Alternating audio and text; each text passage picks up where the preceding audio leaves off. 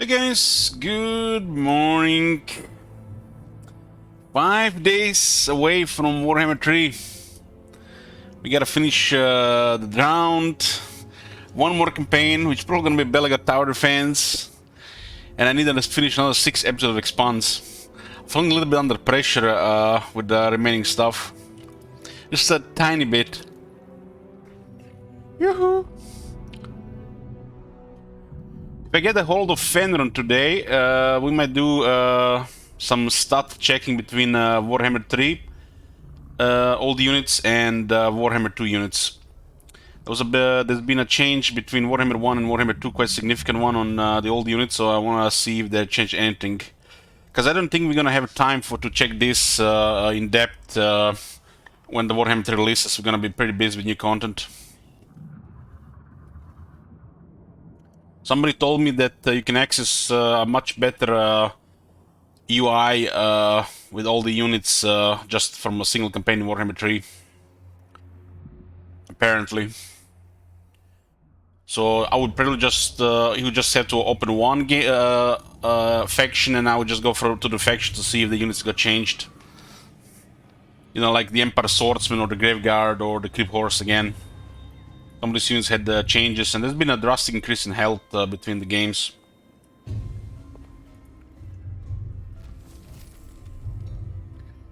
But that if we get a hold of Fenron today or tomorrow. He might be busy on the weekend. We're here with the Drowned. This is, I think, part 4 of this campaign. We got 15 provinces, 36 settlements. We reached critical mass, control the Ult One, allied with Grom, and we are finishing the last parts of the objective.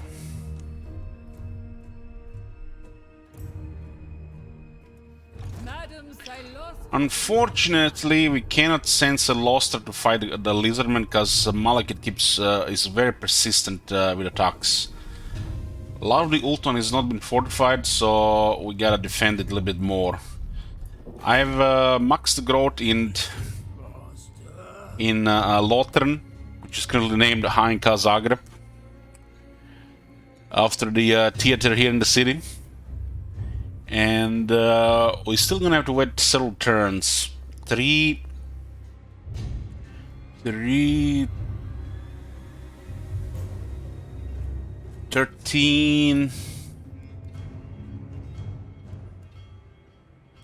It looks like about 25 turns. Damn, we're gonna get that before turn 100. I guess E10 is good. We max the growth, we build all the growth buildings. I skipped the growth technology since it's poop. But we got everything else. One moment.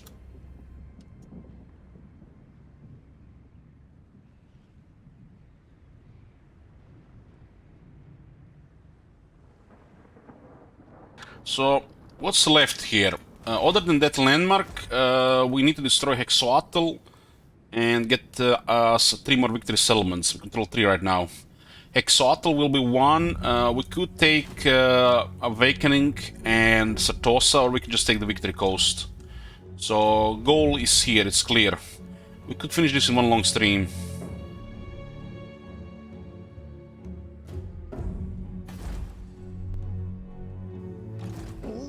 On deck. I feel nothing. He feels nothing. Get a smuggler on there, bro. The forger is crap. The poacher is crap. The arsonist. The main damage from mortars come from explosions. The carronades are not critical, and Quibes is only 1. So they missed really with his skills. Makes the smuggler the only good skill. And they stack with other guys, so you could locally recruit a lot if they are, for example, not shipbuilding. Yoo-hoo! All bones on deck. Hexoatl is currently in a sandwich. Well, they don't realize they're in a sandwich. We're about to attack from the other side. I am trouble. He's turning hostile. Do You have the answers, I see. Damn, he's doing good. He's doing good. He might actually cause a headache for Nagarond.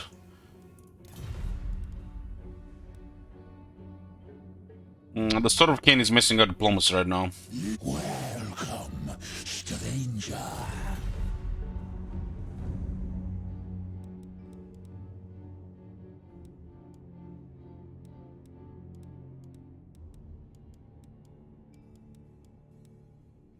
Grom is fine right now. Kron is getting big. Exoat is our target, and they have awkward enemies. They might make peace with Nagara at the moment we attack. All bones on It's deck. an impressive movement. No stragglers. Make yourselves at home. The Great Power penalty will also grow. It's -30 with the greenskins right now. Grom specifically. All in deckhands. Going to war here, we're gonna create this northern last year into war zone. It's not ideal because we can't send Celostra as well. If we send Celostra, we're risking some of the Ultron flipping. There might be more than one army heading to Ultron right now. We're going to use our best army against Nagaran for now. We could have just destroyed the Exalt in like 3 turns. We have max movement right now. We shall stalk the oceans. We're in the mid game now. It's past turn 70, so we switch to proper armies for Celostra. The cheap early game of guns and mortars it still works, but against quality armies you have to have heroes and some nice magic. The sea brings death. Like this one is suited for this. So Scotty is taking over this army. Hey, Bress.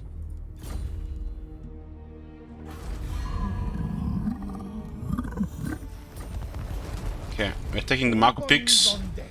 and we'll be doing Hexoatl. We don't have any spies here, which is gonna be a little bit unpredictable. If some of the settlements flip, it's fine. This is just a war zone. It's not possible to stabilize without a Hexoatl. Corsair. We also have third army under construction. We can afford 3 armies right now, and we'll stack some income for construction. All set. What is this? Spell the Necromancer's Apprentice, 20% ward save. Okay. We'll put this on our Disruptor. This should give him nearly max resistance against range. Yeah. Now to resolve Queen Bess gets killed. This is one of the life's many mysteries, guys. It's like, you know, if you find somebody who knows everything, you're gonna ask him 2 questions. The first question is, what is the meaning of life? Of course, it's to play Warhammer. The second question you're gonna ask him, how does the auto resolve works? Not even the devs know yet.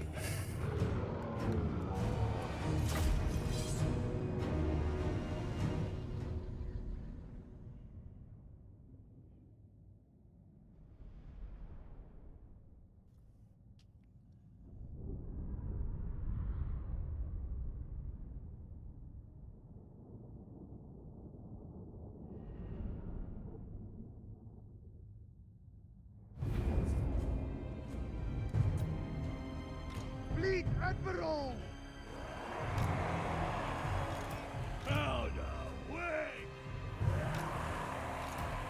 All ranged army? I beg your pardon, we got 2 units that are not ranged. Blood dispel.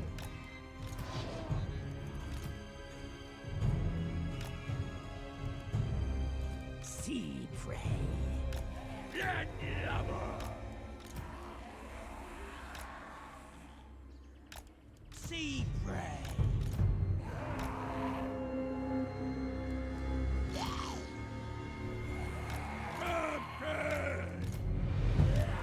Landslubber.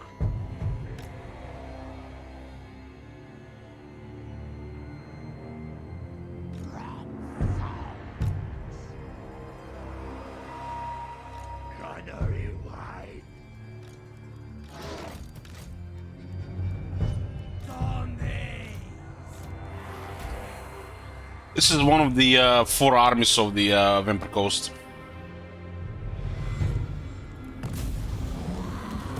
They can't swarm in the early game, so this is their best early game. With haste!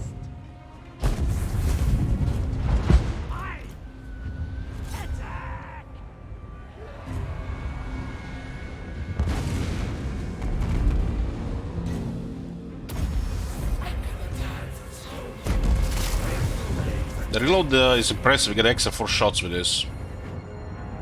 Nearly 4 shots.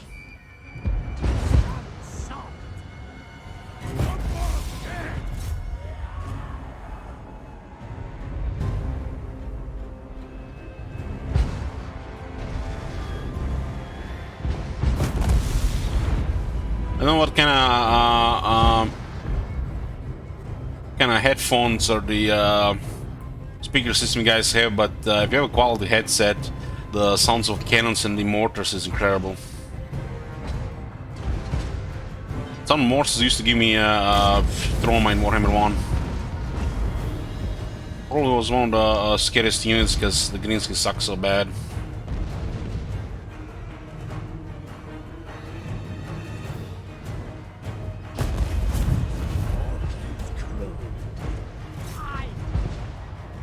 We don't do early access here. 97% of the time, no early access here. It's by choice.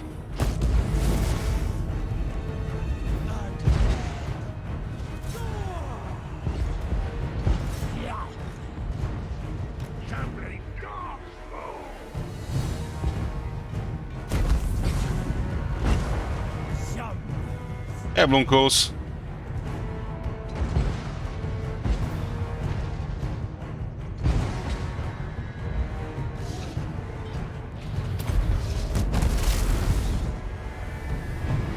What kind of hit can we expect here?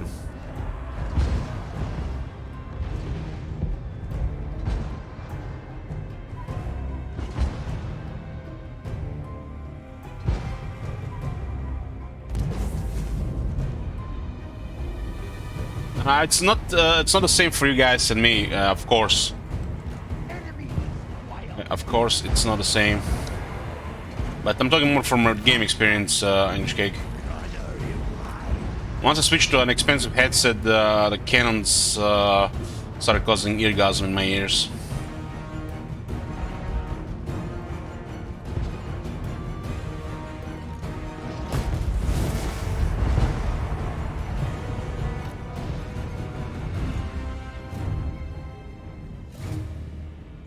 We serve! Overboard!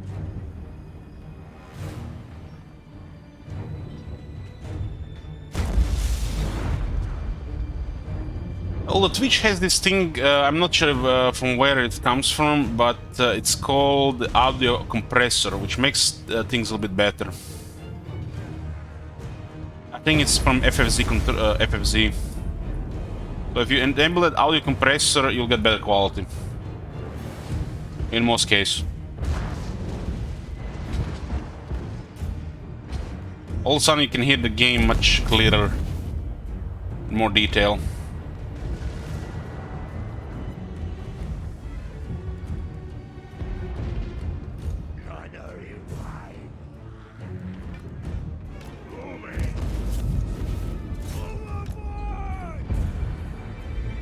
This arm basically shoots everything at long range, and when enemy get close, they get killed by the handguns, while the characters cause some disruption. So it's a firepower army. Early game is dominated by the infantry, which makes mortars overpowered. So most of the stuff is infantry gets fully damaged by the mortars, and anything gets close gets shot by the guns. As the enemy increases quality, you have to match it with experience, skills, heroes, and technologies, just to make it still keep it working.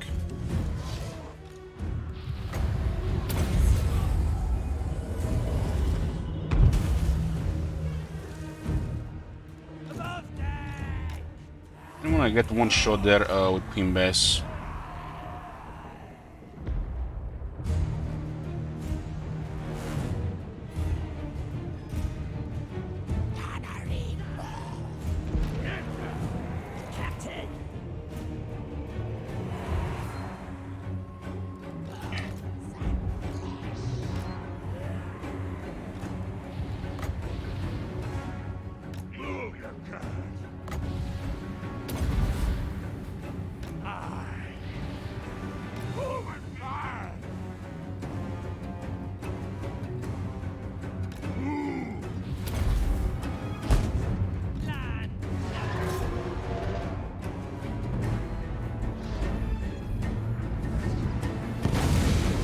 Veteran can actually do okay damage on Kroxigor. Especially if it's a direct hit.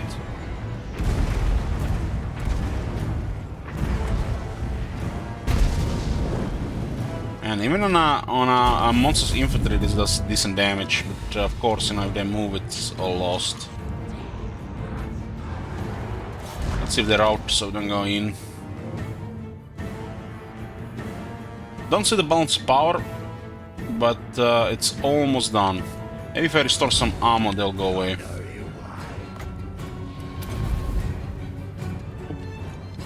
If I could heal, they would definitely gone away.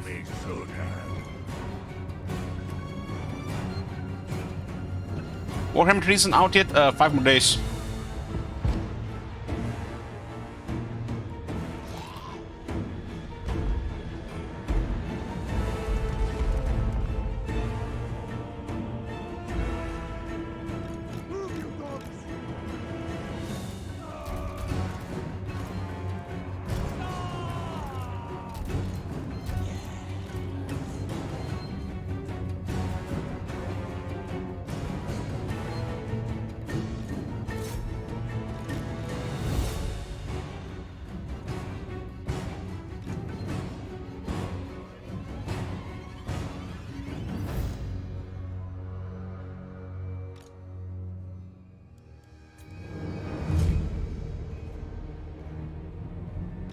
Gunnery wide.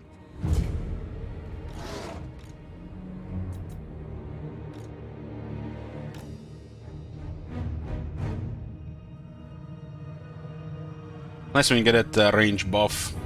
This is the second time we had it in this campaign. So I guess 1/3 of the campaign we had that buff.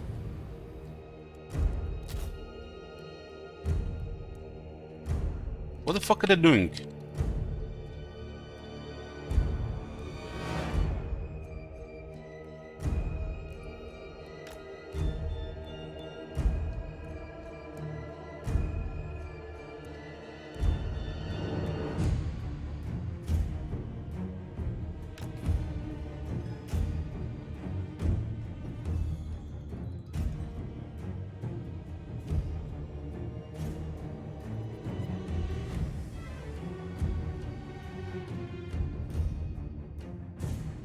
Wow, this is some impressive balance of power on their side. Quite ridiculous. This is a little bit broken. The fact we even have to spend time in this battle. Was just checking if they would drought with that one, but still not. We need a little bit more damage.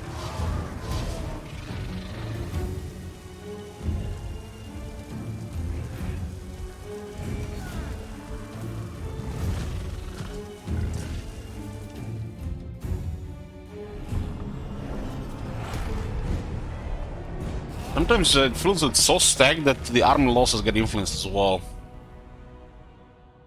I mean, it's 8 units, and I don't know. Even had a full army with Skaven slaves, the Lord could have probably dealt with 8 units.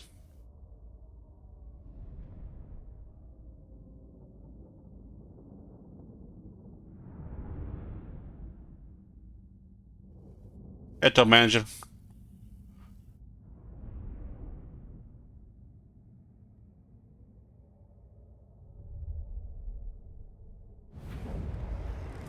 Blood and plunder. Don't mind us. Yeah, we control the northern jungles by Holaxa and the southern jungles by Holaxa. Now to take the Isthmus of Lastria. The sea brings death.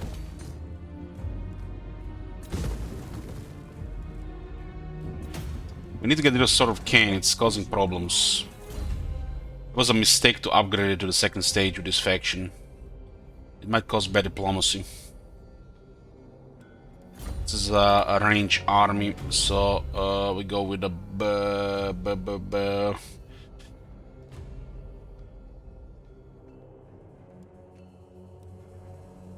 missile strength, double missile strength, but I'm sure there was a reload on one of them. Such a weak range skill. Their veteran battle skills are almost as bad as Skaven. Hard to say which one are worse. The old faction's battle skills got updated after.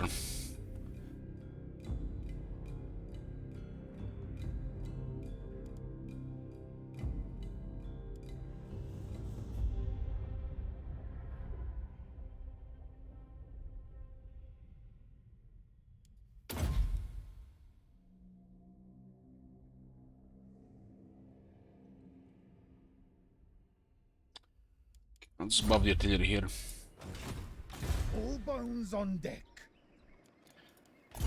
Ship commander is here. Keep upgrading the boats. This one will take the troops from Dig, bro. All bones on deck. I might need to keep this one here to help with Hexuatl. Move or get the lash. At last we will feast.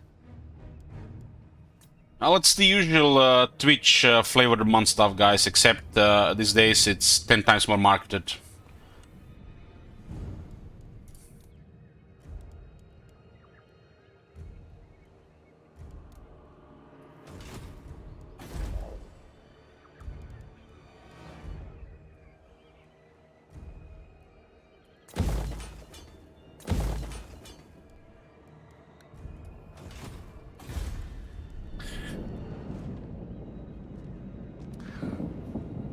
Seeing the Dying Light stream stopped me from getting it Warhammer 3 next. Can't wait to see Dan's Gaming played Warhammer 3. I had fun watching him play Warhammer 2. Turn 1, he moved into Hexuatl and started recruiting units. Meanwhile, Skeggy was getting ready with their pitchforks. I love these casuals when they start recruiting at turn 1 and start taking the initiative, and then they fall behind and wonder what they did wrong. It gives me a perspective, you know, of back in the day when I was just a young sim kid. But of course, nobody has experience. I mean, you look at yesterday, we played a game that you literally need probably a couple of days to get into.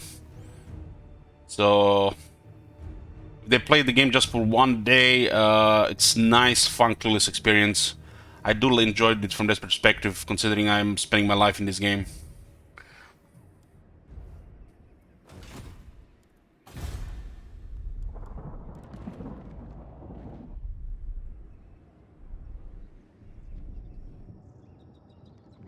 I feel about the polar mobs, they're okay.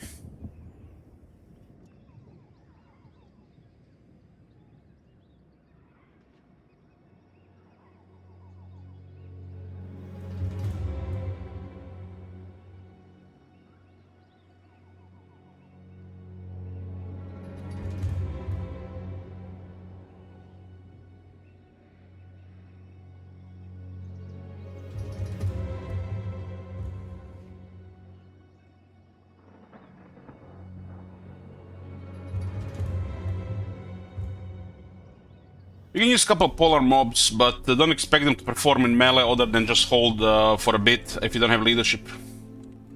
So, there's little makes no sense to put them in the army if they don't have other melee units, unless there's something else, so better to get more handguns. You can get summons, right?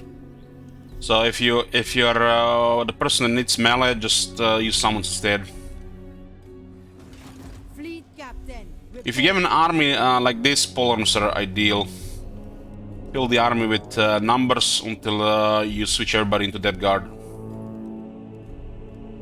These units do not work with this leadership. This is the problem with the undead. And it's tough to get them to high rank when they're gonna work better.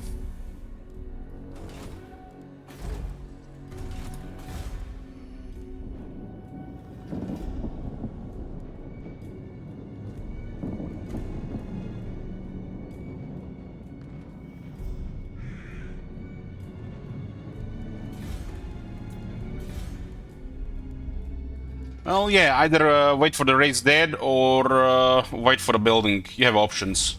You don't need a full army of Death Guard until then. A couple of them make all the difference mixed with other units.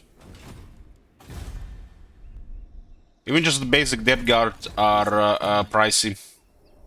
371. Mortar is 179. 2 mortars with 1 Death Guard. Kekwi.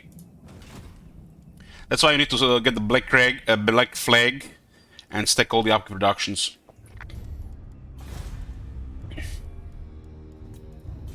This faction just stack all the upkeep reductions.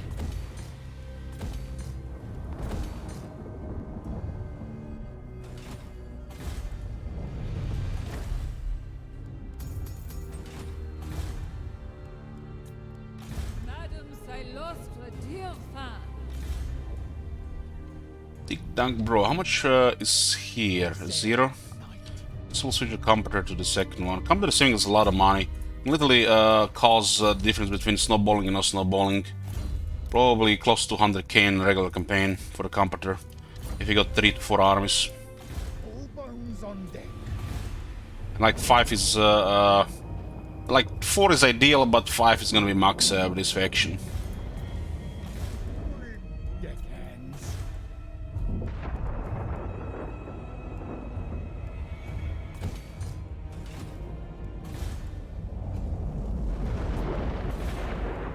Fortunately, there is no button here to tell you not to remind me of this building.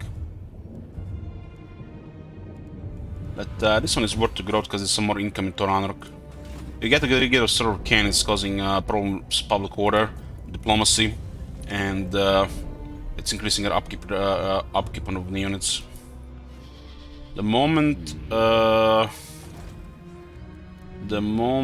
we get to the next stage, we'll drop it. So you fill your arm with polar mobs, and what do you do with polar mobs? Why not just use the handguns if you're gonna use mortars? Going this skill early makes no sense because you need Black Rug. Black Flag. It's not optimal.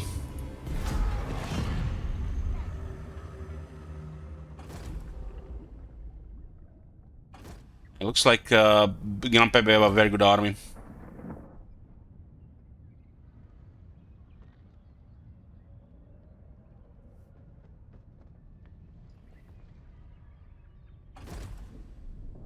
If putting pressure on the enemy with artillery, it makes no sense to finish him off with poor melee. That just causes extra pressure on the economy. Or the build, early build. So there's 2 reasons at least that go against that. If it was only 1, it might have been fine. Because you still have to gonna lose some of those units, replace them. You're not going to get them properly veteran because you're gonna be replaced later. Well, the handguns are useful veteran and they don't require battle skill to be effective. And you have to replace them much less.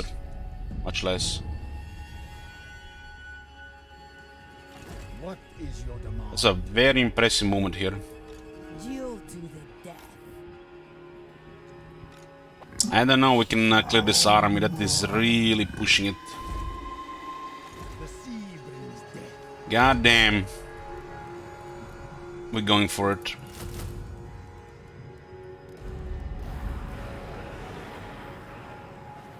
The lizards aren't a threat.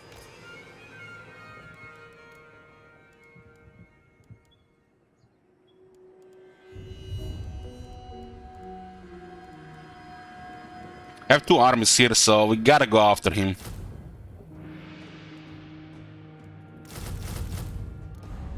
That's why I got the bro here. All bones on This is the way. Think when he's secure, but not. I raise the army and he's fucked.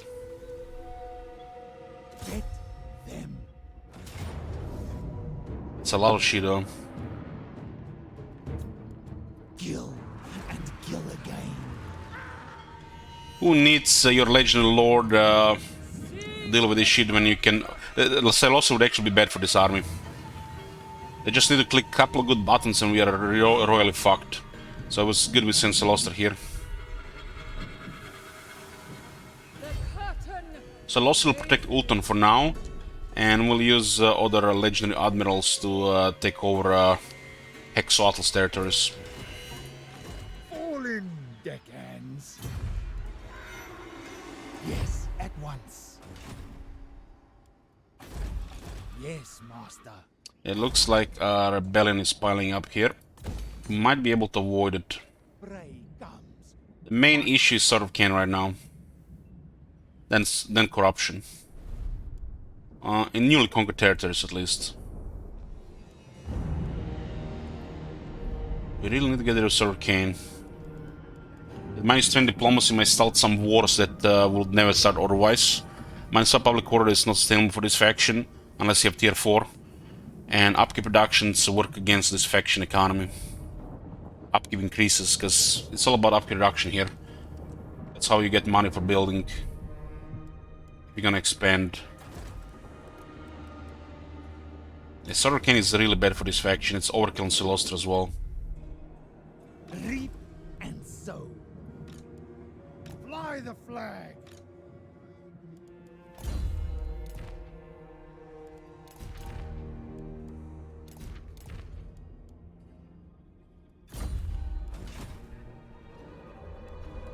Avast and We'll be roll. switching stuff around. Let us raid.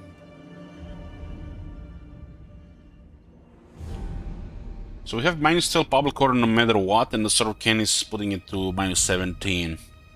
There are other things as well, like corruption, climate, what's going on in the region.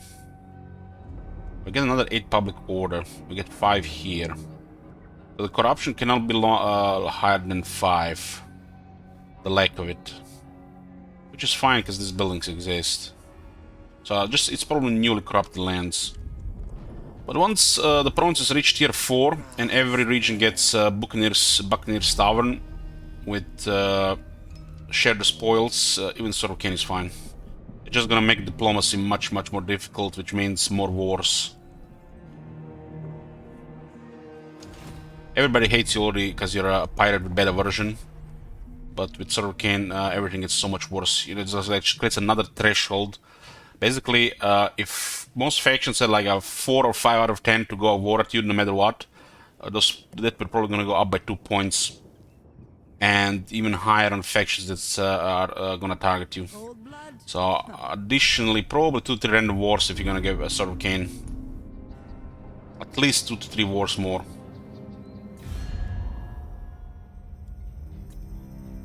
So far, nothing unpredictable happening with the Sorrow-Cane, but it's a chance every turn.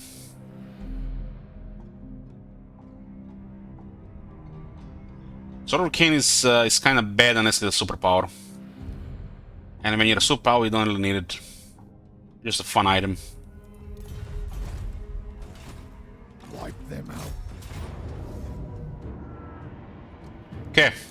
We get a massive siege here against Hexotl. This is where they die. We brought guns and all of our guns and an extra army. These are tier 4 towers, but we have a lot of artillery. If I had Silostra here, this would have been really unpredictable. But yeah. This guy is actually a little bit problematic for a great army. The Lord Croak is the anti-undead. But doesn't mean the AI will use it well. You can expect maybe 2 out of 5 times it's gonna be disgustingly in their favor. In a siege, Lord Croak is kinda weak, especially against range.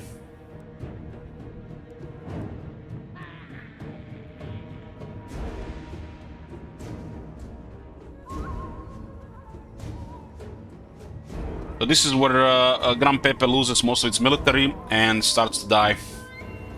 We got him good. We got him good. The second army made all the difference. One army would have been really pushing it here.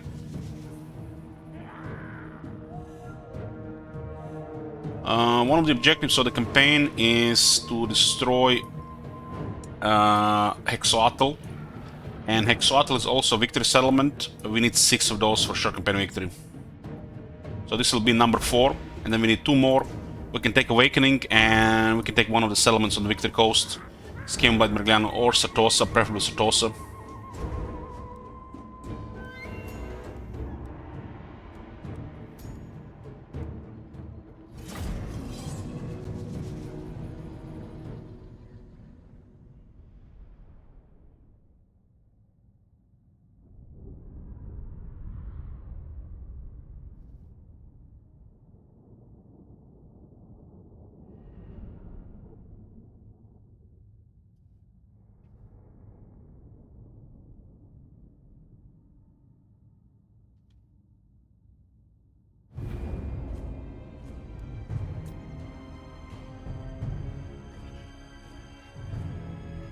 Okay, we're attacking the left side. Those are the crazy towers, but our army just destroys cities. Oh my god. Have you seen that shit? Holy shit. What the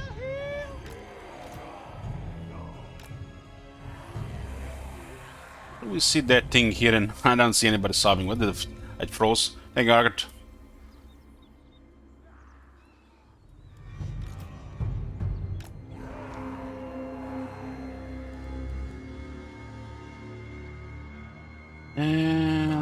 We tank the two left ones. I guess we'll drop this one under the bus, cause it's the weakest.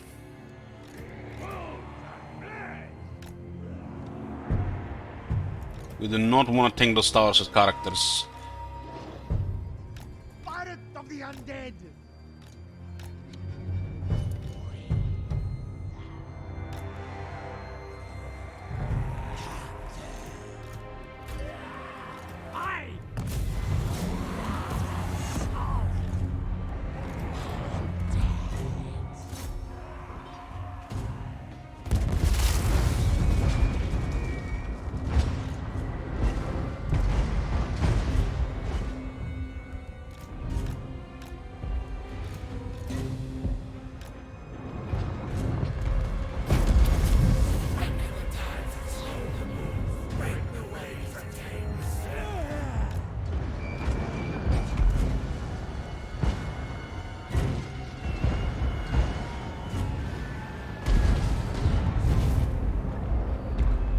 Fleet Admiral!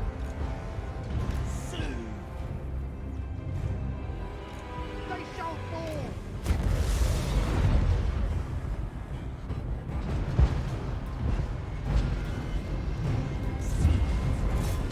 Save this soon, we can save some money.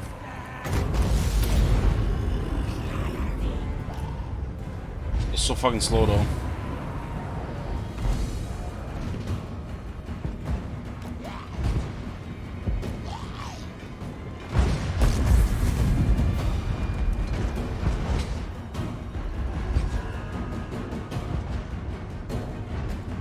Fleet Admiral!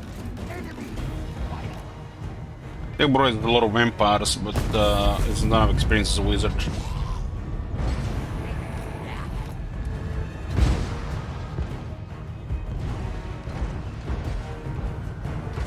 Admiral!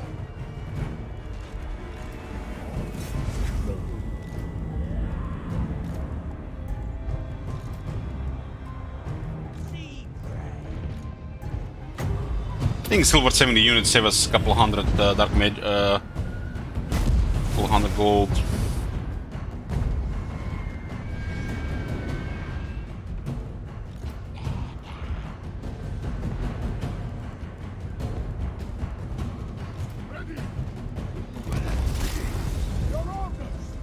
This army will go to shit wizard since ship wizard since his build up. This unit is still crumbling, incredible. No flank secure, nothing.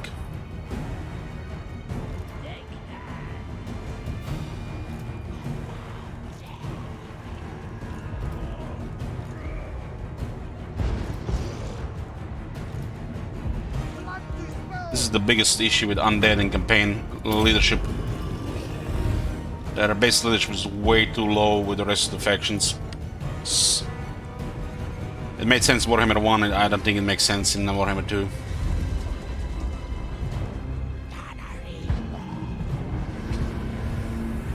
It's balance for esports.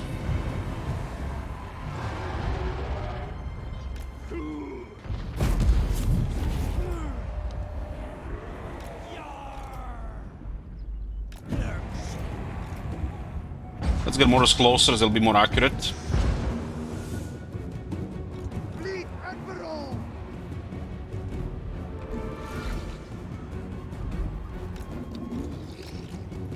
Fleet Admiral! This is very much the main military here. This is where the Grand Pepe goes down. Gonna die in a city like a fish in a barrel.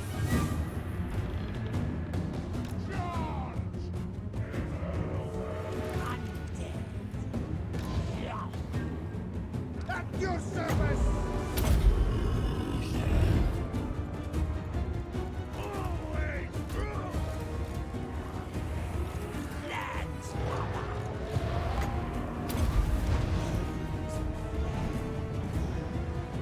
All these heroes here.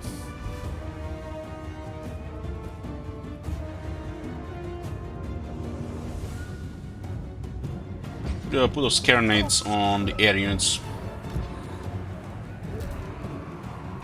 And, this unit should probably have manual targets. Water will not ideal here. And we can snipe some stuff with the handguns. They counter everything that counters handguns. The handguns are very good. We are in a battle against the strongest two wizards in the lore.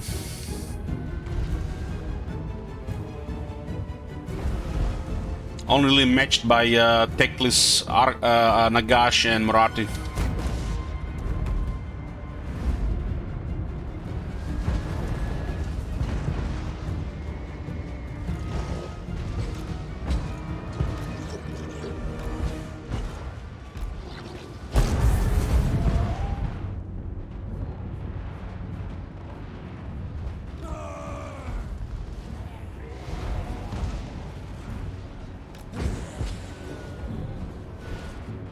Fleet Admiral! Eager to kill! Or powder! Shoot them birds in the air.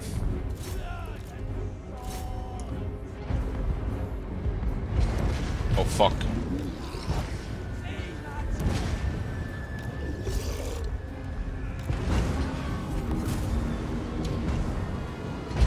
What the fuck? Aha.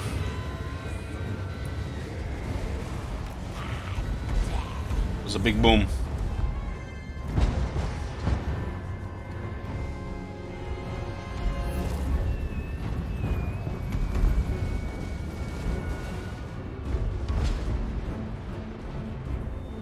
Imagine that can't see that bloody boy. All 3 units dead. Disintegrated instantly. Yeah, it could have happened. Don't have the Crystal Undead here, unfortunately.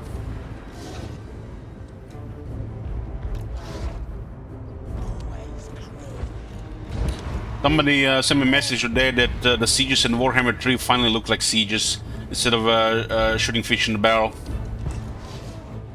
I'm not sure what he meant by that, but we'll see in 5 days. I already noticed the hint of Attila sieges in Warhammer 3, what they're showing on the official channel, what we seen.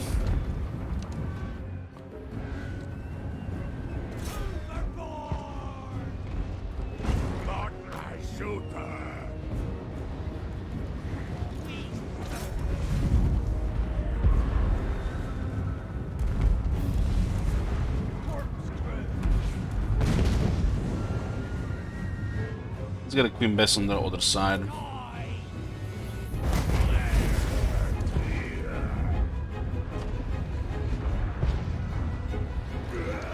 Ah, these are getting hit by the other units.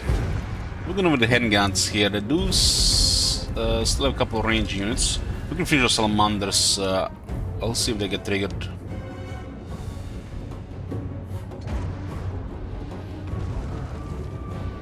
Enemies, wild!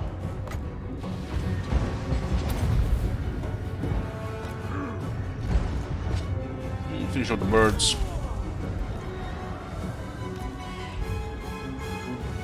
Alright, I forget about the flyers in this on this map. One time we seen gyrocopter up there in the air.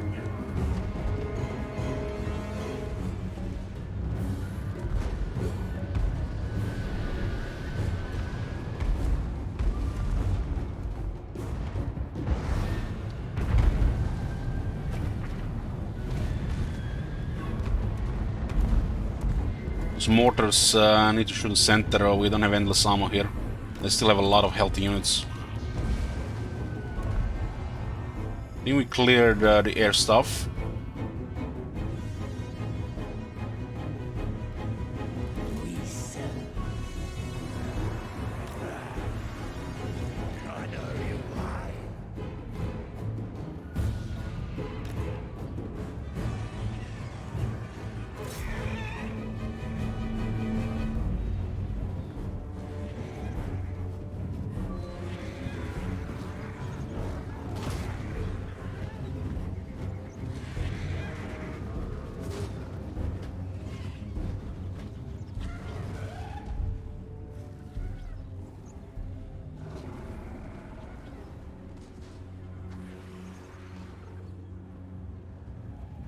Egg droppers are actually quite deadly if they have extra powder, as they get high experience turning to snipers.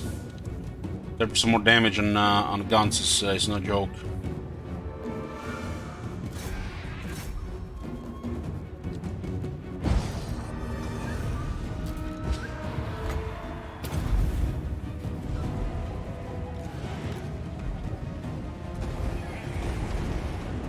Salamander is actually quite deadly against this shit, huh?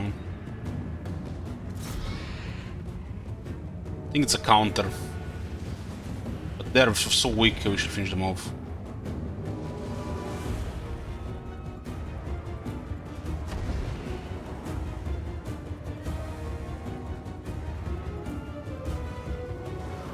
These guys are ideal at shooting large units.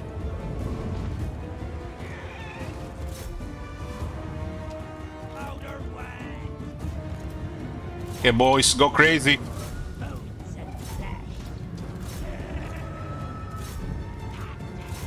Just lose it.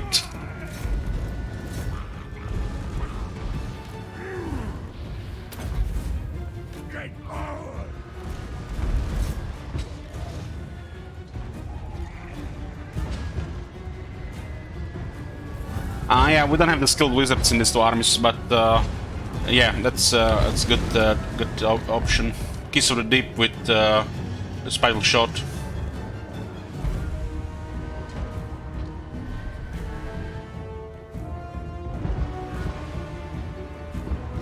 We should send halberds here. It looks like they can be very useful here. Now damage could cause early army losses here.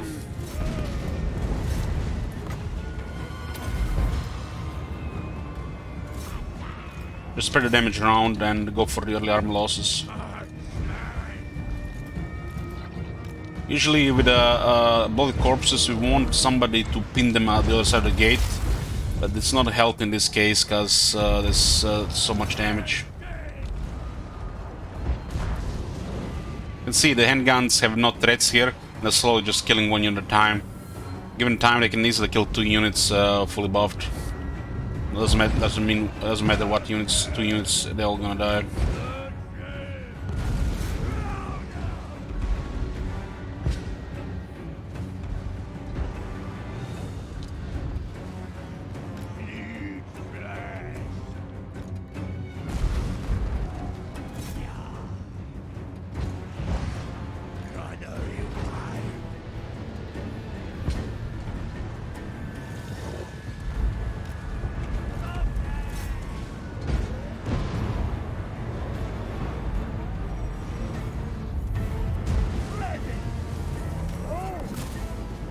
Some small one. Yeah, let's send the characters here.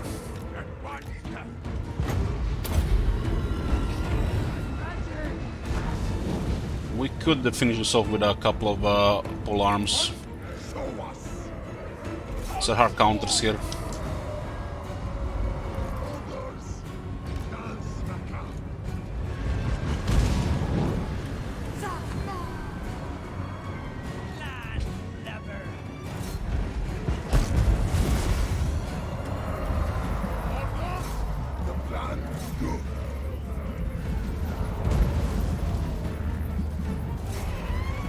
All Krog will get wrecked by the pole arms.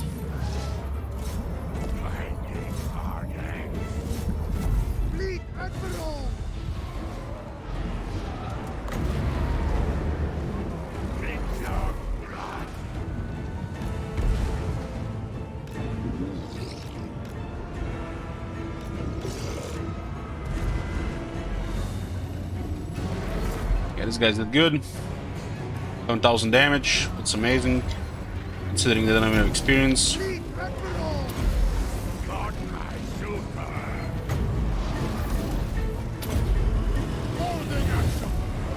only problem is Warlock Krog is magic efficiently here. No, send the halberds on this guy. Lords have both halberds. So it looks like they managed to blow up the fat one. Now we send Blood Corpse on the route.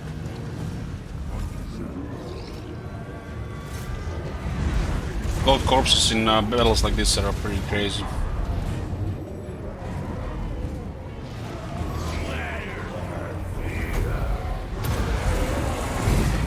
No quarter! Let it begin! As they Send too many, the explosions get nastier.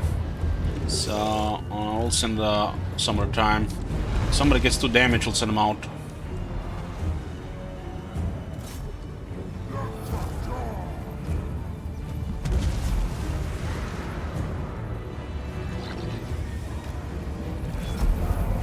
Our Krog is going down. We have two counters here. One is a hard counter as well.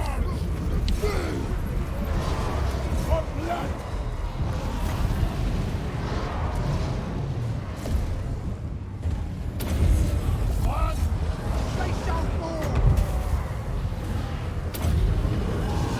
See magic! Should be enough infantry here.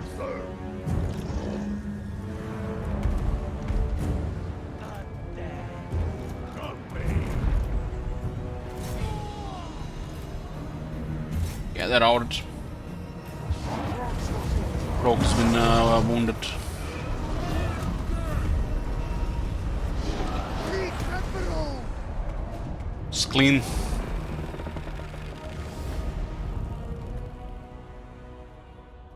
Tier 5 zombies, those are vampires.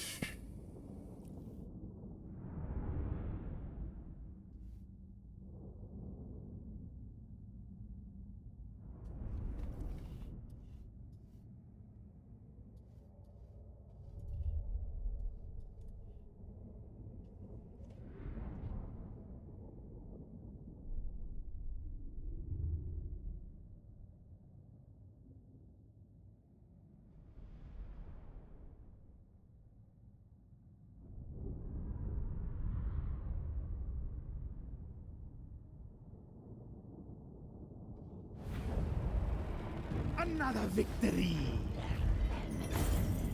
I mean, the Lord Krog did 60,000 damage.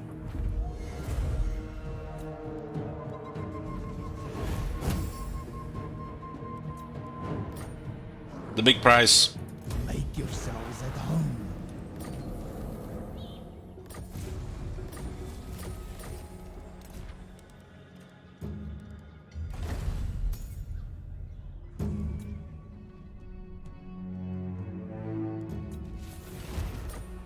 Ours is the sea.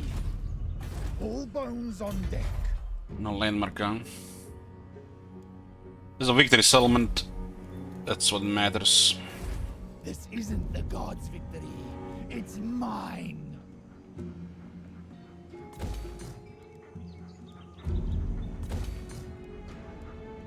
Blood and plunder.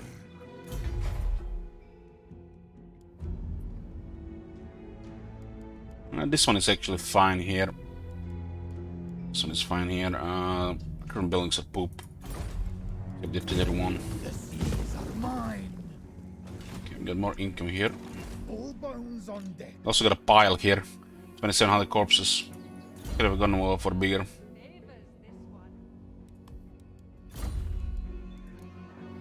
Where's the ship's carpenter right now?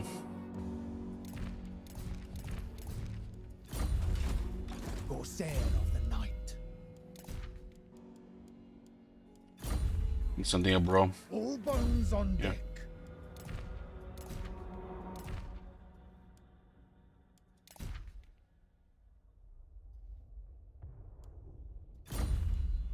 Ship shape.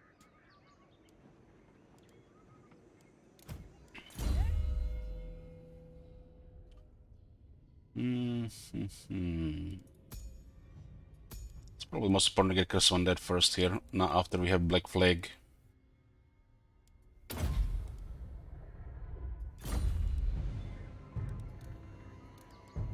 The sea brings And they lost the core of their military there.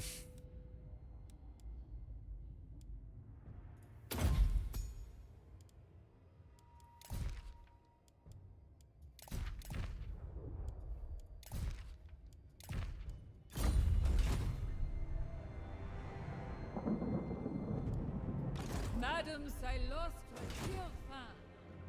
So, Exoatl. We got 5 settlements left. They could confederate.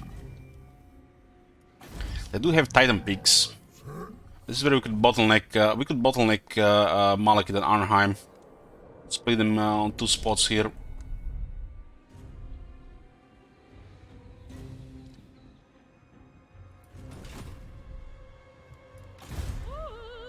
Oh.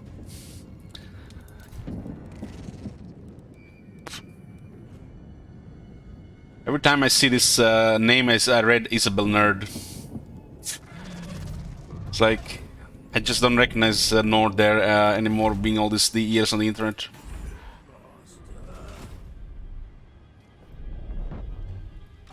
Yeah, let's start this army here.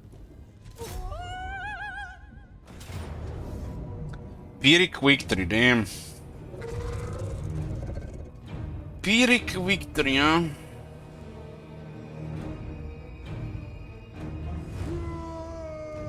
Nobody dead though. But we'll fight it. We'll probably auto-resolve more of this if we fight the same today though.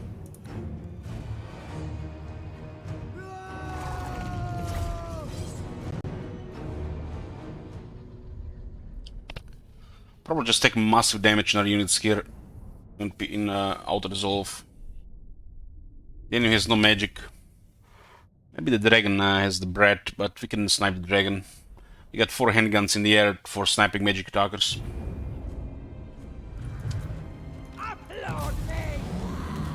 Dragon... It's hard to say if this is magic or not. It says magic missile, but doesn't say it's magic damage. The problem with this bread, it's inconsistent with other abilities. It doesn't say what type of damage it is.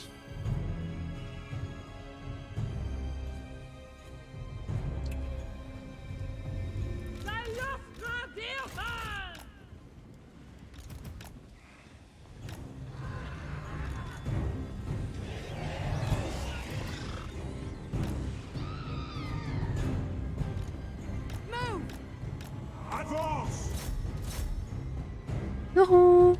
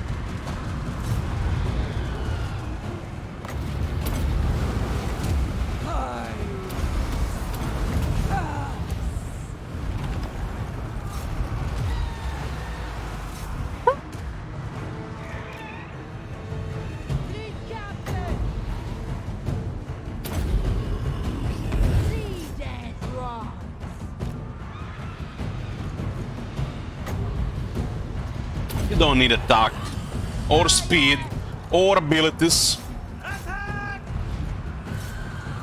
You need nothing.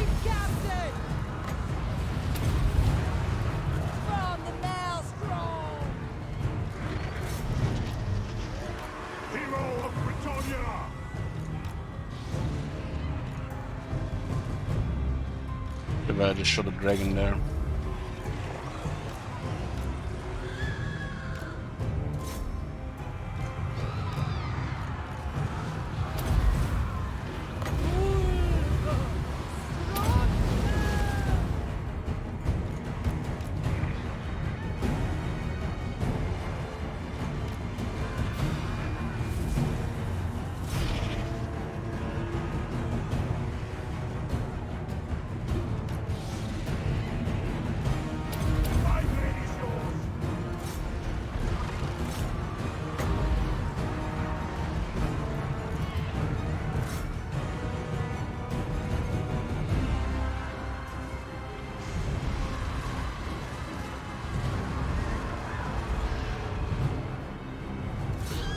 Shit, that one doesn't come back.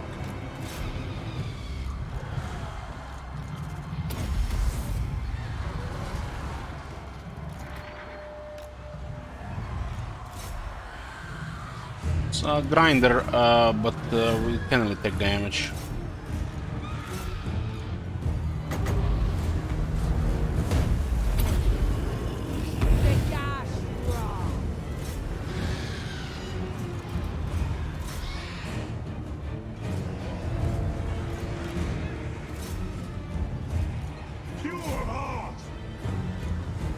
Get me close. Fire away. This thing, two halberds didn't even do that much damage here. I guess they can't really hit properly. We just ignore the range as well.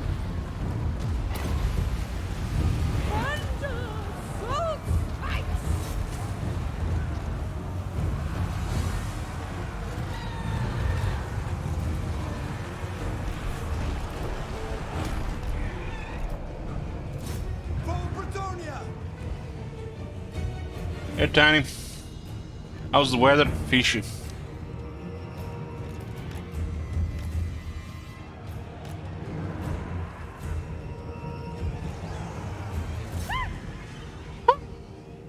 Fleet captain. Ready for battle! For the king!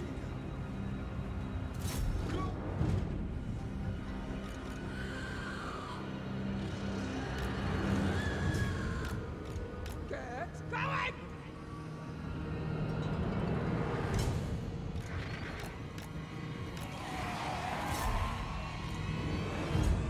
Moving. Van Hell's wish. Can tank quite a bit here.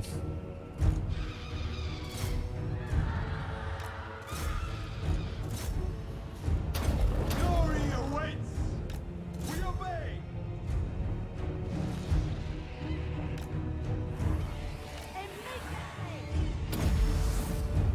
See dead dry.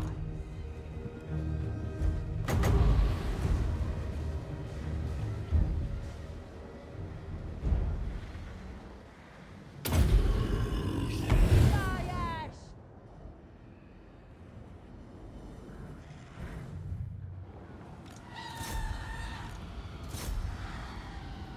This one is still alive. Stand down! They killed two more. It shall be done! To victory!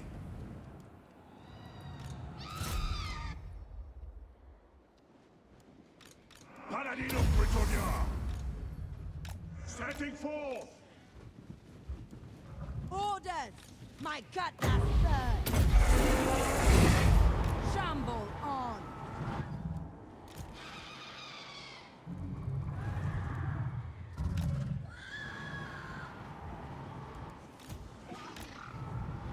Who's next? From the maelstrom. What?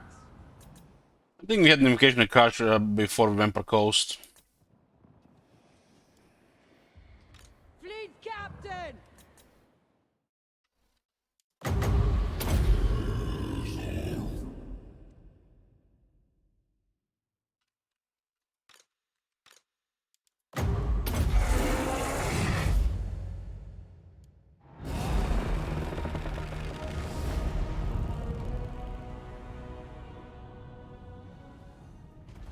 Hey, Jimmy. Oh my god. Have you seen that shit? Holy shit. What the hell? I like deck droppers, the handguns are very good. They used to be very strong on the release, but they got nerfed a bit, but they're still good. It's a snipe unit. Goes well with sirens, because you can snipe the magic attackers. Or just snipe the lord, or snipe the dragon, or... Victory. If you have like 4, you can snipe a couple of units before the battle even starts. When they get fully buffed.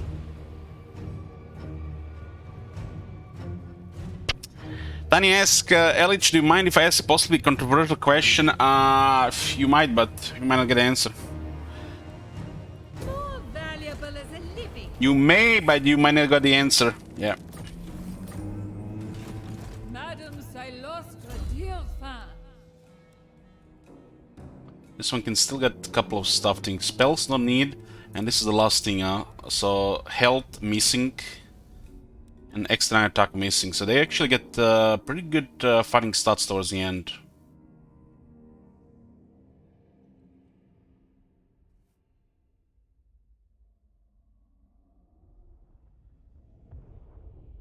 Some heroes have too many skills and some don't have enough.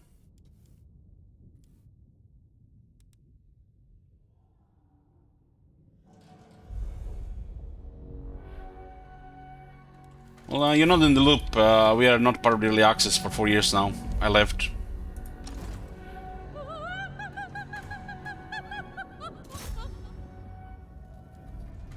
They shall sing for death. The storm calls. The crown goes after her. Madam Silostra Dielfan. There's a thing to pick up here.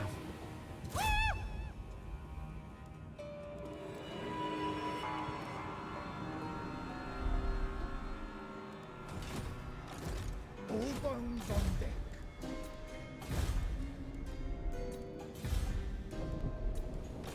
Yes, master.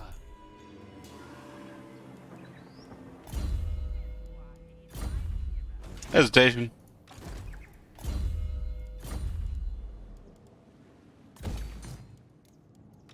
Ready. Ready. Just switching the carpenter around for building stuff. Let us reign.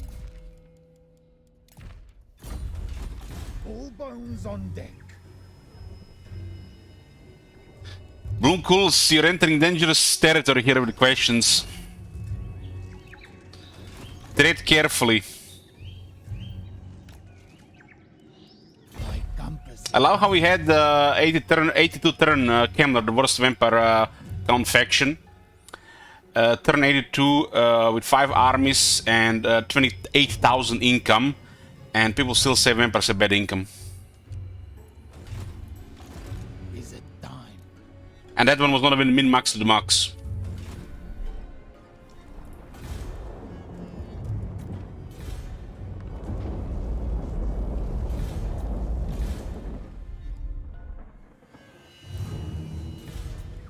All bones on deck.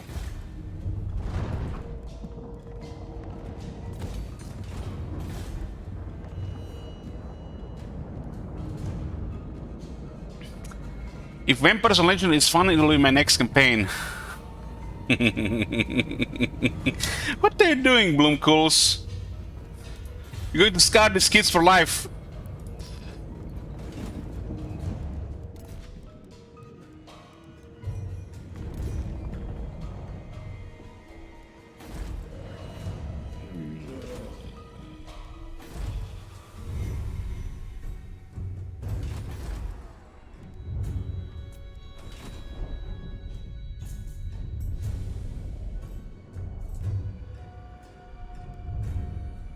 The main issue with the vampire counts is people fail to use all that faction has to offer combined, which is required of that faction.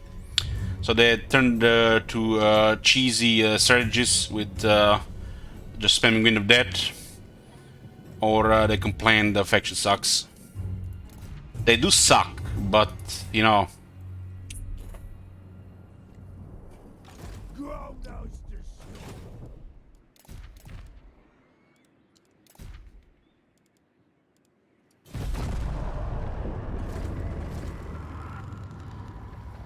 What the fuck is Grom doing? He's lost. Oh, come on, don't pick up that.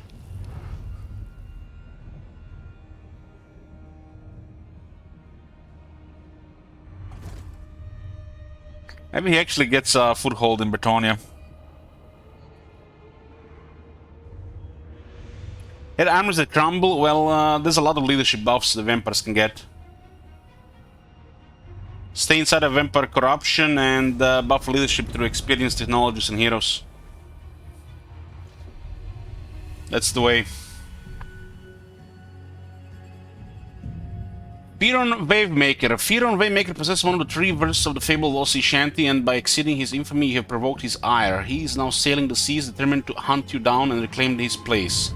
You must put an end to this pirate once and for all, and in doing so, take the worst from him. Let's make us give us another buff here, huh?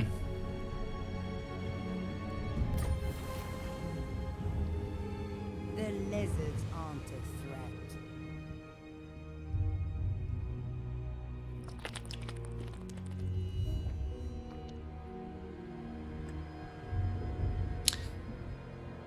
As a High Elf Prince, Fire and Waymaker had lived a life of luxury, but as in the case with many who want for nothing, generally speaking, eventually began to feel empty and yearn for something more. One afternoon along the coast of Safar, he set sail into the midst of the Sea of Dreams in a small sailing boat with no other soul aboard. Upon returning many hours later, Fyron, who knows, rushed to the harbor of Port Alistar and had a large vessel commissioned, a weapon of war he would name Wavebreaker.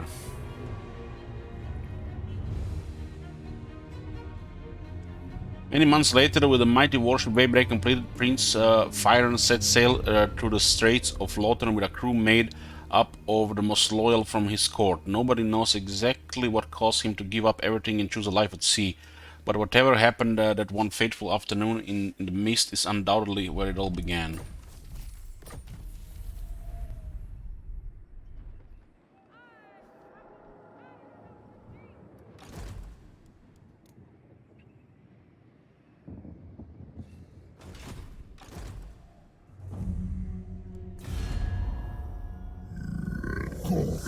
You're going down, Slug. Dear fan.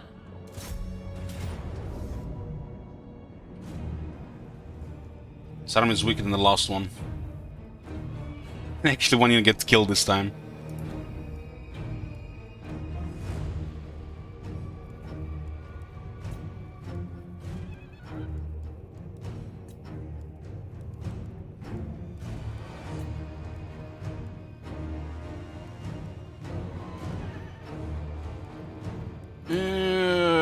Whatever.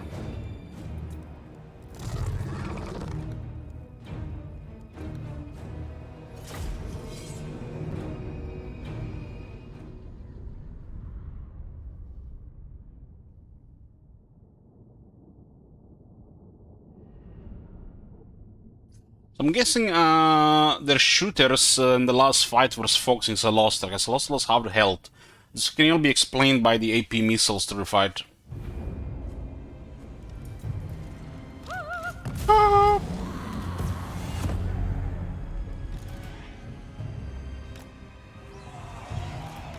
drink soon.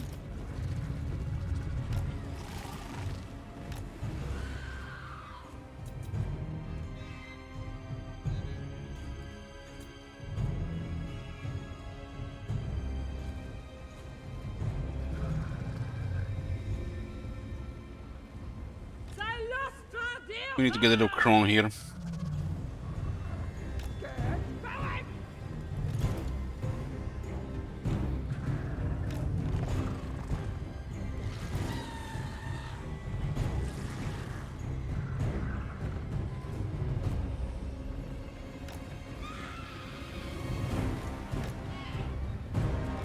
Glide on.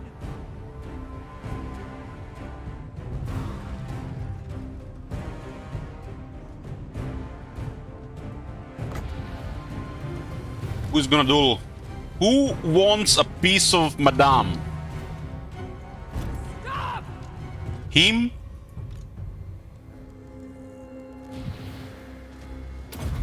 I shall perform!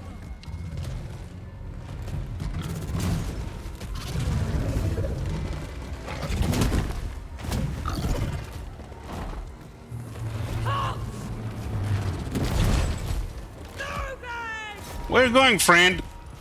Snap his ass! Snap his ass! What didn't let him flee? What the fuck?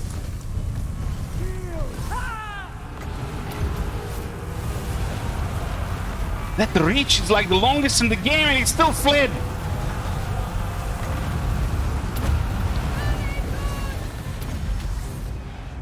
Let's not forget about the rest of the army.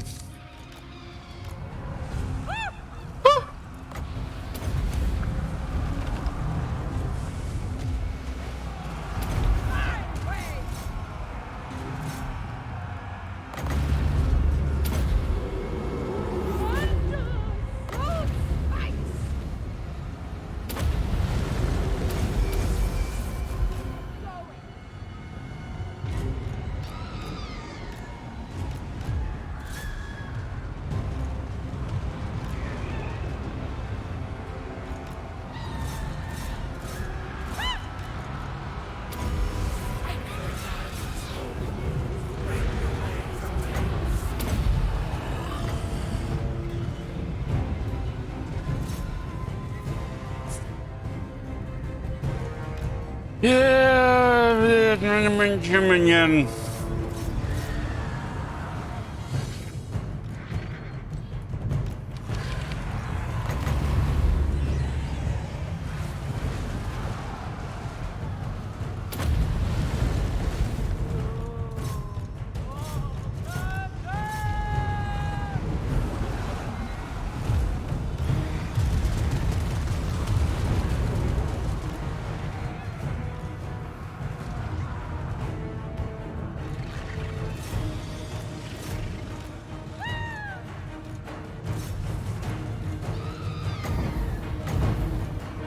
Victory is assured.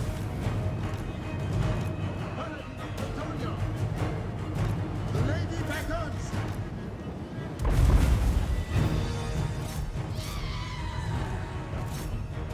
I seek glory.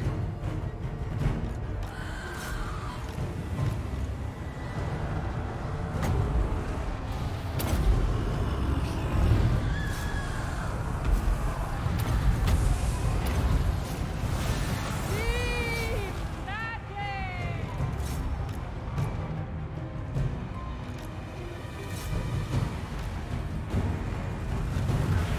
Break their spirits!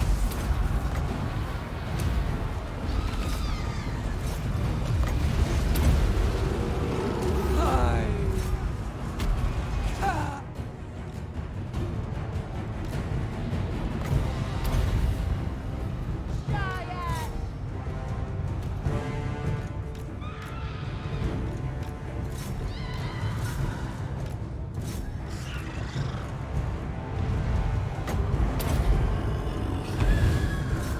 don't move, we don't get the extra money. Snap that shit! Snap it!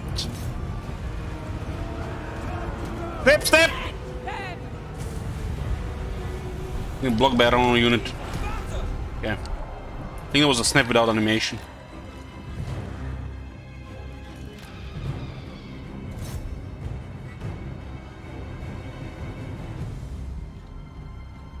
Captain, to you! Listen and tremble! The crab can actually have quite a bit of reach, probably one of the longest attacks. Nothing can be in front of it.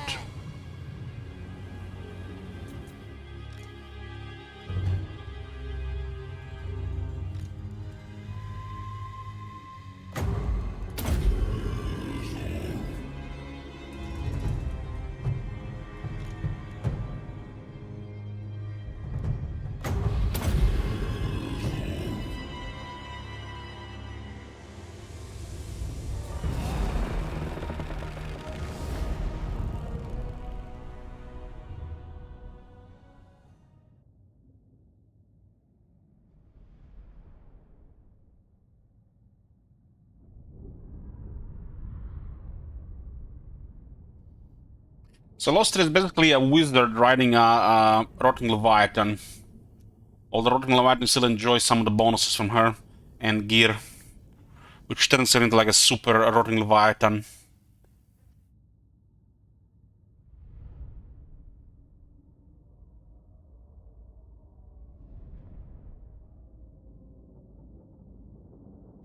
Oh, this armor's been great since day one.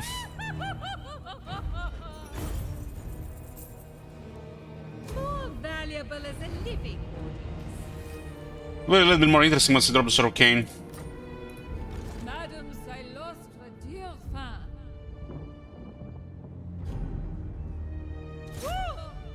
It gets just the right amount of input, so it doesn't feel like it's just rolling over the enemy. Sometimes you have to deal with magic attackers.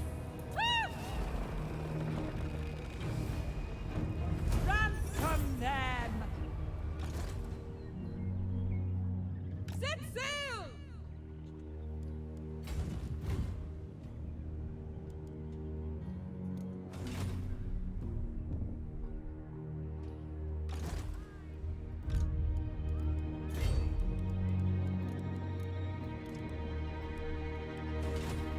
All bones on deck.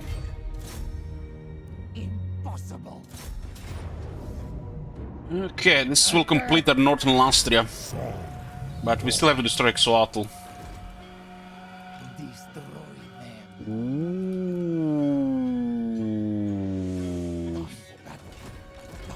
Don't mind if I do, don't mind if I do.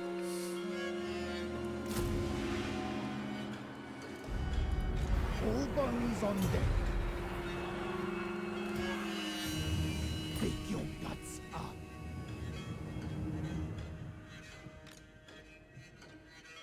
We can send the Agboro towards Iron Spike. All This bones on movement, deck. guys, what the fuck? If they excel at one thing in this game, the Vampire cause it's the movement range in the campaign. Fleet captain reporting. Movement is so hot. What is your demand?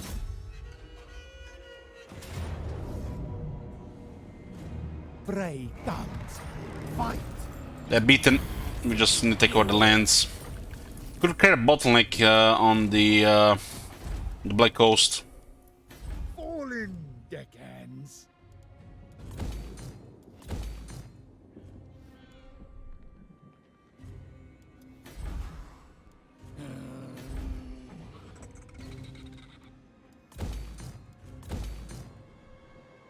So let's see. Stable. Stable.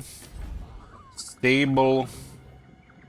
Well, not really. The rebellion will strike next turn, but we have armies that are crushing it. The dead will fight. Yeah, it's one of the rare places to get this. It's a nice central province for her.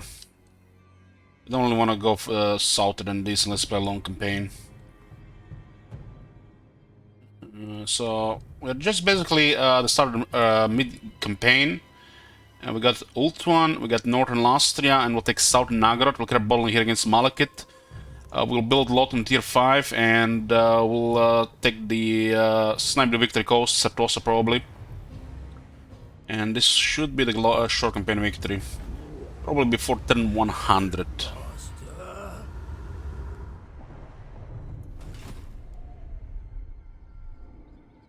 We do have economy to get 4 armies now.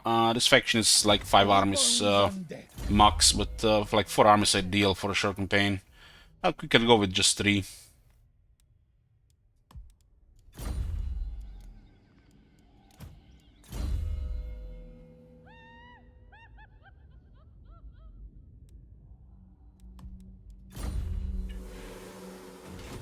High Elven Archmage.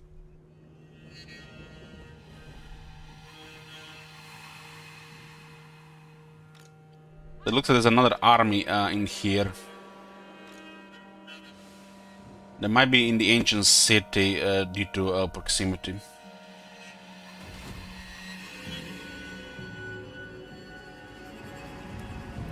Ship shape. Have at them.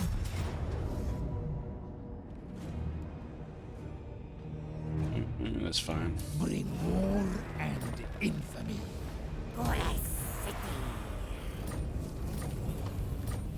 We got no Lastria. Might actually not rebel. This isn't the gods' victory. It's mine.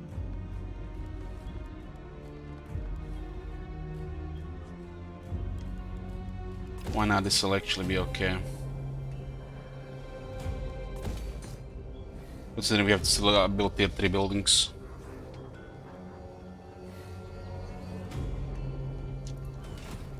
Your will. No stragglers. My compass agrees.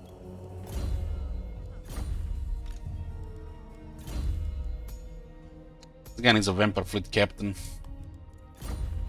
We've been trying to get one, but I've been picky. Probably can roll one to the rest of the campaign.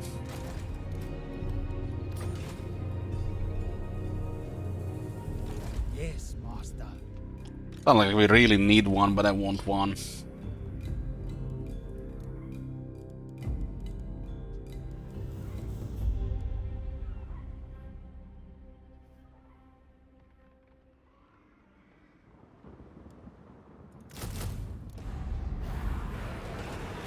Duty. Them on the large to help if they get extra big ones. Nope, nope, nope, nope. Spy. Just so. Is this knowledgeable? Someone's just sailing around. Captain, on deck. Scheming, huh?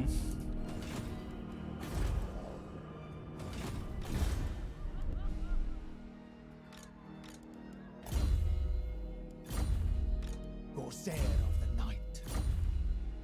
The sea brings death.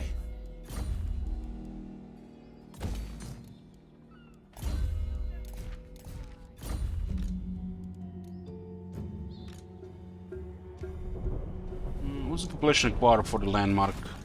Listen! 12.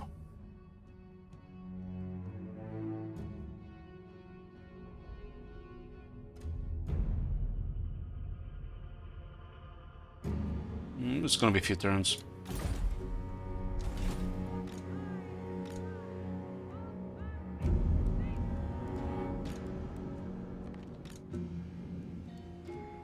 This is next.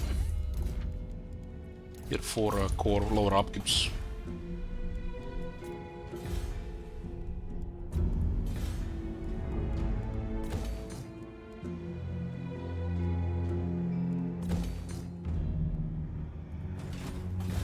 The lack of some proper buildings kind of hurts this faction fun in the campaign, I would say.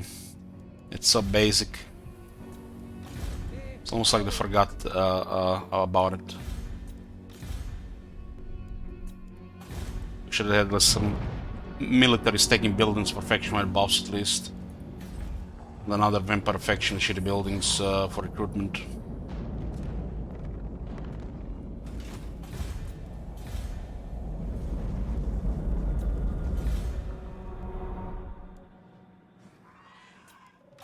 Ready. Most people should be scared of us at this point. That sort of cane might still make them declare war on us.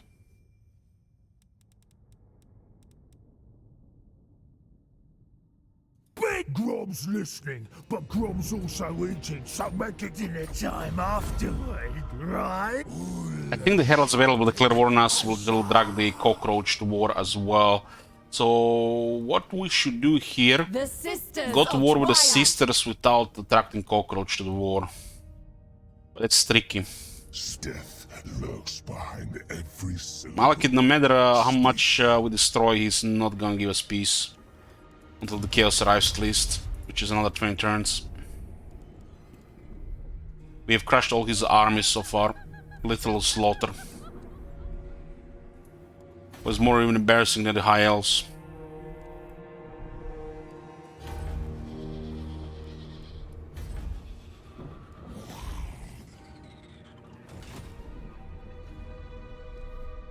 I get materials by sea or lost cargo. What is This is better to stay outside the city. good?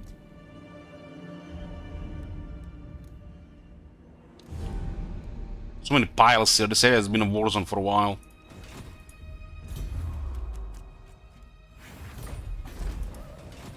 To get more hunters, we need bulk cargo holds. This is gonna be the building we build on the top 3 hordes. There's a small army here. Okay, we got their attention. Hoist sails! I thought they were at the ancient city. Malekith.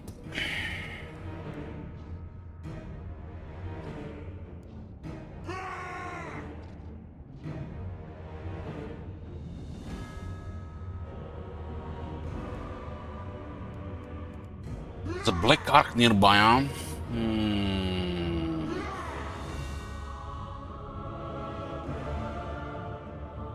Got lightning strike. There's no need risking units here. This is probably an easy fight, but we might lose a sign or two to the Black Ark.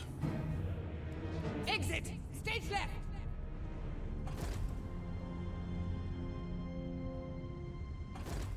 We'll snipe the Black Ark and then destroy Malekith's army.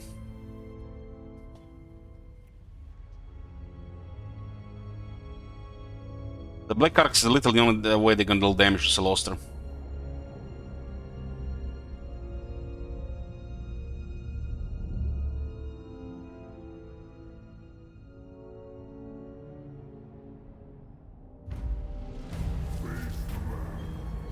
And we get a shield event.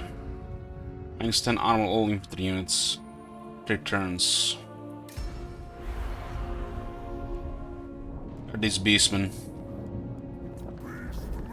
Yeah, that's fine.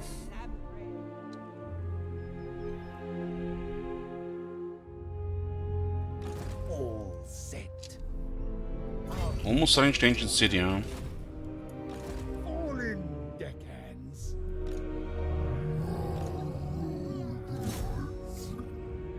Holy shit, how many battlefields in this area. We are crushing Grand Pepe here, and we might attack Nagarite. Leave them as a buffer against Wood Elves. Is it time? Let us raid. Holy shit.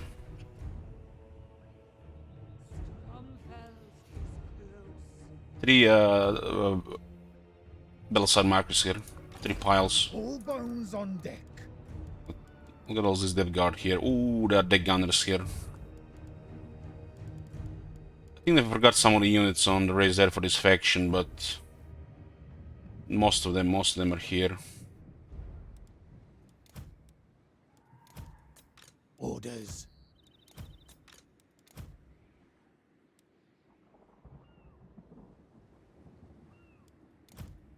The sea brings death.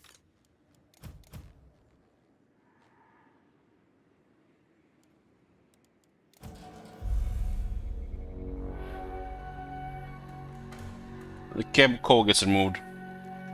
These are deck gunners. They're long range guns. They're kind of like weaker Zales. Zales just got is a strong version of this unit. But we still want some in the army.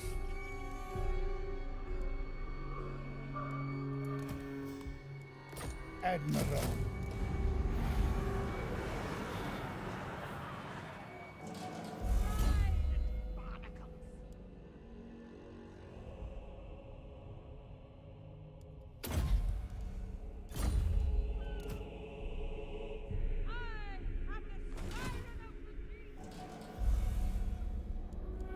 This is gonna be highly rebellious for a bit. I think this should be fine at this point.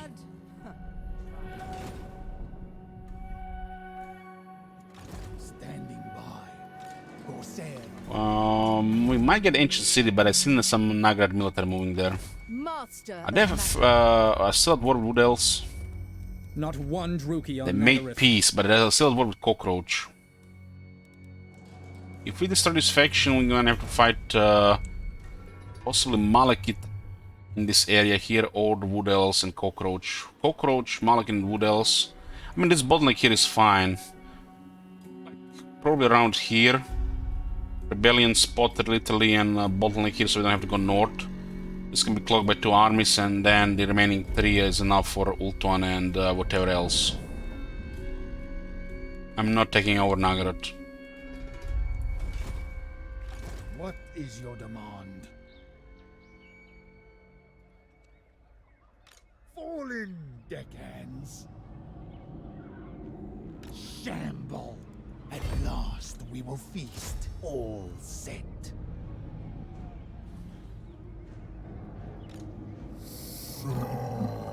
Grand Pepe is beaten. All bones on deck. Avast and draw your blades. Ransom. Exchange them for plunder. Corsair of the night. Blooded Banner of Slayers. Leadership and anti-large. Armor of the Deep. The seas are mine. Ready.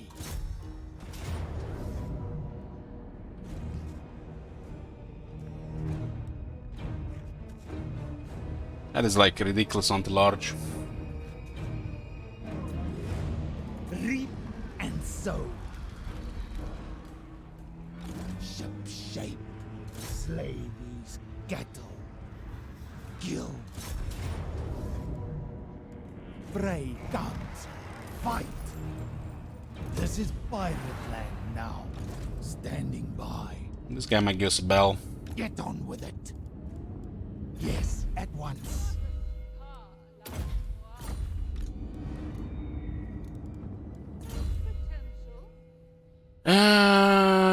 Yep. Let's get held together by Screw. Do we get held together by Screws? Blood and plunder. Favors this one. No, we only get hunting horror.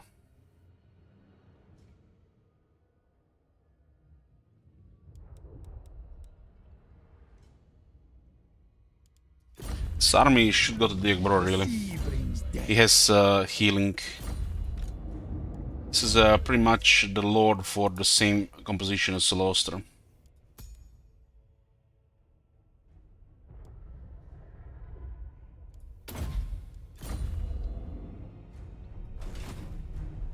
Applaud!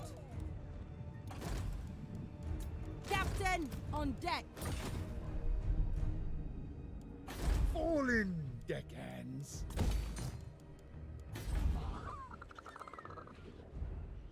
Our infamy grows. So here's the ancient city Quintex, which might be might get taken immediately. What is your demand? Corsair of the night. The sea brings death.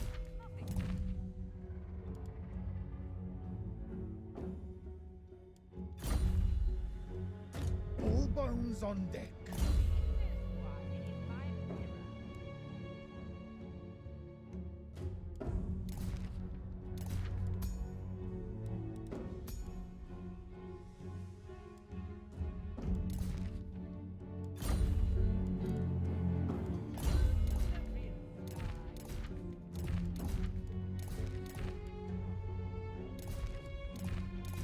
Why not 2 banners for the pole arms?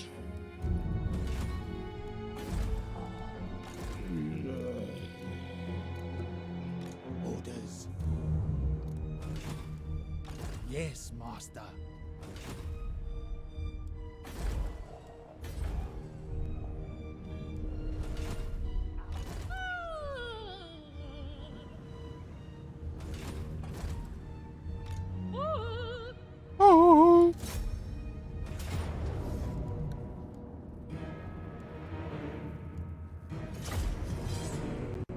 We'll destroy the Black Ark, and then we'll destroy Malekith.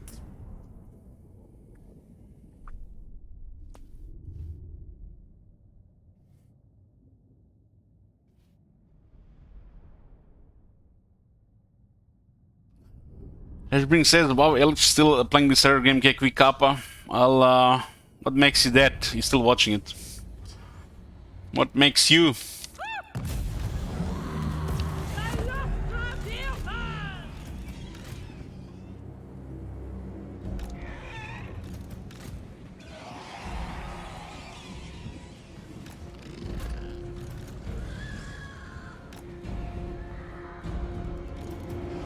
You're not watching so I can go off, watch Expanse? Because I'll do it.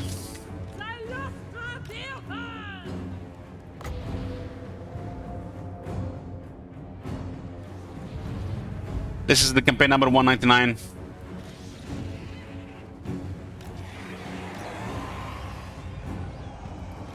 Forward there!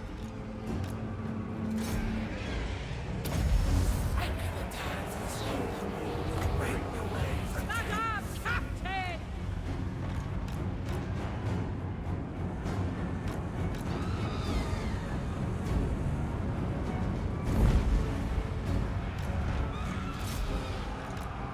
Moving! Man, it was massive damage there. Here comes the guns! Magic!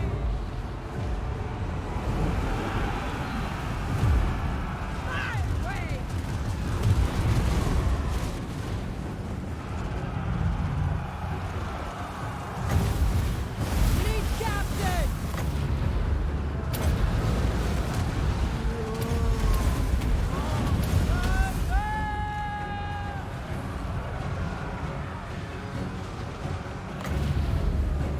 think they won the tentacles.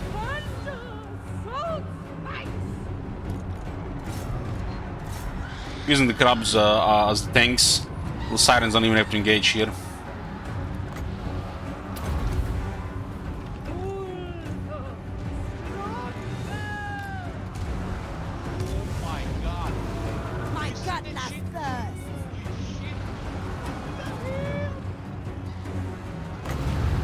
This whole campaign we didn't even had the bombardments from the theater building.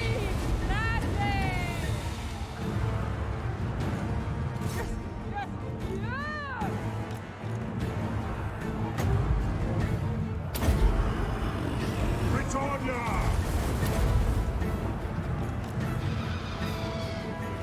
The solid order. Fleet captain.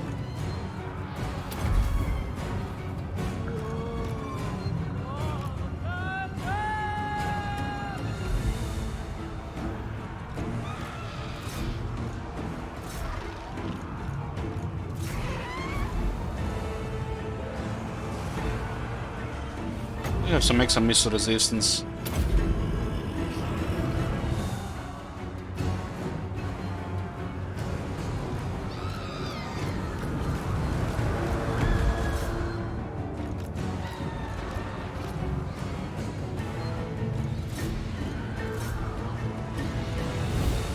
These units, we haven't researched many missiles and technology, so they're vulnerable to range, kind of.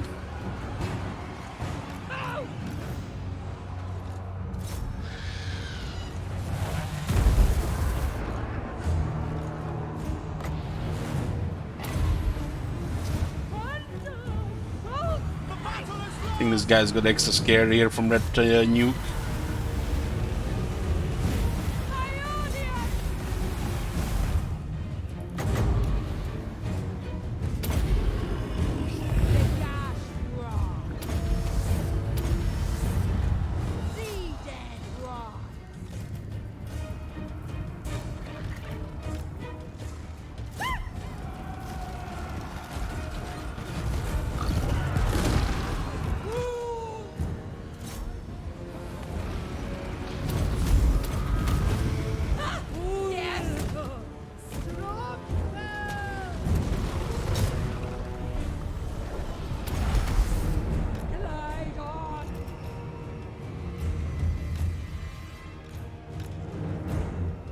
Who's next?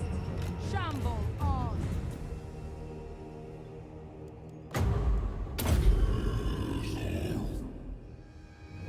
I don't think it's important. Didn't have any significant damage from the bombardment.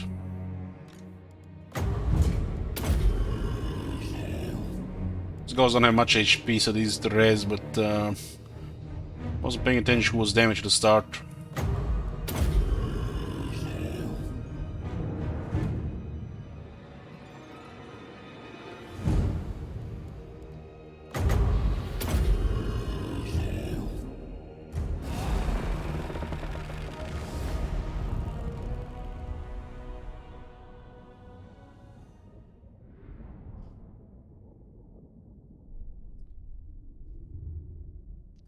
Bissingham says I can't Gamba, so I have to mine the shackle mines. Well, it's a dirty job, but someone had to gotta do it.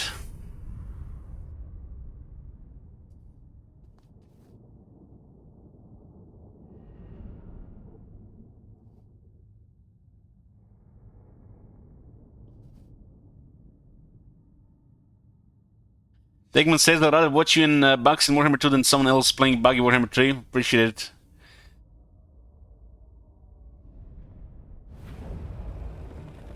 And plans for last campaign, I'm thinking it's gonna be Belaga Tower Defense. Shooting Vazax.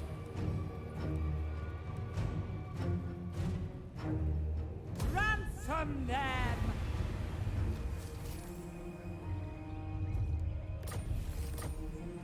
Madams, I lost a dear fan.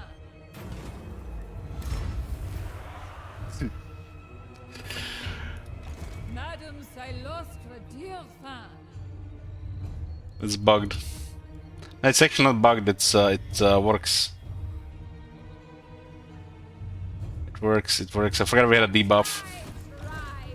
It was bugged at one point in the game though.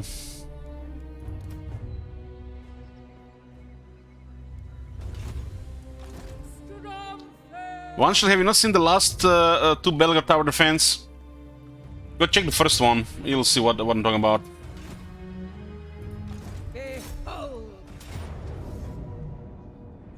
No magic here except Malekith spells.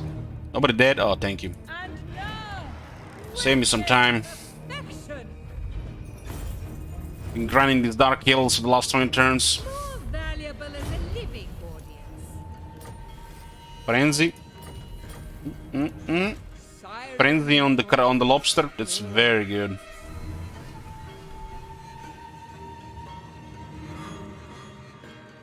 Can we enter the sea?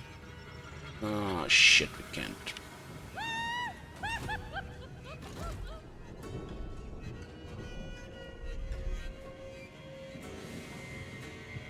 Master of magic. The storm calls.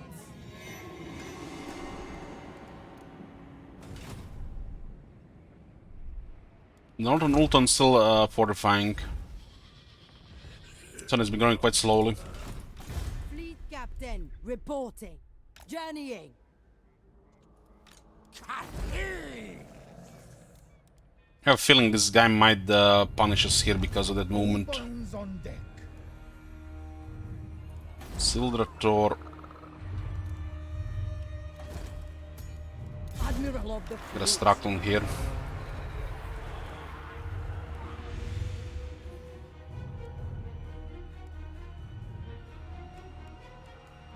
Strakton is deeps.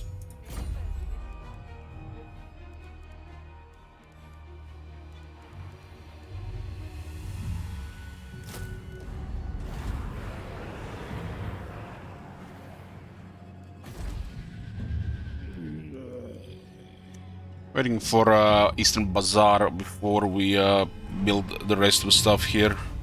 This area is secured. Just to get rid of Sword of Khaine now. Second guy's coming after us. Astride the waves. Voyaging. Admiral of the fleet. Strakton can get some stuff here.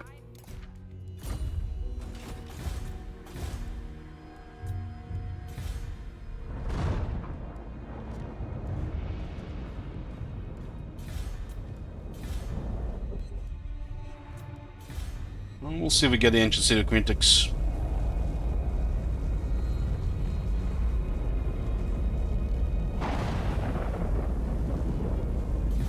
Ulton is still in the midst of a lot of tier 3 stuff.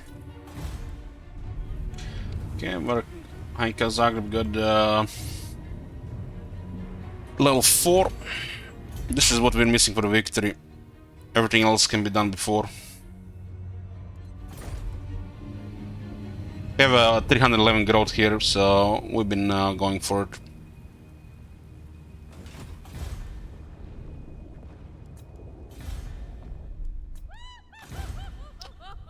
I don't know who did it.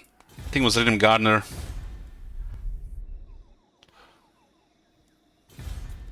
The crew are restless.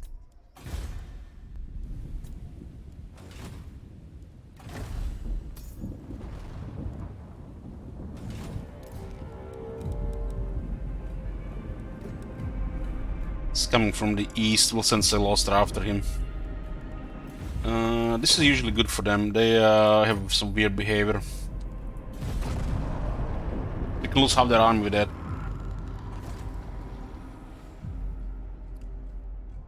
Ulton is a little bit exposed right now. A couple of settlements have no walls, so we need to have one army around it.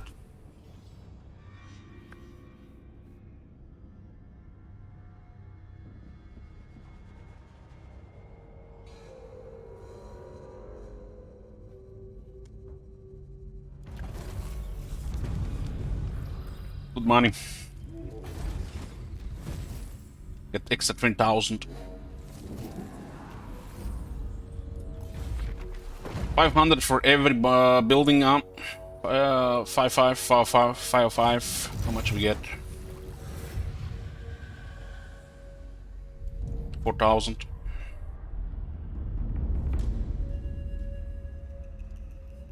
The gripper penalty is slightly increased there. Bag. Watch it in a time Just want to stay friendly with him. right? On the dead, I feel like Nagarite, Corona might declare war, and of course Herald's Varial. Serene Nestor. They'll also bring Cockroach. Tempestuous Ara. She's at war with Malekith, so they're at war with Malekith, so they might not go for it yet.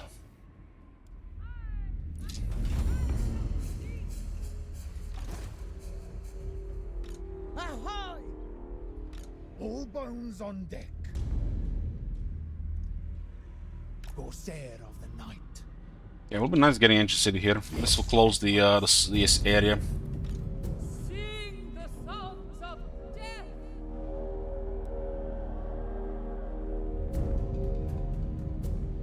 We shall stalk the ocean. This gives us closer to Malekith, then we get to get big treasure and then protect the Ult one.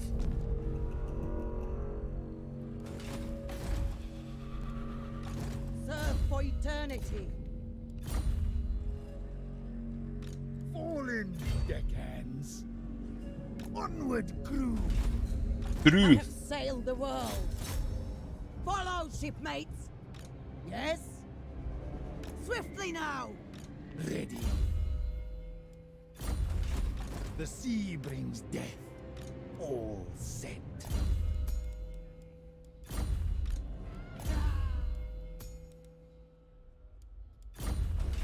Ship shape.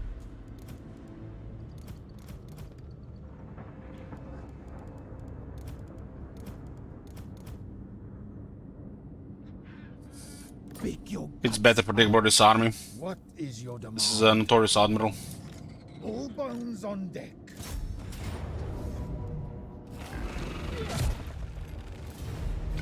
Voyage on. 14 leadership on a banner. Orders.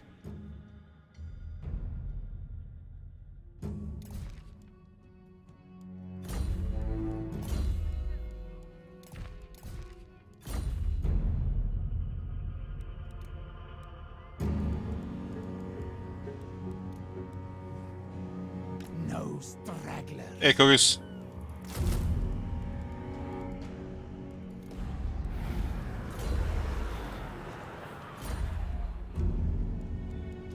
We'll join Salostra. Corsair of the night. Sea dog. We have even a good economy, even with 5 armies out. The fleet master has spoken. Don't stop. We have finishing off Hexoatl, and then we'll see what next. Onwards. But this campaign is in its finishing phase.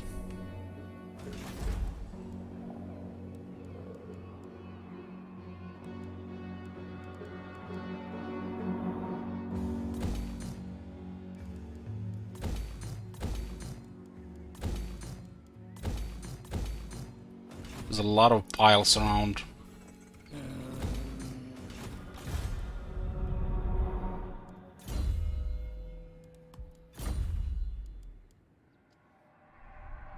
Wave treading.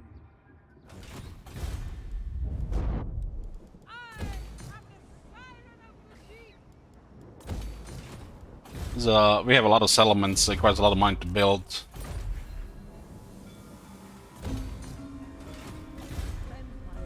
That money does get depleted with the 5th army round.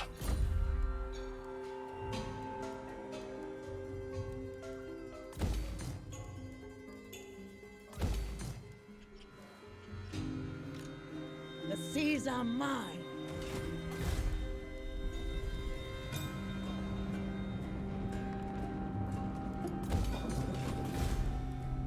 This is a notification thing.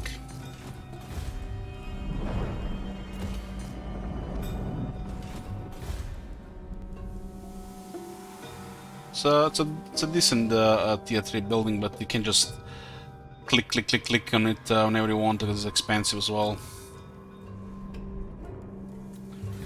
Yeah, we can afford the tier 2 ones now at least.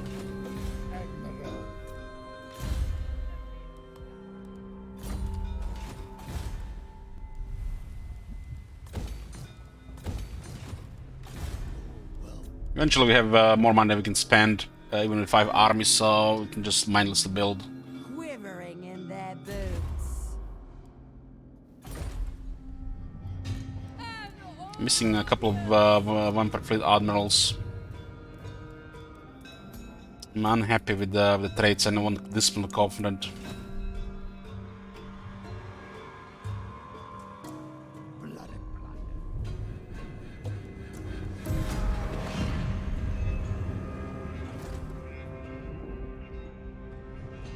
plunder. Malik has 3 Legendary Lords.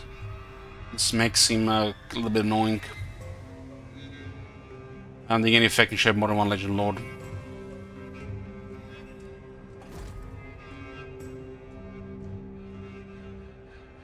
Ooh, the Clan Scar is doing well. They might attack us. Grom is kind of like shield on this side. Stoza got destroyed. First made the whole army gets 10 leadership. The sea brings death. It's needed here.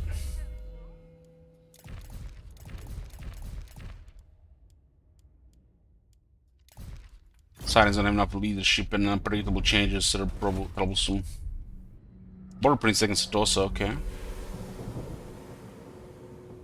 We'll get rid of Sir Kane. Should be within like 10 turns. It's messing out diplomacy by 20 points. Submit to me. Lost Cargo, Matilda's BC, let's go.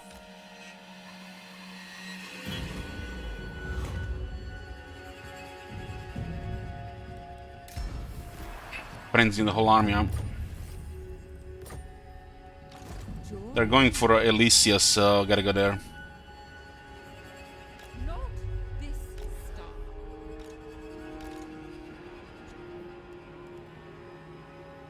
Bring me my drum. Is it time?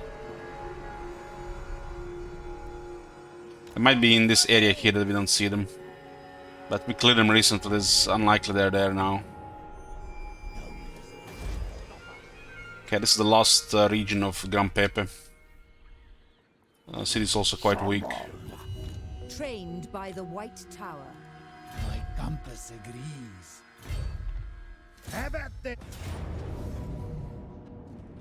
Attack! We'll keep Scotty and they'll brought together, I think. Yes, master. They could just guard this southern area. Kill and kill again. This is extra experience. The dead will fight. Move or get the lash. Oh my Time for god. battle. Have you seen that shit? Yes, Stingrave, thank you. More blood, more power. Exile is gone. Okay. They lost that army in the Exoatl with a big siege, that was it. So right now, we're missing 2 victory settlements and 2 Morgul hunters, plus the tier 5 buildings, which will be built before turn 100, I think. What is your demand? Standing by. This one has Taskmaster, not yet. March stands more from copying the movement. Get on with it. Let us raid. We could turn on Nagaret, but we should probably focus the objective. Nagaret doesn't give us anything. Is it time? Okay, almost all the guys have the black flag here, Admiral of the fleet. except Straklan. It shall be done. Straklan should get some range and go sail the seas. This is deeps, yeah, that's range.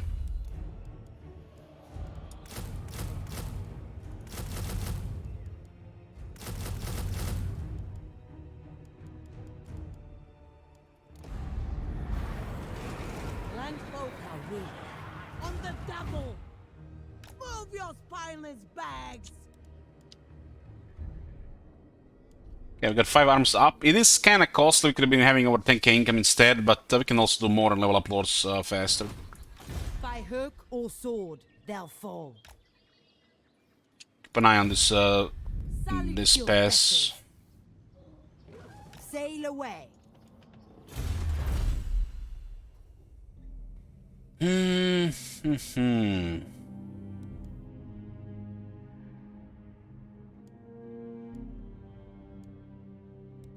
any missile resistance for deck droppers? Yeah, let's get that. They're usually just taking range damage.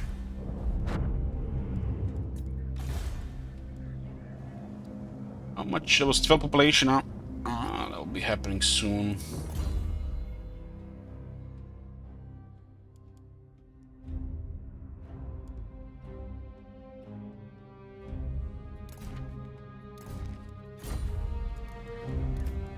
Bromfels favors this one.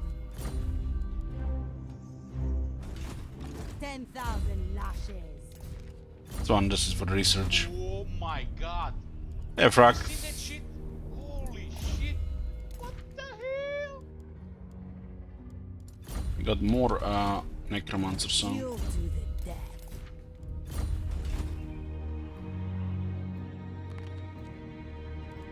This isn't the god's victory.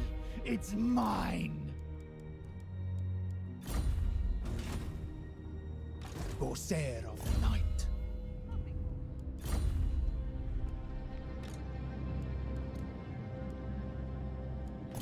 This makes sense right now.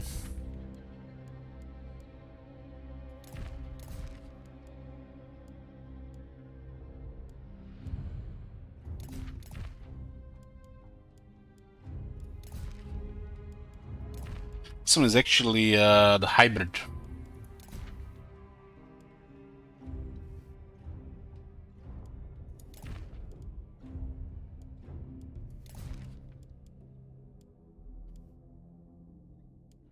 Slow attacks, I guess it's fine here. Even if she gets another one. Another tight call option.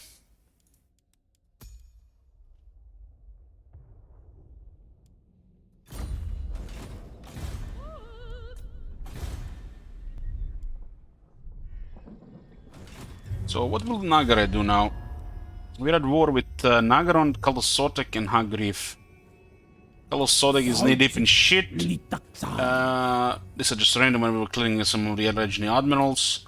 This is the mechanic, and Hagriff is going around. We're gonna get Confederate soon, so Malika gets 4 legendary lords. You should Confederate Rakard, so it's all legendary lords, totally balanced.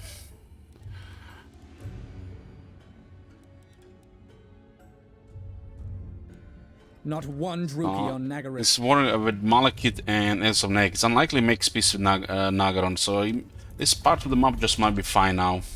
If we go any north, we'll definitely provoke Sisters and Cockroach and further Malekith incursions. He's basically our shield against Malekith, so we don't have to bother on both sides with him.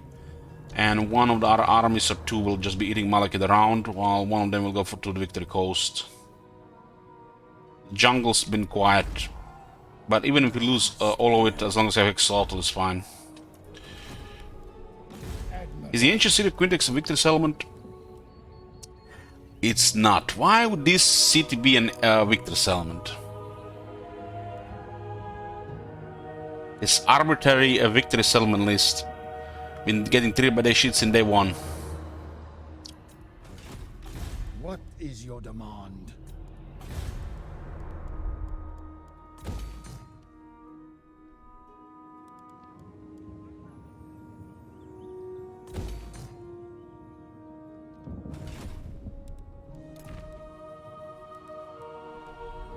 Yeah.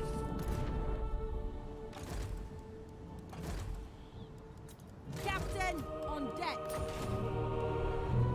We lost a lot of income, but we gained a lot of military. We can afford it.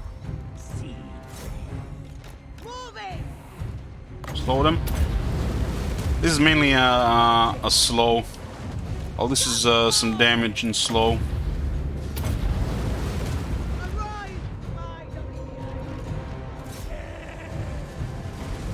Yeah, the Vampire's going down. Don't have the range buff anymore, but it's still quite deadly. 120 shooters.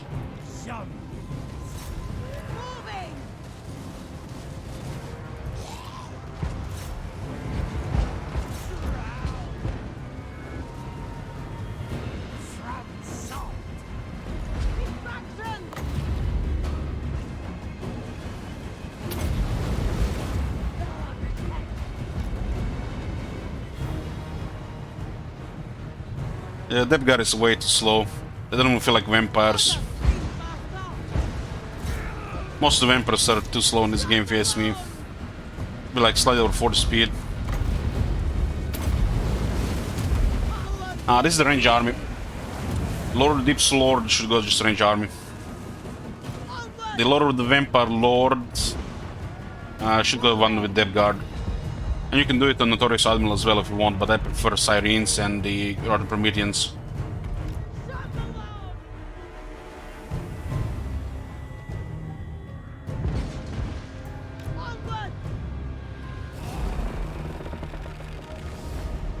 This lore has 3 abilities that make it very good for range.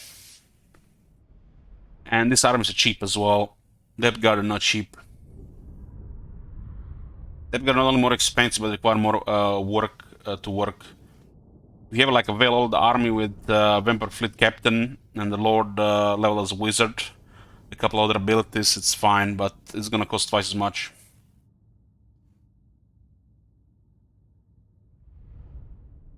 For like starting lords, I just got pre-Black Flag or Black Flag range composition is the way to go, unless you can afford a bunch of elite units. This isn't the gods' victory. It's mine. The value lies outside of the break. What's convoy? Admiral of the fleet.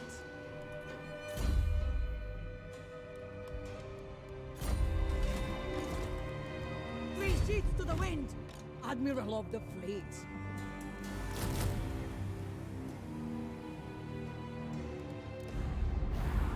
While this army is low tier, it can definitely use blooded corpses. Especially with no heroes. So we should keep some slots open for the blood corpses. That doesn't mean they have to be in the army at all times, because they screw up without resolve. Fly the flag.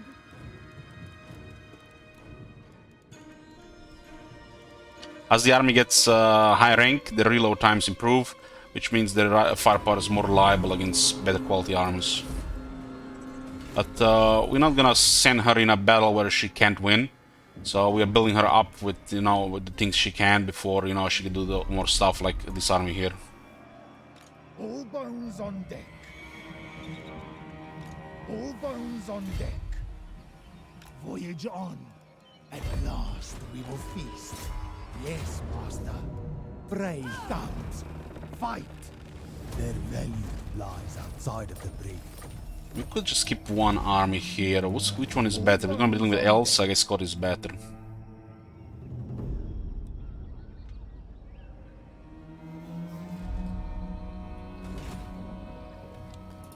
Orders.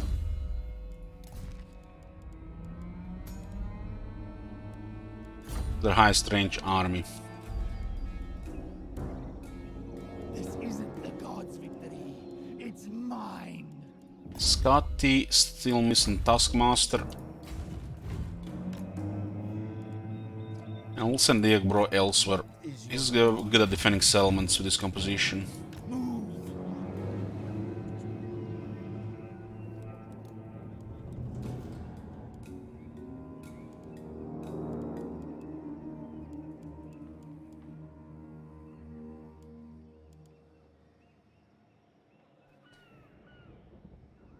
I don't think we should put any more military here for now. We need income. Fleet captain reporting. Onward. There's a war zone here. between three factions. On deck. I'm just scouting, exploring with this one. Shredding. Sail away. Astride the way. Looks like Lastria is quite balanced in the south between the powers. Nobody here. Guns on deck.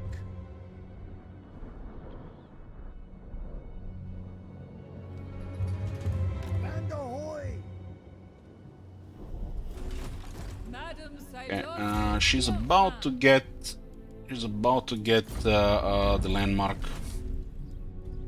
The landmark is nothing special really. For tier 5 it's kinda underwhelming. But it does give... it's required for victory. That's pretty much it. Landfolk are weak. Applaud!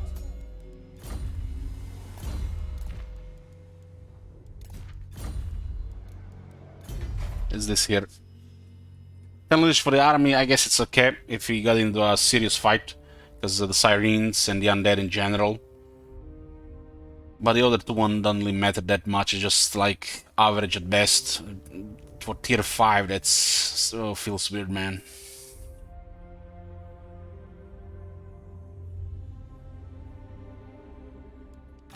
Dear 10 leadership does help the Undead, especially the Vampire Coast.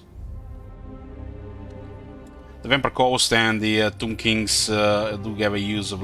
Vampire Coast honestly has the worst leadership of the three Undead factions. Tomb Kings are in the middle, while the Vampire Counts are a little bit better. Both Vampire Coast and Vampire Counts have the Vampiric Corruption leadership bonus if you stay in their corrupted territories. But that is situational and sometimes also slow and inconvenient.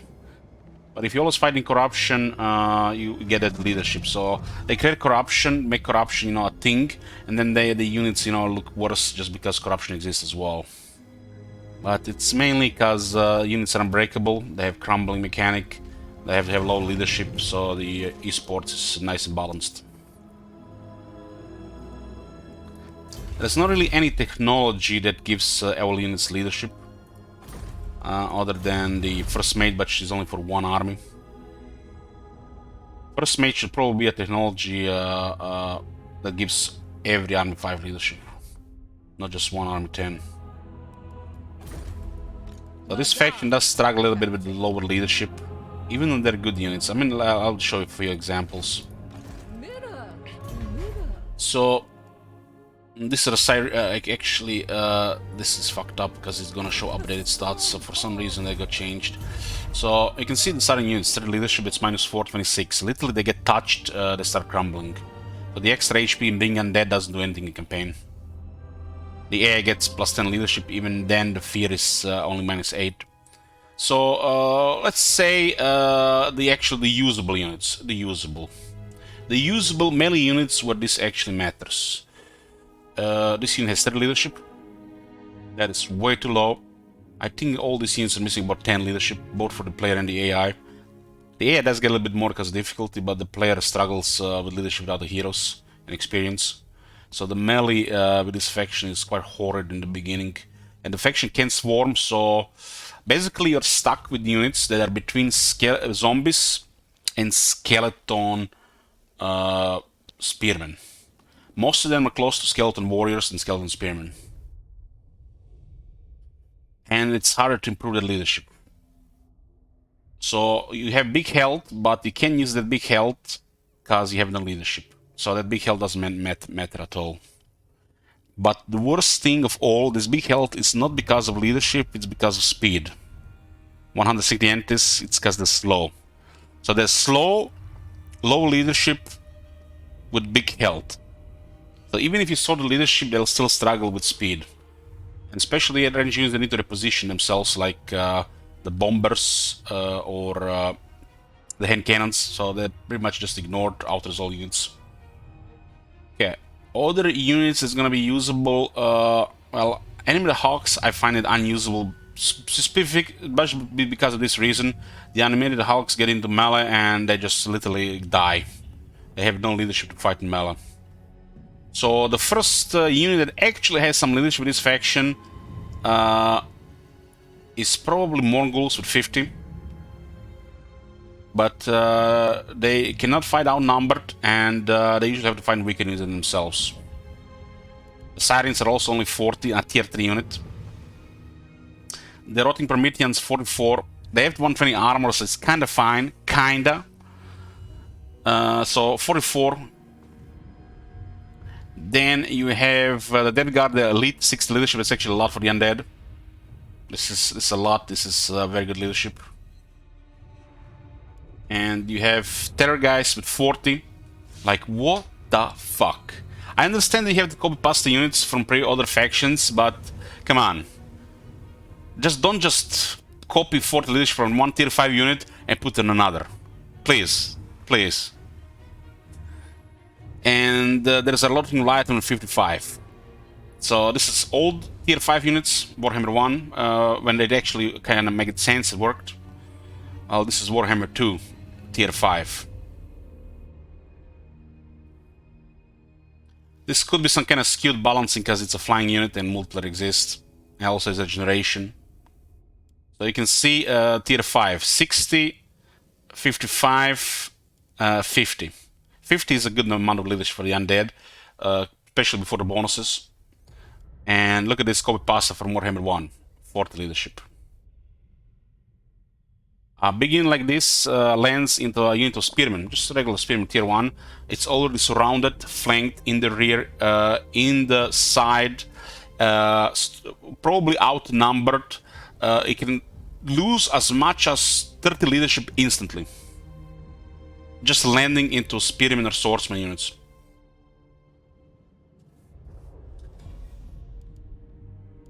So the issue is with this faction is that leadership, but there's ways to improve this, but it's inconvenient. I mean, lords for starters, legion lords definitely, and most importantly you get heroes like +4 leadership. So you can get disciplined or confident, and experience +1 per rank. And of course corruption. Winning against a certain race also grants you the faction buff against that race +5, which is critical to the undead. But this is actually a buff for the undead. For other faction doesn't really do much. And the confident attacker, defender, and stuff like this. So there is a lot of buffs for the leadership if the lord is skilled. So the leadership has a curve which is pretty much very useful to start a campaign, even for the factions that have a very high leadership, like let's say dwarves. The fact to fight the dead dwarves have extreme leadership, for example, while the vampire costs have terrible leadership. And the beginning, this extra leadership matters because you need everything to win, everything. But as the campaign progresses, as the units get experience, as the armies get polished with better lords and heroes, the leadership becomes next to useless on a value of the stats. While still have some value in battles where you're not supposed to fight, where it's a certain death if you don't have everything.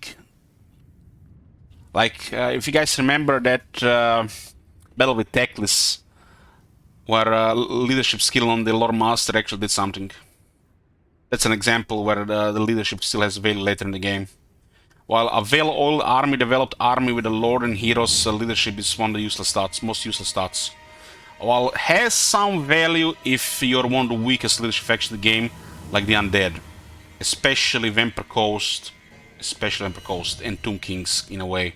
Because this faction don't have Dead Rise again. Tomb Kings don't have Raised Dead. So if unit takes massive damage, they start crumbling, they're dead. If you don't have enough leadership, they're guaranteed to die. Let's say Siren get a direct hit from the Awakening of the Wood. Random wizard just casts this spell. Awakening of the Wood. And it blows up over half the unit. The unit is on base leadership. It's a guarantee that the unit will crumble to death, will not recover. Unless it gets healed or some kind of leadership buff immediately. Can we get a close-up of units in the main army in the next battle? Sure. So, It will not recover. So big leadership hits, unpredictable damage. This is why still leadership helps on our faction with pathetic leadership like the Vampire Coast. But as the army gets well oiled and you have units target these threats, it's even for the Vampire Coast, the high-end army will not benefit from leadership.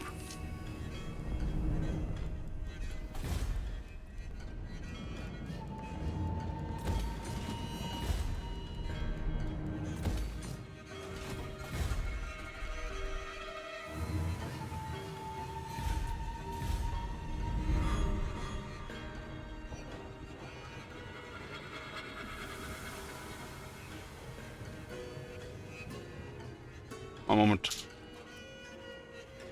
Let's take a short break here. Got a chat here.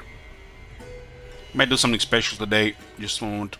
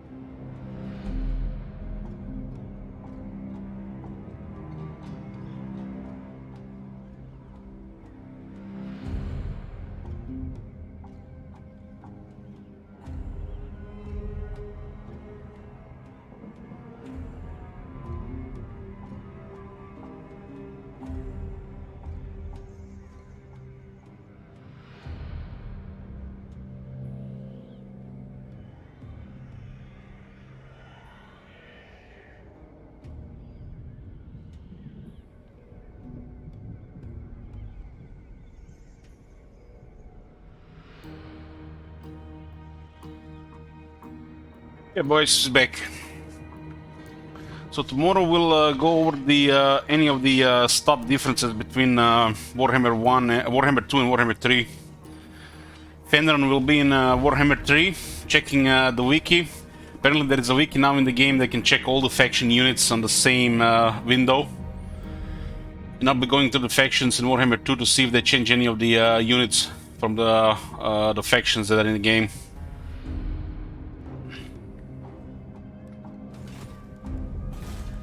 There's been a big stat difference between Warhammer 1 and Warhammer 2, so I'm curious what's going to be between Warhammer 2 and 3, especially for the old factions. So I love these things, so it's a lot to go through. Best to do it before release. Fall in, deckhands.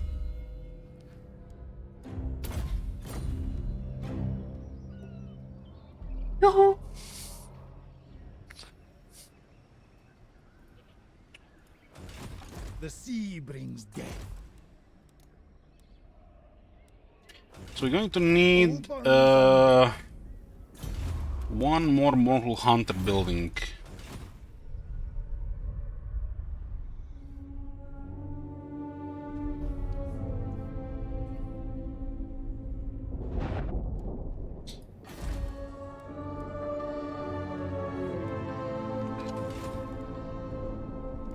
Ah, that's fine.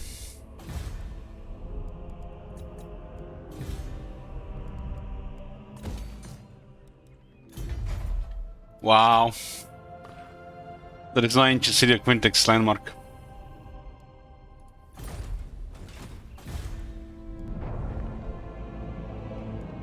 Which was the Hunter building? It's the hold on the ship, +1 capacity on tier 5. And there is also, I think, Pirate Cove for it.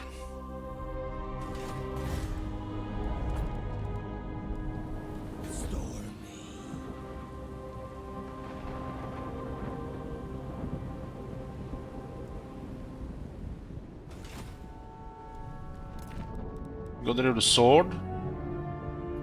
Well, relations better here.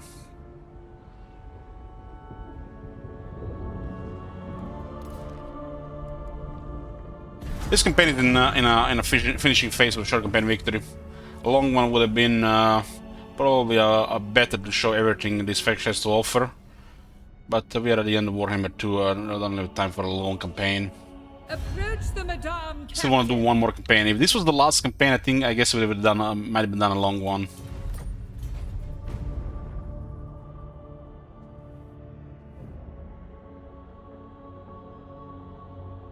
In Warhammer 3 we can do pretty much most of the factions long, if we feel like it. These guys don't only attack, they besiege, huh? Surrounded. It's quite an army. Retreat.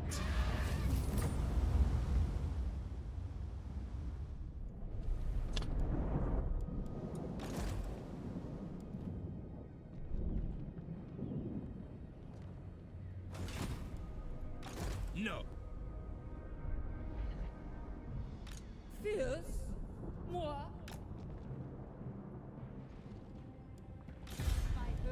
Pretty much managing at this point. On land. Journeying. Is it time?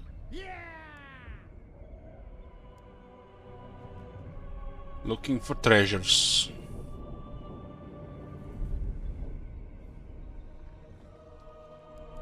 There's one here.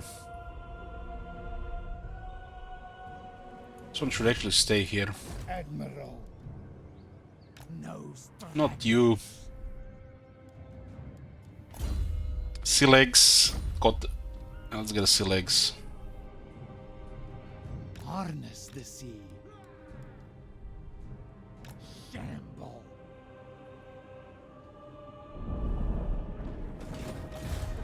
Restless.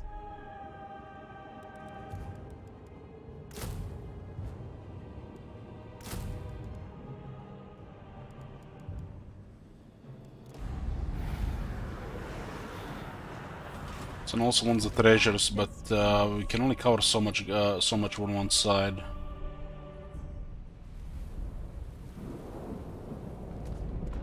We send boat, we won't be able to fight for everybody. Forward! Yeah, well, we have 2 right now, because we are not going into Tech Nagaret territories.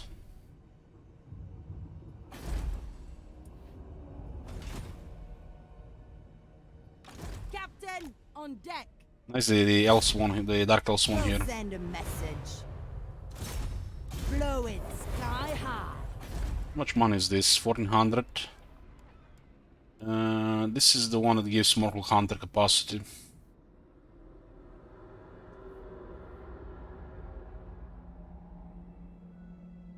Might as well unlock the heroes and then move on. Armed and ready.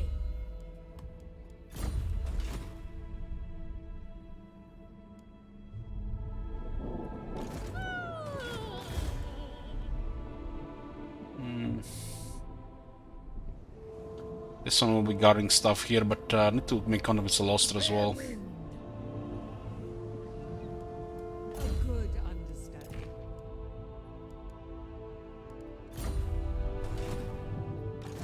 Strong.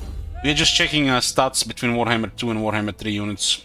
I'll be on Warhammer 2, he'll be on Warhammer 3. We'll be reading stats of the units and seeing if they change any of the old units in Warhammer 3.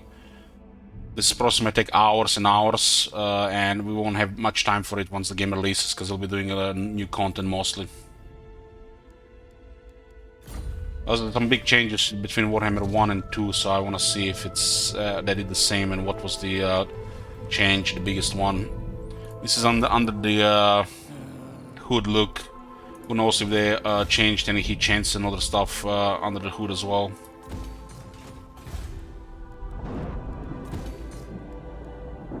Apparently they updated the interface where it shows things. You can basically right click on the unit and you have it in this new interface where you see how there's only just one unit here, like it's the old Rome 2 design.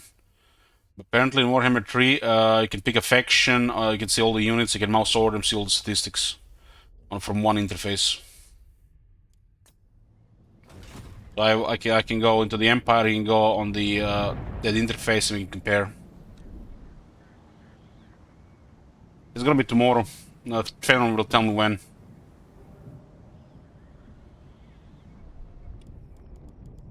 So it might be first thing tomorrow. First thing tomorrow. Make it a jibber jabber unit overview. The one we can see from all factions at least. Because it's just gonna be a comparison between Warhammer 2 and what's available with Warhammer 3 that exists in Warhammer 2.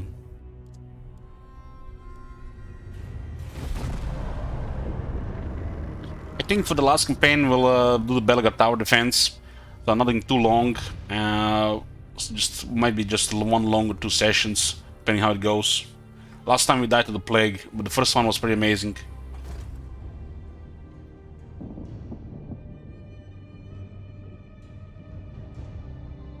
I don't trust anything on the websites. I'm gonna use what's in the game.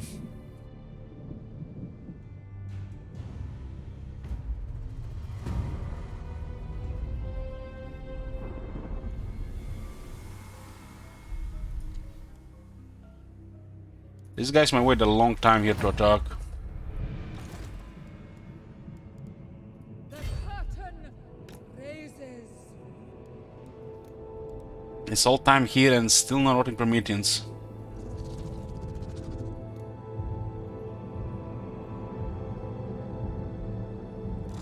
Can look at all the sides in the Castle Battle screen. Yeah, that's true. Yeah, I can go Castle Battle screen, you can go to Wiki and we can compare. That's even better. So we need the Celostra balcony, one of the victory buildings. The second victory building is Opera House, which will take another 20 plus turns from the looks of it.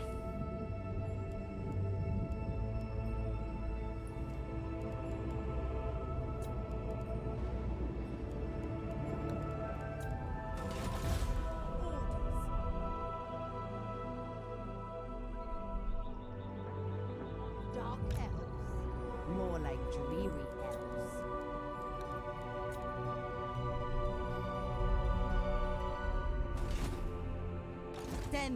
Just started the next campaign. It's an achievement, the last one, Mortal Emperors, so I want to get it. I can do it just off stream as well, but closure as well. I hunger for blood. I kind of lose some interest with the next campaign if we haven't left it right in the previous one. At least for what was the aim for. Corsair of the night. So there's closure too. Follow the salt spikes. Spawn the seed does tell us where the treasures are when they respawn. Deckhands. Plain sailing. Vampire of the waves. There might be some Dark Elves already moving here. Doesn't matter when this army gets destroyed though. We need to find Ray's dead here. Very good.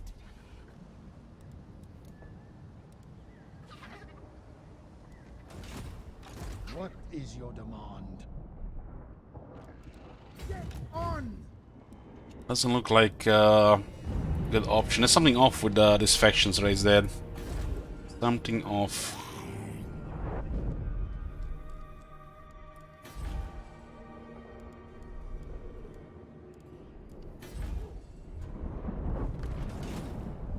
We don't need money as well.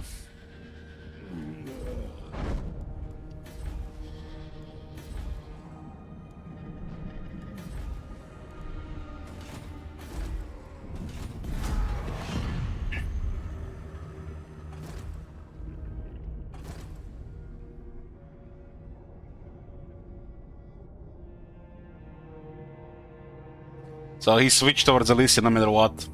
The moment we moved away from it. Even if we're gonna suicide there. Interesting.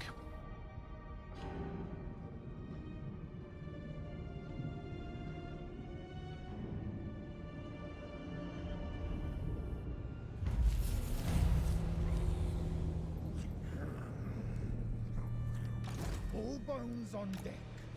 Ill considered. Looks like a low tier armor as Sister of Slaughter. Yes? All of aboard. Should have somebody travel ahead there so it doesn't get sacrificed for nothing. It's unlikely to have an army here, I think, because considering there's a fighting going on on the coast. Start of your turn, have at least 4,500 infamy.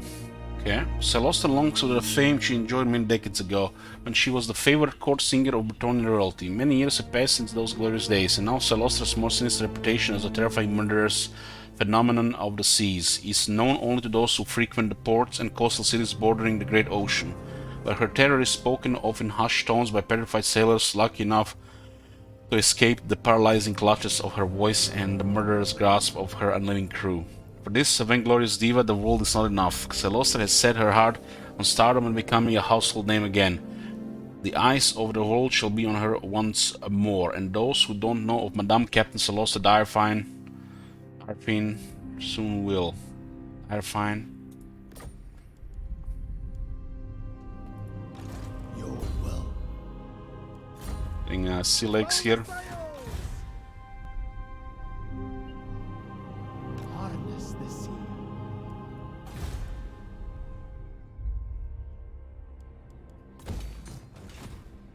Let us raid.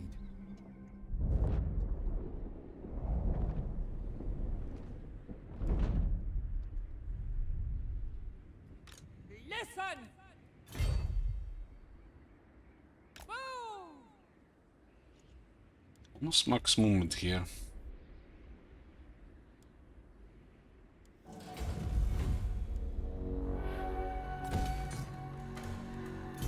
We still need the cannons building, but it'll take a while.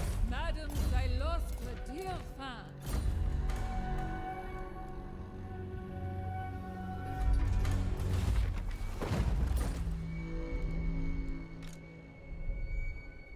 Corsair of the night.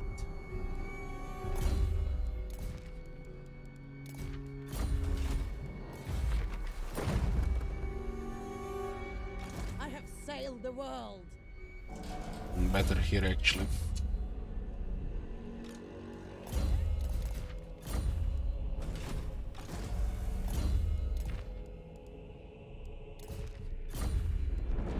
But having notification saves us half a turn. Pretty much skipping and constructing is the most of the time. Oh, they didn't try to force land.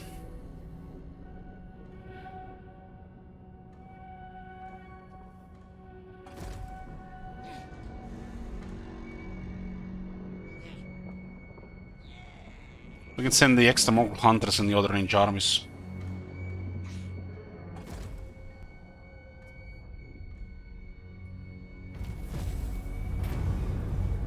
The Bordel of Labellum. A self-obsessed singer needs a doubting audience, and Salostra is well aware that it is the Bretonnians who appreciate her talents the most. After all, it was the Bretonnian king who once favored her above all the court singers, frequently inviting the diva to give private performances and serenade the eminent guests at important stately banquets.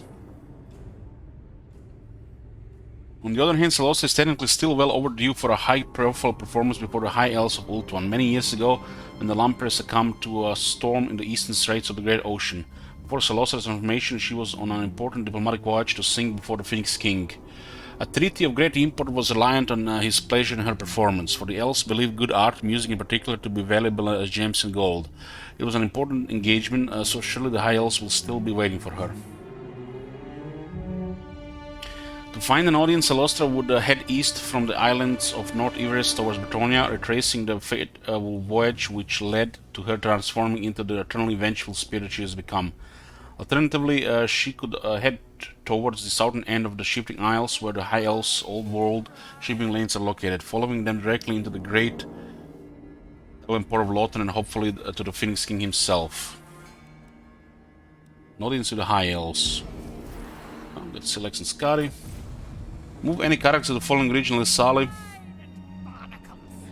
The Shifting Isles, ever deceiving by their very nature, constantly manifest illusions which protect the eastern coast of Ultum from unwanted invaders.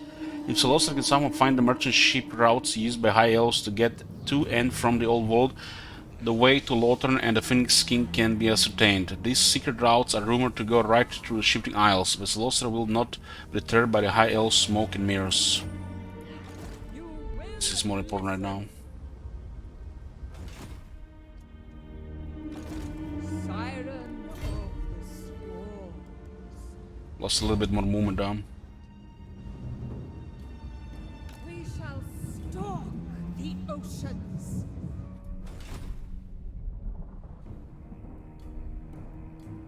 Ship shape. Yes, at once. Prepare my coffin.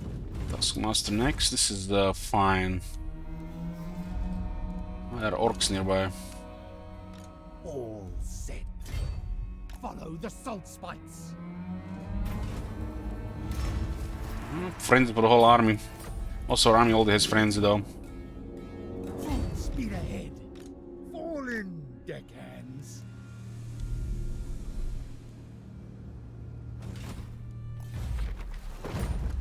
Cromfell.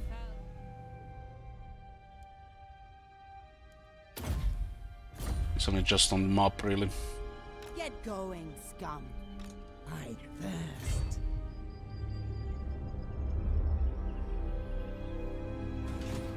Where to? There could be some Dark Elves nearby.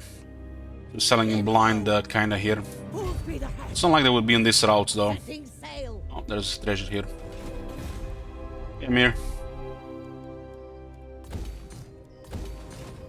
What is your demand? Like we might be chasing Ashok there.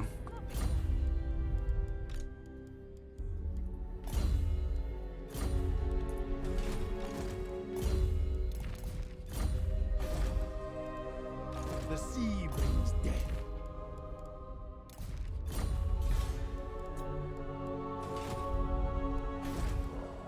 Okay. We'll know how long until victory in 5 turns.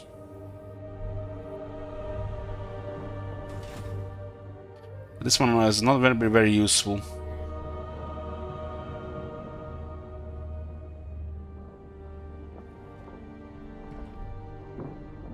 All bones on deck. Fly the flag. Fall in, deckhands.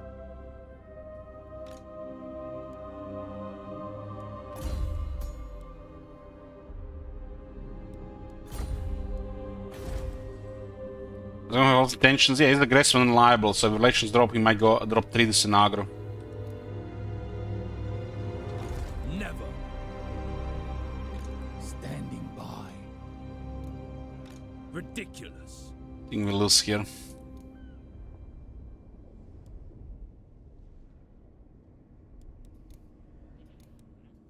Short-sighted. Corsair of the night. Is it time?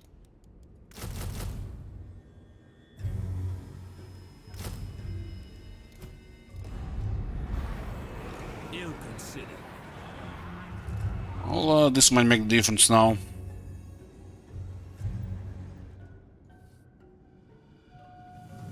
Still gonna have to kill Tullius or slaughter. The sea brings death.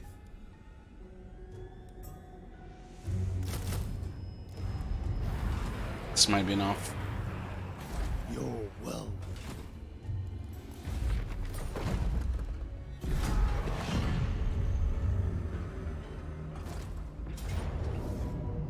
Valiant defeat.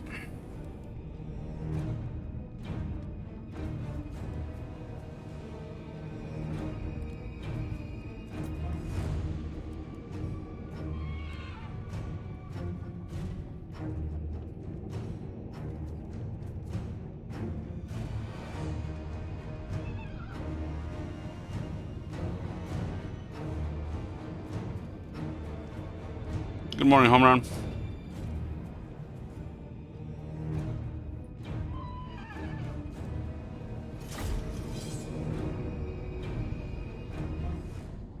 You just have to blow up the sisters and we're fine, right?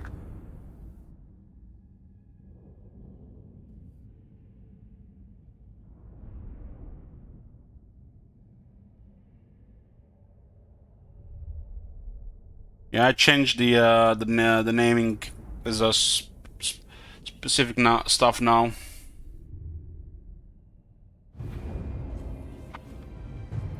There's a rename city, rename city. There's a rename hero, rename unit, and if those get picked, the units cannot be disbanded.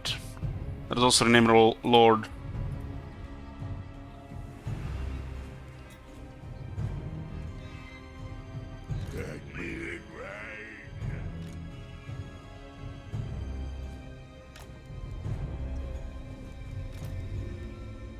Bring us meat!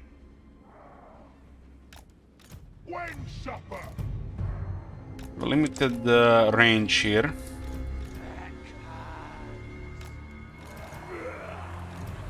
This is a battlefield where there's really weird fine lines for the range. For guns at least. Just need to make sure we get the siren song in 2 groups. Bring us meat! Guts out, boys! When supper?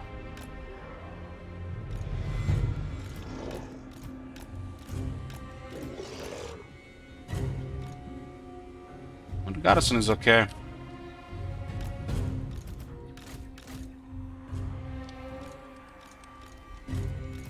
Fleet Admiral! I'm here!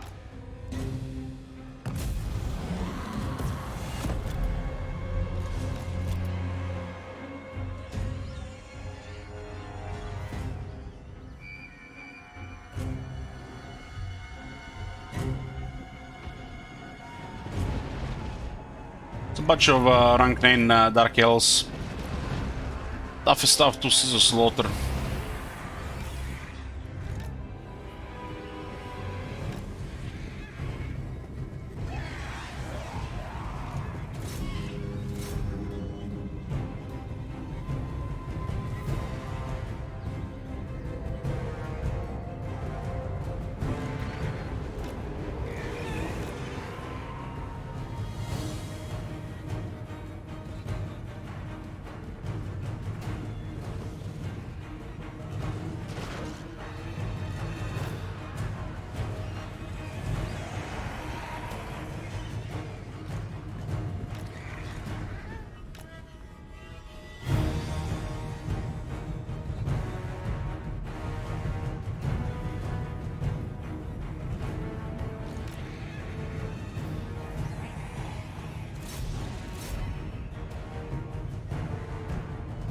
One moment, guys. One moment.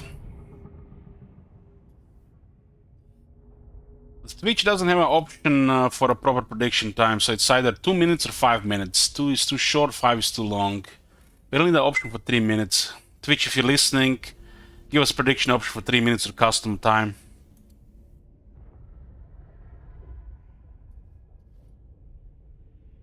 And during special campaigns, the rename unit and rename hero will be disabled.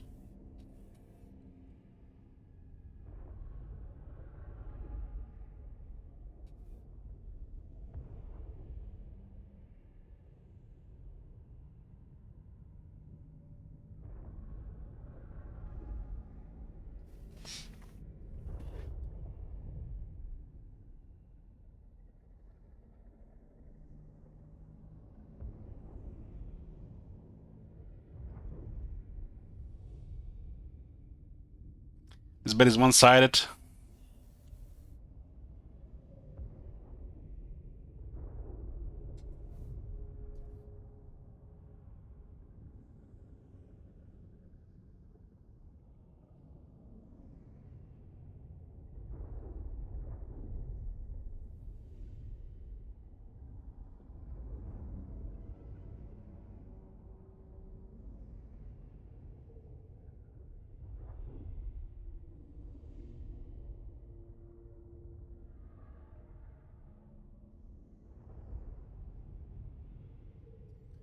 Okay, let's go.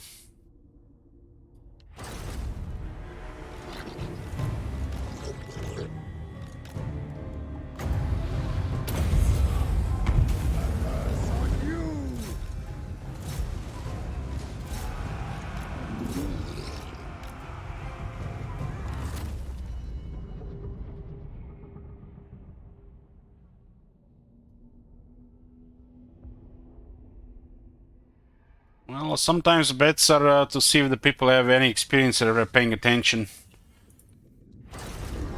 Doesn't have to make sense. Fleet Admiral! Holy shit, that was a good one. Shamble on! The whole army just got fucked by the bloody corpses. Literally the whole fucking army. On right!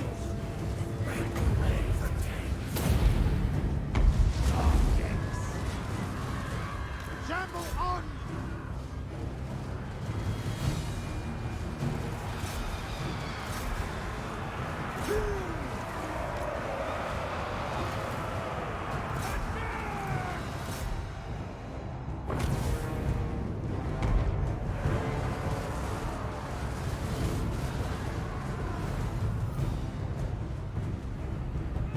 That was a mega damage for them with the with the bloated corpses.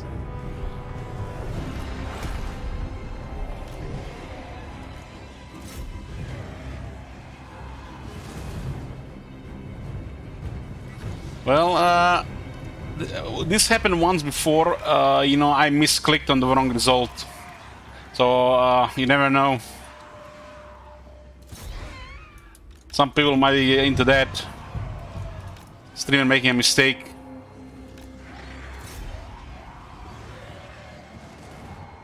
Get distracted and shit.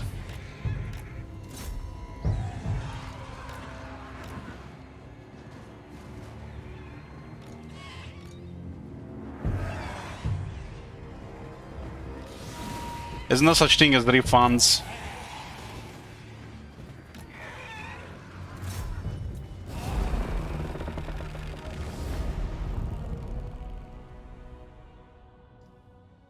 Vortex request don't exist anymore.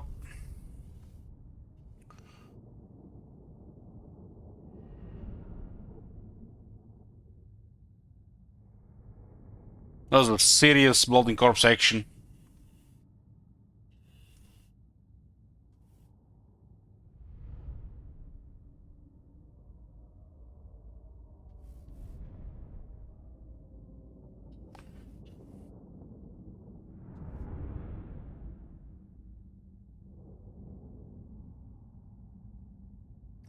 I'm getting closer to the man of the month option, but why would I do that when I can request a bunch of High Kings and Howdies? Well, what you do there, you lower the price of Howdy to a minimum, and then you start requesting Howdies.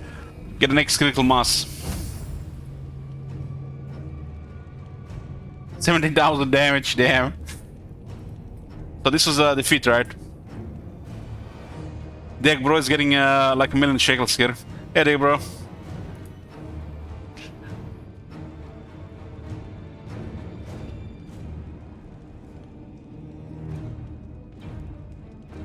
I mean, we haven't heard Hardy all year, guys. The corpse, the Blood's corpse literally killed over half their army.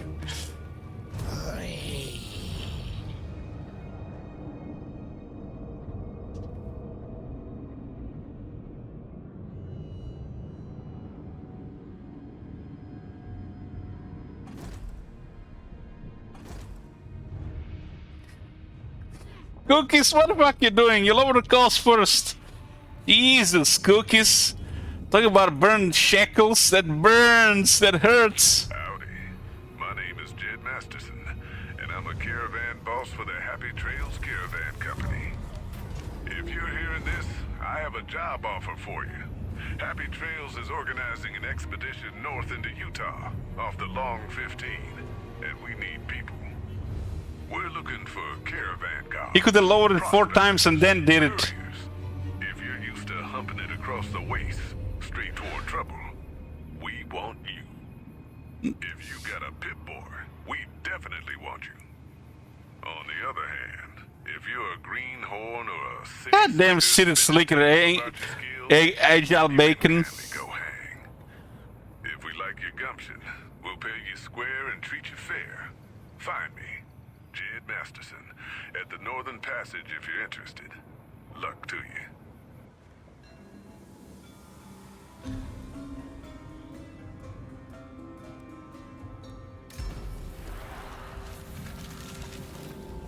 And Coron is gonna be big this campaign. They just confederate everybody. Another city slicker. Where, guys? Who's gonna fight all these city slickers? This chain is getting more and more city slickers over the years.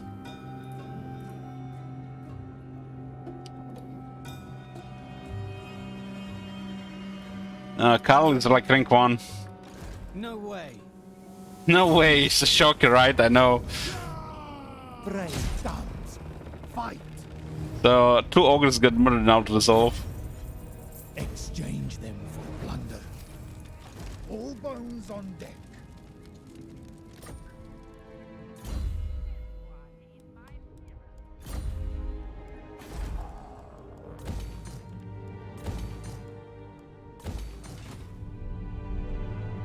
Madam Can't believe this guy's didn't attack.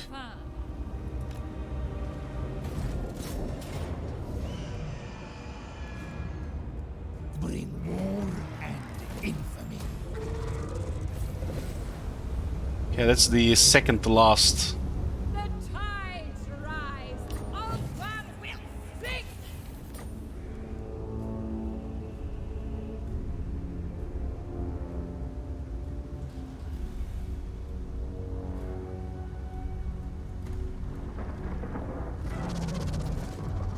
So what's left? Enter, and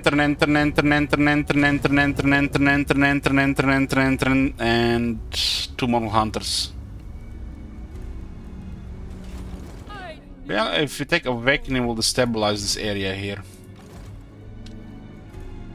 Course plotted. Voyaging. Astride the waves. The Awakened. What are the Awakened doing? I am the Yeah, they're kinda annoying factions there. We should go for Satosa and Mergliano. I have arrived. Prepare the stage. We need still 2 victory settlements. We'll know when the victory is in 4 turns.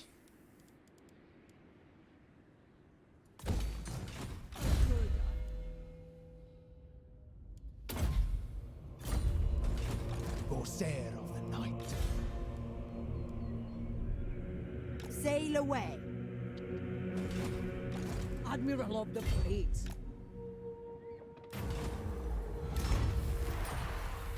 I have sailed the world. Full speed ahead. There's two armies here. Plotting a They might course. have us in range. Orders.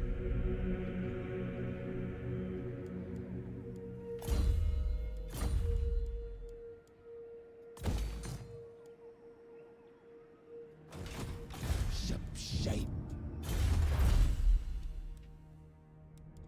10% damage for the Death Guards. The Zombie Party Deckhands mobs. Good for garrisons and some armies.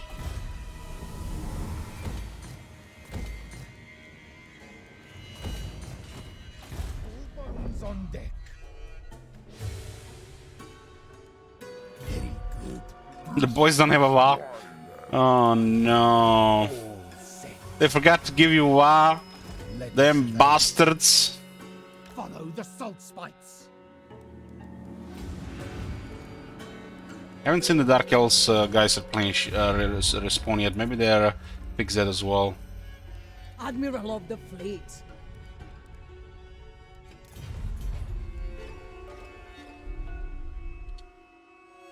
We're gonna be noting shit like this in the next game.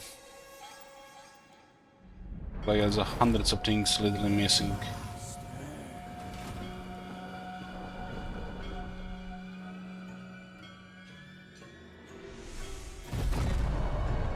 Looks like if we go east, we'll go to war with maybe the dwarves and the border princes.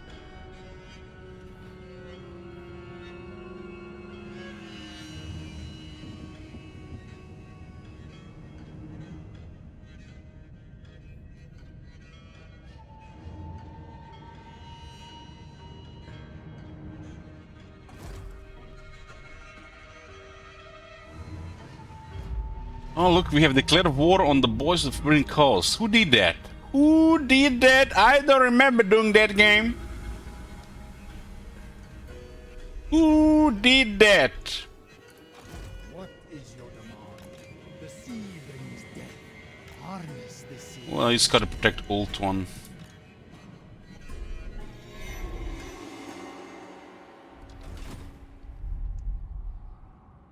Mergliano is ruins. Sartosa is border princess. Yes? Ally with Clan Angrund.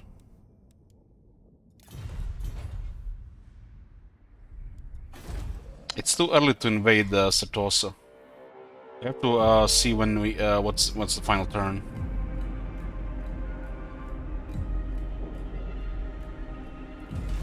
Oh, my friend. Madam Maybe I should take Awakening. I'll open another front though. Astride the waves. Serve for eternity. Heave ho!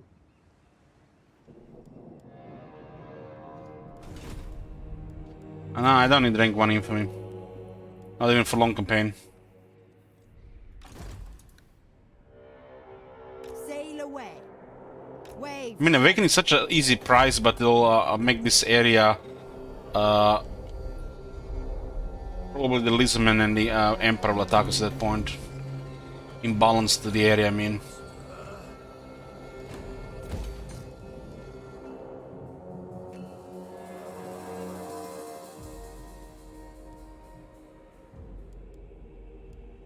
So nothing else to build here. No, we are not in Lastria. We have north of Lastria and the coast. That makes sense. It looks like Awaken are in trouble. Even if they lose the capital, they might still annoy the other factions if we got the capital.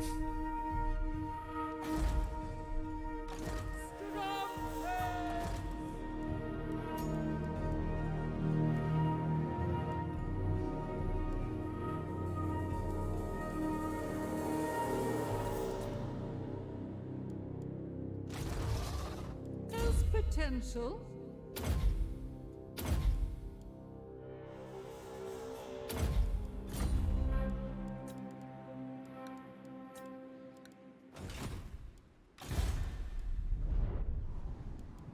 Prepare my coffin.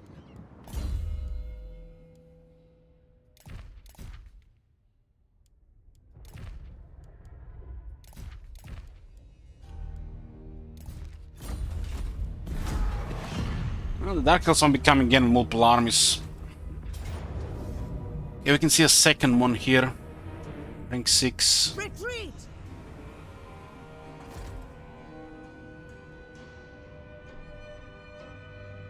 Southern can't really fight that yet. Missing experience.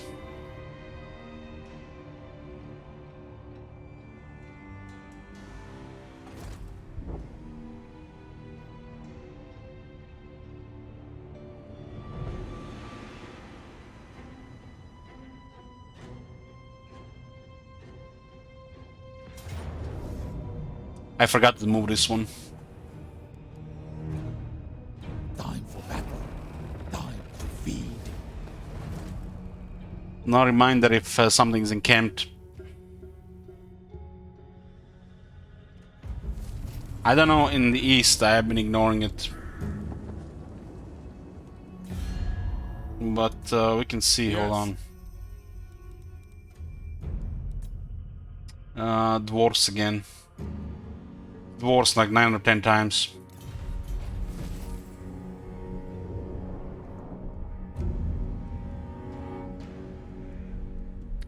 So the boys had the Pearl of the Kraken Sea. Built was centerpiece of the frigid ocean, cursed by the ruinous one's subjection of those who worship them so vehemently. Just north of Norska, there be a little-known expanse of ocean called the Kraken Sea. It is important to them, crackpot Northmen on the nearby coastline of Skjold, who dropped the remains of their fallen warriors there. Them there be their great favor to be had, being eaten up by those mutated sea monsters of chaos. But some of the souls are rejected by the fickle gods, marooned under water and forsaken till the right juju gets them up or killing again. So we unlock the second legend around. Yes, master. The Tide of Skjold. They have Frenzy and Rowdy.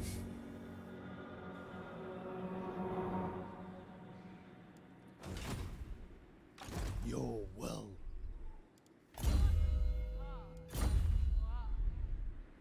This guy could guard the Awakening. Plain sailing.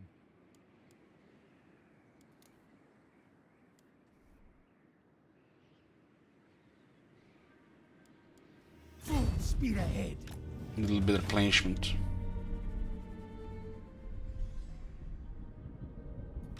Captain, on deck! Well, just a regular zombie unit that's Siren. nothing really usable. In 2 turns we'll know how long until victory. Yes? Fleet captain, reporting. There might be multiple armies coming here again. Admiral of the fleet. 3 sheets to the wind. Setting sail. Your Marty's coming here, we'll send Scott to deal with her. Hands on deck. This is a nice anti-elf army. Ready.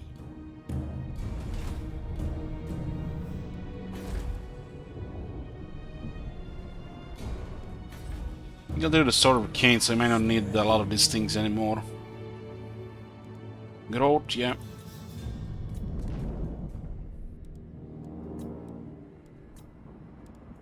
This one is on public order. If they land here, I want to drop their movement. Bit swarms. Lyrian doesn't need this extra public order.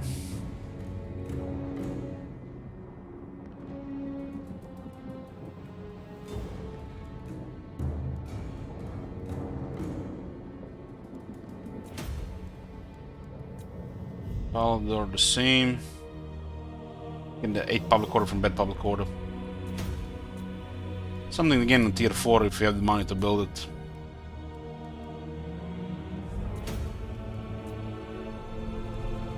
This looks like all good now. We got bed storms here so we don't get surprised by the invaders. Same here. So it needs corruption anyways.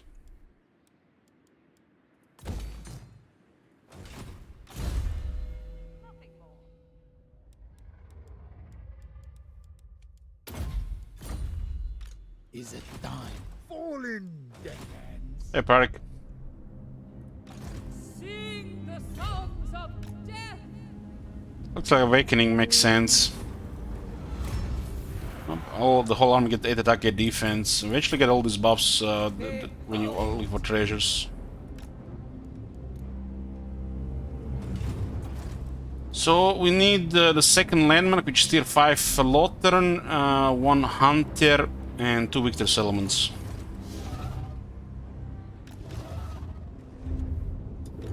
Mirror! Mirror!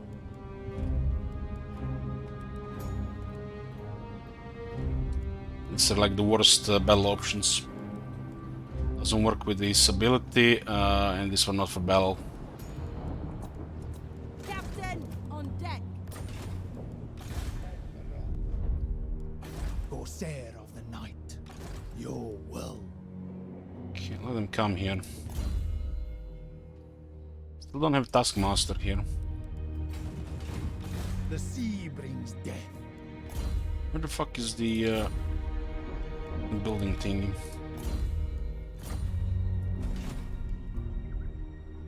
All set. Scotty?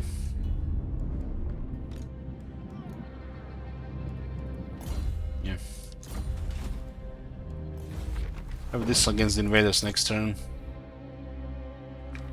We'll know how long until victory in 2 turns.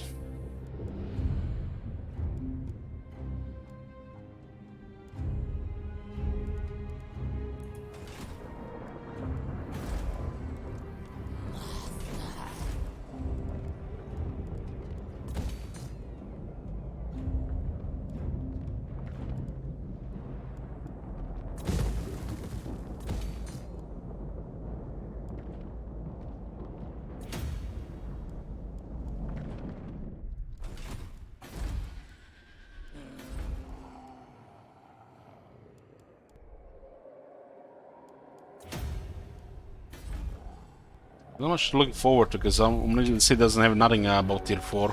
Most of them even in tier 4 nothing special. There's no landmark or nothing to look forward on tier 4 or tier 5 except a little bit more money and defense.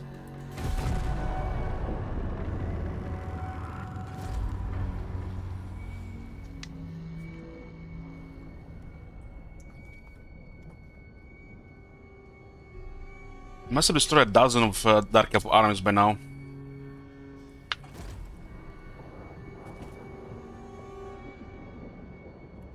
Let's play some Vampire Heroes as well. Vampire Heroes, no, Vampire Survivors. Haven't played it in a couple days.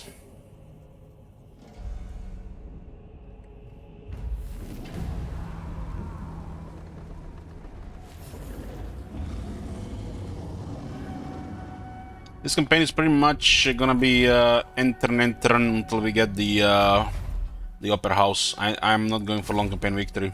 If we were doing long campaign victory, we would have taken Lastria and Nagaroth. That would be the plan. But I'm not doing long campaign victory. We have rolled the rich critical mass like 20 turns ago. So this is a very simple small game called Vampire Survivors.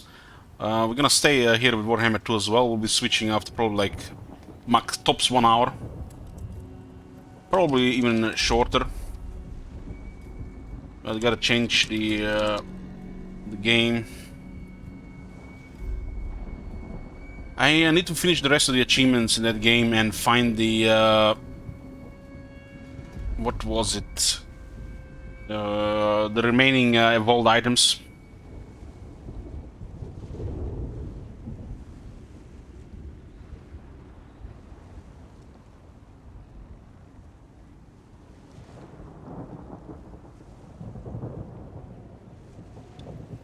One moment.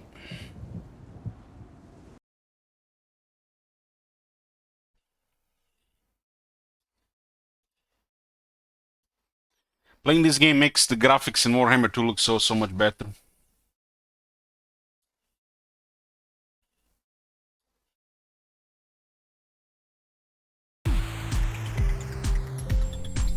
If you haven't played in 2 days, 800 left, achievements, huh?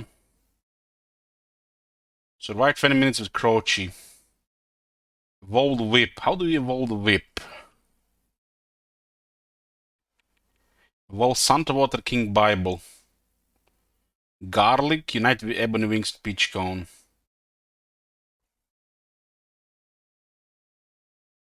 I think somebody said the heart is the World Whip. What's for the scent of water?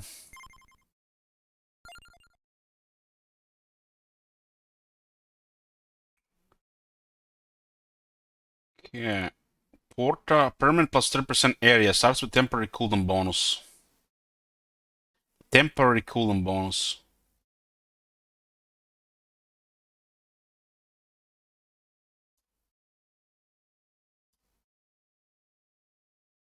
This guy's revivals.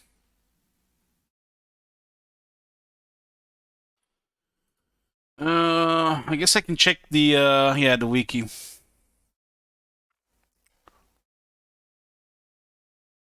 Whip evolves in the bloody tear. Can deal critical damage and absorb HP.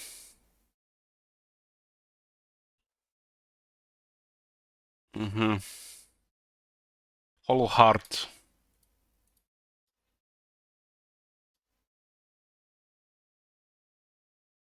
King Bible, the Spellbinder. Let's try to get those two. This guy starts with a whip, so let's go with Antonio.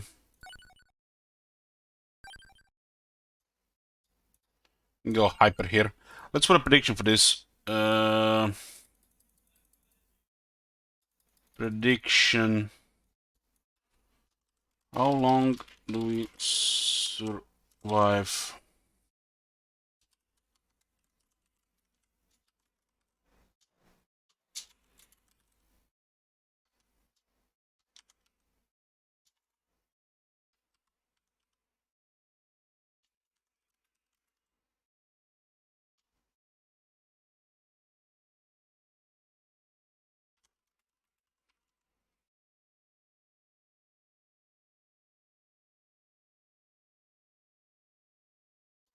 Okay. Hyper arm. Hyper is everything is just faster.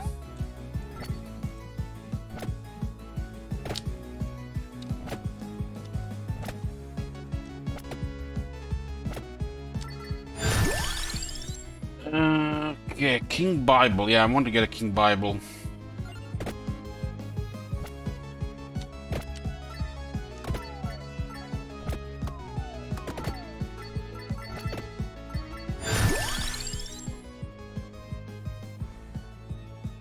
Also more enemies on Hyper? I didn't know that. This means you can progress faster.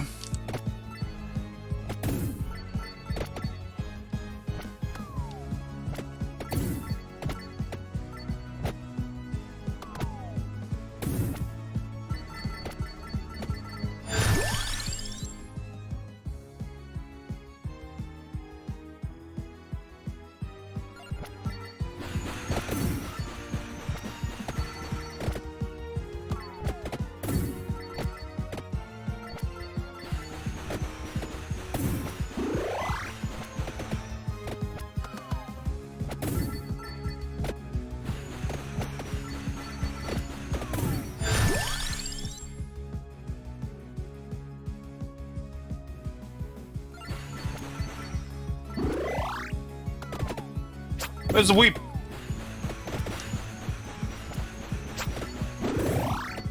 I'm gonna need 2 whips here.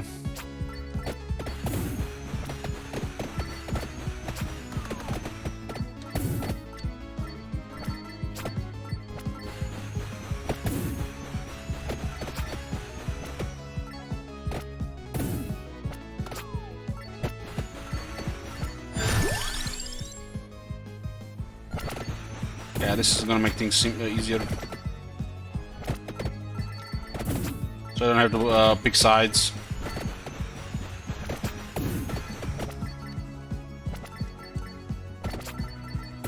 Yeah, this has 2 extra buffs.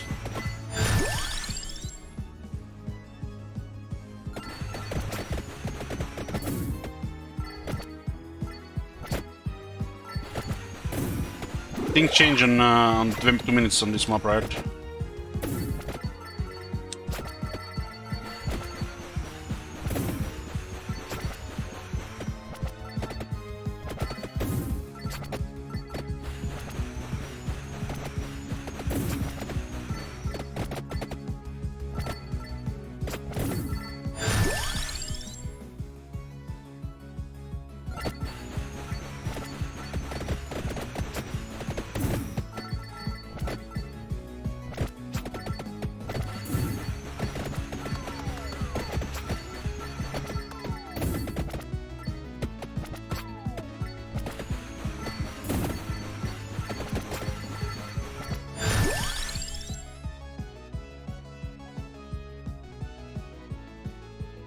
Garlic was with heart. Whip was with heart. Garlic was with region, I think. I'm gonna focus these achievements before I play more freestyle. There's definitely better stuff to take, but I'm trying to get the achievement.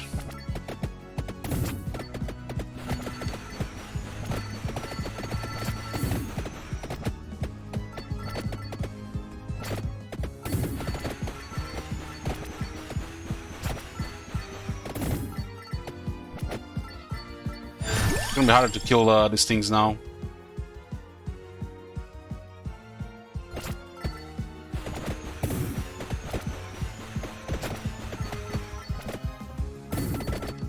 I have like strong a single attack.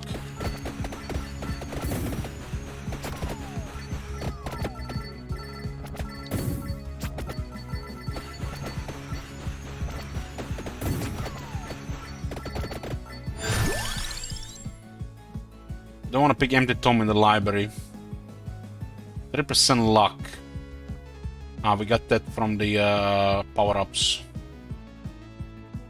Duplicator is no brain.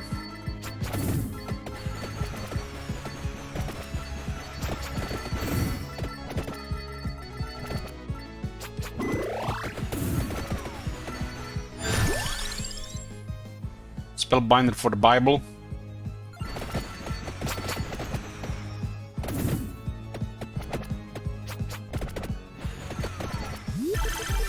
Let's go!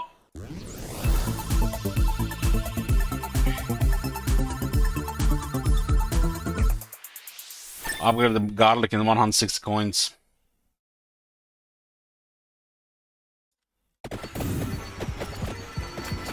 I should probably start moving left for the book.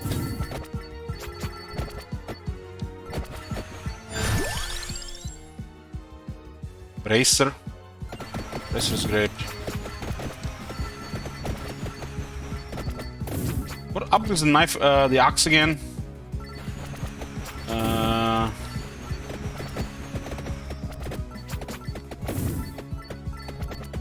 Trying to remember. Was the spinach for the axe?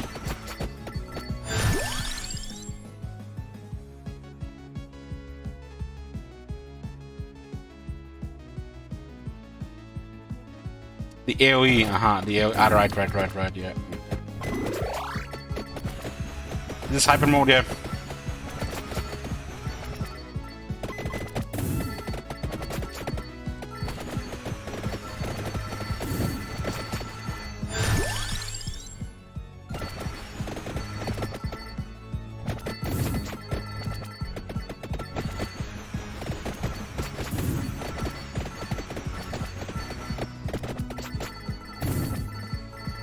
Maybe I should focus on left and right and then move.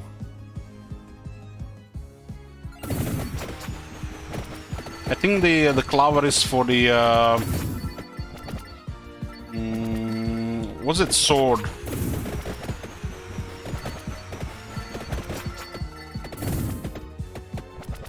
Yeah, the garlic causes what's it called, the knockback as well. Holy cross, right.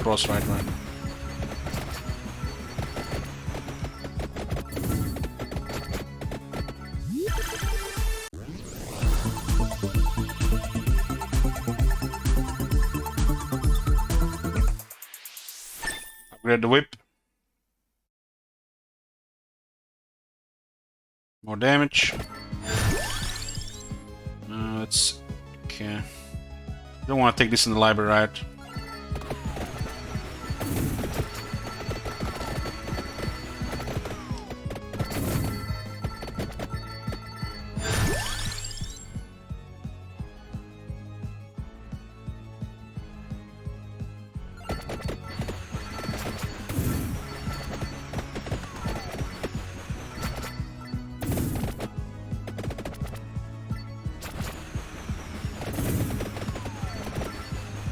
Still need 2 things for the tome, right?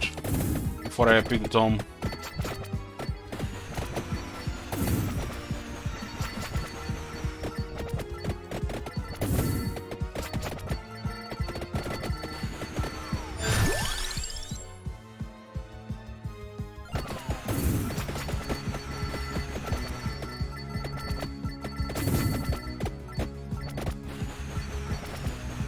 I guess can you kinda, that's why I did the luck, so I get the stuff I want with a higher chance. Like, I need the things for the axe now, right? And then, I can't get a second bird, though.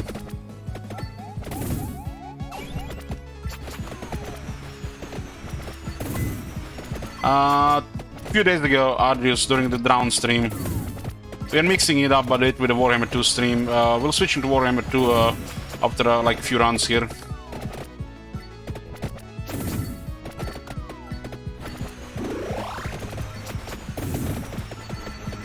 This guy's a little bit tougher.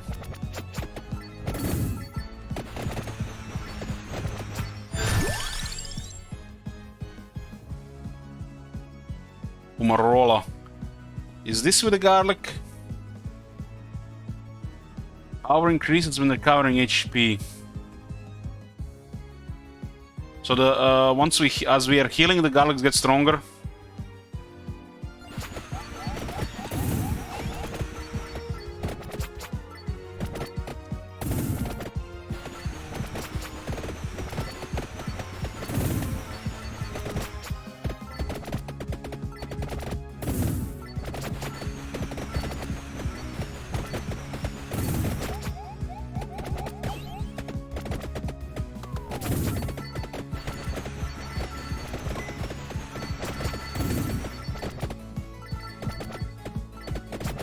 You need to get 2 different birds, right? What, 2 different birds max? How does that work? Okay. Okay.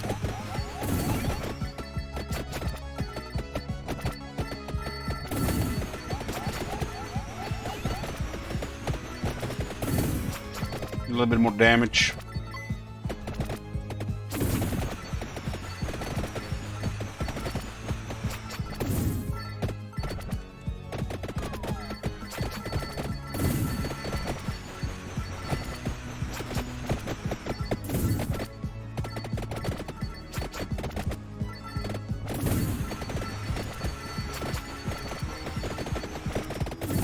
Hopefully they add more levels for this game.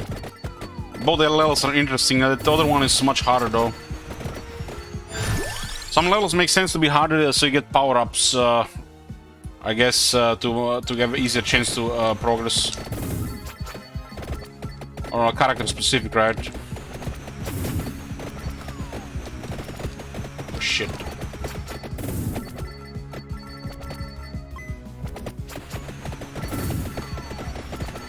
I took this heart for the garlic. I hadn't had the other one available.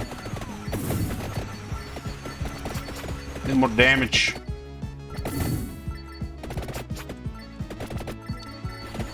This is starting to look bad.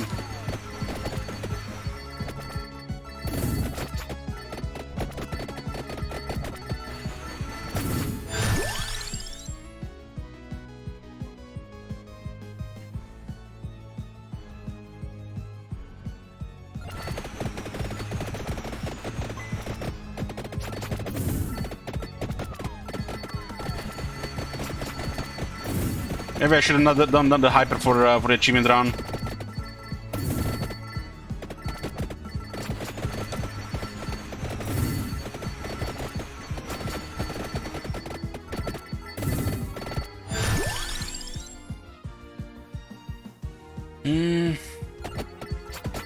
was close.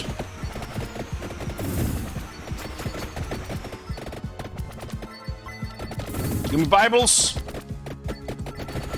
Move, evil spirits.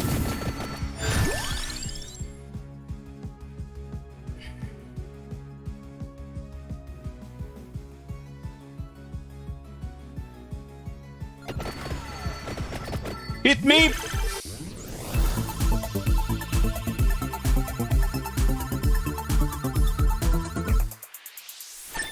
Upgrade the lightning ring. Not much luck with chests. Oh boy! Oh boy! Oh boy!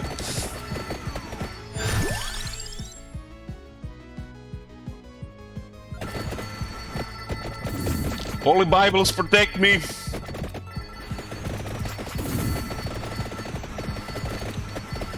If I didn't have the garlic there, I would have been dead only a couple of times.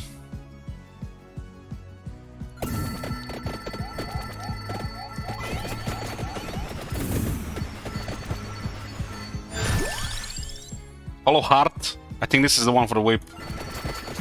Okay, we can do a couple of achievements here if we survive now.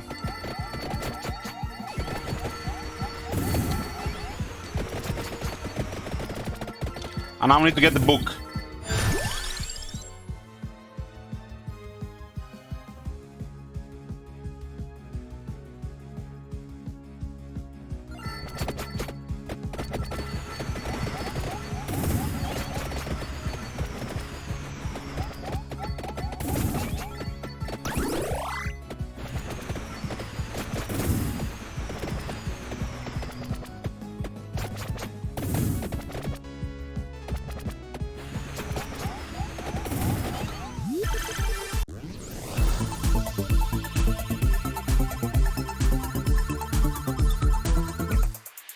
Okay, we've got to upgrade more damage.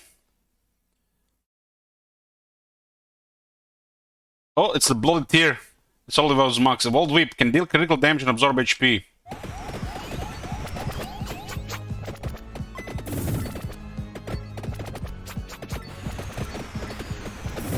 Okay, it heals me now.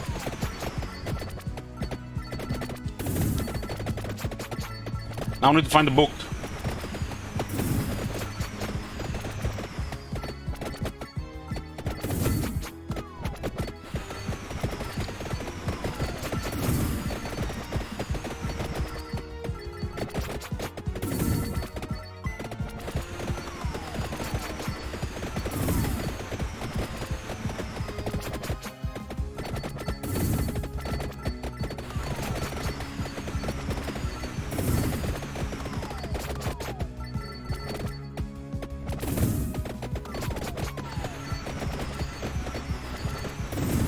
Maybe we're risking experience and time here for a book.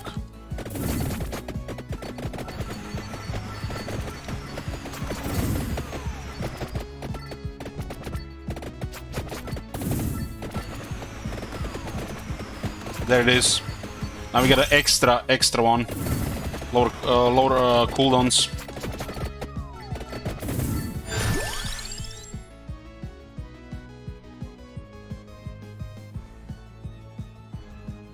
I didn't even know it was early access when I got this Drago.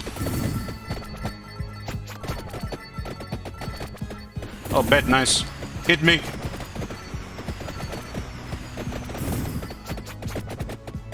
This could be a lot of achievements this run.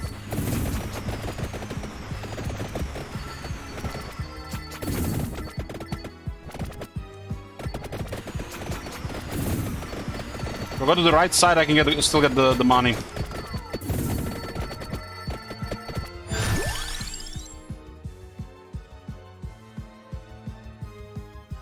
Need to upgrade the... I won't be able to upgrade the axe, this one, or the bird. The ring doesn't have upgrade, so I need to upgrade the Bible to the max.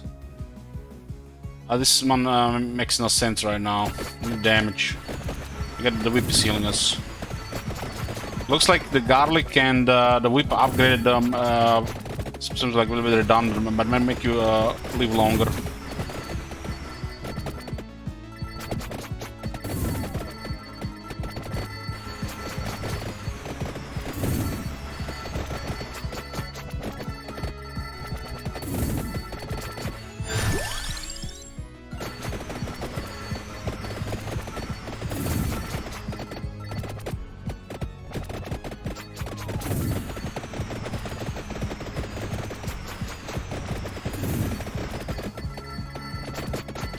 I shouldn't pick the axe, should have waited for the second bird.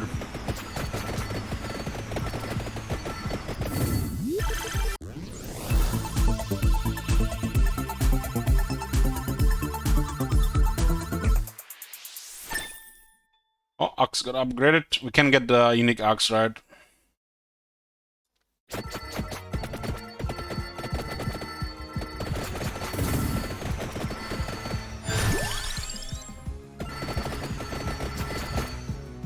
King Bible, one more upgrade. This is like the heal build.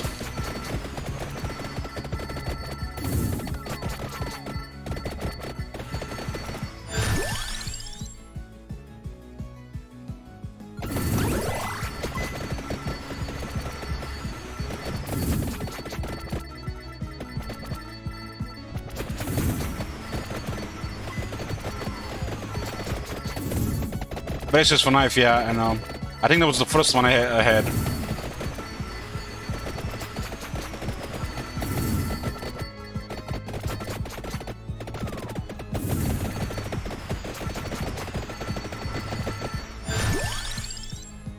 Yeah, King Bible is fully upgraded. I'm in the chest. There's a lot of them. We have good AE.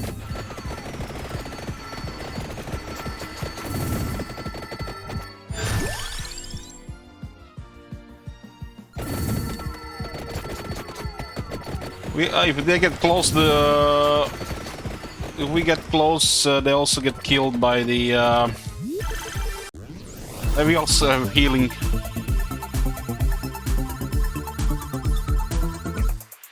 So what is that? What does this do? This is the upgraded King Bible. The Walking Bible never ends. Ooh!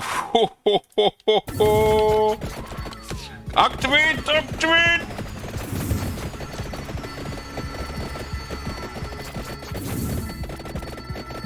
Never ends, but it has to start.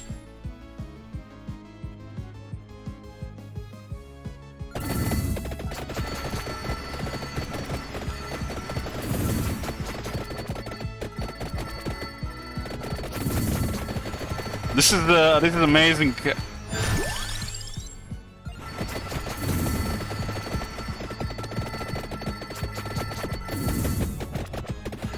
goes well with the tome, right?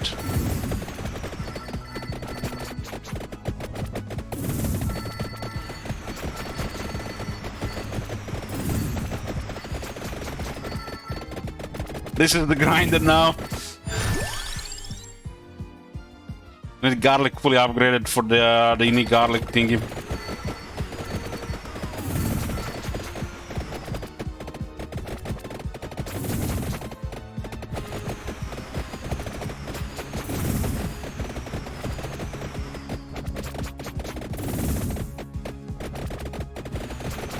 So what we're missing here? 3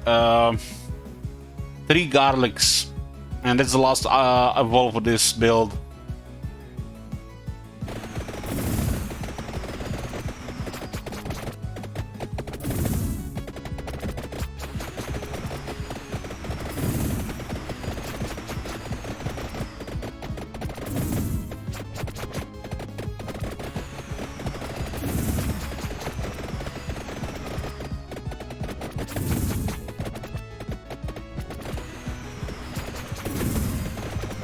It's almost like playing dwarves, guys.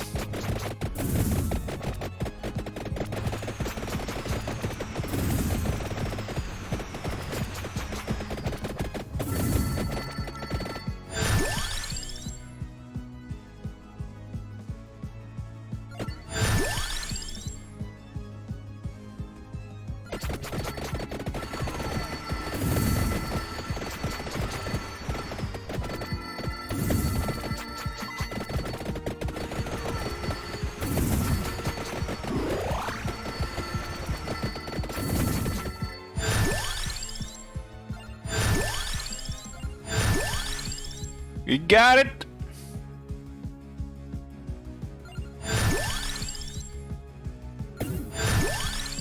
How many upgrades? How many red globes were there? Because I guess we was waiting for a bit.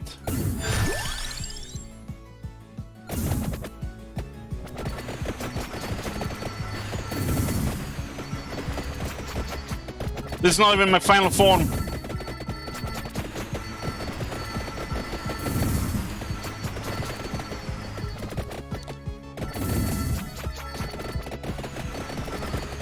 I'm saving the chests. Oh, Garlic is updated.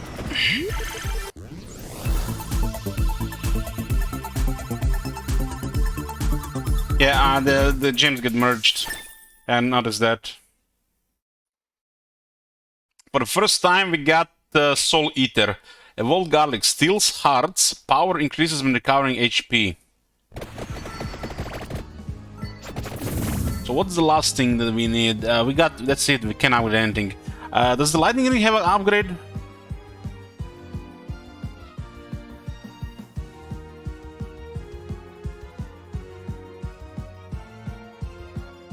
No, not yet.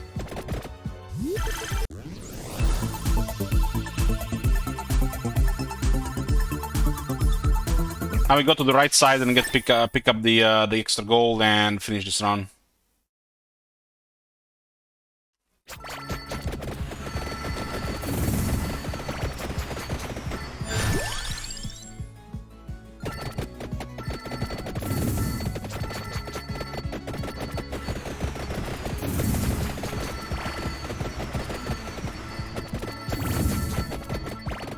You know, guys, sometimes this game feels like PoE.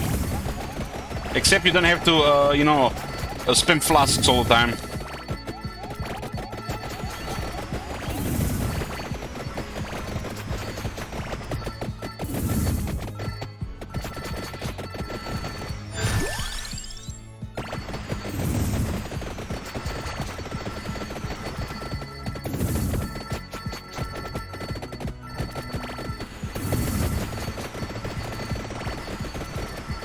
It's a short-term build addiction, which gets reset more often, instead of becoming stale towards the end.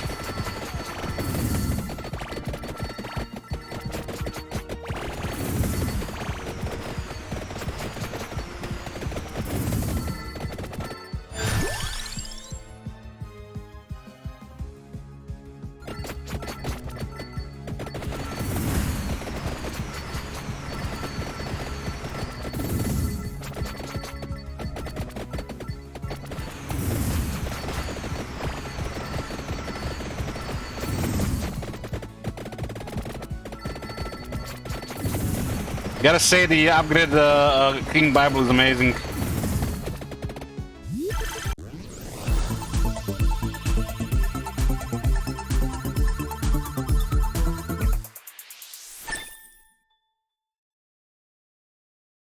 What do you mean, Captain Moore?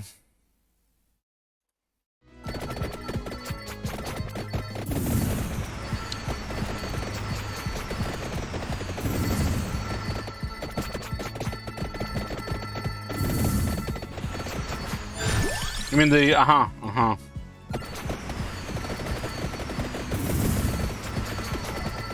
Yeah, they get more expensive.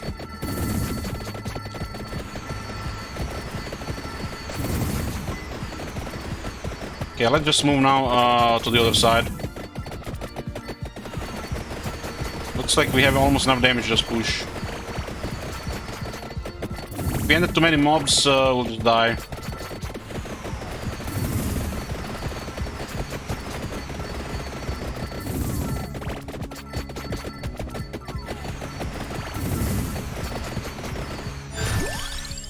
This is the PoE build. I sustain mobility, and everything just dies as you move around.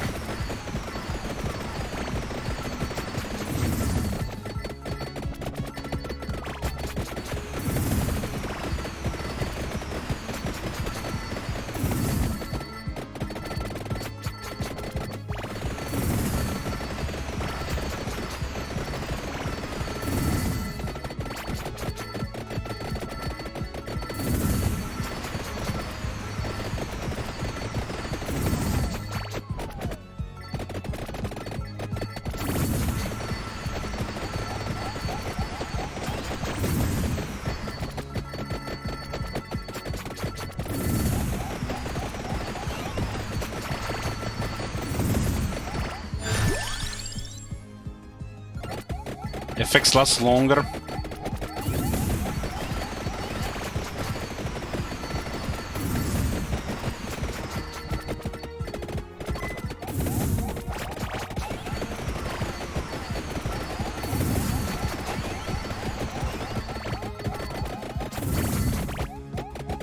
But Drone Taker doesn't have the upgrade yet. Exclamation mark noob. God damn! Thank you very much, Wizard. Sugar Daddy boys here.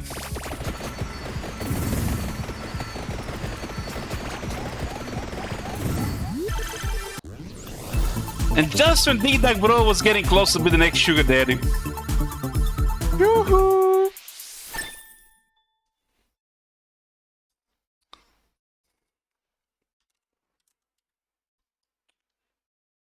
She always waits for the other game before donating, so the other game makes more money than Warhammer 2. I know it.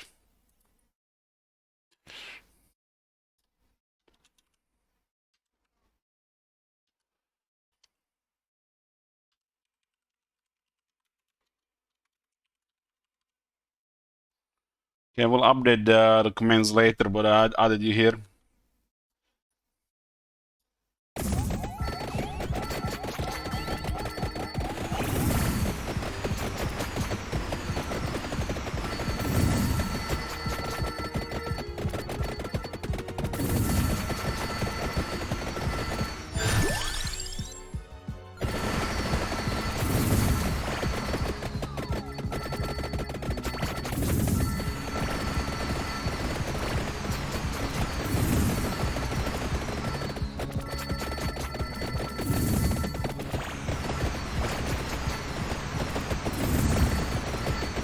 So did you know she was the retired supermodel?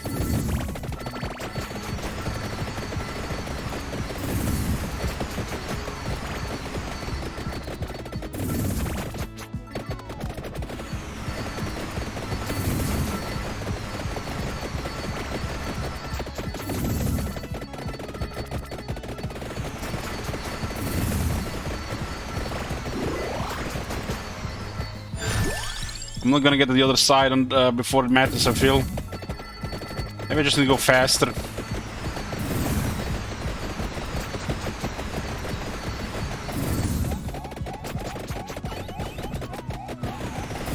God damn, what was that?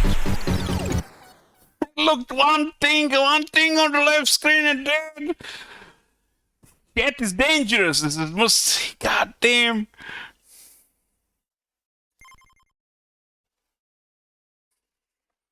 Chat OP? Chat OP. That's probably my number one cause of my deaths. Left for a second.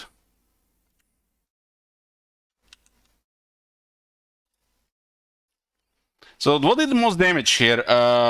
Lightning Ring and the Unholy Vespers was highest DPS. Lightning does so much damage there.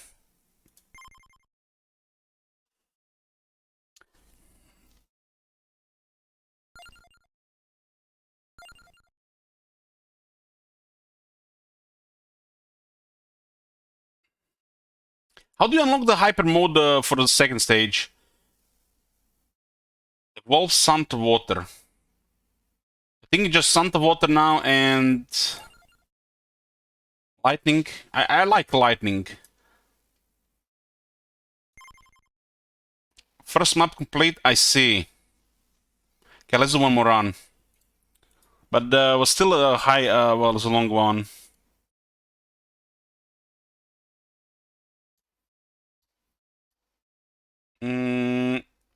Okay, let's do the forest now. It's not a hyper though.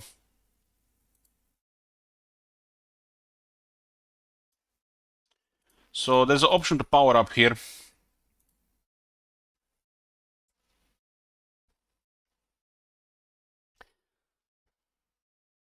I have to, I have to still watch the last season of Expanse. I get mixed feelings about the season 5. Some great stuff, some too emotional stuff, but the ending makes you want to watch the season 6.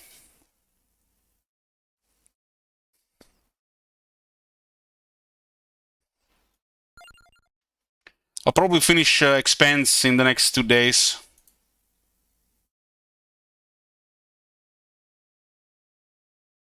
I think I want to get save for this one. No. The first 3 seasons is the next level. Should visit. 4 is still good, I would say. Rewatch was a little bit weaker, but 5th there was a couple of episodes where I lost focus even watching. You don't lose the golden refund, right? I completely forget about the refunds. Fires from a projectile or weapons. Okay. I keep forgetting. Let's get luck.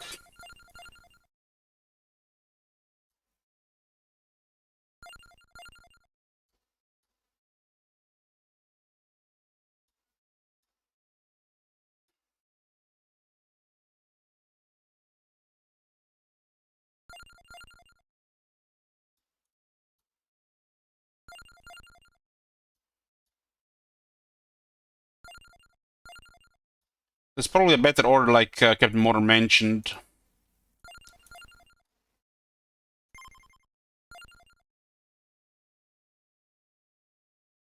Now we can get another one. Let's go into the forest with... I want scent of water. What was scent of water required? I want 2 birds and scent of water for this run. Attractorb. Attractorb.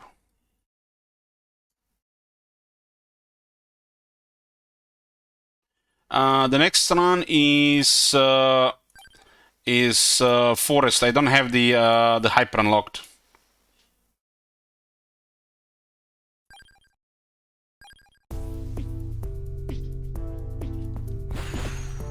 Okay, 2 projectiles. Hell yeah.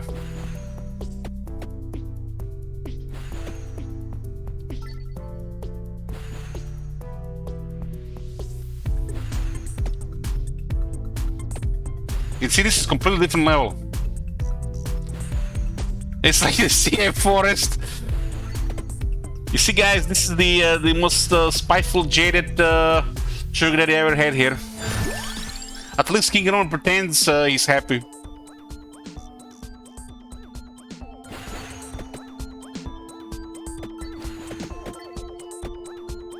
You know, Shirviz, I hope there is a jaded trait in Warhammer 3.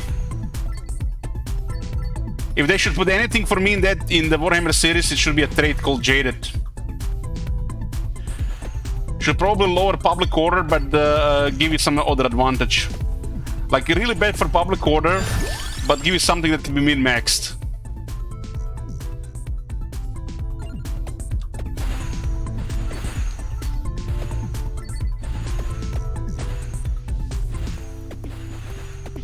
Yeah, I need one for this level.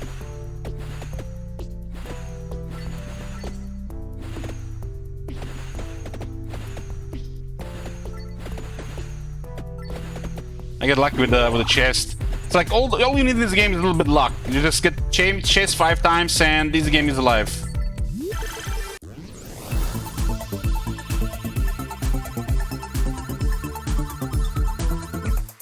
Could be also like -5 public order plus 50% campaign wound range, something like that.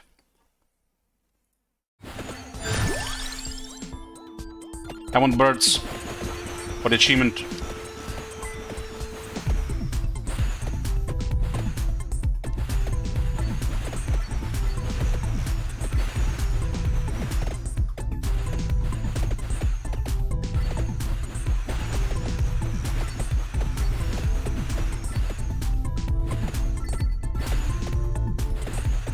What's the special thing about a small beds? They're just harder to hit.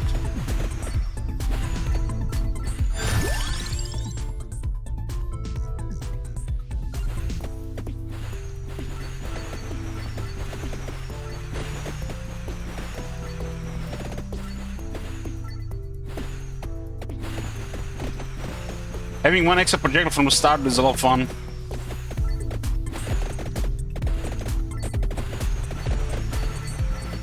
All the games where they have progression like this for the future games.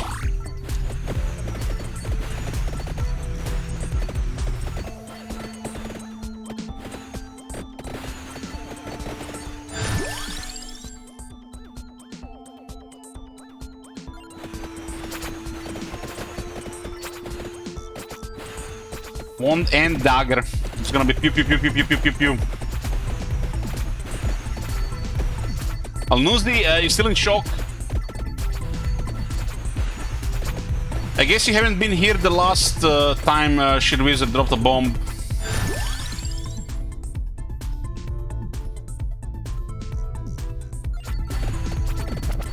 Was for the last computer, I think.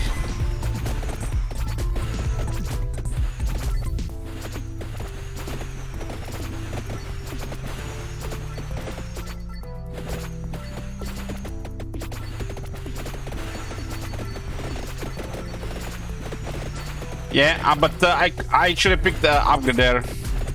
Yeah, you're right. We can only get water or second bird now.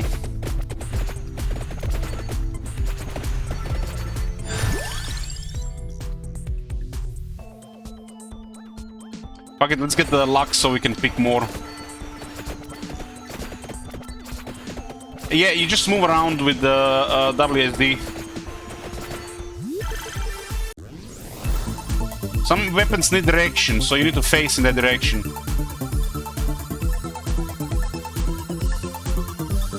There's a good chest. Upgraded knife, bracer, and ebony bird.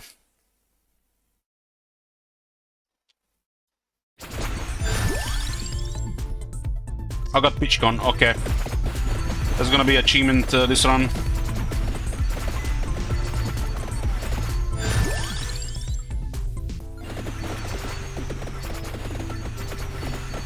Okay, I think we're very good for this run. So I just need to get some water for the future. It was a tractor orb and some water. Duplicator.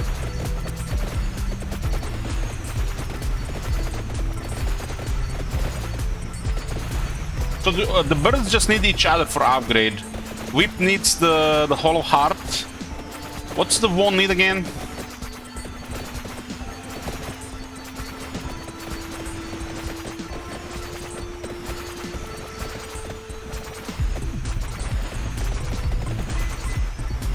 Empty book.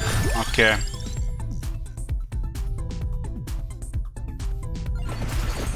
Be good.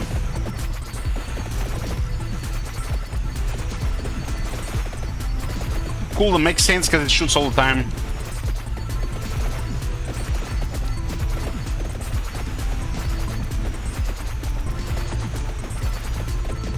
We're switching to Warhammer 2 after this run.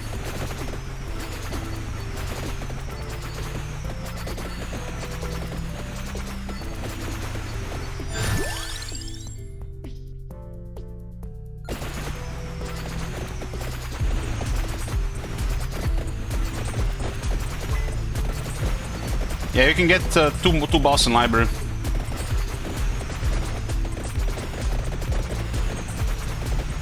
So library seems to be best for farming gold.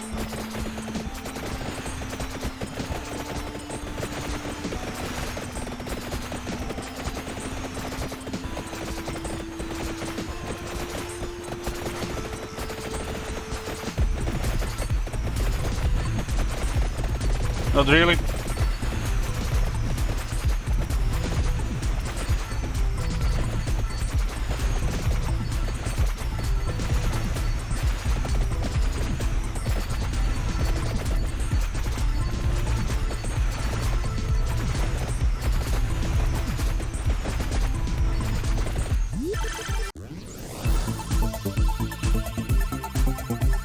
Do you have an upgrade for the stone mask in this one as well?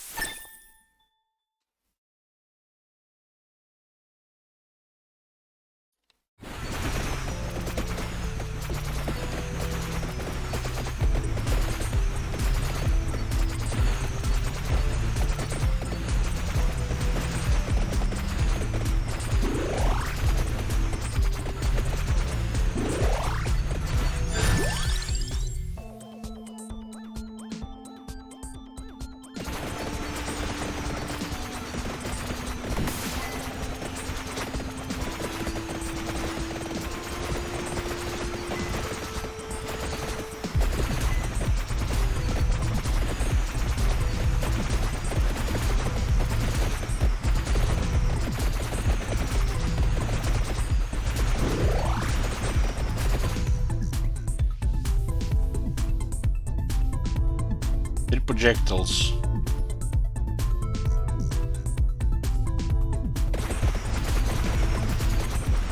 Wanna upgrade the bracer.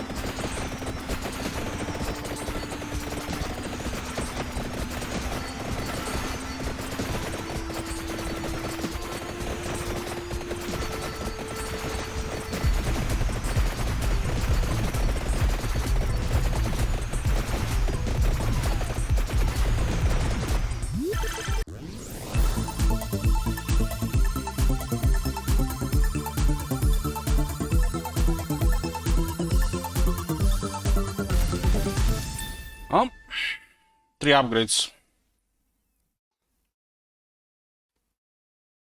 Rune Tracer, Clover, and the Wand.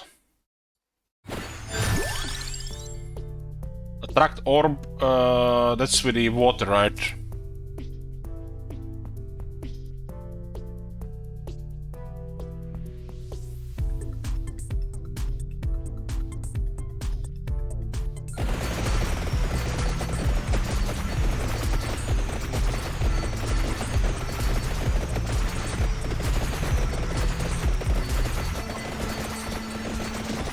Okay, there's a lot more coming now.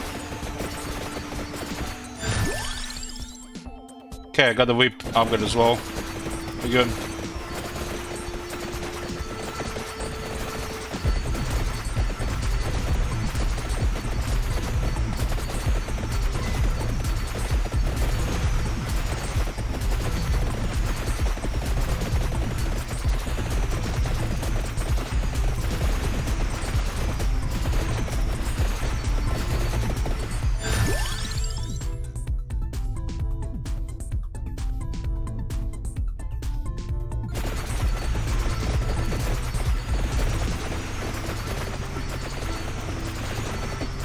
The place gets pretty crazy with all the stuff.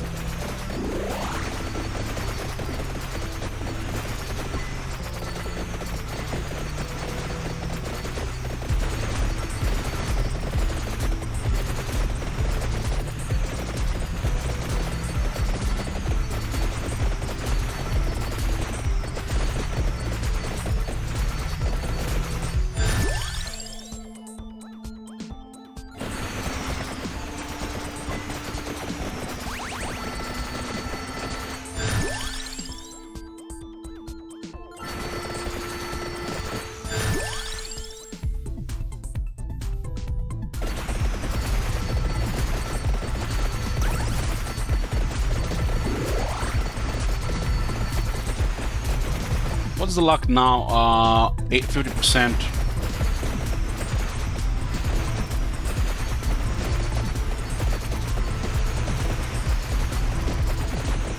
The big bets are tougher.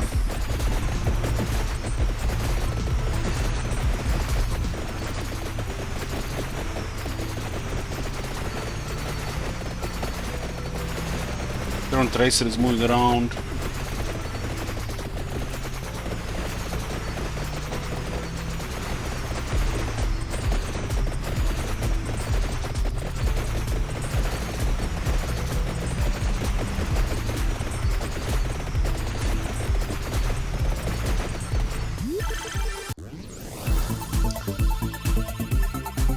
You see, not every chest is 3 times.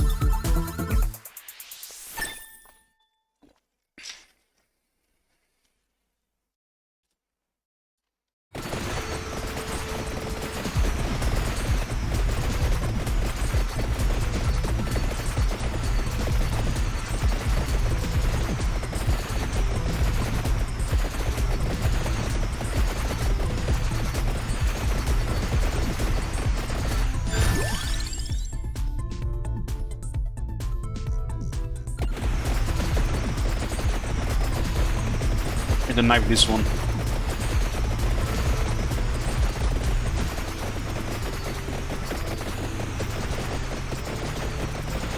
I think I always die in the forest in like 13 minutes. Maybe it's gonna be fine this time.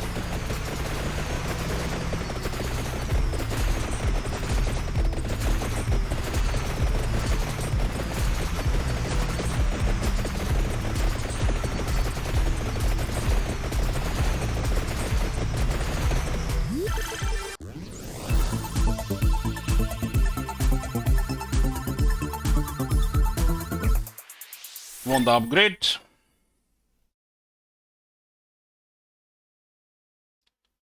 Base damage up 10.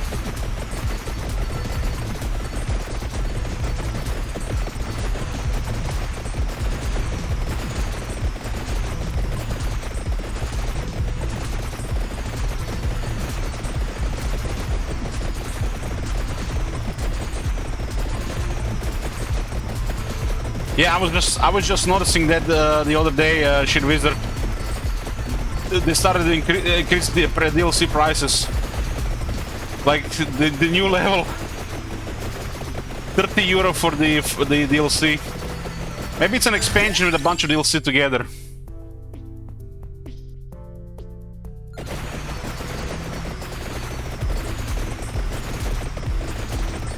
But this shit's getting more expensive.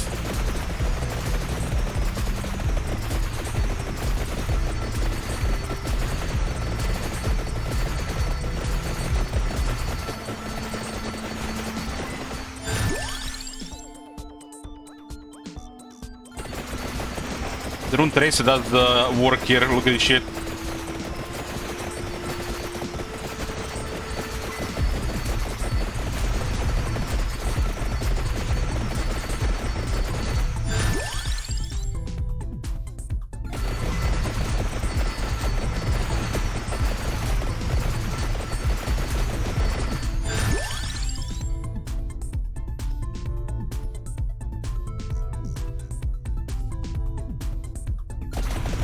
Get the weapons up.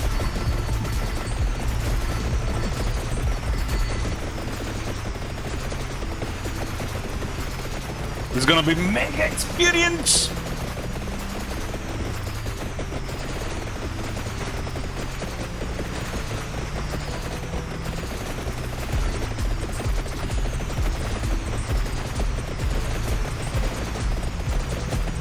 Come on, die, bet.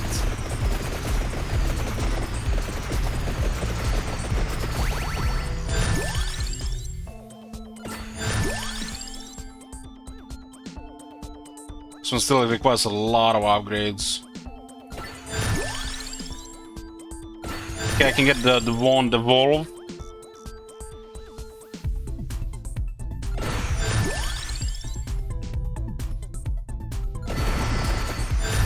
That was a lot.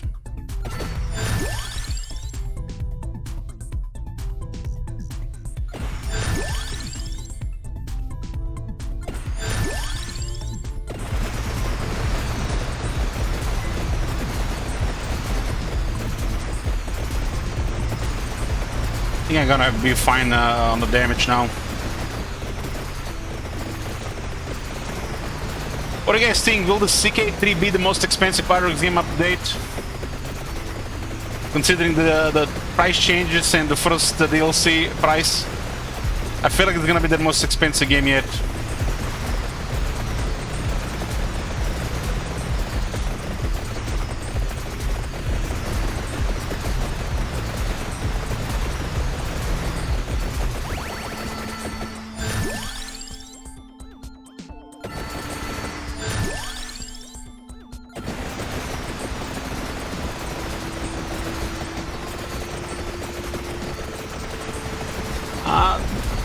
Victoria 3 might be another fuck up like the Rome one. So you never know.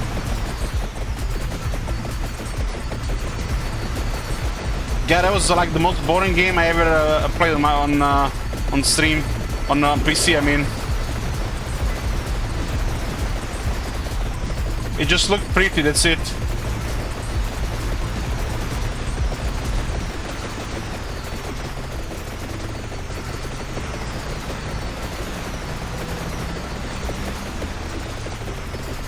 So what are the currently best games? Crusader Kings 3, Hearts of Iron 4, and it's still Europa Universalis 4, right?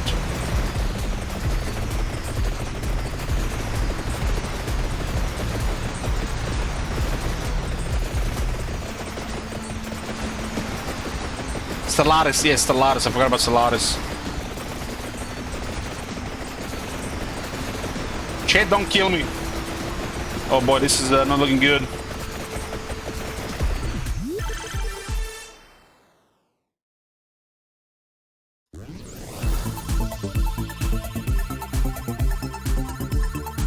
They have some big titles. Pretty amazing in the strategy genre, right? Evolved Magic Wand, fires with no delay. Okay, that's gonna give us some dips. Clear this with knives. It looks like the luck increased the chance of those things popping on the ground.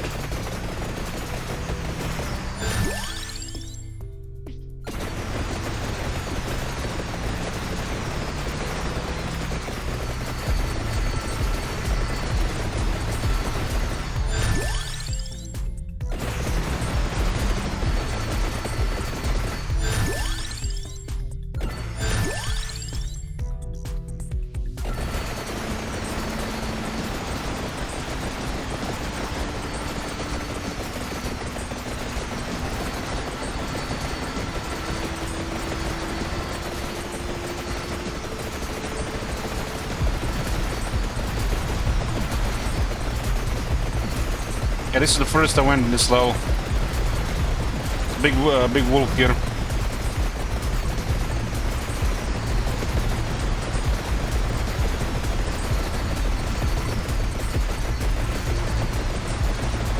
The birds are clearing.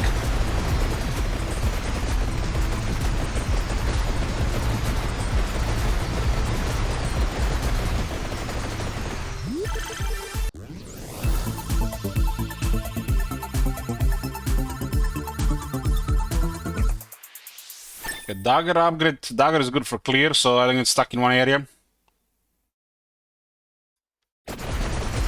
How close to the final dagger? Oh, it's not even close.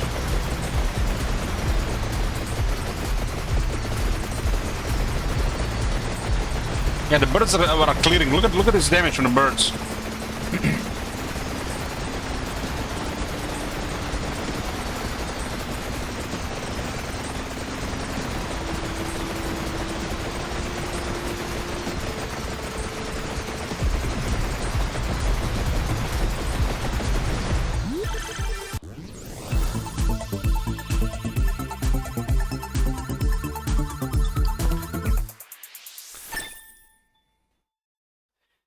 What's that Pepe laugh, FJK? Make me nervous.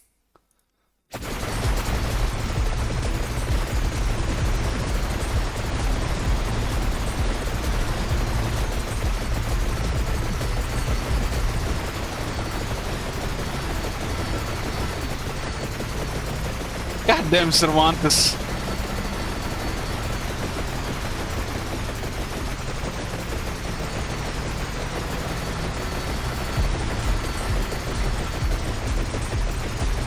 Corona and Pepe Laugh. That was the bane of Divinity Original Sin 2. Still got shit ton of hours out of it.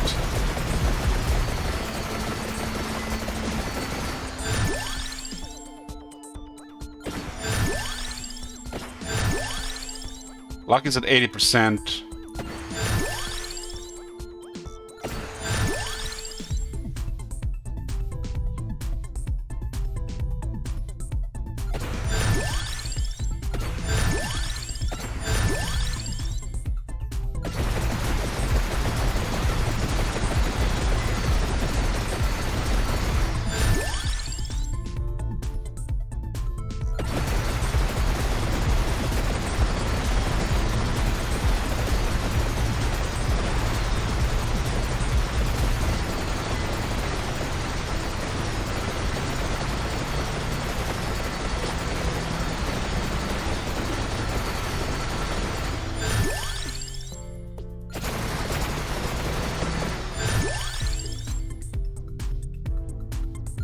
Whip is still on the basic.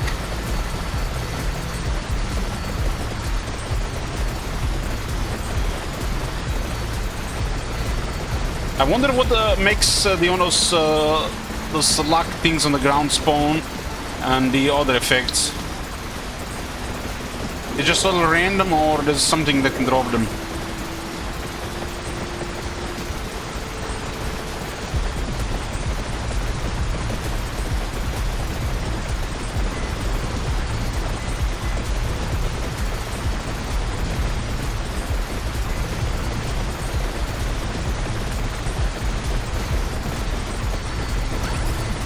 Like this one here.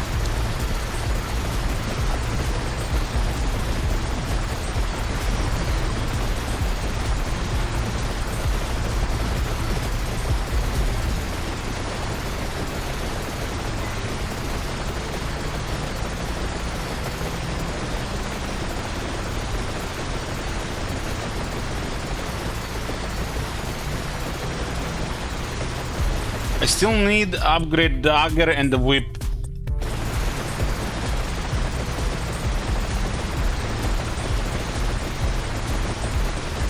We haven't had flame flower today.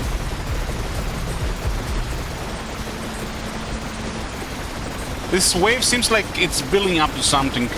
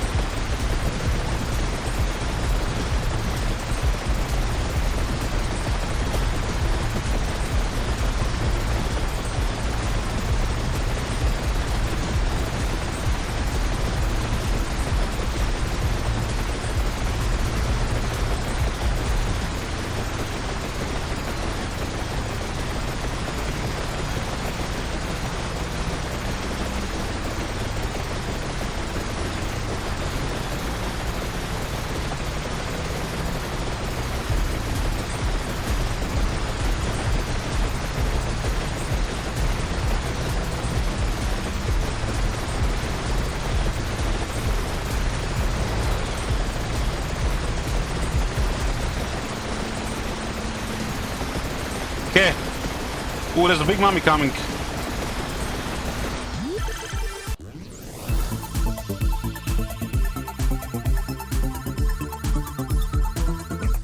So what does this do?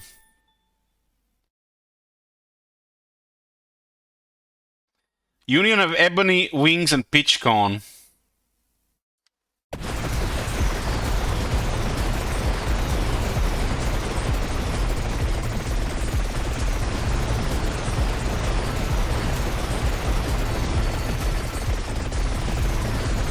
That's a lot of shit now on the map.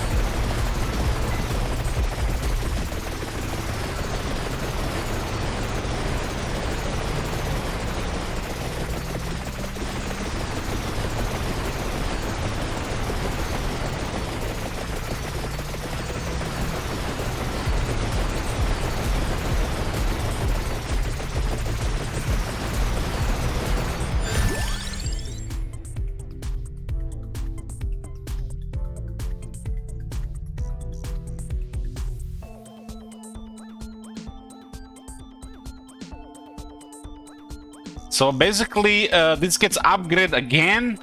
Damn, that's cool.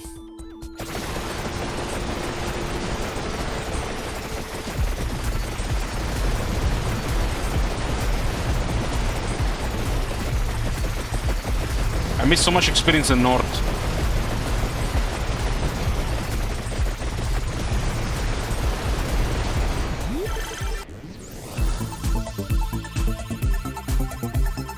And get Cross or the Santa Water.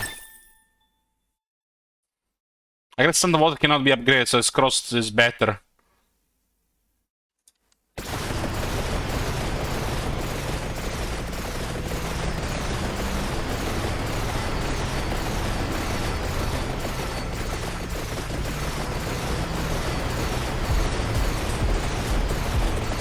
Man, these plants are crazy tough. Fireballs with Pinnock as well.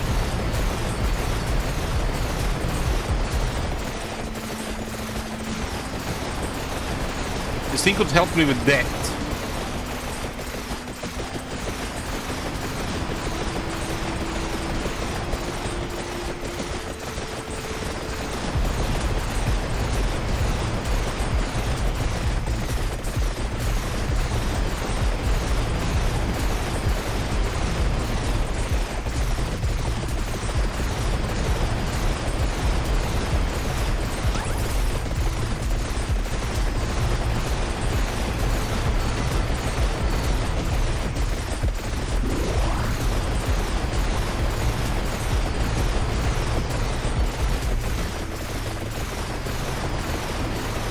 I missed so much experience on the other side though.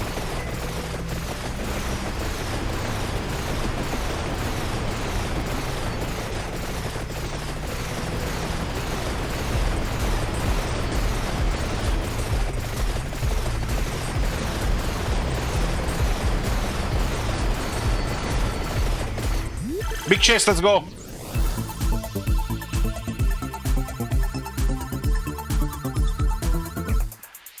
Oh, got the knife upgrade.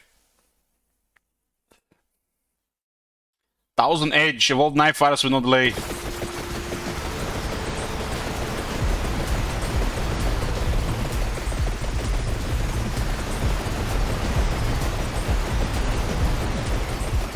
So this is 2-3 evolved, I guess. Yeah, the plants are dying now.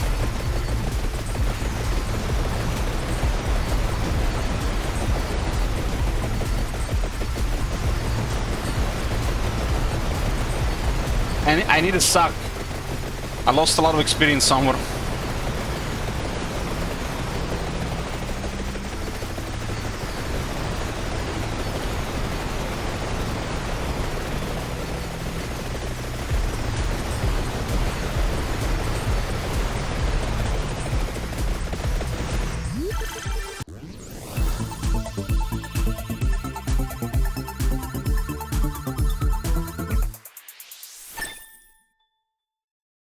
Whip. Finally have whip level 2. 23 minutes in. Scent of water. But I can upgrade it.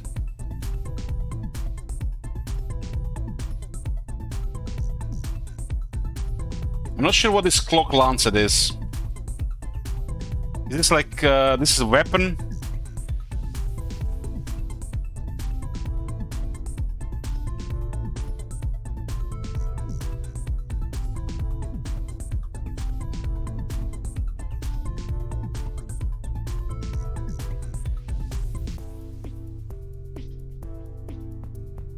So to freeze the enemies in place.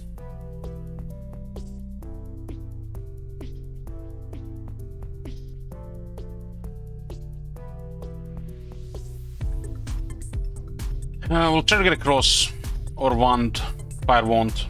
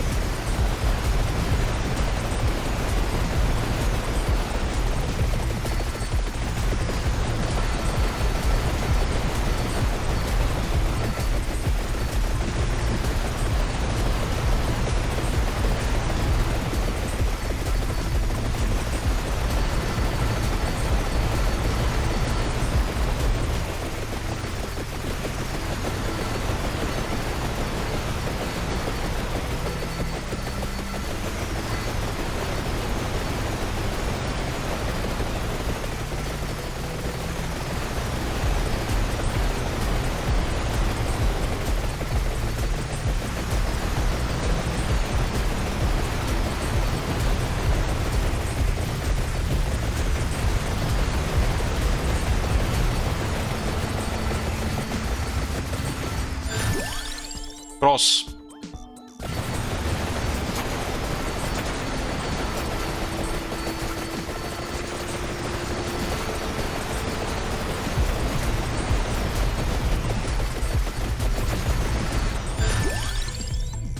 Base area by 20%. That's the upgrade one.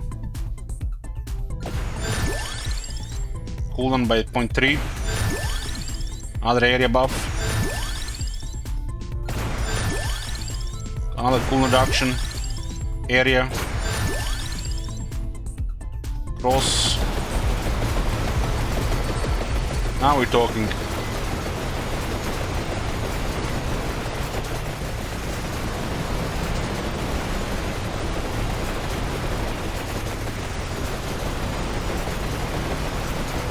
So, yeah, we'll not wait to pick this one up.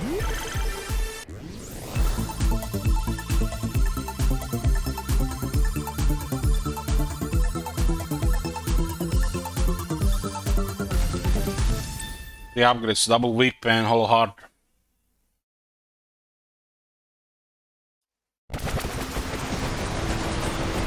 Oh, there is a suck there. 2 sucks. Oh boy.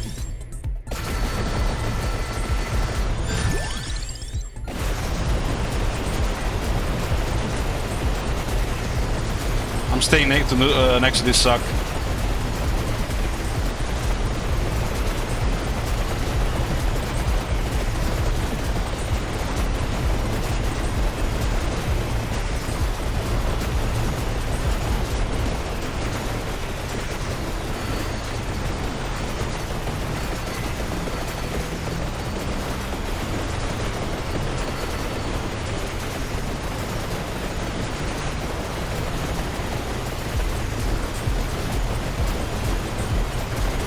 Has the experience going on?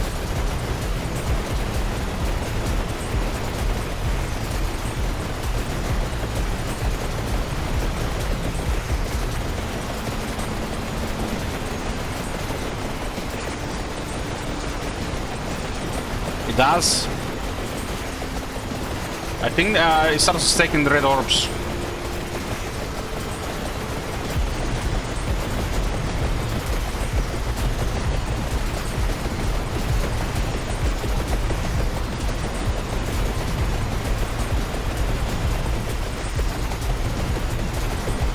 Okay.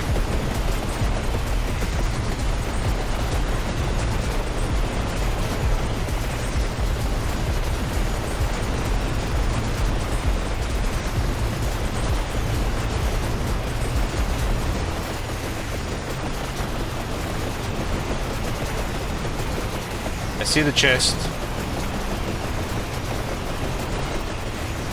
We're gonna wait for us for a big suck here.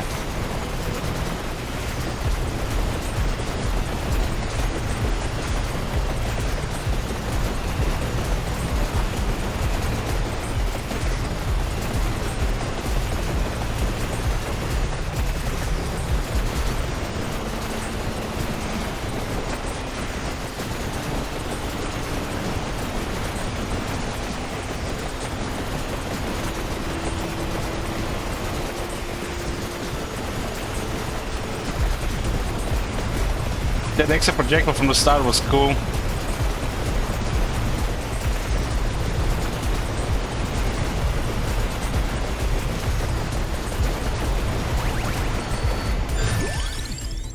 Okay.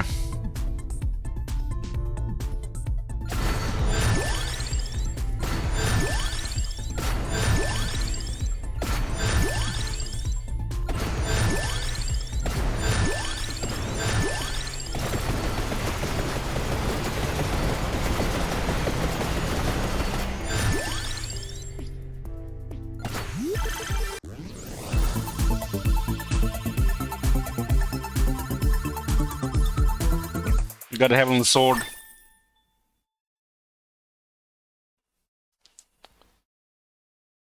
Heavenly sword of all cross can deal critical damage.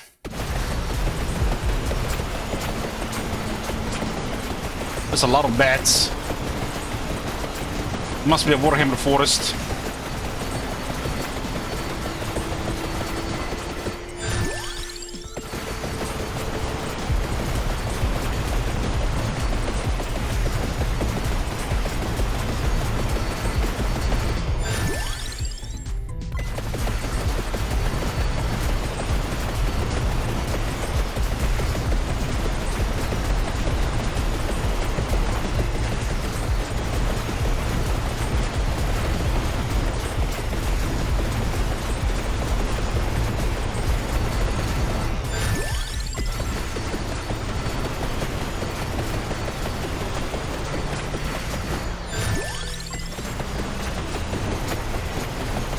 Okay, I can see the frames dropping.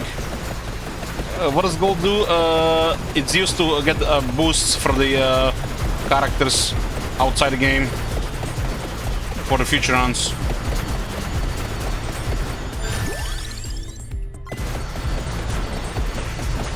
I'm not even picking up the experience, I'm just sending this in the middle.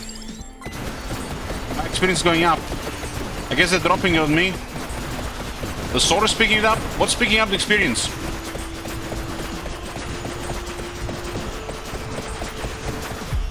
Yeah, this is still my old PC. I need a 390 for this game. 390 and one of those new i9 CPUs.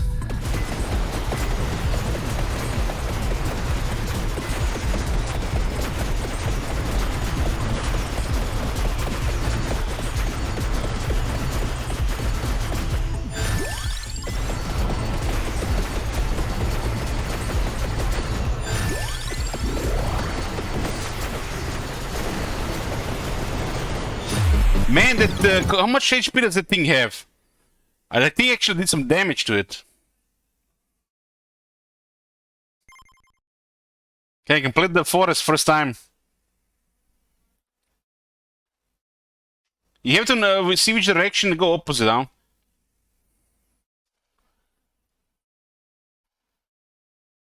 After 3 minutes, mob spawns that one-shots you. 3.1 million damage on Vandalier. 9.2k DPS on Heaven Sword. How is it Heaven Sword? We just got the last thing.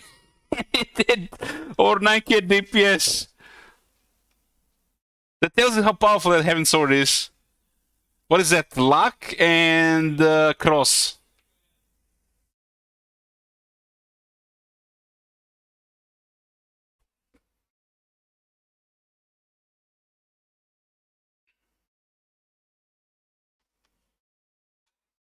There's the timing thing.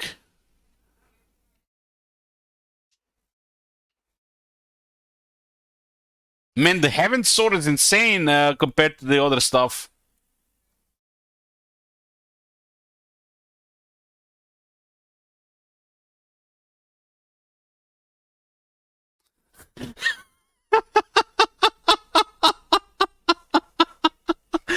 We've had 49 damage. Let's not pick up the whip anymore.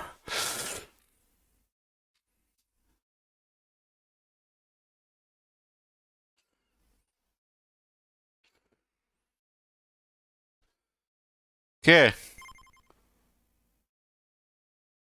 Okay, this is it, boys, for now with this game. Let's switch back to Warhammer 2, but we'll do a short break first. I'm gonna get a, what's this time? Oh, it's a good time for coffee. Back to that other game.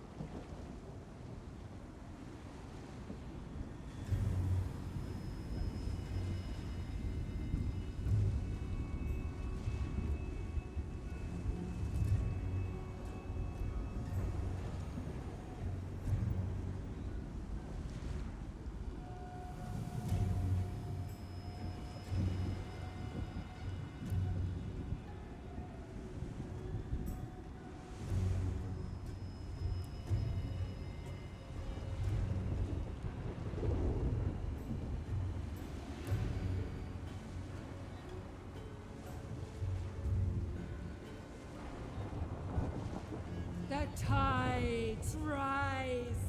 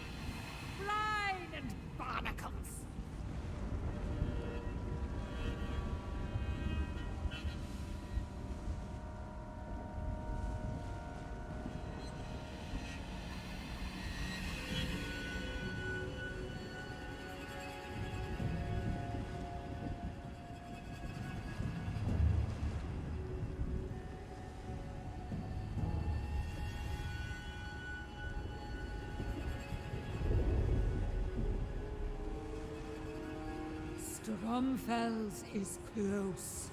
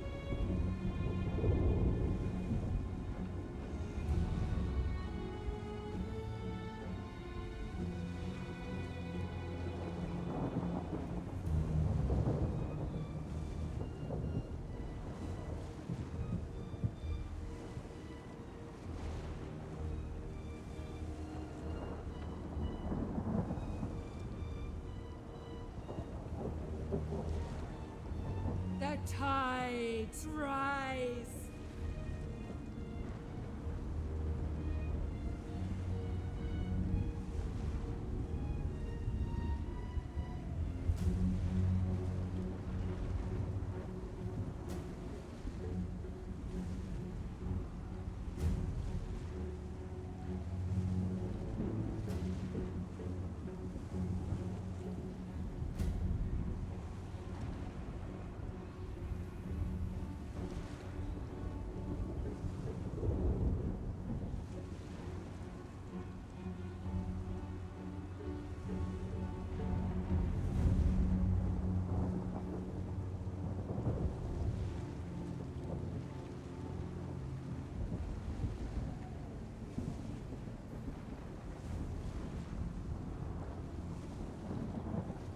Brine and barnacles.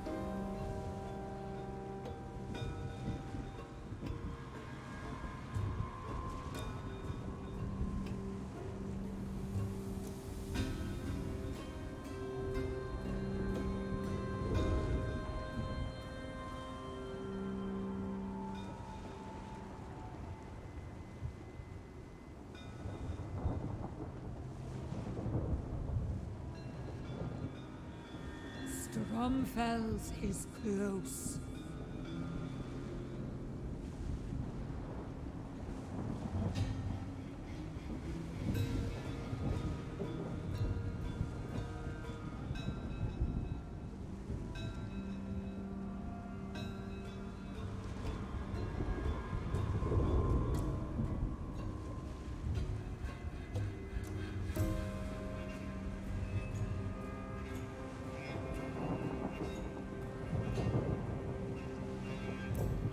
I'm here, boys, so for the wait. So,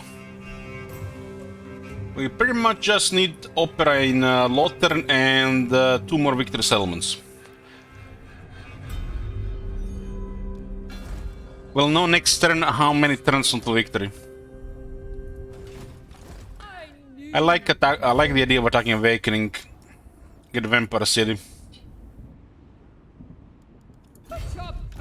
Okay, there is a regular buff here. We got, looks like most of the buffs now. We got Ensorcel Blades,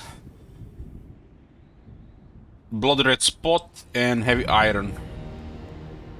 This is the best way to make the melee unit stronger. Some factions have more accessible coasts, so it's working better for them. Wave treading. Moratti is gonna attack Alicia, and she does have a high-tier army. I refuse this insolence. Ooh, it's a lot of monsters. We have several armies in the area. Don't stop. We got Ultron, we got Northern Lastria, we got Southern Nagaroth, and we are just building towards short campaign victory at this point. Standing by. Maybe send Diagbro back to Ultron if they're gonna be sending monster armies. Fair wind. Somebody's gonna have to defend Awakening though. Comes. Maybe Straklan. Straklan needs experience as well. Something there. Sails up. We don't see this sea here, the Forbidden Coast, but we can see the Isles and the Great Ocean. Sea Master. Ghost plot. Just hugging coast here for exploration, so we can see where the treasures are. Guns on deck. So who is using the Carpenter right now? Scotty. Ready. And rushing to help here. I will not. We need with more guns for those monsters.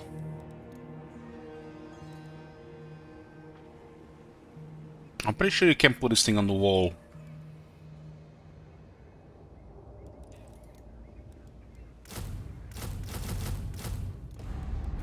We should recruit everything so she doesn't attack immediately.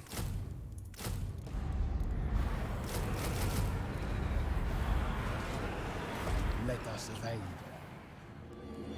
Orders.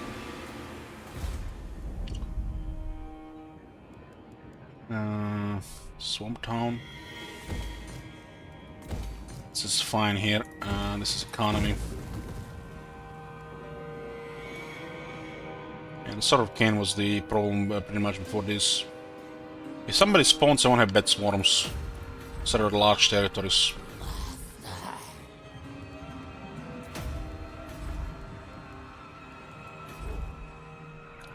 Slow their movement. And what was it?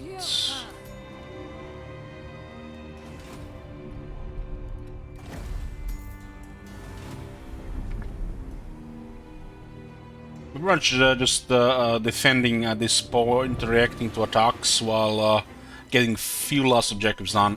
Primarily landmark in Lothern. Which will take at least another 22 turns from the looks of it.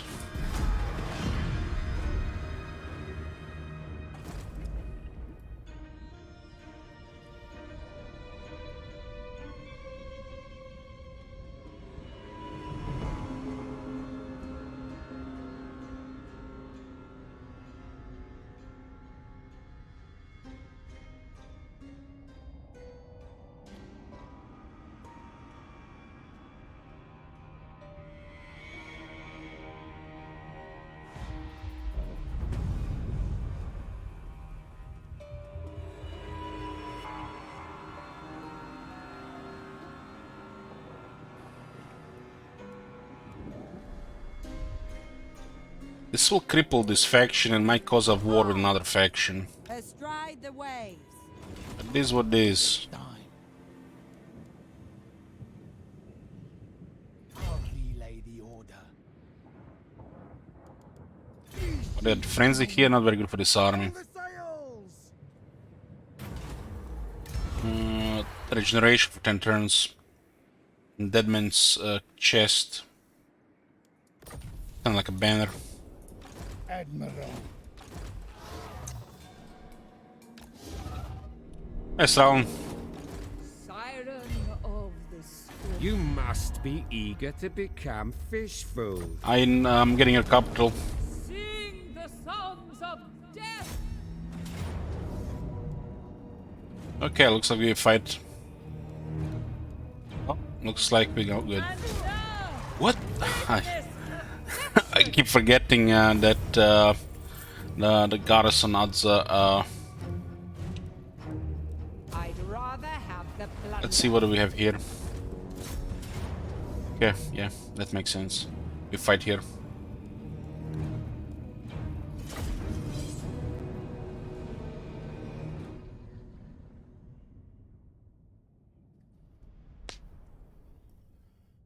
Battle of the Awakening, capital of the Vampire Coast.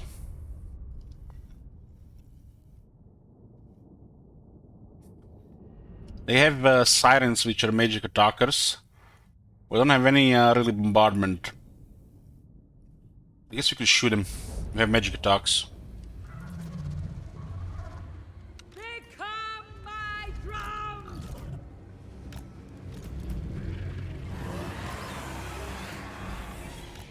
I'll Ain't soon. So somebody want to see units if you're still here? So this is a Rotten Leviathan mount and also a unit, tier 5. It's a big ass lobster. Gets pretty strong with this lord. Has a long animation with attacks, even if the enemy starts fleeing. I guess it's a crab after all. So Lostra is not a fighter, she's a wizard. But this mount is ideal for her, considering it's a wizard and a fighter. So Sirens, there's a specialty unit. They're really tough in this army, can only only the magic can kill them. They got 90 physical resist. So deck droppers, basically giant bats carrying zombies with guns.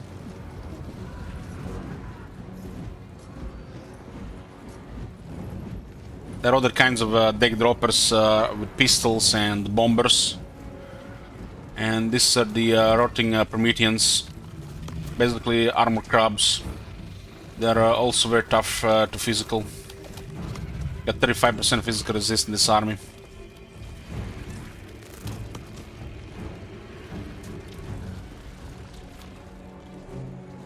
We got the Bull Knight here, our special hero.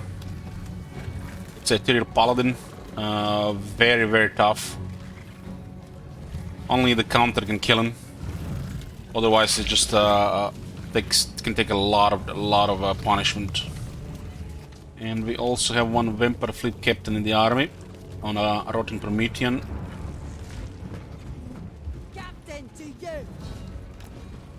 It's basically a Vampire hero, wizard riding a Rotting Promethean.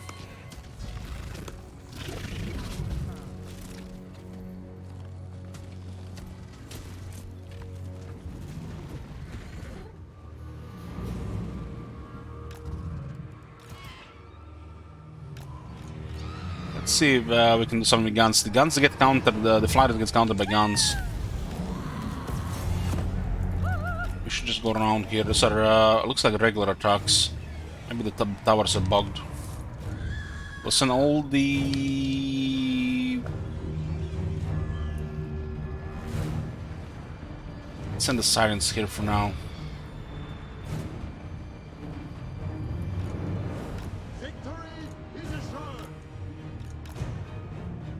Can go clear those guys there.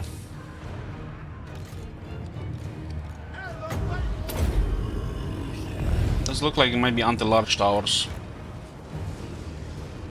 We can't really get rid of the sirens the easy way. If we go on the wall. Their sirens should be way stronger. The sirens will have a 8% chance to hit.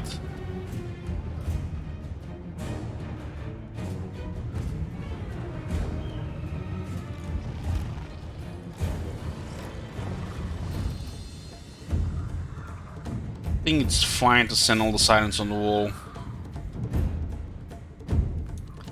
We're gonna go clear these units here, they're very vulnerable to an attack. Ah, it's the guns that are shooting, right.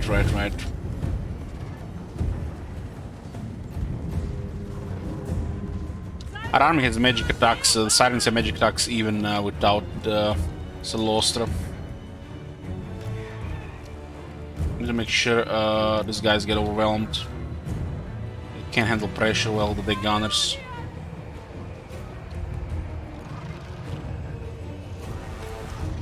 They're basically sniping the crabs with the guns. You can also debuff their sirens to have a very low chance to hit.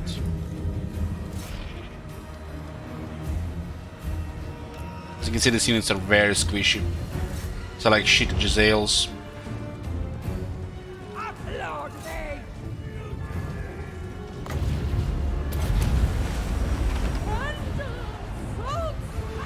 There the debuff. There's a Necrophix Colossus here. Let's get rid of their attack.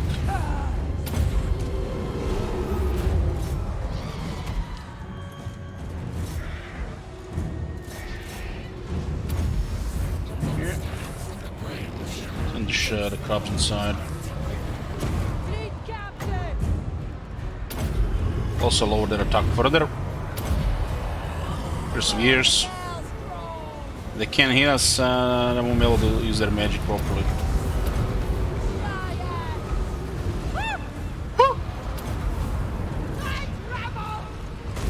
The Sirens are not even getting any hits.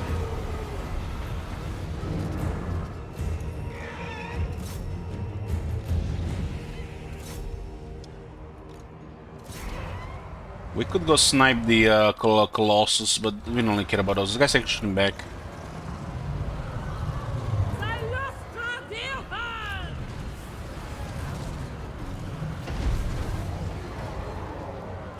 So there are 2 enemy Sirens here. Make sure they're debuffed with attack penalties. It's very hard for them to hit our Sirens.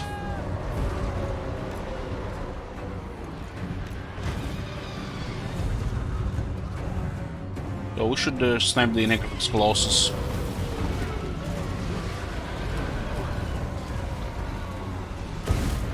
Stick to the debuffs here. If they can't hit us, they can do damage. This is a attack debuff. We have another one here with Fog of the Damned.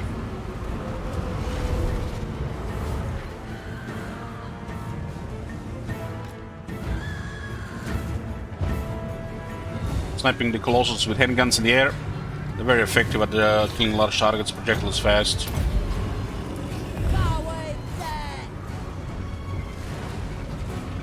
Okay, it's down. Let's go after another monster. Make sure that monsters stay debuffed. Their units.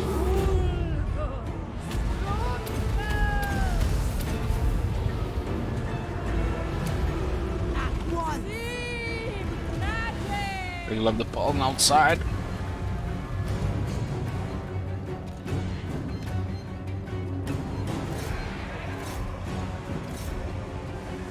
Awaiting order! The Sirens can't do much because they can't hit. They have an 8% chance to hit. Moving apace!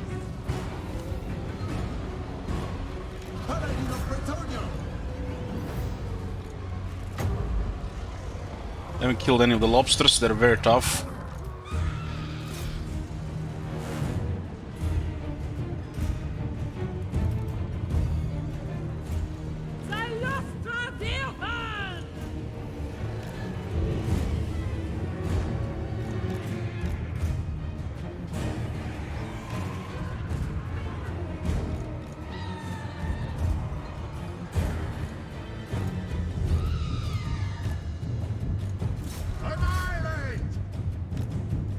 Goblins have armor and can have also very good resistances.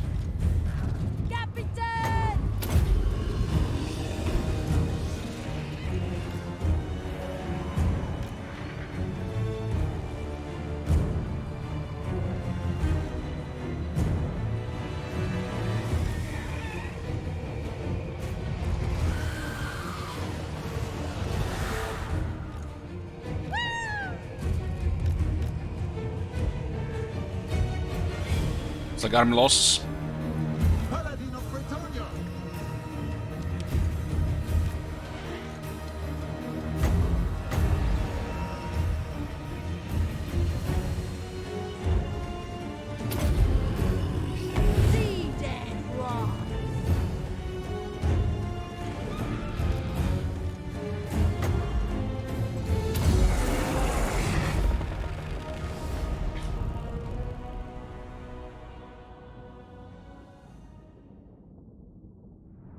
Pretty sure their Sirens have only 8% chance to hit our Sirens. They have a very low base attack, so the battle level doesn't do much. And then they get debuffed by the other Sirens, and then we have double debuffs on the spells. What will Harkon mount? It's the Terrorgeist. She can their own Terrorgeist.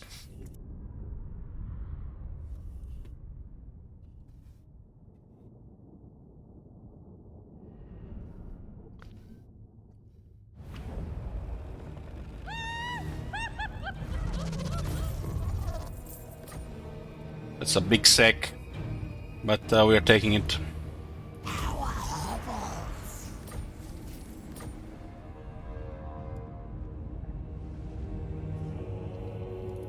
Madam Silostre dear fin. Yeah, the wall here is unique. It said corpse ball, but it was shooting some like regular projectiles to me.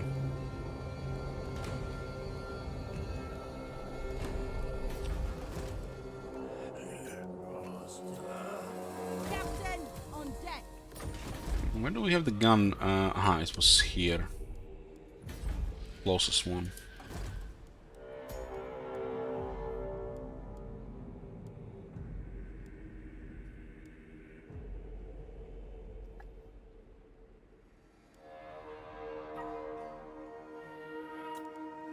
My pistols speak better than I.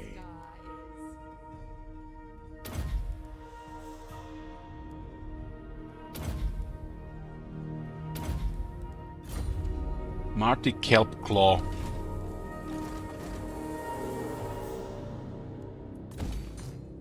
Don't have to change anything here, I think. Don't even get a landmark here. We need the artillery building for the ability. The worst building is the range one. At least it's fully built up. I'm not building this. So we're gonna have notifications to remove this.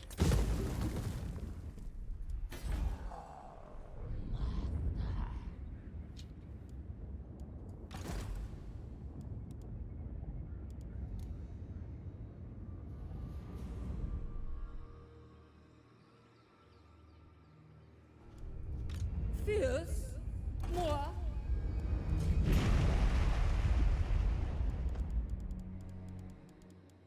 This is not military, it's like all three are crap for the army.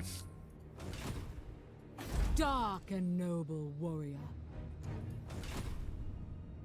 Shooter crabs, we don't care about shooter crabs. Madam Silostre dear fin.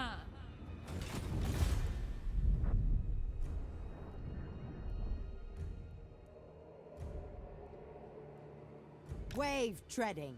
It's another thing here. Admiral of the fleet. So I need some serious experience, so we're looking for treasures. Full speed ahead. Sails up. We're all gonna get caught eventually. For war OP. All bones on deck. And we keep an eye on Moratti. My compass agrees. Fly the flag, Corsair of the night. Just gonna try to target one of the settlements. All Just have to be make sure we're ready for her. I'll relay the order. They're not going through this area here because there are dwarf wood elves and the high elves.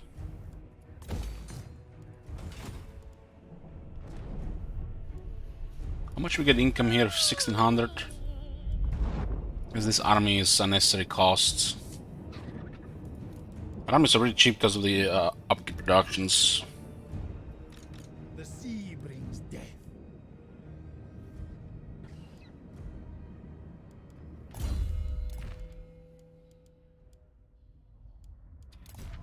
Who can even use that thingy? When it comes to a fight. All bones on deck. This army don't really care. I guess this army could use it. That man's chest. Is it time?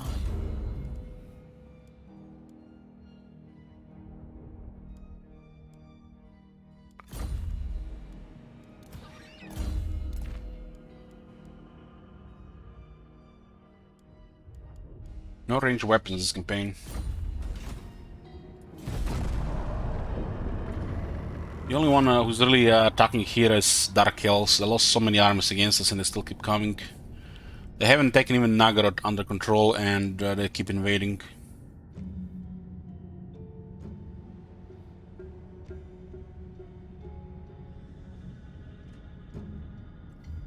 This campaign requires a tier 5 building in Lawton for short campaign victory, so we're waiting for that. While waiting for that, we're managing other things. 10% more damage for the depth guard. Damn, that's so good for the garrisons.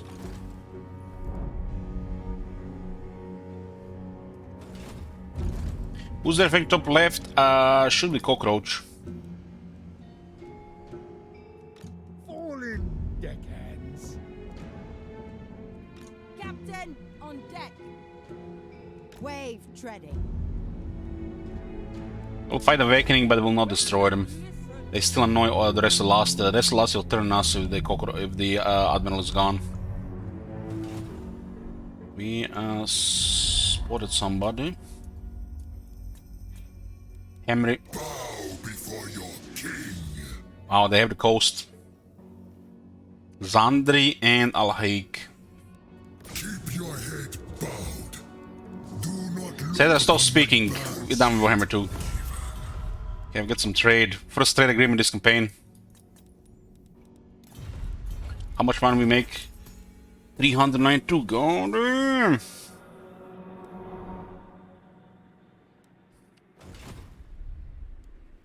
My pistols speak better than I.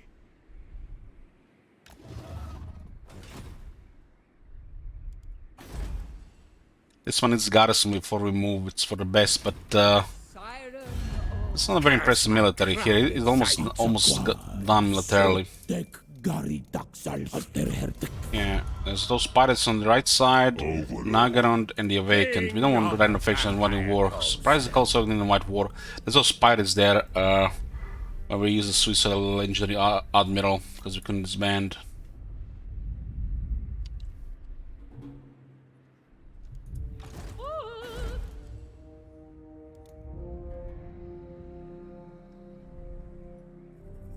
This actually looks fine. I don't think it will be in the range of Silos as a suicide. It's a suicide, so we'll take the Poxmarsh. All bones on deck. Oh, my friend. Mirror, mirror. Witness my greatness. Okay. They have to go through the jungle to reach the coast now. It does look like somebody's here. Ship shape. Fair wind. Okay. This officer. This might be their only military. They're one settlement. We'll let them live so they can annoy the other factions. One army will defend this territory, so there, bro. Soloster will keep sailing around.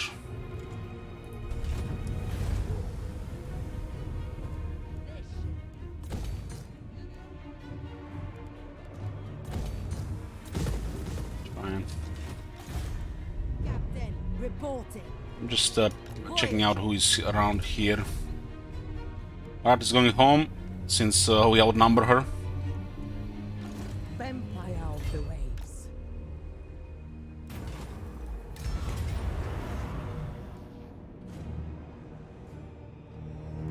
Drop anchor, or we fight.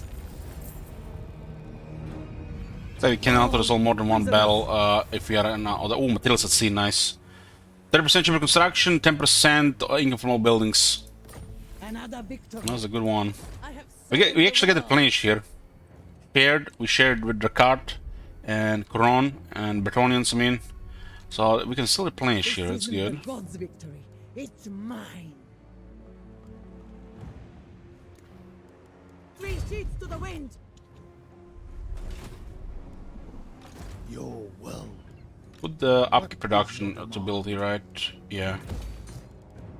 That's another 10% upkeep production. We'll compare for the next army. And we'll put it here. The main way we get money right now is loading upkeeps on the army and building some settlements. Of course, fighting as well. This is actually can save us a lot of money. Materials at sea for next 6, 10, and 30% cheaper construction. And we have office for 15, that's 45% off.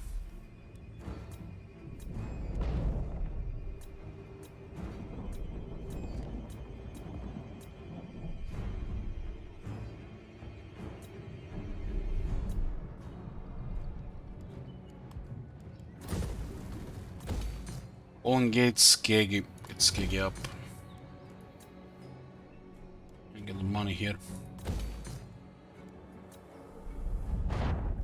We do have 5 armies active. We should not have 5 armies active. One has to stay for the emergencies. I guess we need to suicide somebody. Deckhands.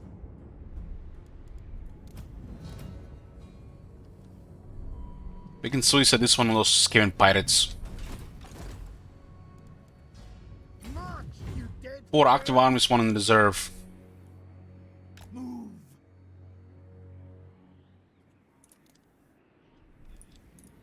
Yes, master. Yeah, we are allies with Grom. Is doesn't really respect it much. Have crawled out your grave for a good He reason. might turn on us. Nah, then we'll kill him. I'm not giving him any more money. He has amnesia. The sea brings death. This army will destroy Murada's army if she gets close. We'll assign 1 army here, 1 around Ultuan, 1 on the Awakening Graveyard, and 1 will sail to Certosa. Certosa is the last city we need to capture. Yeah.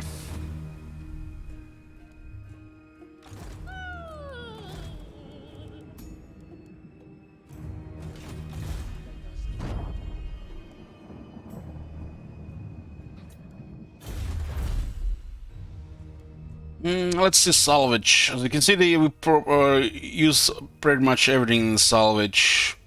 Speed for these units. There's one more good technology here. Speed and charge bonus for the Prometheans.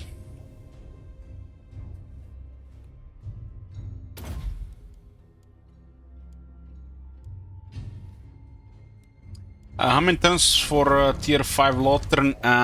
It's gonna be 9 turns for the growth, so 3000. And then it's 15, we win in 21 turns.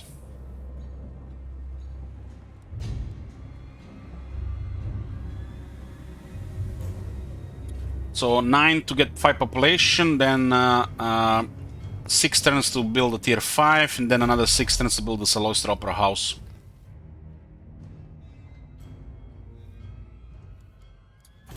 I forgot that the last one is 3000.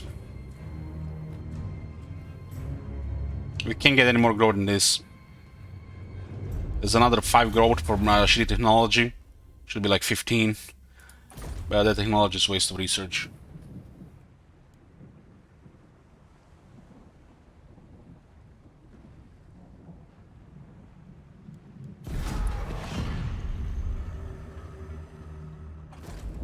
You can't get that building on turn 60 even in the old climate, old growth.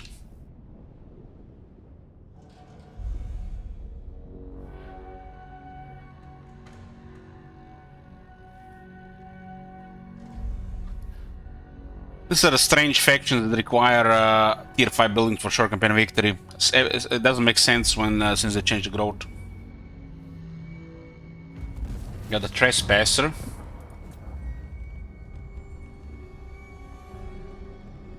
Might be looking for another enemy. The Awakener almost beaten. Wolfheart! He's busy.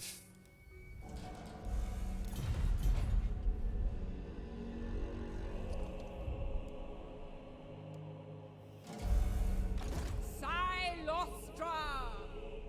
Yeah, this guy is allowed to declare war at the start of turn. And Diablo will protect the Vampire Coast.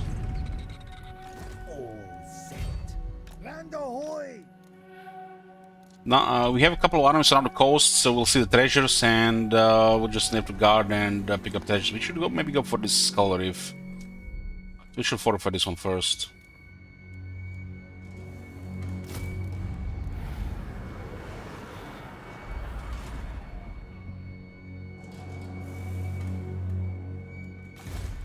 Captain, reporting. Astride the way. Most people will play on easy and normal, will take way longer to complete the campaign than an experienced legendary player. What is your demand? So, I don't see the point of that.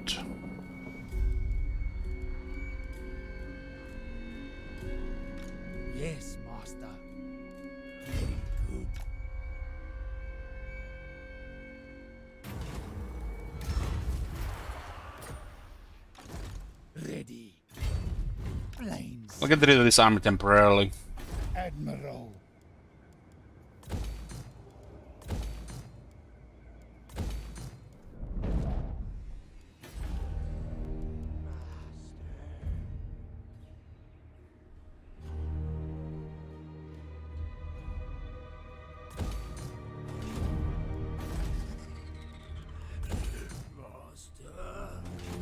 CA can give you any reasoning they want, and you're just probably just going to accept, not even question it.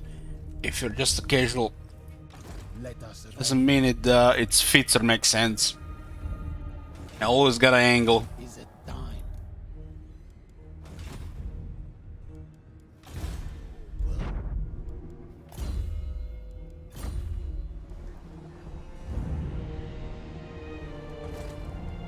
All guns on deck.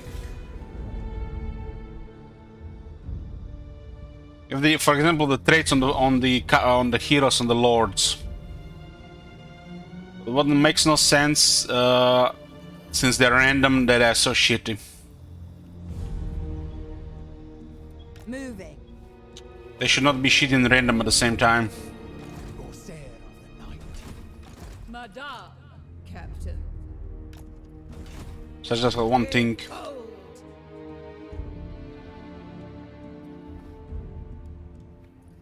By the comet. The storm calls.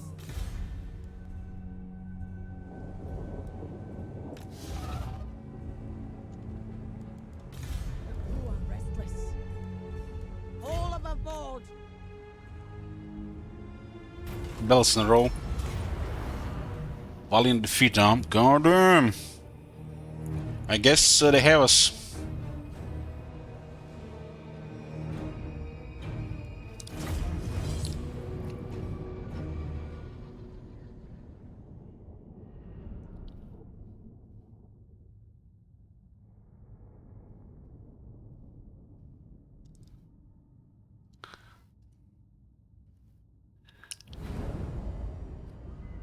You know, guys, after all my years playing Warhammer 2 and Warhammer 1, which has been now nearly 6 years, there never was a more fitting emote for a game series for me than Total War Warhammer 2 in Keclear.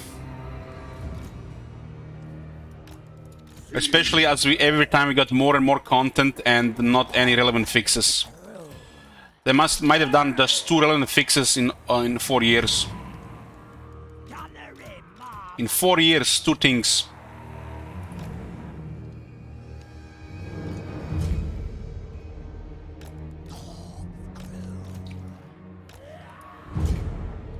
They shall fall.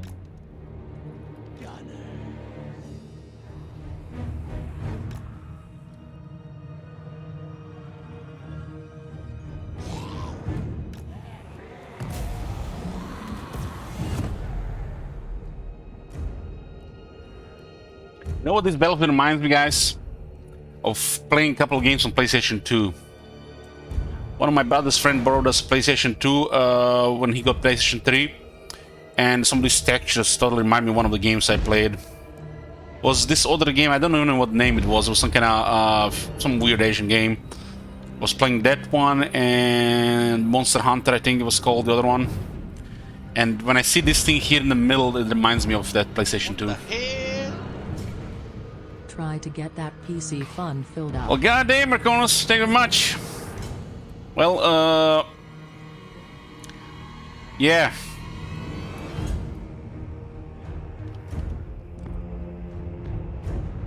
Almost close to the hoped amount, but it's gonna be open until end of April. Due to the man of the months and stuff. Thank you very much, Marconis.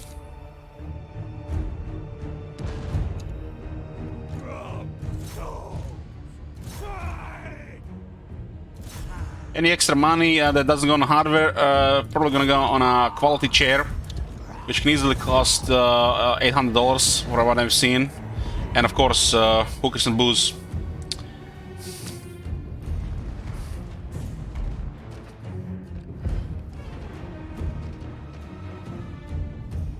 Fleet, Admiral.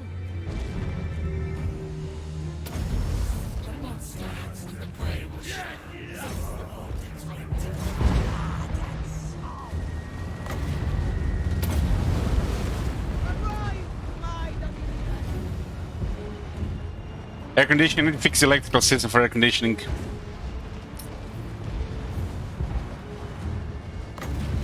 Imagine I'm me buying 6K plus computer and then my electrical system dies. That'll be fun. There's a lot of shit I need to fix in the house in the next 2 years. I have it planned with the family.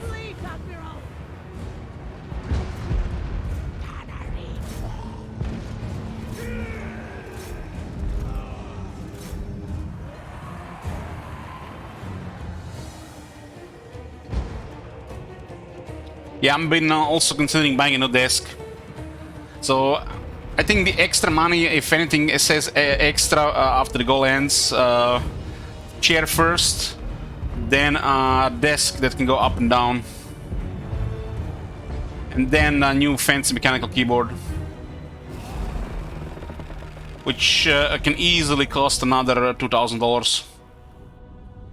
So yeah, doesn't matter how much money you get, it's easily spent.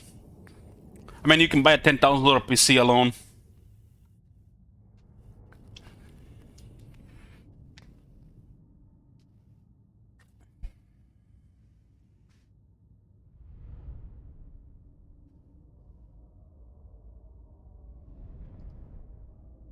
I don't think I care about i9 on 390, so I'm not overspending on those.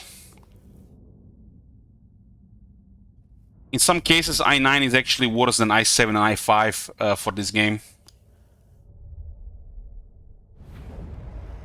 Blood and plunder.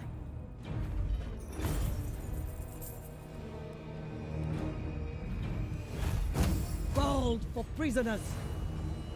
Admiral of the fleet.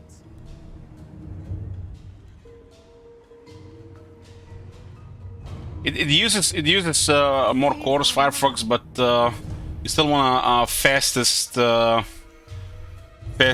single core. That's preferably not gonna be overheating when overclocked. So not too many cores. Which I feel like with i9 gets worse. I think it should in theory. Admiral of the fleet.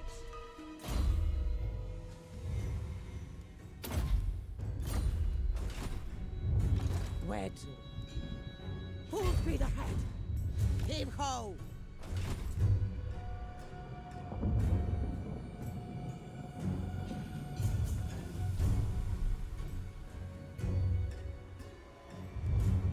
All bones on deck.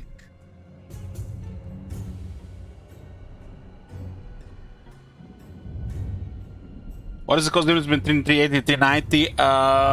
That last time I've seen $600.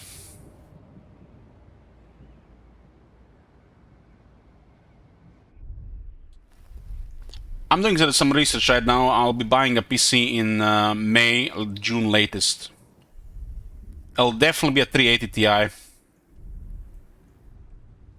Landfolk are weak. What is your demand? Your will.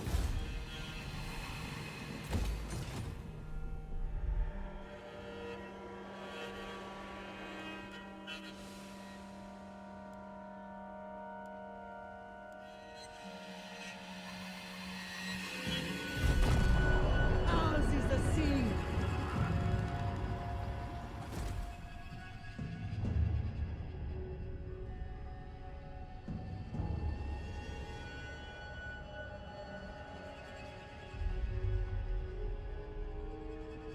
My experience turning unlimited video memory on makes the performance worse if you don't have the really fast PC. If you put the settings right and you have high-end hardware, you don't need to turn that on. You know those weird faces you get in Rome 2? That like all distorted and they look like some kind of horror movie? It's like forcing quality while the system cannot give it to you. Or the game is not optimized for it. And it's causing lag.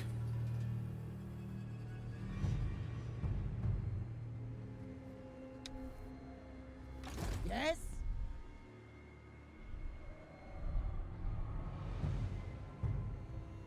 Setting sail. How much a 380 Ti in Croatia? Last time I checked, $2,600. I think it was 2,400 euro.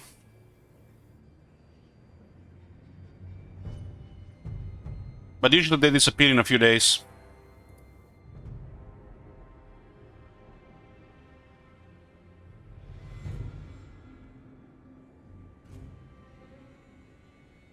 I noticed this couple of stores have had more graphic cards these days. The 370 Ti prices dropped, so it looks like it's getting a little bit better.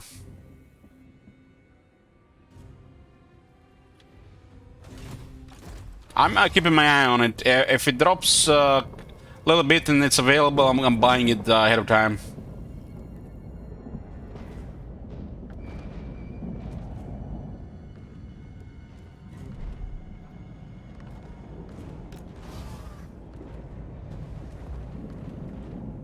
Will be bad to buy one right now and then 3 months later it's 600 euro cheaper.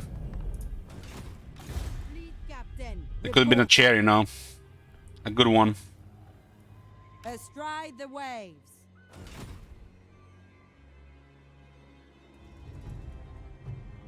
Yeah, 370 Ti prices started dropping, while the 380 Ti's are still expensive.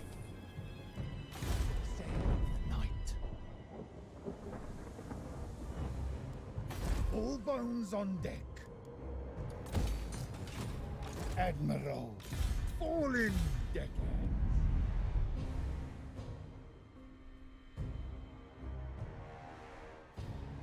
En route. All bones on deck. Very good. Foul the sail. I'm gonna suicide this army to get a good economy going. Ship shape. We'll recruit him again close to Saloster, I think.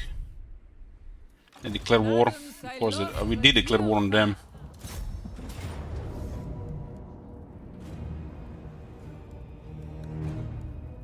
Witness my greatness! I haven't seen the other one respond so far. Lucky Levels Keepsake. You need the luckiest of lucky charms to tinker with dark arts, especially if you're unprepared for the deadly consequences.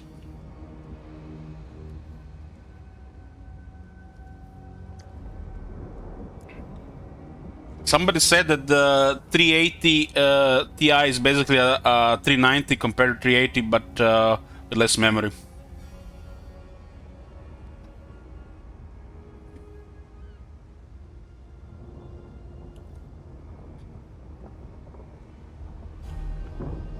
The ones I've seen, the 380 Ti's require more power than the 390 for some reason.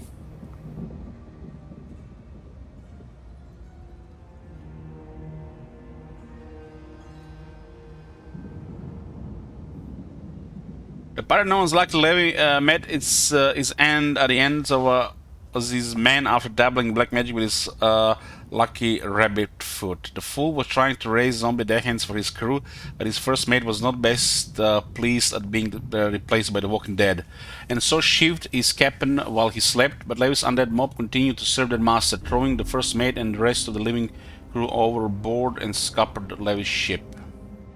Zombie pirate gun and mob handguns. Sing the songs of death!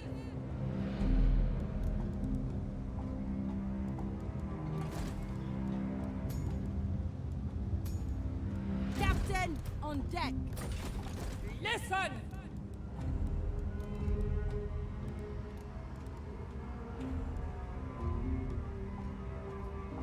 So what's special about these guys? They got pole arms as well. Behold! Lost some of the movement. Should try to get an event or something. On the water.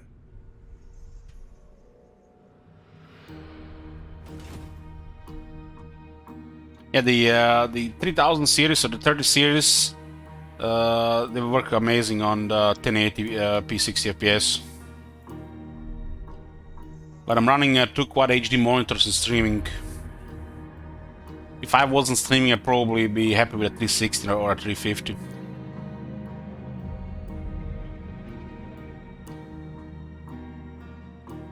I would never buy 370 or 380. That's just like always been overpriced for me. Or the 70 and the 80 cards.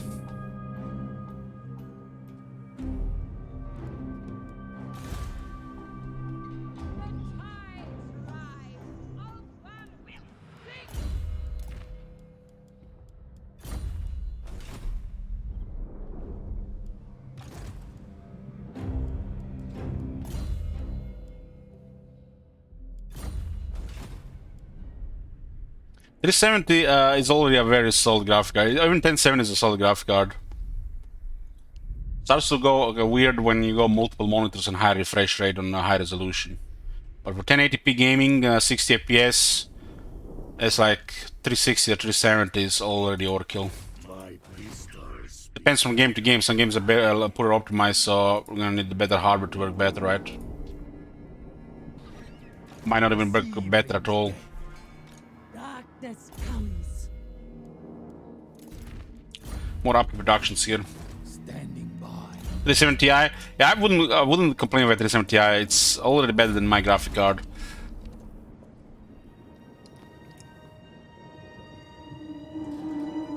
My PC is still very good. Been very happy with this PC, but it's been unstable.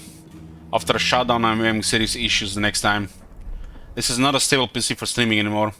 It's over 4 years old now.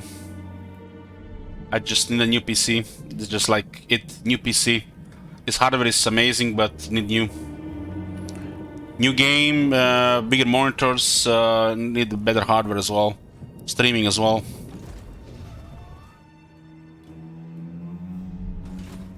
All bones on deck.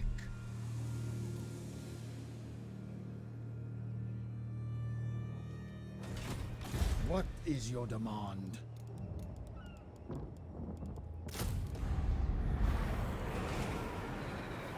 All bones on deck. Corsair of the night.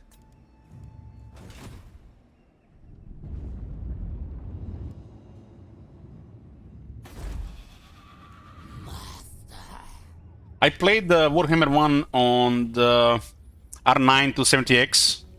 I think it was the writing graphic card ahead of time. That was my first graphic card when I started streaming. Then I switched to 1060. It was a massive performance increase and better quality than 1070.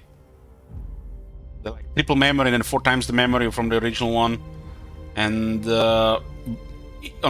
on the same CPU, all 3 graphic cards was every time graphic card was upgraded was better performance.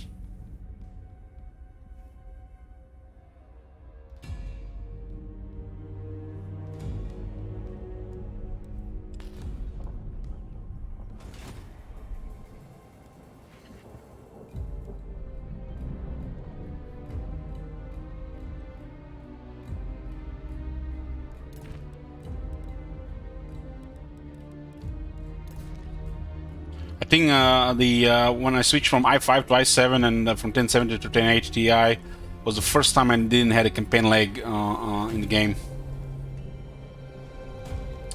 This was the most noticeable thing. Campaign lag was gone.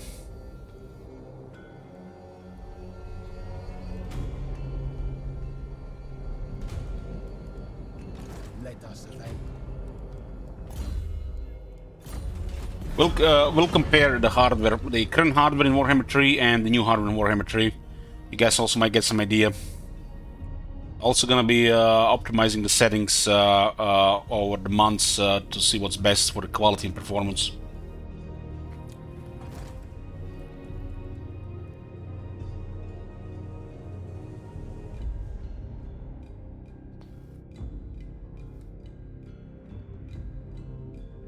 Yeah, I remember back in early Warhammer 1 I had such lags, the inputs were delayed. What CPU are you aiming for? i7 12700K. I think that one makes the most sense. if anything goes wrong with the NVIDIA encoder, I can use the CPU as well.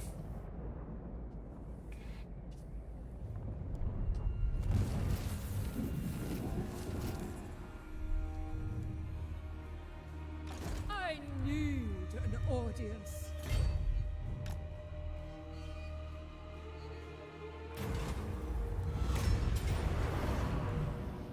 They shall sing for death. Gomkul says, I bought my PC for 1200 euro in 2019 after using the old one for 10 years. That's impressive. That's impressive. Good job.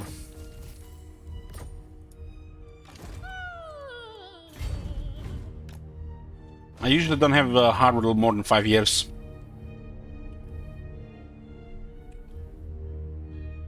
I think I've never had hardware more than 5 years. Never. Usually when it hits 4 years, there's some issues, or I start to replace. Even when I didn't have much money, I still managed to upgrade hardware within 5 years.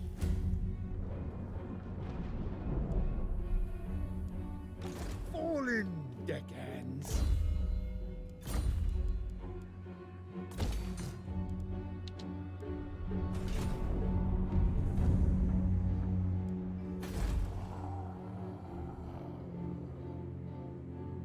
The other CPU, the other PC that's running in the other room, my nephew is using, is pretty much 9 years old. I built it for ROM 2, and I upgraded a couple of things once I started streaming. Like the SSD, double the memory, better graphic card. It's currently running i5 3570K. 1060 graphic card with 16 gigs of RAM and 2 SSDs and a hard drive. It's 9 years old and still running. My nephew doesn't really play demanding games. He rarely even play games. But it's gonna be time for him to upgrade eventually as well. That's that hardware, you know, is still good, you know, for casual users, but it might not work for long.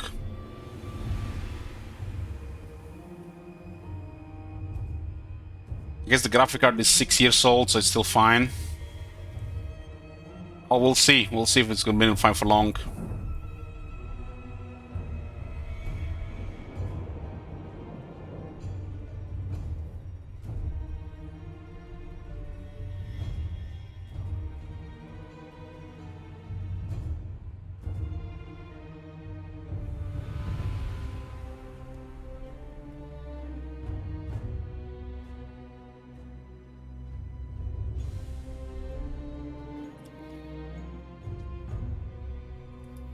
Ready. At last we will feast. Like they're intimidated by our military. Full speed ahead. I don't even see those reds here. Mirror.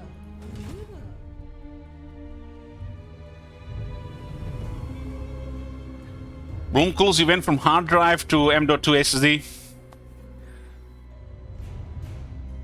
Holy shit. He's like that Civilization 4 player that, you know, was lost on technology, and people just give him like 10 technologies for his remaining gold.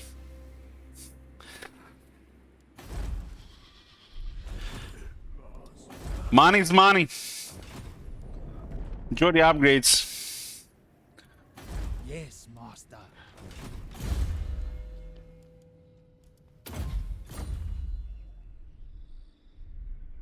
I'll lash the stragglers.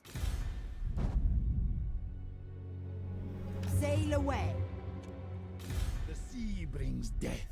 I think I was using a Phenom 2 X4 955. It was working like 3.2 GHz. It was 4 cores, and it seemed fine on Shogun 2, you know. But when the ROM 2 released, CA went from AMD logo to Intel logo.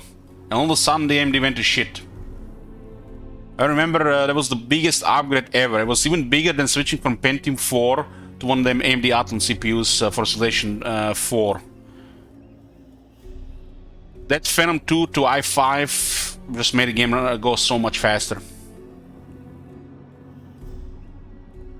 It's kind of weird, you know, the developers changed the logo. You know, when you enter the game, you see the AMD logo on Shogun 2 and then the ROM 2 Intel logo. So I hope when, you know, we start Warhammer 3 for the first time that Intel logo is still there. Maybe Intel has more money than AMD, and it's not much difference in CPUs that much anymore. But it gives me a little bit more security when I see that Intel logo and I have an Intel CPU for a game I'm gonna play for tens of thousands of hours. Yeah, the AMD was shit on ROM 2 for some reason. Now, when I switched to Intel i5, not only everything loaded faster, but I had a such much better quality as well at the same time.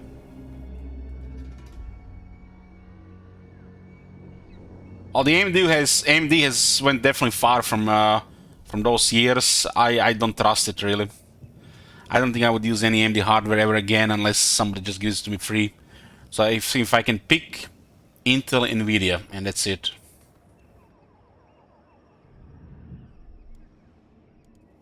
What is your demand?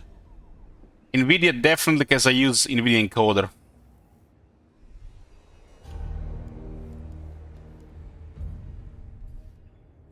Navigating. I'm very happy with the Nvidia encoder. I'm looking forward to see performance with the new graphic cards.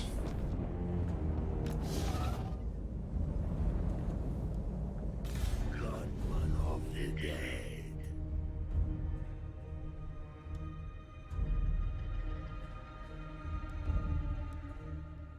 Trigger the current.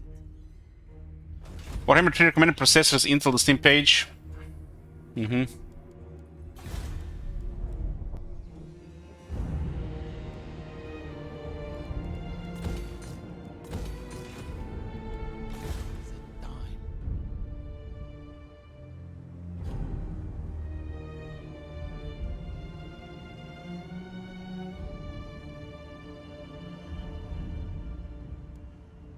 I heard that the AMD CPU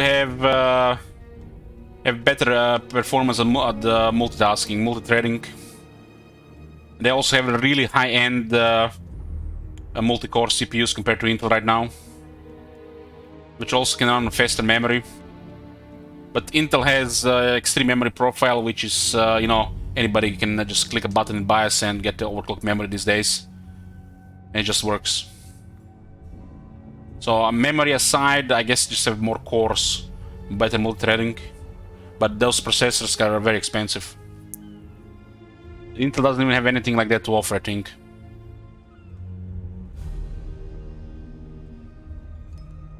I think this new tech from Intel that has multiple different type cores is causing serious issues with some of the older games. So brace yourself, guys, if you want to play older games. But eventually they might just get a BIOS update to fix this shit, right?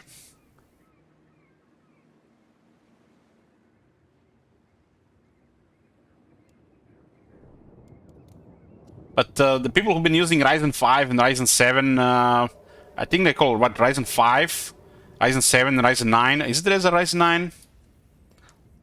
They're supposed to be like counterparts of i5, i7 and i9.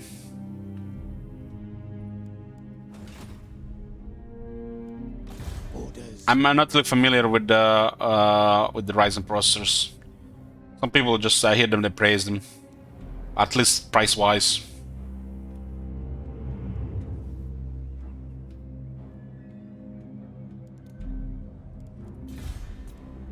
All set, standing by.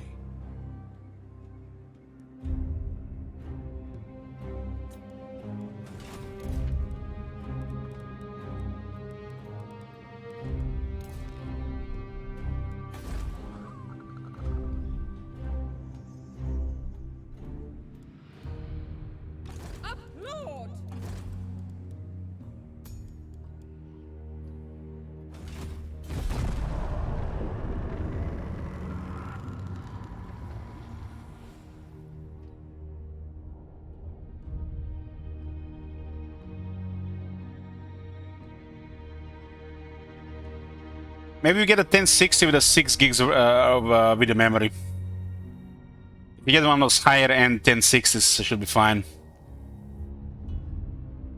The early, the low end 1060s are not that good for today. If you have one of those 1060s with like 6 gigs, should be more than fine. You definitely need more than 4 gigabyte of video memory these days. Otherwise, you're gonna be stuck with the really bad settings. The night, plain sailing. Follow the salt spice.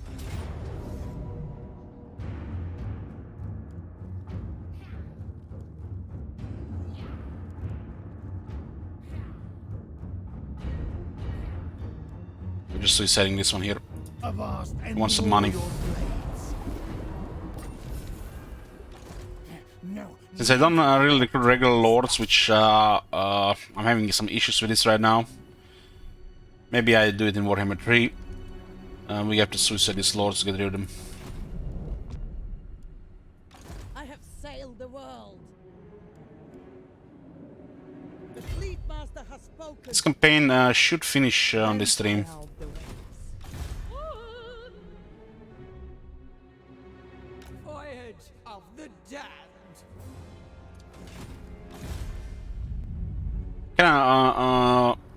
Kinda wish we do a long one with Vampire Coast in the future, because we don't see really much of the faction in just a short campaign.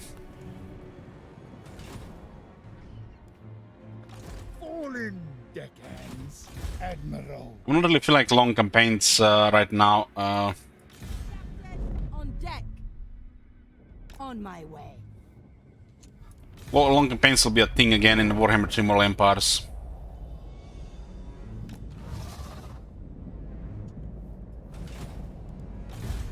The captain's pleasure.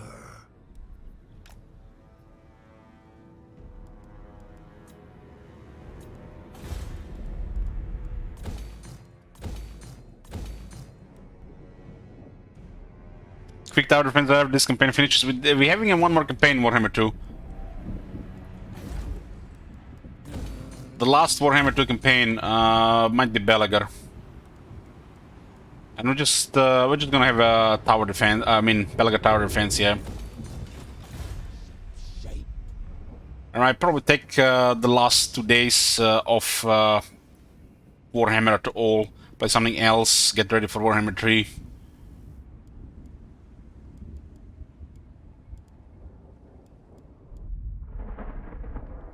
The crew are restless.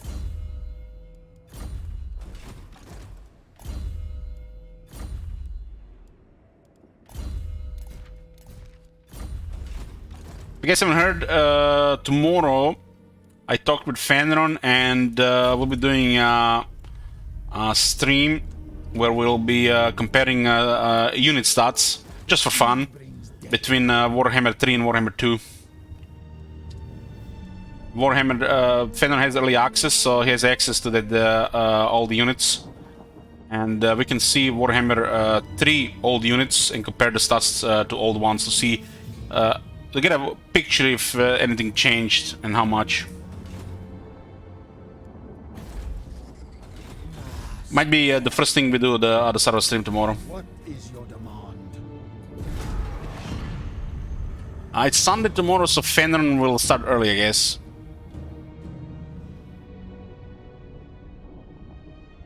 So we'll definitely compare what's there on the surface. Well, we can't really compare what's under the hood.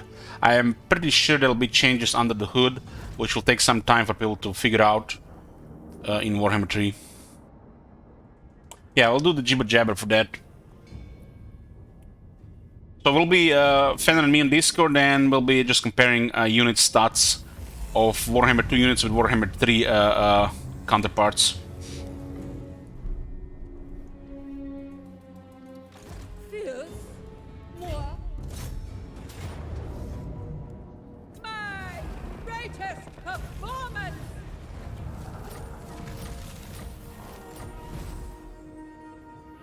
The Bloom of Castellano. Make no mistake, a swarm of fell bats at sea always ends in blood-soaked waters. As the pirate Captain Salazar sailed his ship, the Salt Lord up the cursed coast of Mucilon, carrying a single rare Stalin shilling swiped from the castle port of Castellano. The blood-sucking monster attacked, killing captain and crew in seconds. They say the evil things made their home amongst the rotting corpses and tattered sails of the drifting vessel, but the Salt Lord was never seen by mortal eyes again.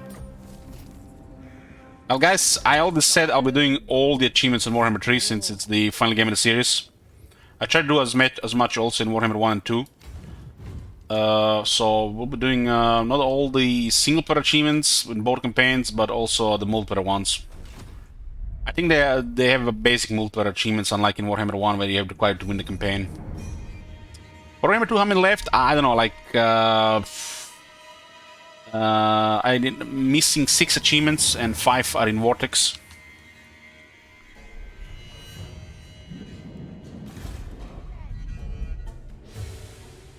Wave treading. I'm open to those multiplayer campaigns in the future, so we'll see what we're going to do about that.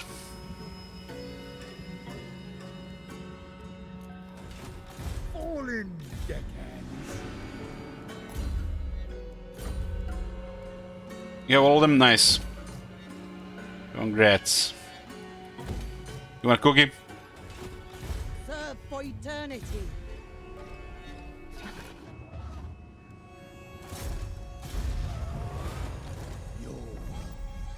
Royal, do you have all achievements in Warhammer 2? Is there some stupid achievement you can win against a CA employee? Yeah, Plague Bearer, I have that one. Has to be a CA member or somebody who has defeated a CA member. The multiplayer achievements in Warhammer 2 were easy. The Warhammer 1, I guess you can do it with a friend who just concedes. I think the worst Warhammer 1 achievement was the Norscan ones. To get all 4 gods in 4 different games. That is just stupid. I had Norska even on release. So you had to get all of them.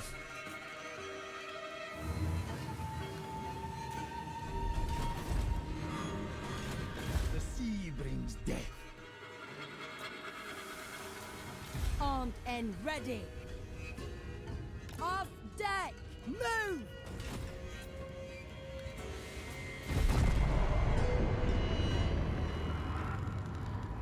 But since Warhammer 3 is the final in the game in the series and pretty much gonna be the whole package, I'm going for 100%.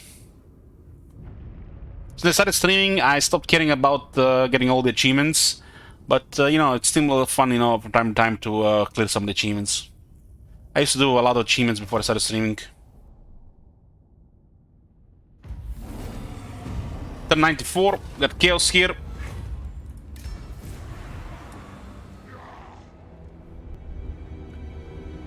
So these guys will be busy here.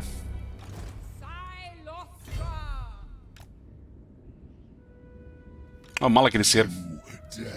What the fuck is Malekith doing here? Like, look at this random Malekith in Fog of War. It's like he's targeting me from Fog of War. Okay. Fallen deckhands. 2 turns on tier 5 here. So victory in 14 turns. We have armies in position to guard. Swashbuckler. Course plotted. Sail away. So what's missing? Yep. 6 victory settlement stag. We need 1 victory settlement. Will be Satosa. And Lothern's one here. We're also missing a 1 Siren or a Morgul unit. Landfolk are weak. Yeah. We'll create an army next to Celostra with a bunch of these things. The sounds of death.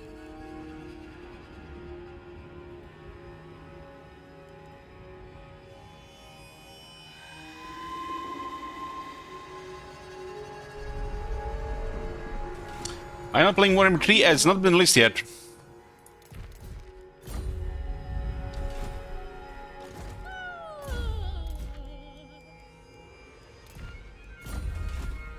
He came from the Hagrid, from the east, right? Dragon Isles.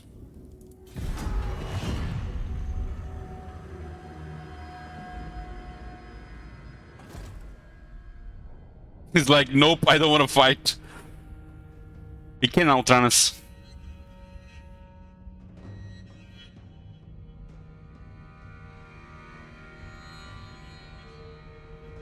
Yeah, Hagrid only serves as an extension of Naggarond in the campaign. Like, I really hope there's gonna be some different confederations in Warhammer 3. A lot of this confederation make no sense.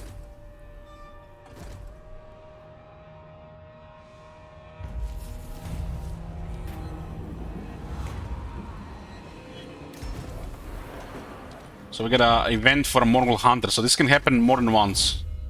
And a shitty trait. Just AFK here. Okay. I'm going after Malekith here. Captain. I need. I guess we can do this battle.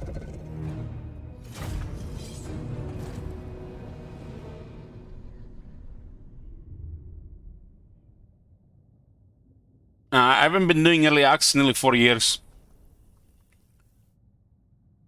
I decided to stay out of it. For multiple reasons.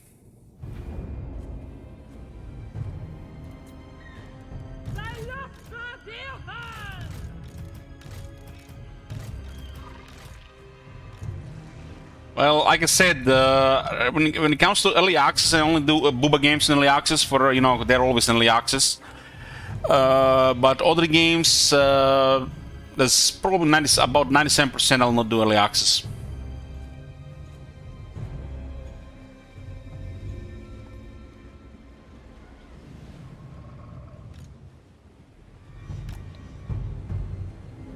I haven't updated that command, 1 second.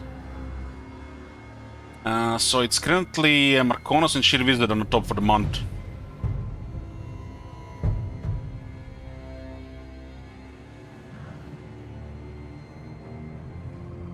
Sheer Wizard dropped a bomb today, $1,000.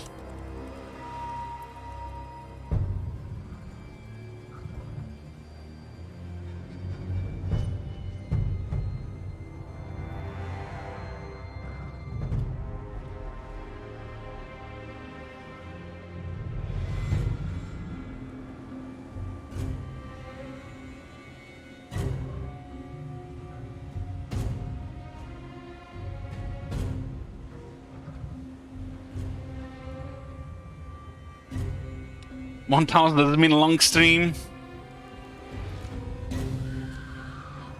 Well, this campaign will be finished and then we can play some vampire, what I'm called, survivors. And then I'm gonna watch Expanse. My cutlass thirst. This might be the final battle for the night.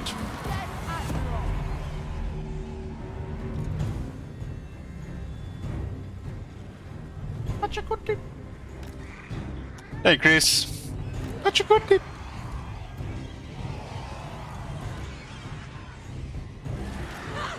Yes. We'll have a what's it called? Sabaton next month again. It's only gonna start with extra 5.5 hours on the last month. It'll be a more realistic time this time, though. But other than that, there'll be long streams with Warhammer 3. I'm probably gonna be too excited to sleep anyways.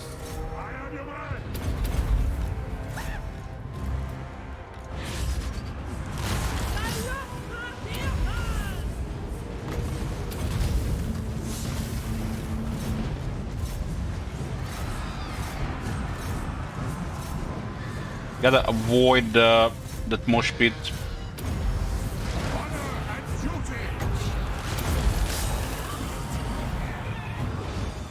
In this role, these guys are just for sniping.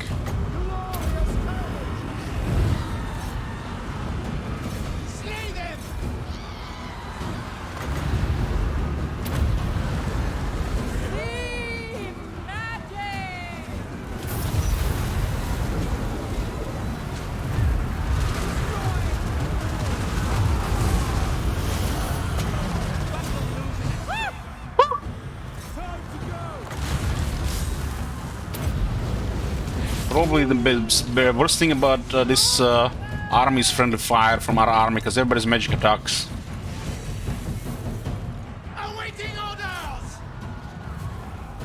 Order! The gas raw! The crabs are gonna get champ!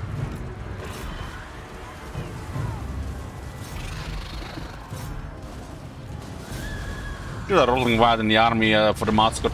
I only have one. One that I have it once, so it also feels more unique. Get me close! See dead raw!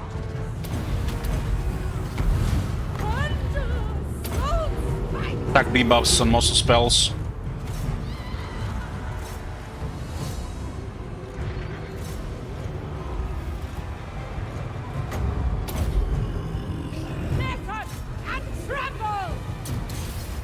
Which goes not the best? Well, obviously must upgrade once, but I don't have enough skill points for that. So you just upgrade it so you have 2 uses and that's it.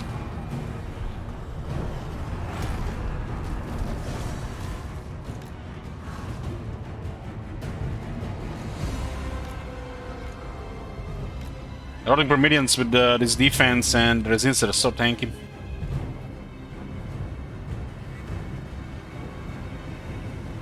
I just make the ability. I have 2 charges and I don't pick anything else. I find the upkeep productions the most satisfying thing for me to get on all the lords, so I always go Black Flag. Going against the Lost Dead now. They should be in this territory, I think. Well, the Quest Knights are obviously the best, but you need skill investment.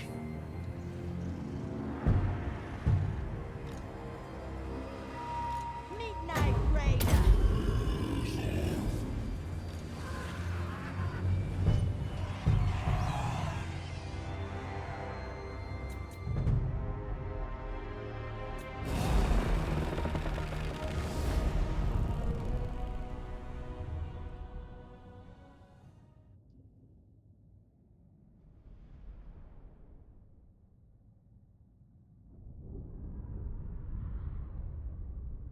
The Questing Knights beat Knights of the Realm even against large.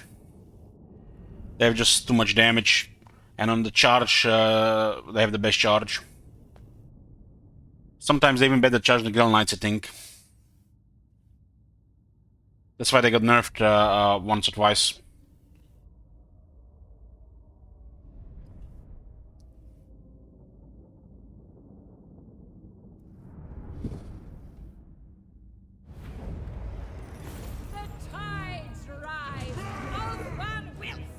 Don't need money anymore.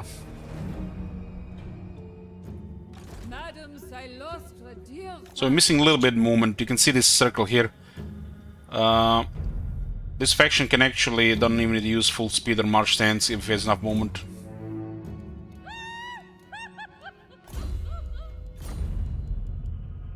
There are multiple buffs you can get for this as well.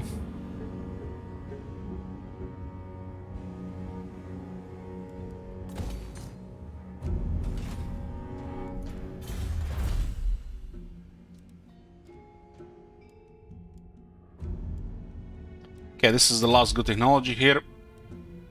And we're done with salvage. Firepower is more for a long campaign if you ask me. You don't really need it. If you don't have an expansion for in Warhammer 2, is that going to hurt Warhammer 3 content when it's released? You just will not have access to it. There might be some issue with all access if there are released multi-content on one update, like the old Regiments of Renown update. But, you know, this is a massive game and there's a lot of DLC, so they're gonna do everything in their powers that make all the content matter. So even with Warhammer 3 released, that other DLC will be relevant in some way or the other, as in, you know, be part of the Warhammer 3.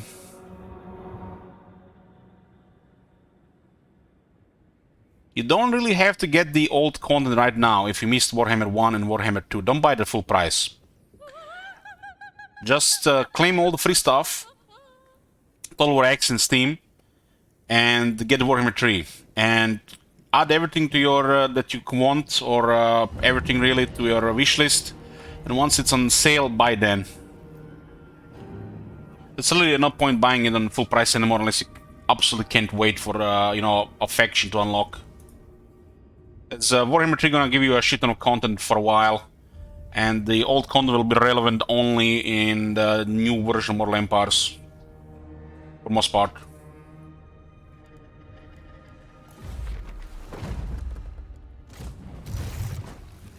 Yeah, don't just this is just common sense when it comes to buying DLC. See if you enjoy the game first, and then decide. You know, don't think you're gonna be missing something. If you enjoy the game enough for like a replay value, then you buy DLC. Don't think you're gonna be missing something by not buying DLC, unless it's an expansion like in Witcher 3, like what they did the DLC expansions. The small DLC only if you're gonna be playing the game, if you ask me.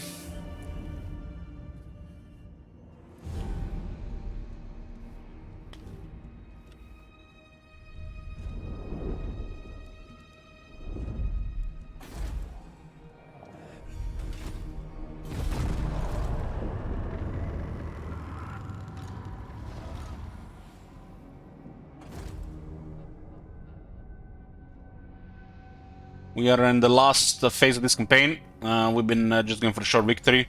Most of the fighting has been against the High Elves and Dark Elves. But we reached critical mass around the start of the mid-game, around turn 72 I think it was. I would have loved to play this one for long, but it doesn't fit right now. I promise the next Vampire Coast campaign we play is going to be a long one. And it's been Warhammer 3.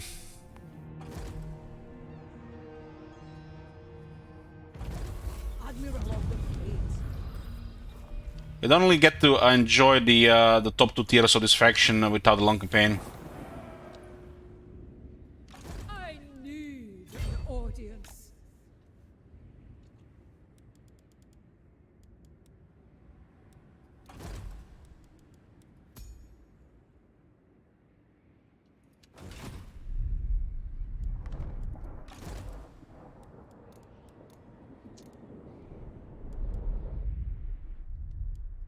All bones on deck.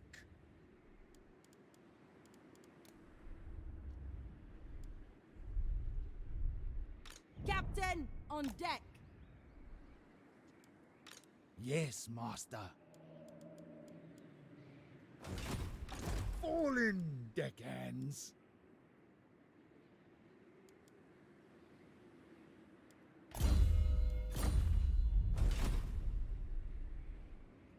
Behold!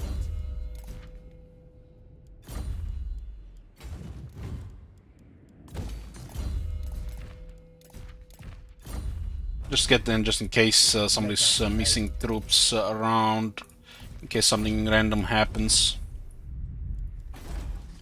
Okay, tier 5 here. So the campaign will be finished in 12 turns. Considering the growth and Ulton, I think that's it's pretty good.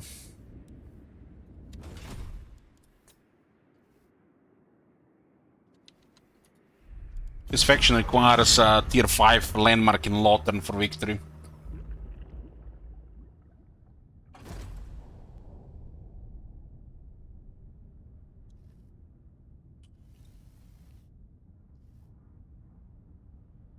So pretty much just have to finish one more campaign, which is probably going to be Belga Tower Defense, survive for 100 turns on Total War.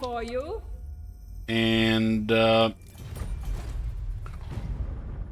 6 episodes of Expanse, and probably just play some Gwent, maybe Vampire Survivors until the release.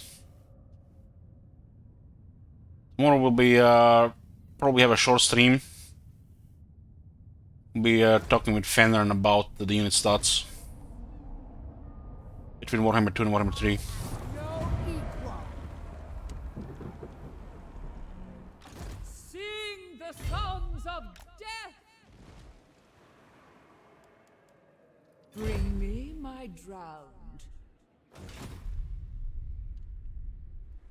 The sea brings death. He has a shit ton of population already.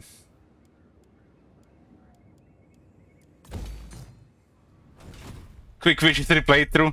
There is no such thing. There is no such thing. Landfolk are Quick weak. Witcher 3 playthrough leads to him.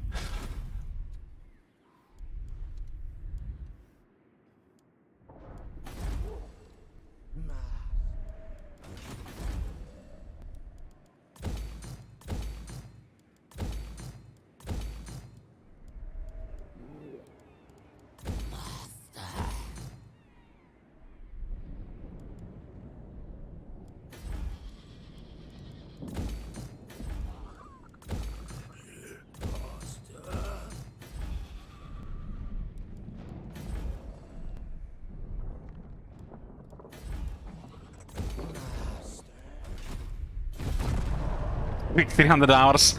I mean, 300 hours is exaggerating, but it would definitely be at least 150 hours the way I play.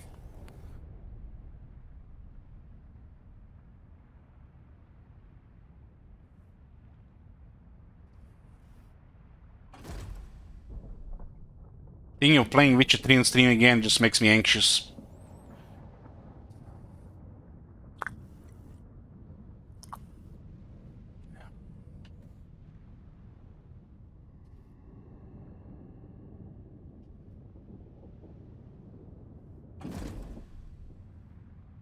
Now that I understand the Witcher universe more, familiar with a bit more of the lore, especially playing Gwent for a couple of years, I would have definitely done some things differently. Mirror, mirror. Anxious, it's chat just, you know, commenting on, you know, he didn't do this. Oh man, that's the worst ending. Oh, he got the worst result. Rates one-shotting you with bad scaling. Feel like that. You come bearing arms. My turn. Behold my infernal weapons. Many things to make you dead. I wasn't resistant to backsitting and chat, you know, going, you know, different direction. I mean, it's a game of many consequences and decisions, right? But I wasn't resistant much back then. It was like what, the end of 2016, I think. I was getting triggered even if I wasn't showing it. Yes. But it's still not as bad as Dark Souls 2.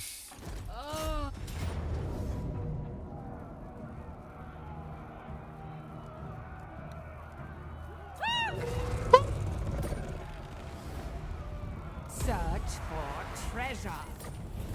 I still have regrets not completing Dark Souls 2. And I'm not really sure you can complete that game. Siren of the storm.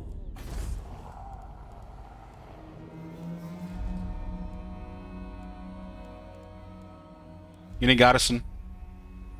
So it looks like, yeah. He gets the war starting city, but you can still get 3 of the 3 pirate cities. Lawton is kind of her capital.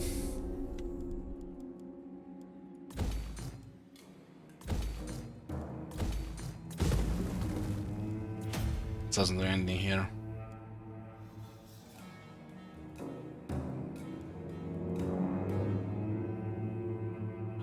Corruption still. Dear fan.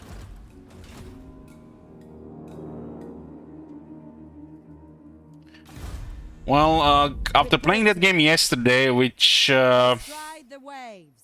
you know, wasn't really a bad game. Wasn't really a bad game. Just I feel like if we played it for 2 or 3 days, we'd have not only get a hand of it, but we might have even started enjoying it.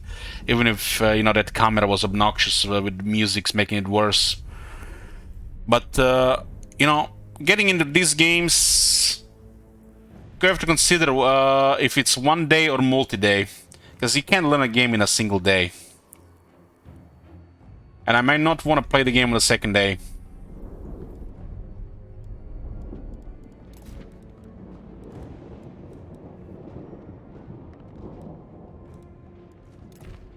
I could have just reloaded several times, got like 5 healing items and finished the boss, but I was so irritated towards the end that there was no checkpoint in between and I was already getting tired. The last 2 hours were just pure frustration. And the camera is probably the main reason, really. I hate those console cameras. So in the future, if someone is requesting a game, we'll have to investigate if it's a console port, if the game can support proper resolution, not playing in window mode, and the camera at least. You not got the gamer?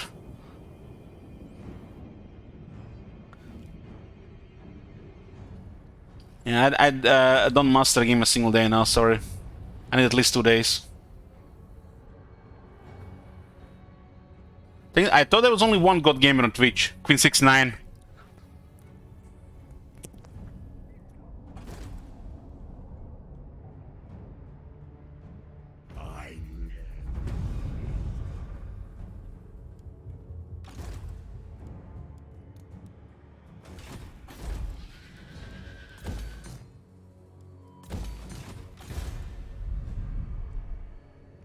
Course plotted.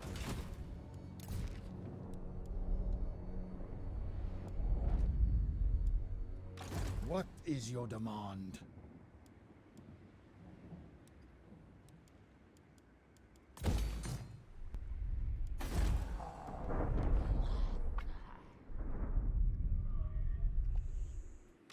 Listen! Let's add another army here so they don't consider attacking this place. Join me. All bones on deck. Oh, we are not in the city. I'm here. Might need to move out of the city for free moment. Raises. No, we had to do it before we could. Moi.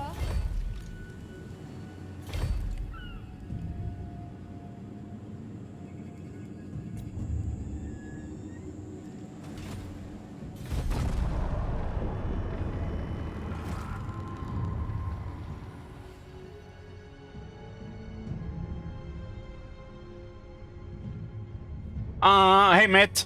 I was not talking about Dark Souls. Dark Souls, I got used to Dark Souls camera. I did play it for several days.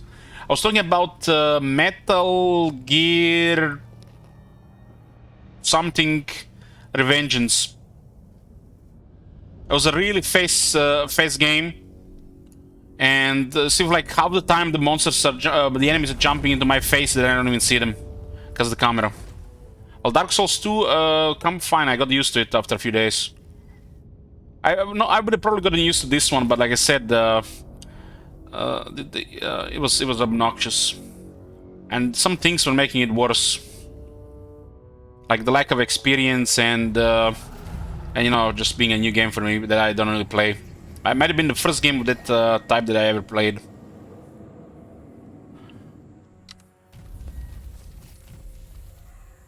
Is it time? Very good. But yeah, I played the Dark Souls 2 sometimes with a controller, sometimes with a keyboard and mouse.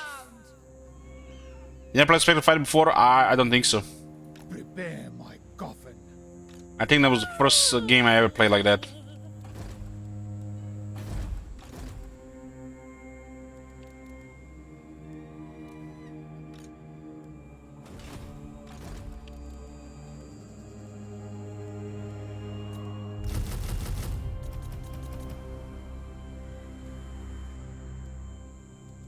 I was trying to get used to it. The controller was making my wrist hurt, but I had some wrist pains around those times.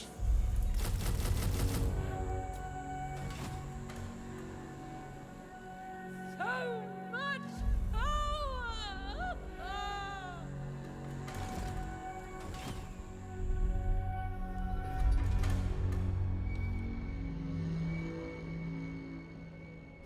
I don't mind you guys requesting these games. I'm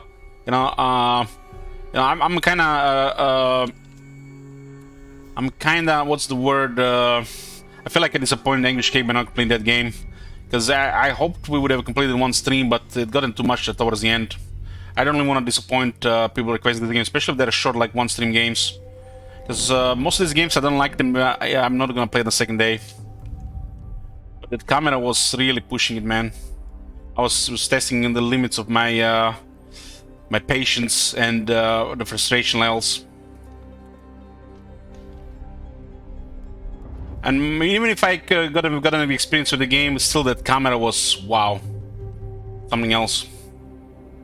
I think for me it was even worse than for you guys, because you would see the full screen. I would have played in window mode. For me, the probably was even worse.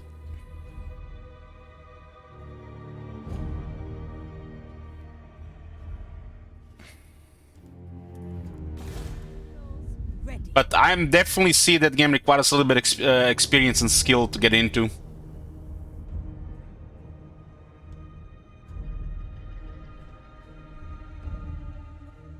Sail away. It's one of those games where normal is normal and hard is hard.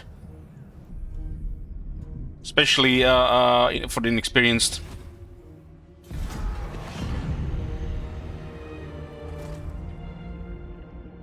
Mate, what are you playing these days?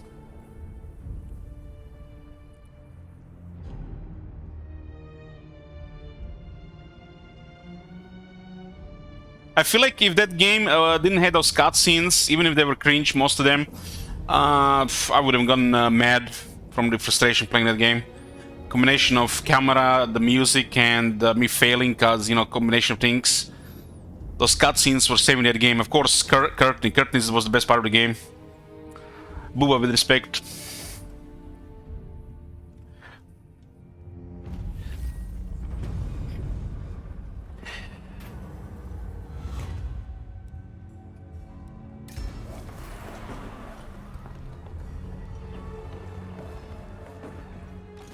Well, when the devs craft a perfect woman, it looks like they put the most effort there.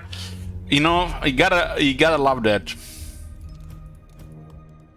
All guns on deck.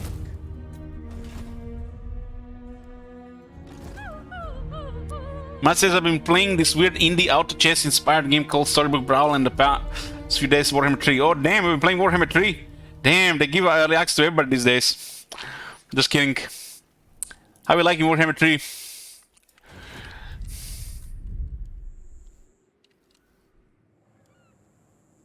I need an audience.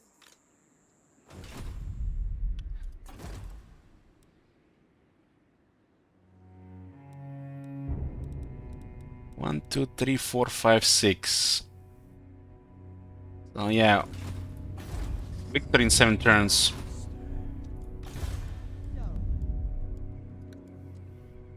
Voyaging. Every time I see this part of the map, I remember Malekith killing like 7 armies of chaos.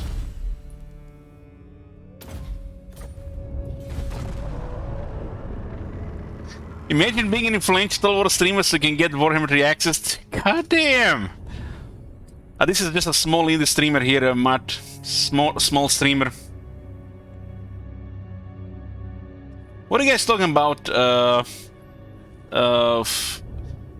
Already see Elich playing Kuzite Horse Arch with Long Glaive. Who? It sounds like Bannerlord. I will try Bannerlord when the game gets released in 2035. All the backseating is gonna explode my mind.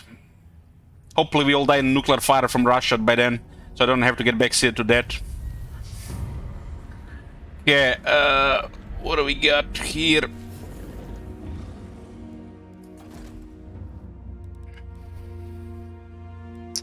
Six turns. Let's see if they'll proc the achievement in Morlamper. This is the last Morlamper achievement.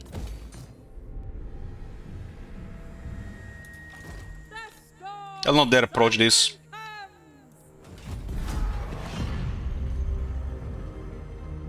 This is one of the biggest issues for me as a streamer, that it takes a lot of energy and stress for me to get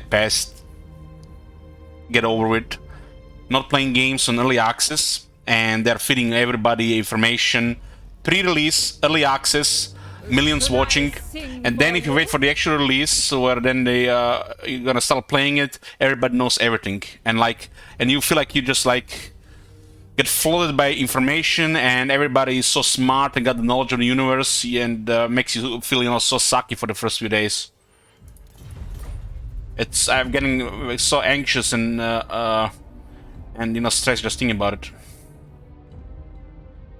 So the only solution is to put children of hours doing early access and go with a marketing agenda over the streaming. I just like I said, the only early access games, 97% of the time I play these days are Booba games, because you know they're always in early access. I did get a little bit easier for me over the years for this, but we'll see with Elden Ring. I have a feeling we're gonna be playing that.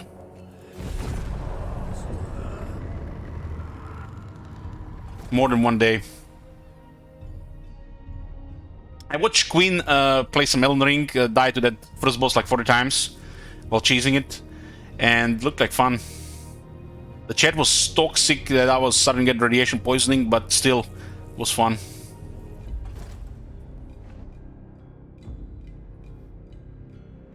Reminded me of Dark Souls 2 progress for me. Frustrating and rewarding at the same time.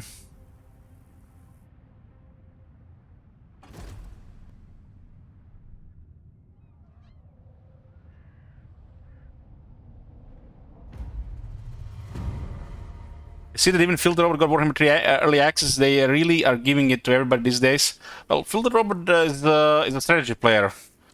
He got the skill, you know, to get to these games. Experience. At least, you know, they're giving it to strategy players and not to some, you know, dance streams and ASMR channels to promote Warhammer 3 like they've been doing it in China.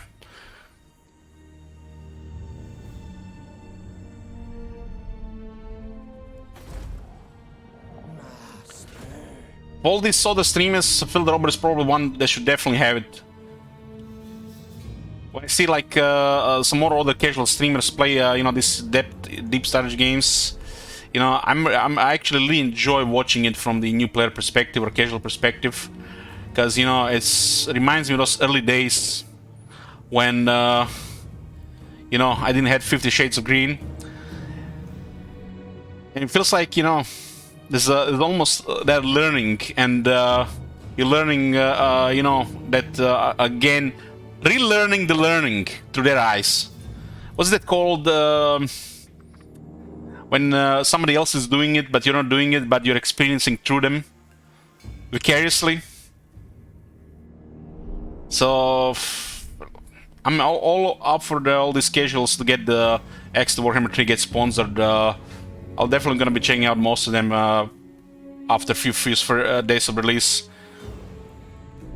Yeah, for that vicariously learning the learning of the game. Through them, relearning it again.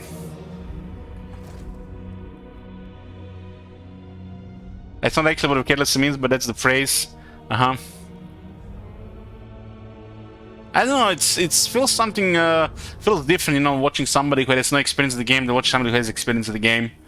For me, considering how much experience I have with the game. I dropped out of early access 4 years ago.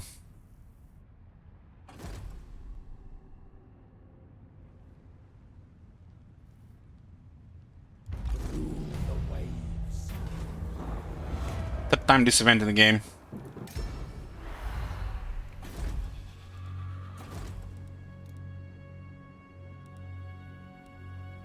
That's the last thing. Second-hand nostalgia.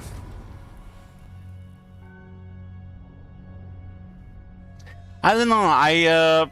It might be sound a little bit mean, but I enjoy when these new players make mistakes. Is that bad?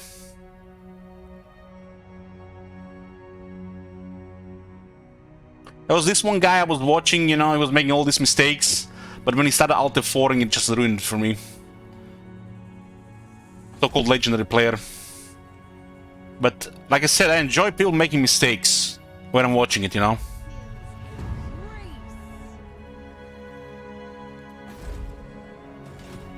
I don't comment on it, I don't try to backseat, I'm just lurking. lurking and going, he's gonna make a mistake. Oh shit, he did it. Oh yes. Was Legend? I don't think Legend ever Alta 4. I haven't seen Legend Alta 4.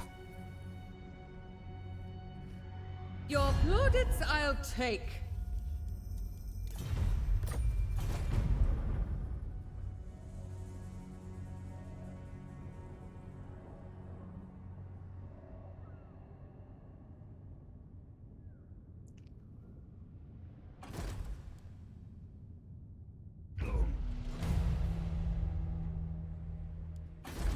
One turn.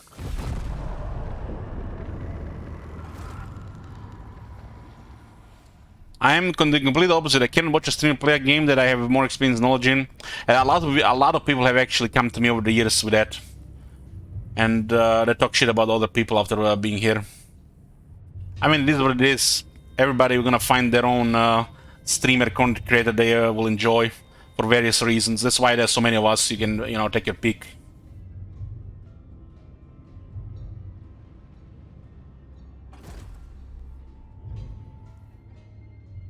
Streamer for everybody. Yeah, got the achievement and Shuriken victory, boys. This was kind of anticlimactic towards the end. If we played a long campaign here, we would have taken Nagaroth, we would have taken Lastria, I would have had more battles against other factions plus the Chaos. So we missed the mid and late game fighting with this faction. We did only have a couple battles there. Next time we play Vampire Coast, which will be in Warhammer 3, we'll do a long campaign. Most likely long campaign, depending what they do for the long campaign. But it'll be longer than this. This was campaign number 199, finished, and I finished my last Mortal Empress achievement. We'll have one more campaign, and most likely going to be a Belaga Tower Defense. If you haven't seen the first Belaga Tower Defense, check it on YouTube. Basically, we'll declare war on everybody, and we'll try to survive for 100 turns. Most likely going to be completed within 1 or 2 sessions. Other than that, some other stuff will be happening.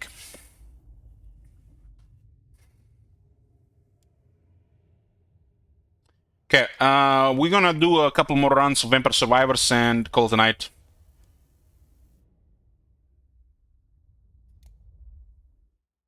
Show the achievement. Achievement is to build up Celostra's opera house.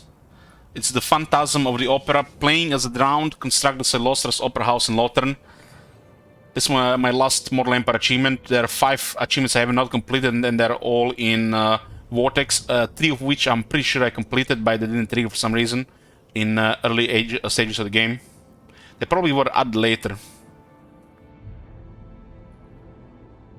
I completed the last 2 Dark Elf achievements in the Harganet campaign off stream. Just click enter 3 times.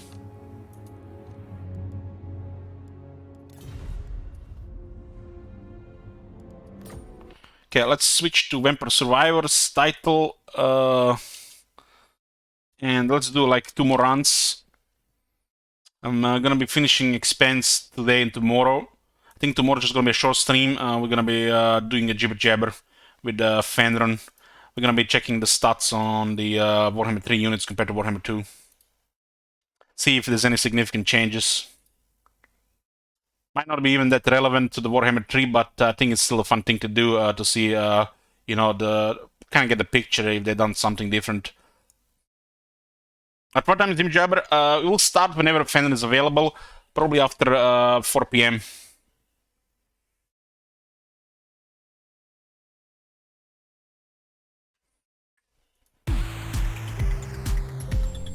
Okay, we'll unlock a new guy here, Porta. Permanent 3% area starts with temporary cooldown bonus. I'm not sure what this means, temporary cooldown bonus.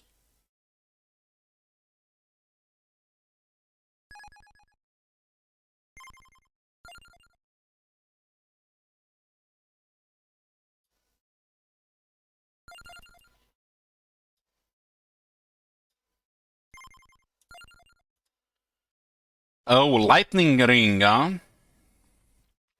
As long as you're level 1, the lightning is nuts. Oh, that makes sense, so you don't get overrun in the beginning. Okay, put a prediction. This is the first time I'm playing this character. 15 minutes, we'll go again.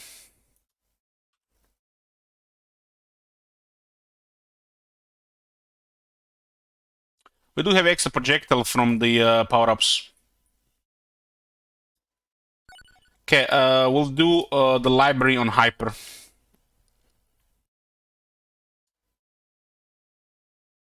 Green Acres. Yeah. Oh, we'll do that later. Oh, I see, I see. Oh, this is cool. It's kind of fast. Speed plus 7%.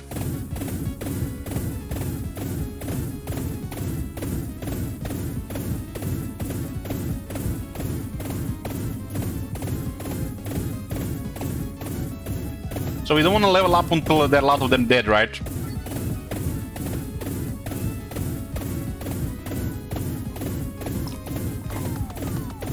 Oh fuck! I was just drinking some coffee. That was close. Close till we get killed on level 1. That would be an Omega lol. I think cross seems to be one of the most powerful things.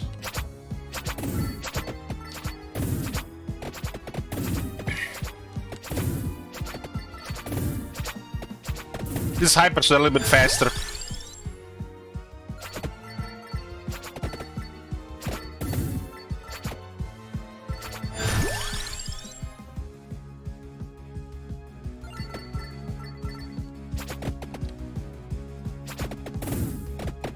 I want to get the good AoE so we can move around. To get those 2 extra upgrades here. Spellbinder goes with the Bible, right?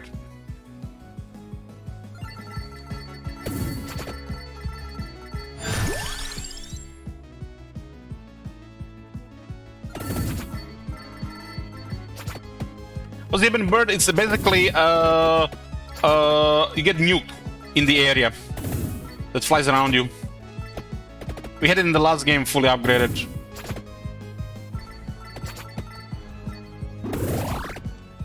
This guy has 100 health. So he has, for some reason, extra speed. How come? I guess there are different speeds on characters.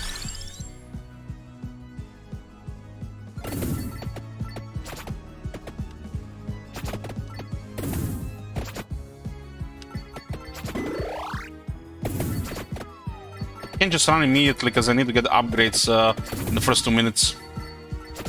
Get stuffer after the after that.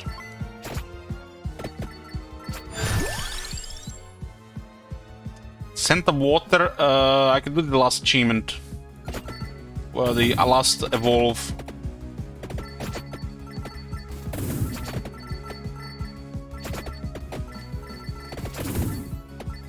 So what's the luck here?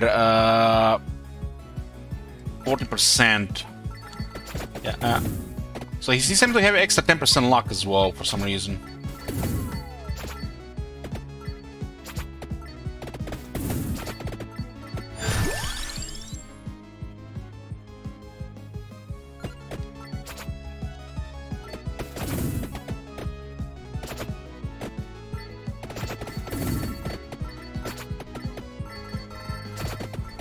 The Dragon Weapon upgrade is one of the most powerful weapons in the game that I've seen so far from my experience. And goes well with another thing. There's a speed in area.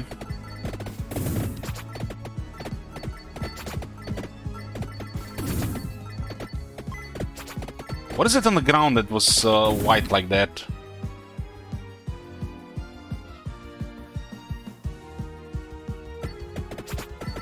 I think something else was unlocked. Maybe there was just some kind of weird visual. Holy water. Ah, that's the Santa water. The Santa water, yeah.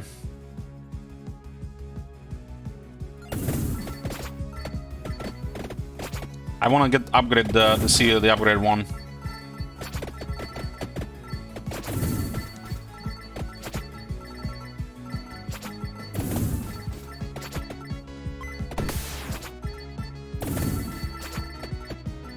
So we are closer to the right if the mummy was there.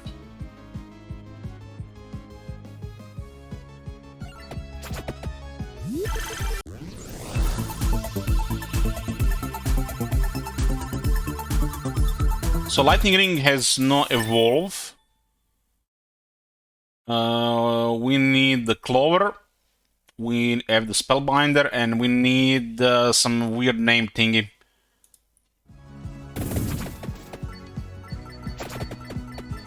There's a mummy on the other side, I think.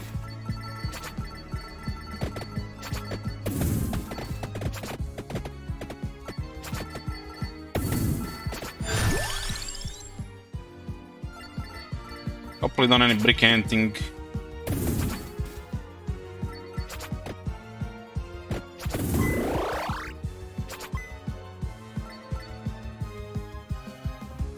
Sometimes you get luck for a drop, like a clover on the ground. What's up with that?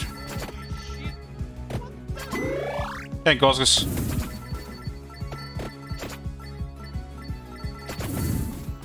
Just RNG drop. Empty tomb is in the library, so we don't want to get that. Let's be picky here. I think the garlic would have been fine. This is a addicting game, Aknarovich. I turned on Dan's Gaming, he was playing this, and I'm like, look at this. It's like I wanted to try it. Like I couldn't believe it how good it was.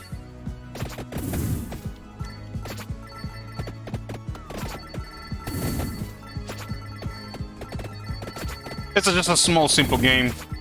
It's early access, so it might still also be a work in progress. Attractor Orb, I think this is for the Santa Water. Character pickups items from further away, so we get better magnet. I like the idea of magnet.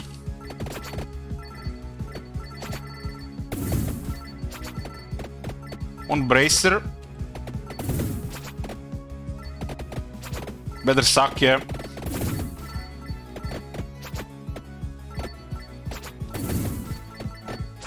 As a second mummy.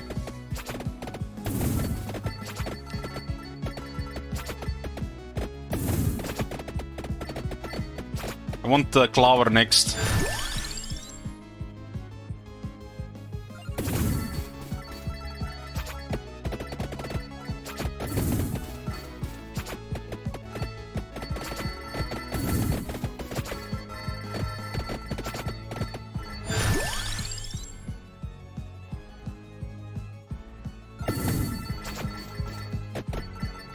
Bracer and Clover, that's what I want next.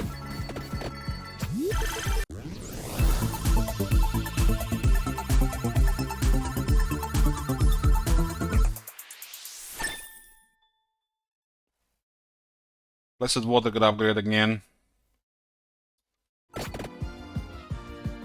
That's Santa Water 3.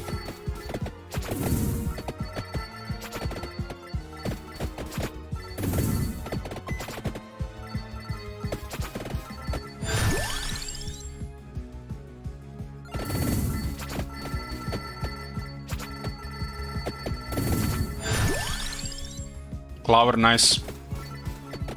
So I want Bracer now, and I'm not sure what's the last one.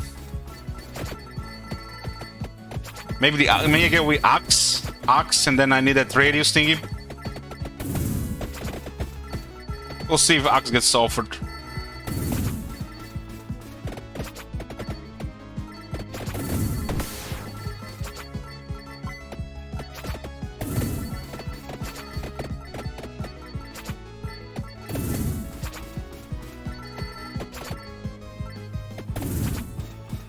I like the Attractor Orb. Some convenience, even if it's not like... I don't know how good it is. I get luck, so we get more options.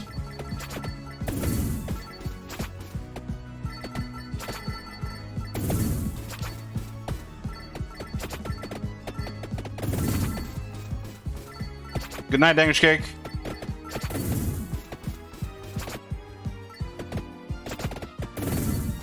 I'll pick up the book once we get the last two.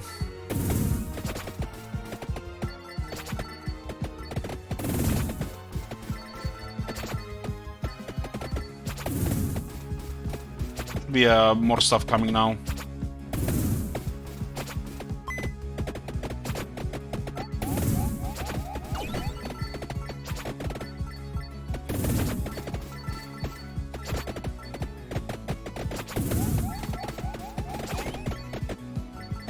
The ration does seem to be going nicely with the water.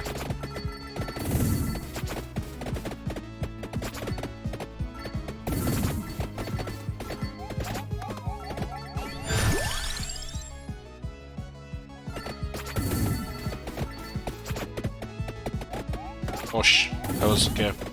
I was almost thought I'm gonna blow up there.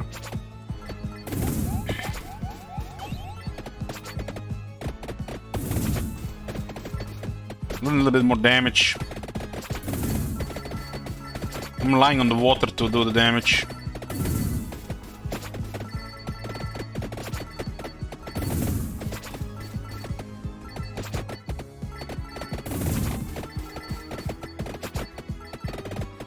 Closer coming now.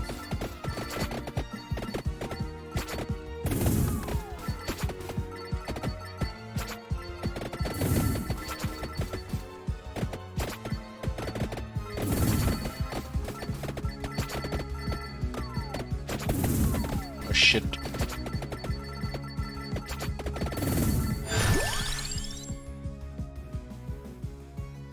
Maybe I get King Bible some more convenient damage. Both Lightning Bolt King Bible are good here. I need the big long duration here.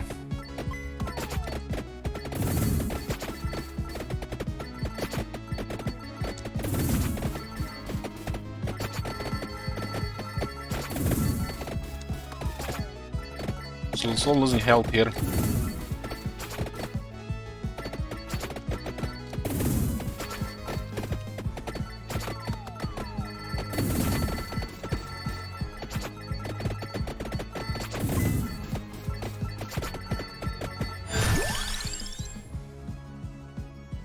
Fire one goes with spinach, right?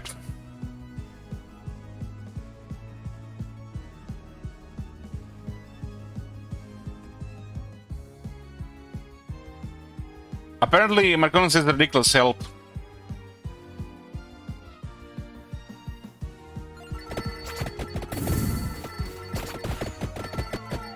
I'm gonna die here.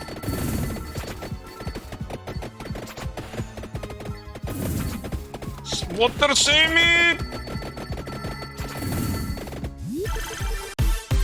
Oh!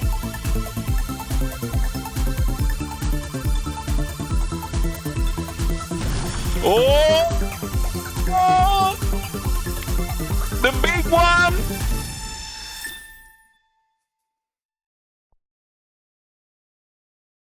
Lightning Ring upgrade. Spellbinder upgrade. And I'm gonna die. Lightning Ring upgrade again. King Bible upgrade. Man, I just need to leave a few more seconds for the next Bible to activate. Yeah. Cross. Come on, come on, come on, come on, kill them!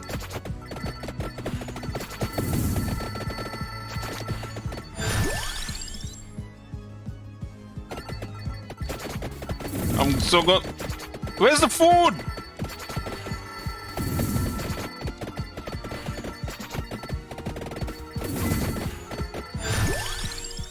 I have a good suck, man. Where's the food? Come on! There's food there! 9 minutes 43. It was going so well here. I even had my OCD friendly items.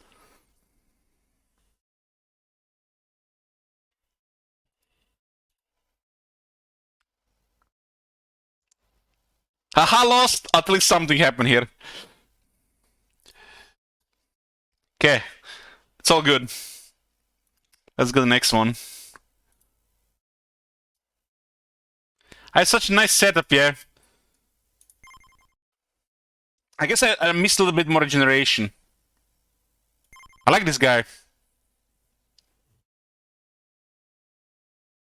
But it's we have to pick the other items so we don't brick the build, and we cannot just upgrade the things because we might get then bricked.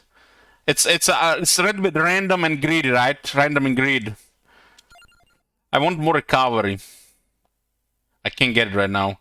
I guess they should have to do port again.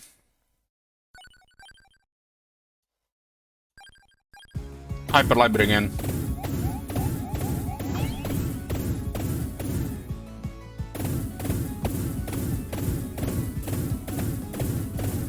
It was going so well! So well!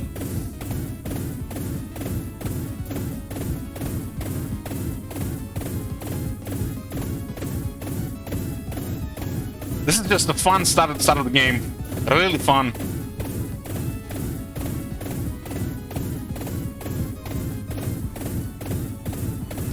I was relying on the Bible to trigger, right? I was getting overrun. I just needed the next Bible build-up, I think.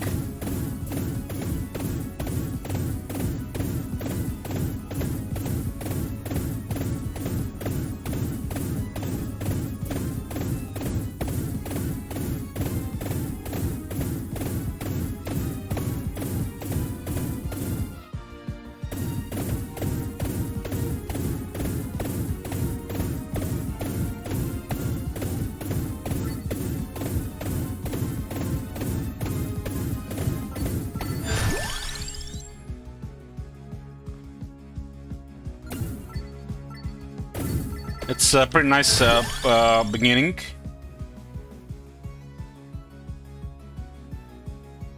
Rune Tracer will help with the crowds. I got a fire one as well. I think the Rune Tracer would have been the last thing I got in the last one. That's opening, man. That's opening. Look at this opening.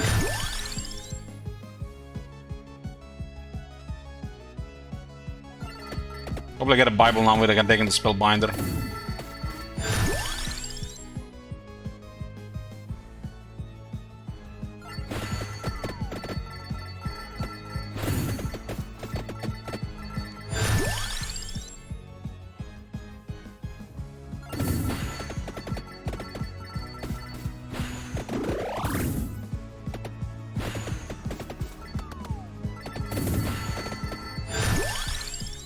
Lower.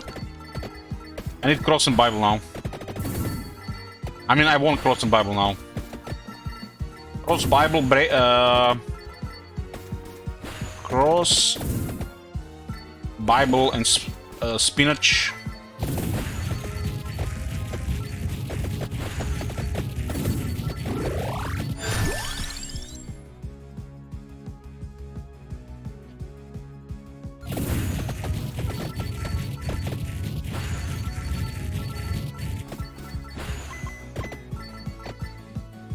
This one is fun with the extra projectile, because the lightning would have been much slower otherwise, right? A little bit more damage.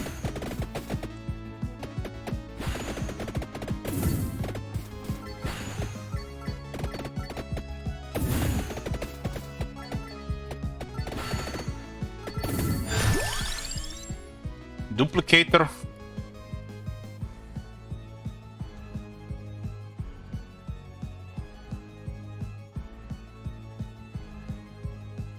Weapons fire more projectiles.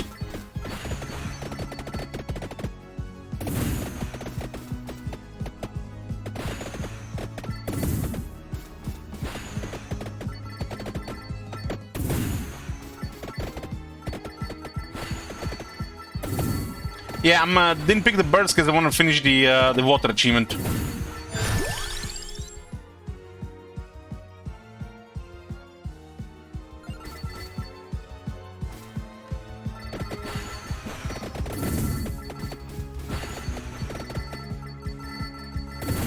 Duplicate gives more projectiles.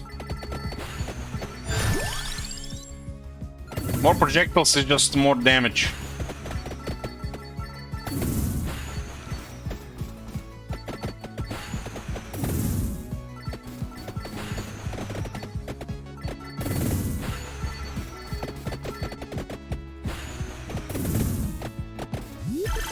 Man, I even had a big chest towards the end.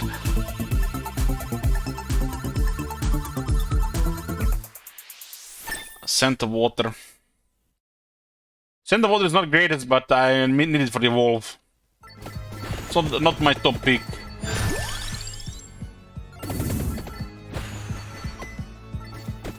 I want spinach for the last support.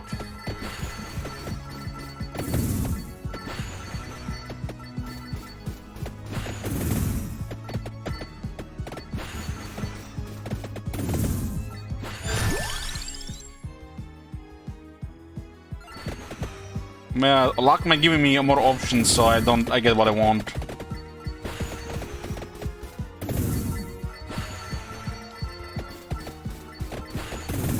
Should get hopefully more damage. There's extra projectiles with Rune Tracer do well.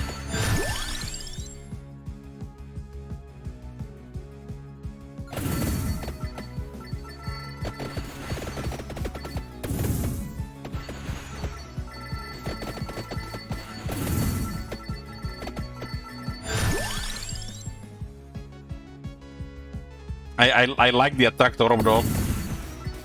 Also satisfying the pickup radius.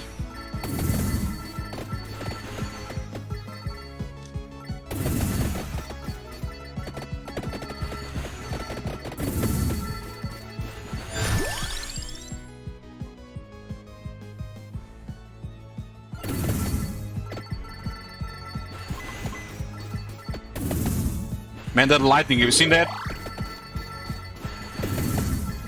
Just blows up everything. His radius with the lightning is impressive. Or is it her? Spinach is the last one, right? Yeah. Now I gotta get the book.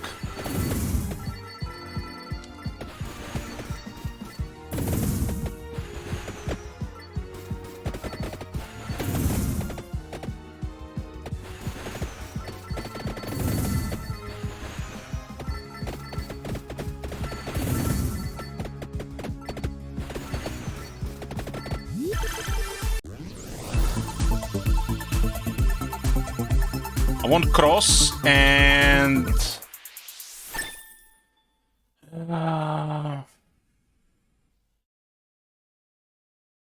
cross and something.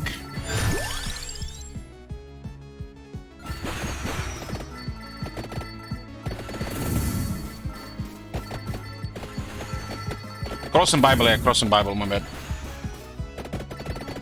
Cross and Bible.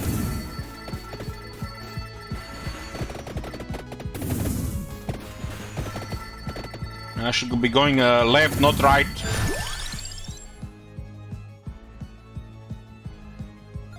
That Spellbinder is kinda not ideal to have if we don't have the Bible.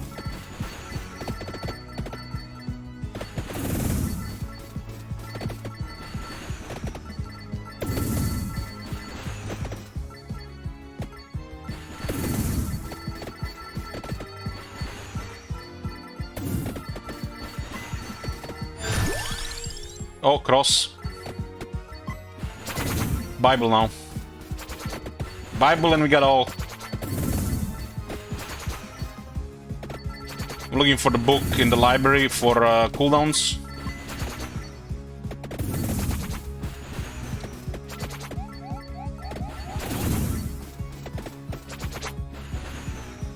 Let's say like closer to the top.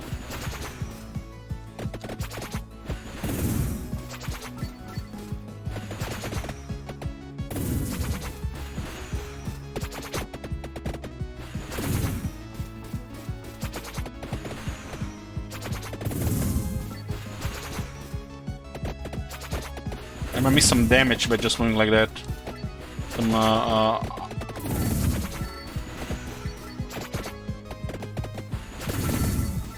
they seem to be coming more from the other side.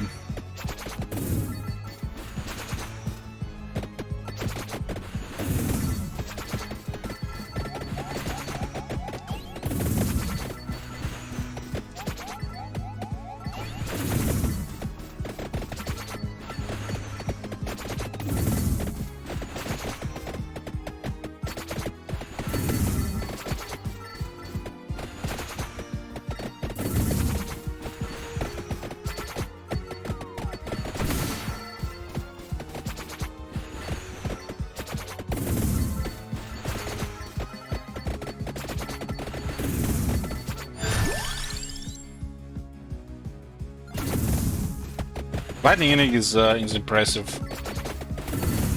Her lightning ring. So a little bit, I need a little bit more damage.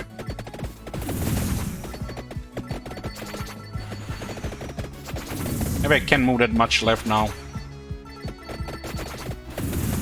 Maybe I should stay here just in case I get overrun.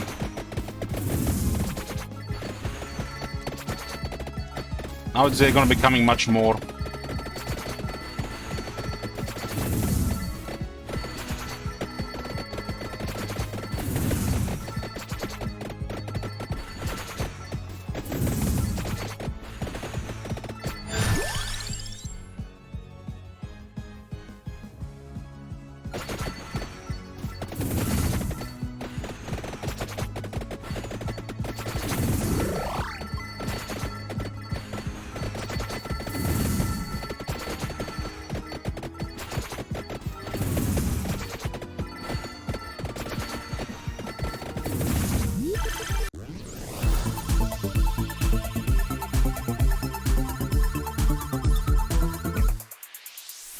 Fire wand.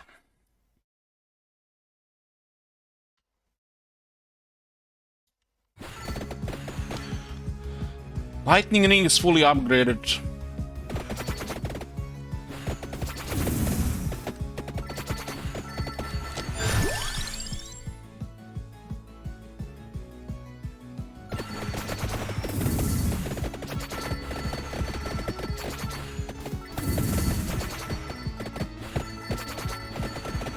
There's a lot of them coming now.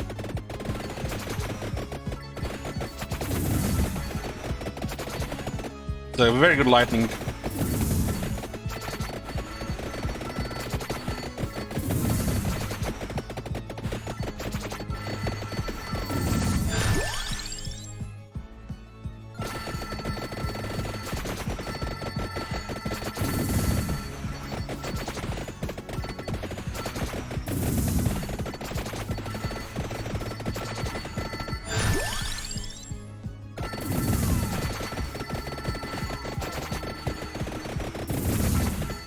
I have to go with lightning rings.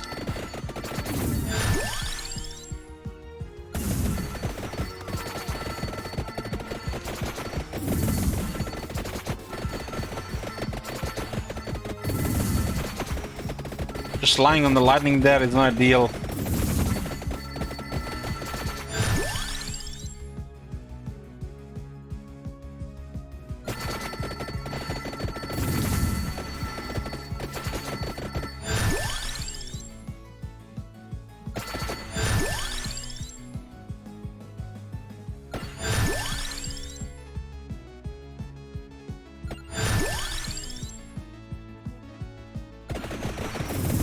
Come on, Bible, let's go. 4 options, not Bible. Okay, the damage was increased.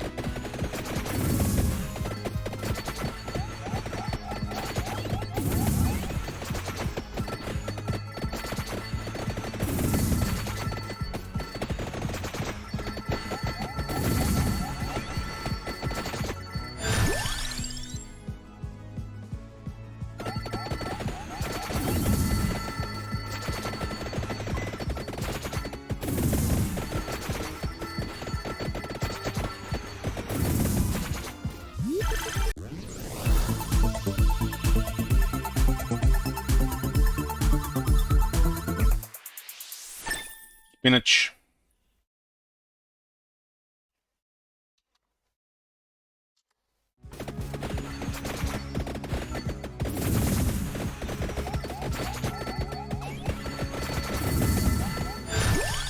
King Bible, we got all.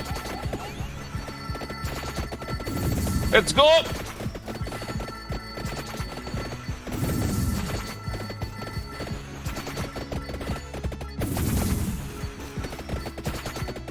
Going the spinach, of course.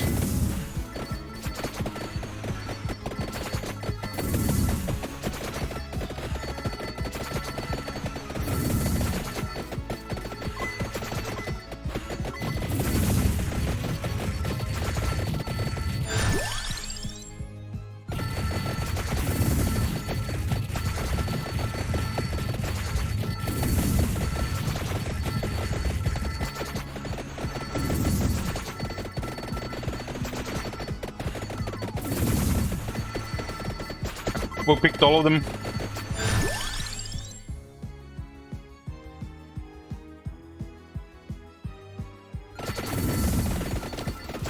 Get that book now.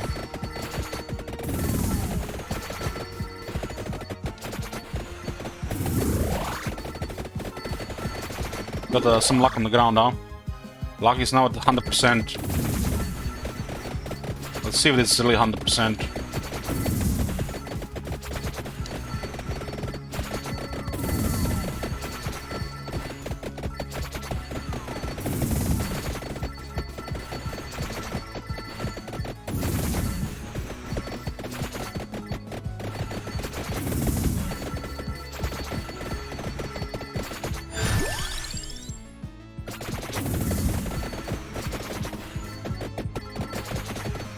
How much life do you even have to go for that? I mean, is it random or is it like always the same thing? At some point, there's gonna be a lot of them, right?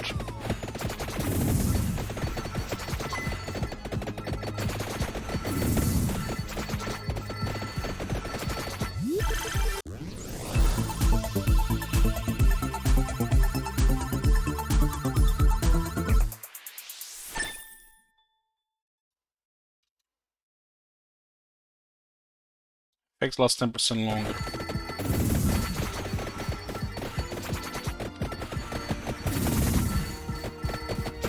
But everything benefits from duration.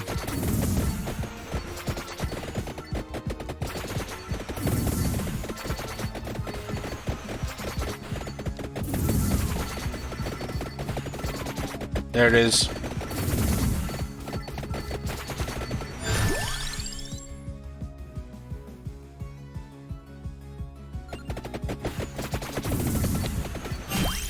We get empty tome on top.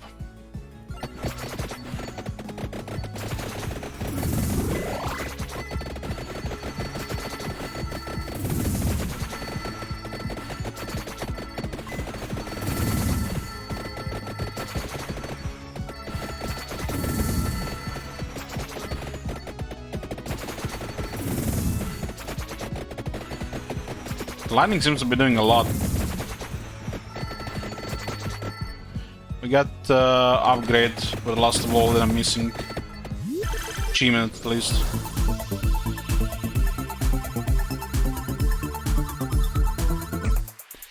So what is this called?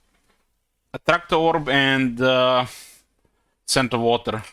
Labora. Involved center water damaging zones follow you and grow.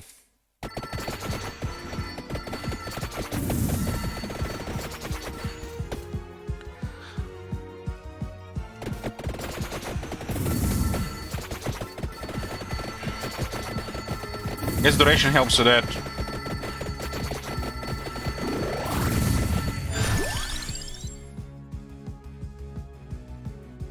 Fire won't.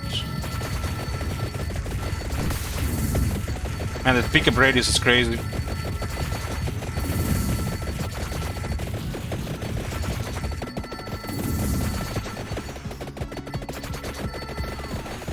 I didn't see that bat was so on me.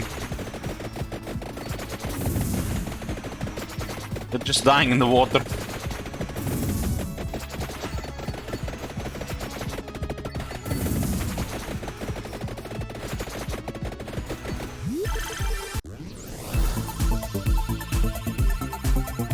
I wish it would tell you what exactly luck does.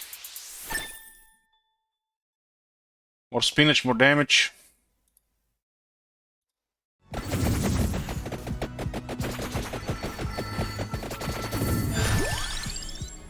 One more, well, it's embrace.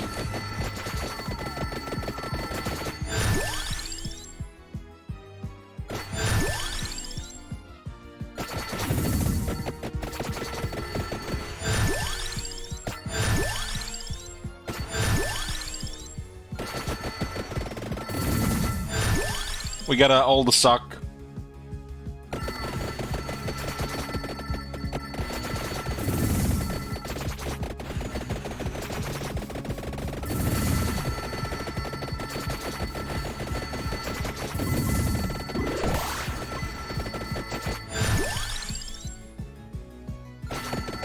getting 4 choices.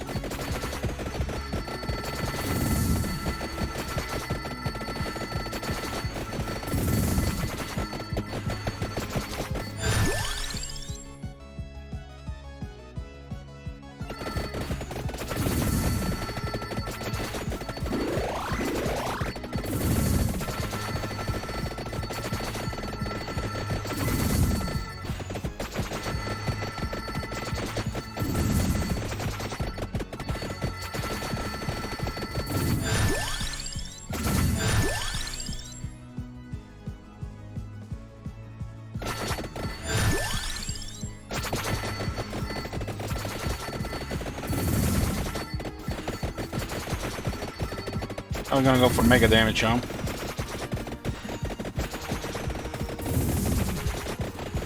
Environment kills the most like the Norsk, right? Die, Empire, die!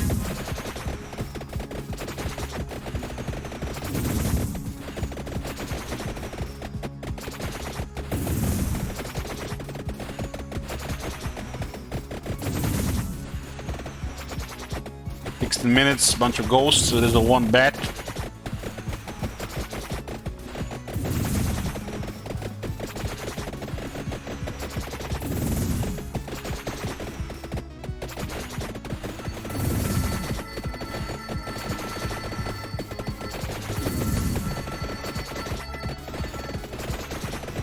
Am I ready to pick this up? Cross is fully upgraded.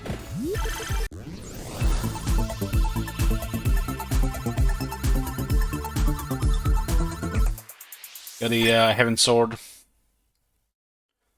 Heaven Sword with extra projectile radius.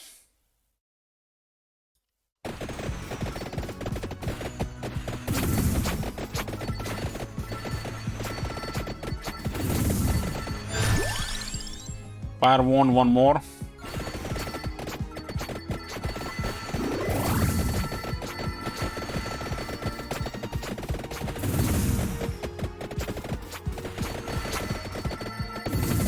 So Fire one more, Holy Bible 5 more.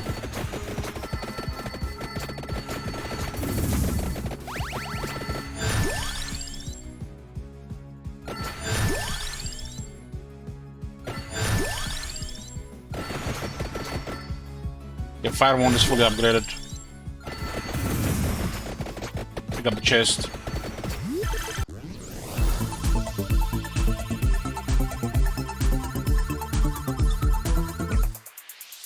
Okay, we got the upgraded Fire Wand and the spinach thing. Hellfire. Evolve Fire Wand, Pisces to enemies. Now we go all the way right. Seems like the Sound of Water is good if you go left and right. Probably better on the forest.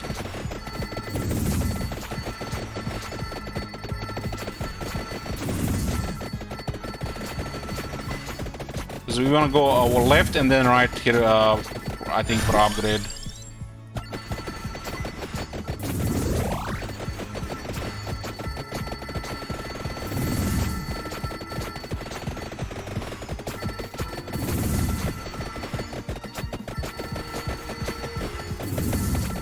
There's update on Sunday for this game. There's that active set every Sunday. Damn.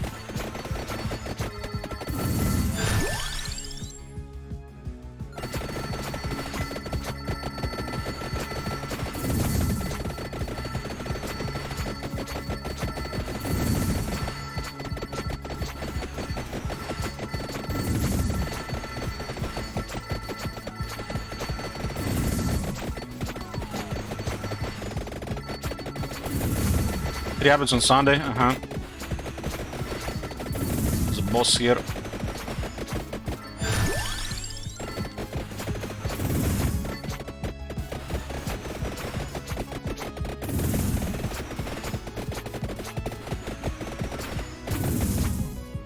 Missing 2 Bible upgrades.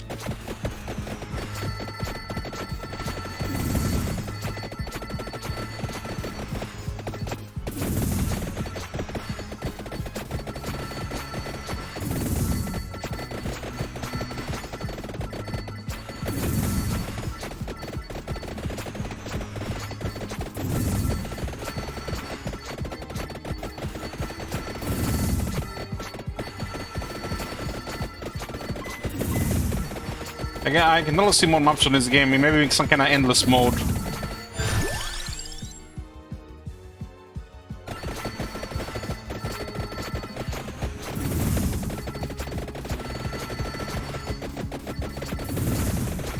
Let's upgrade the Bible before we pick up the chest.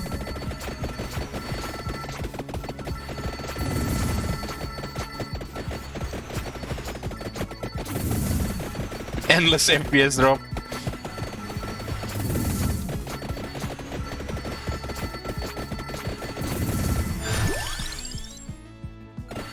Okay. Ooh. Let's go!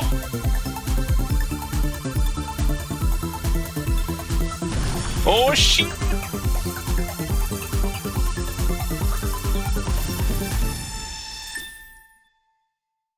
Now we're talking. Now we're talking. Just let's fly to the right side. Okay, we have all the King Baloth Holy Vespers. Now it's turns console. So what do we need? 2 more sock.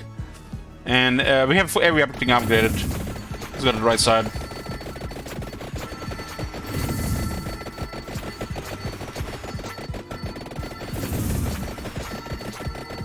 Since the scent of water, some of our damage is around us, so it can just push through everything. It's ideal for left and right.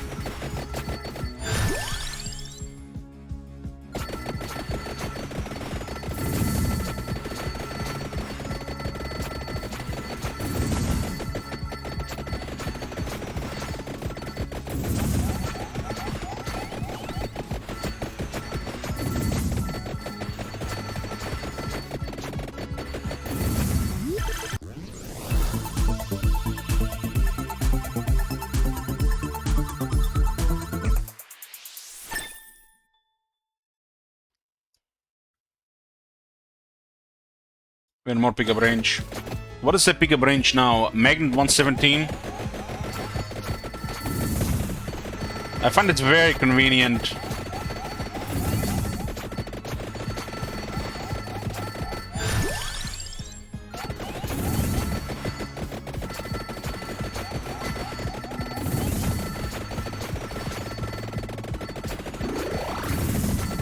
I want to keep them a little bit on the edge. If they enter the circle, I lose a lot of damage.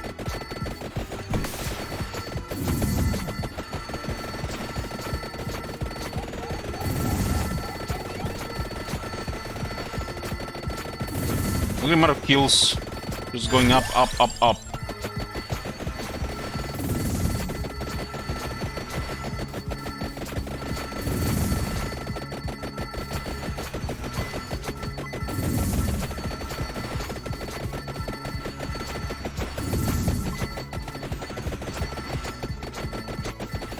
Stone Mask is on the right side.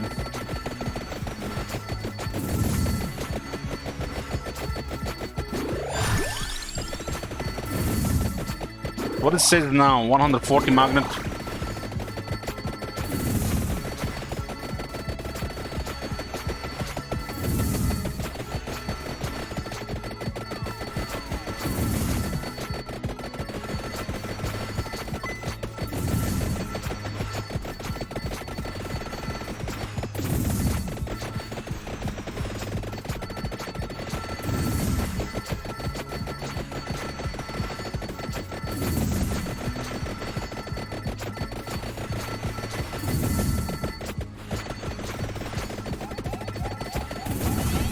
Bed inside.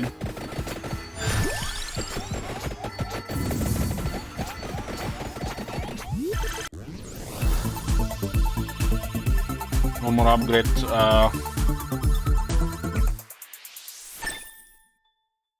We actually get big now.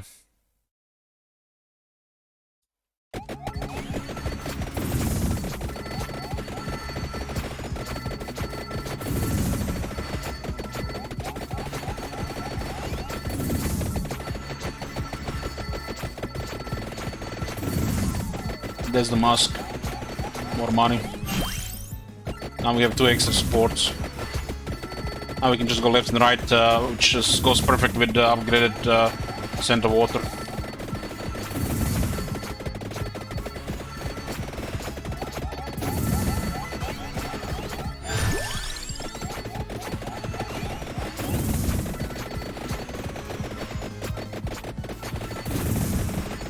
Talking about a grinder.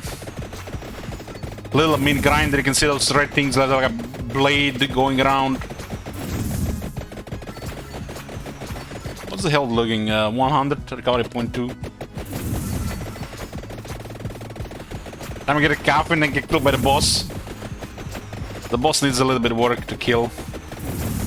So you can just stand in the middle. Or maybe you can if the Heaven Sword goes through him.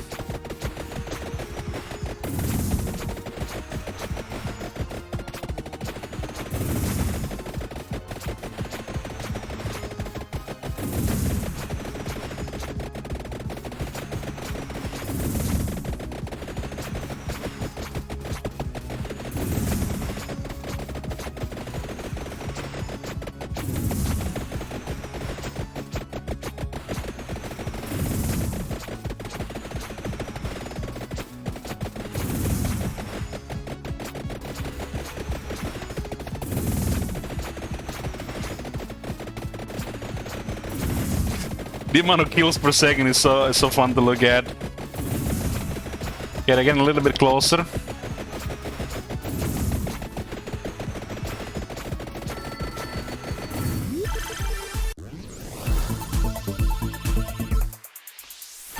Yeah, stun mask after 160 gold.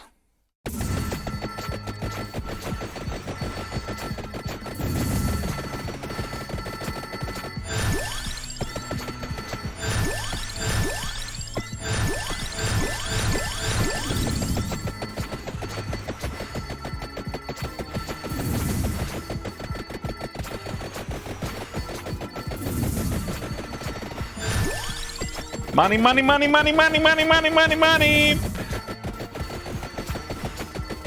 They're getting closer, we can see by the experience.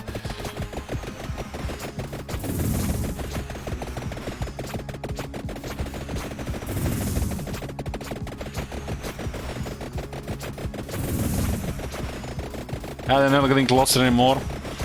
This, the blue circles do quite a bit of damage.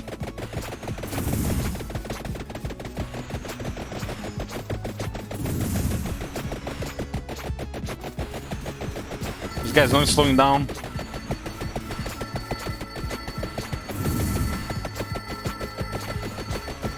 Die!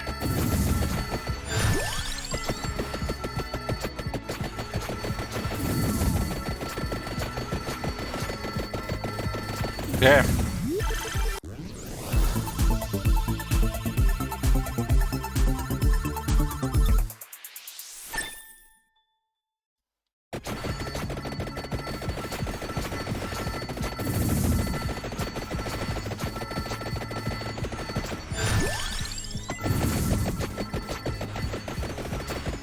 Blue circles are what causes a lot of damage here.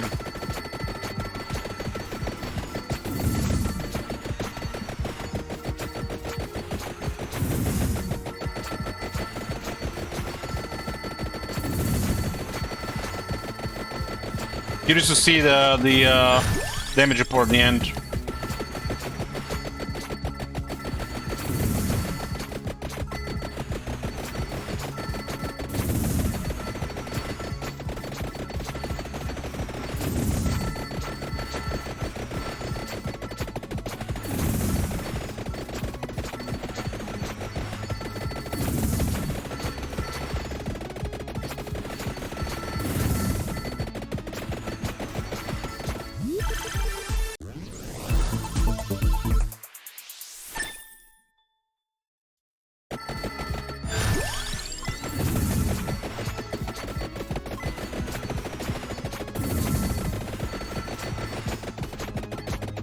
They're moving towards me, and they also have a decent radius.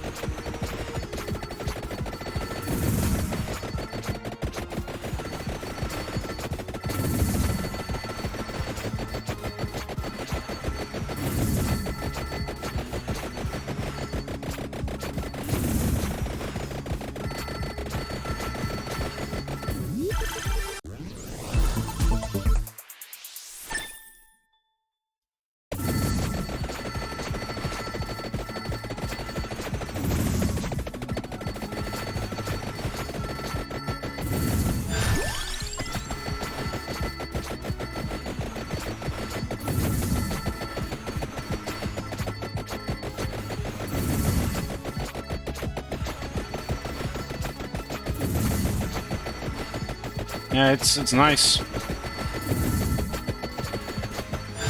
Just moving left and right, those circles on the ground doing work.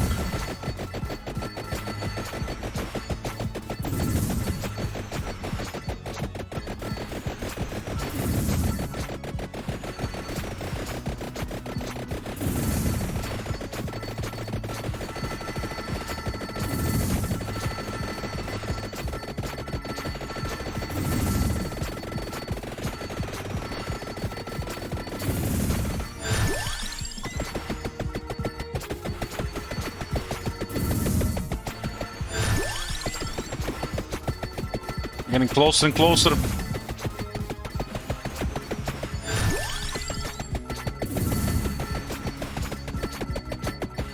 Need the blue circles to move closer to me.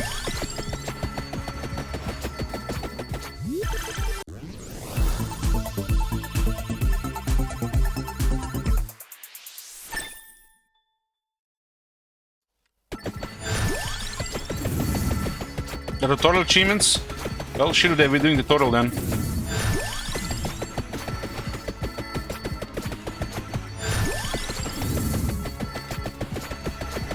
The amount of experience on this guy because of this thingy, the magnet.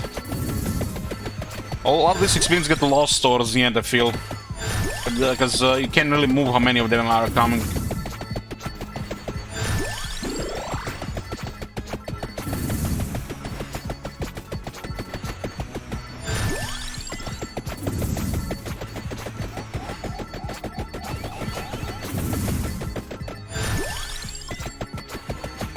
Last minute.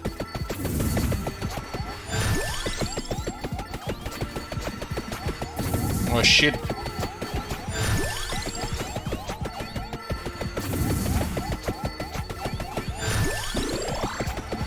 Give me chicken!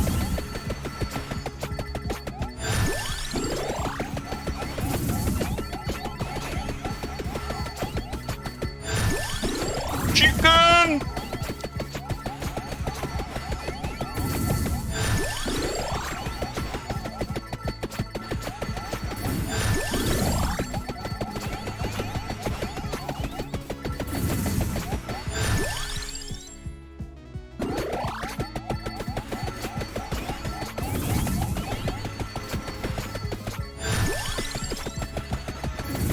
Good amount of enemies getting killed, man. This is definitely my best run.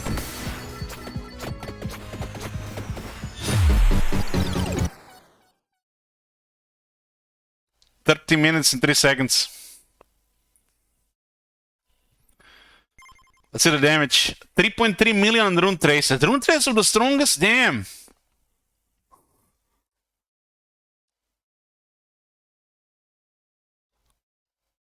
Huh. I think the lightning would have been done a lot of damage. 3.3k DPS on Heaven Sword. It felt like the scent of water was killing a lot, but not much damage.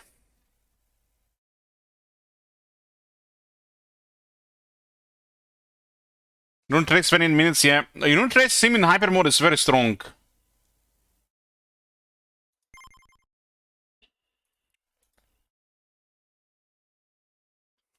Aha, winning Shekels again.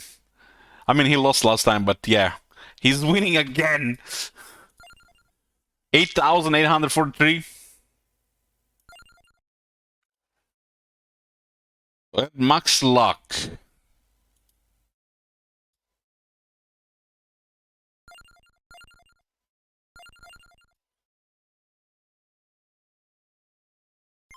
Okay, this one is a lot of fun. I like the starting one. This is a lot of fun. Labora seem to like have been killing a lot.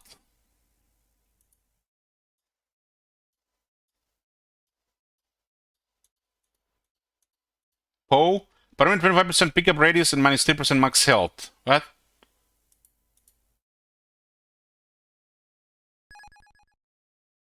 He starts with garlic.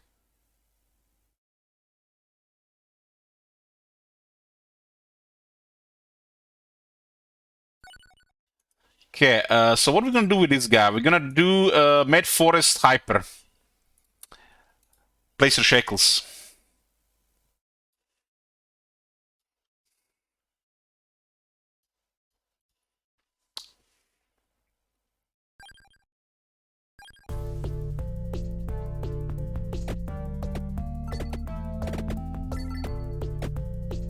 So he has 20% speed. Did he get speed? My 10, move speed 10%.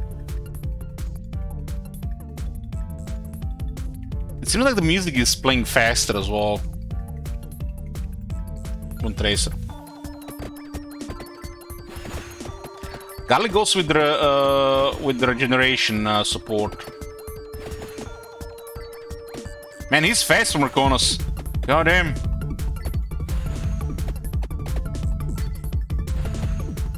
Hey, Tanny.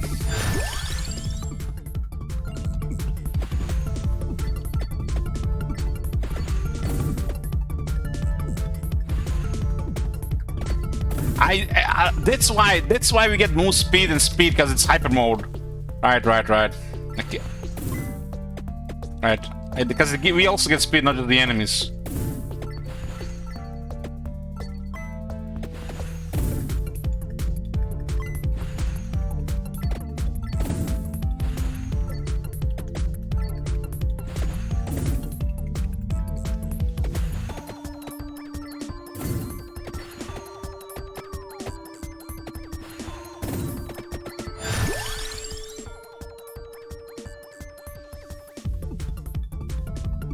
I'm gonna go for Ox.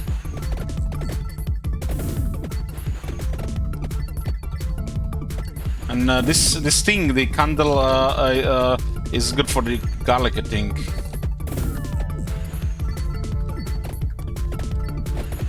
Garlic is not just damage, it's also knockback, right?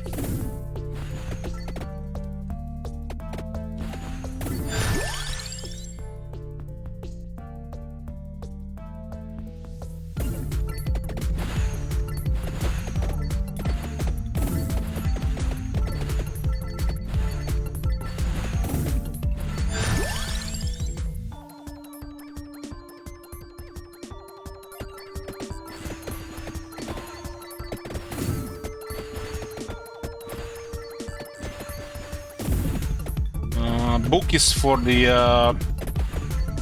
empty tome is for magic wand.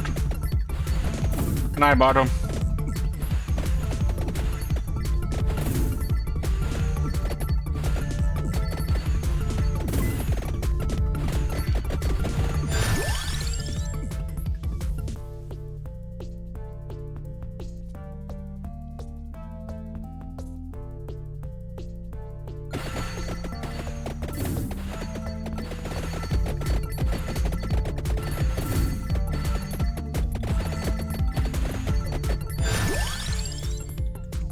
Ox.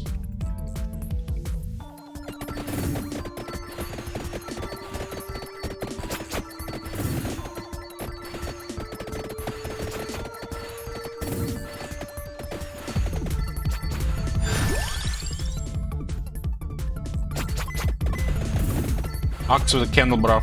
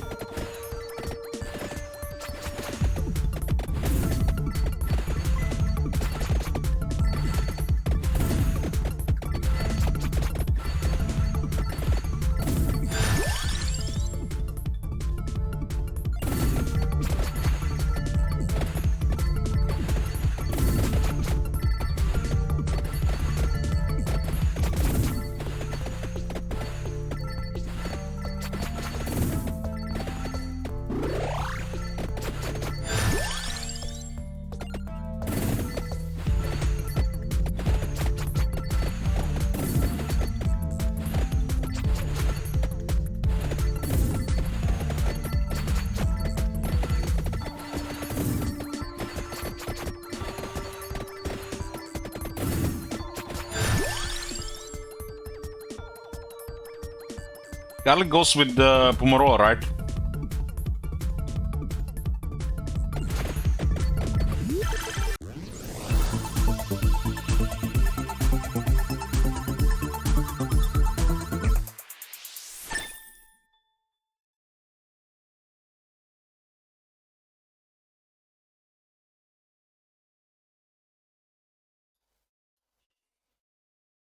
Axe got upgraded.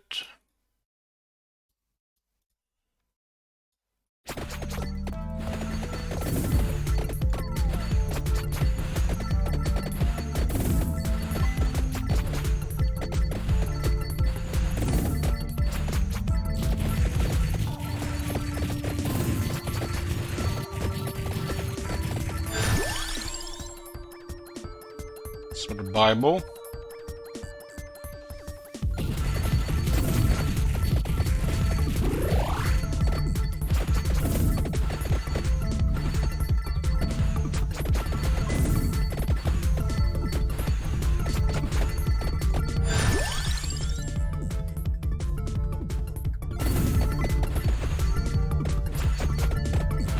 Pretty much, Sargon.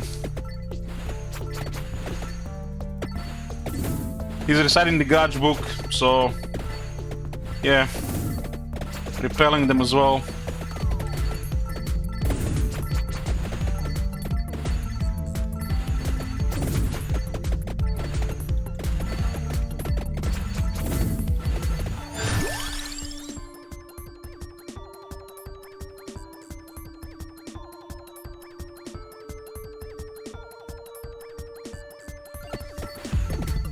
Shit about the last one.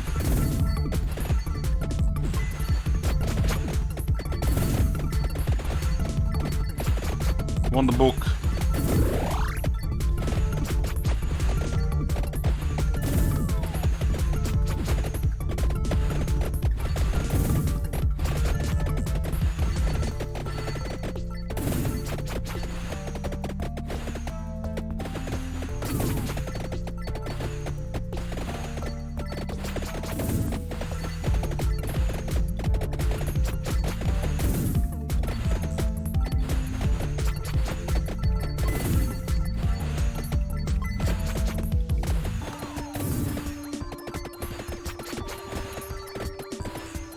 Axe is currently on 3.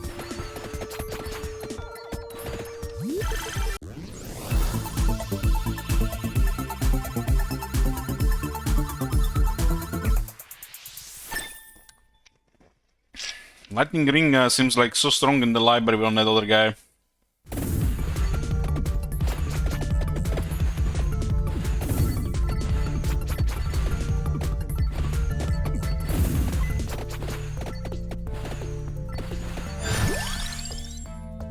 Spinach.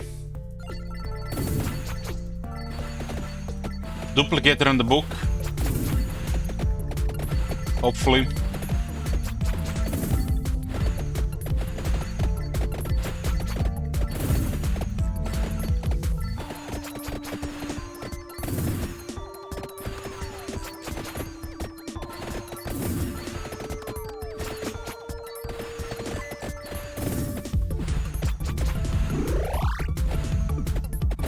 I got some luck, huh?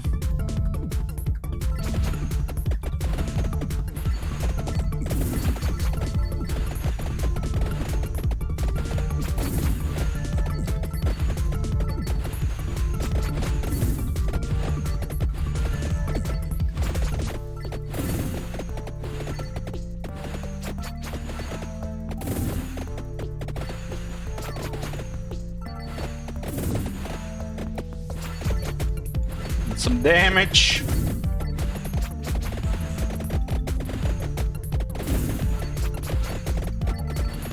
The Gallic is gonna be the end of us.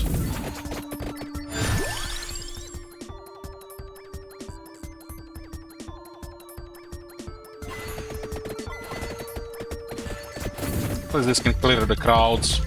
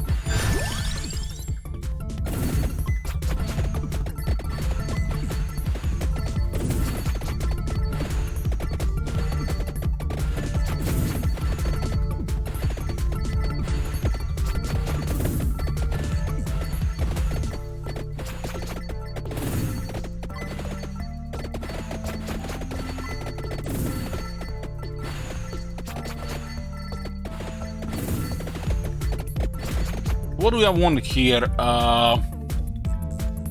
We got this for Bracer. Looks like Bracer. Or Duplicator.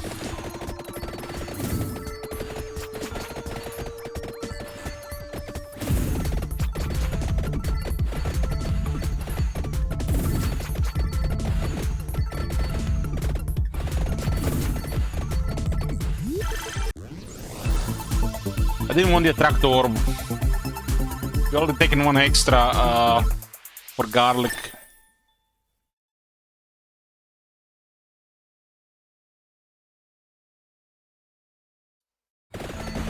Yeah. It's on the water or the fire. Gonna be needing some damage, some serious damage soon. Good luck in the chest.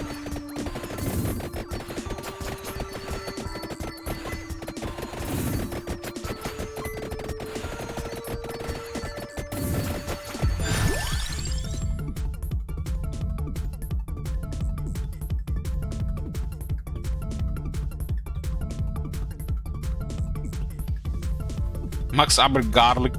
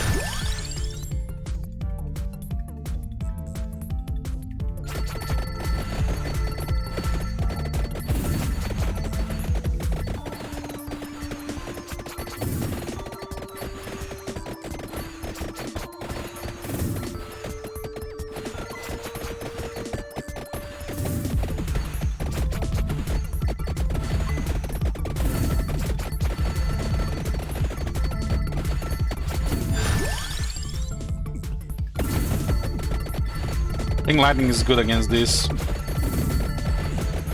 The Axis also, when there's so many of them.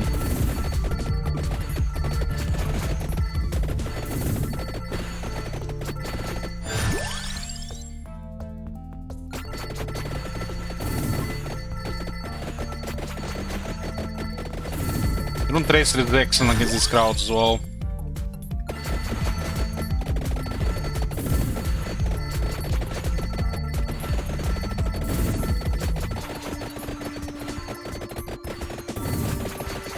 This is my favorite part of the forest.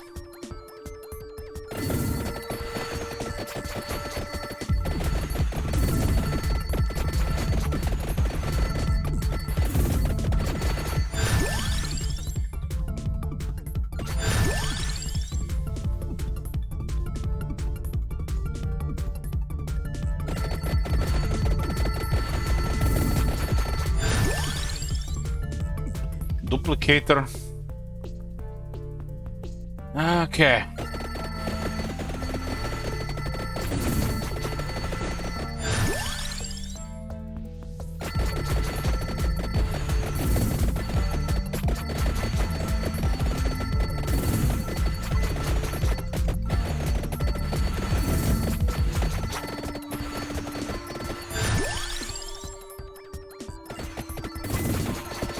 This guy was still walking around.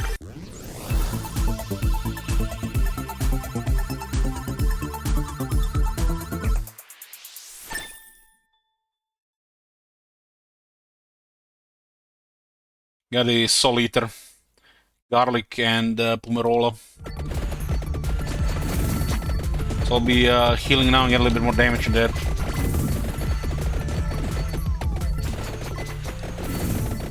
I'll need to upgrade the axe for the next serious damage.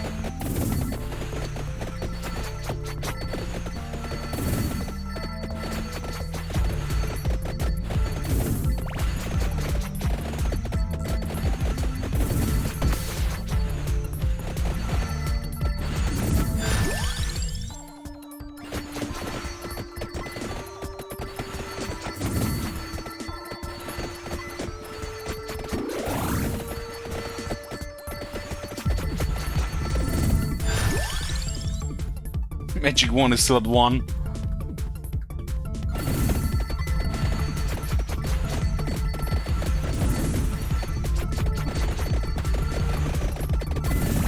Yeah, the ghosts are getting pooped on Garlic, on the Soul Eater.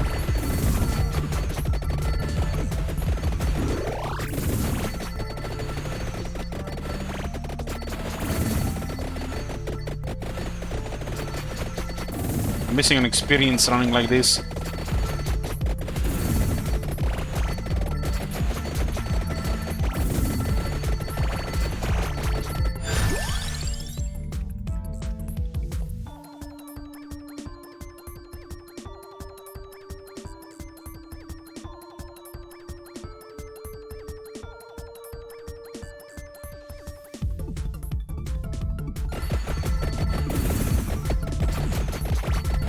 Werewolves are just not dying fast enough.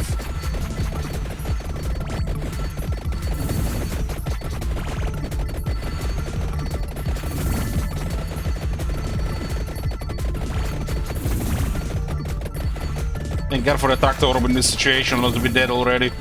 Missing the experience, are running away.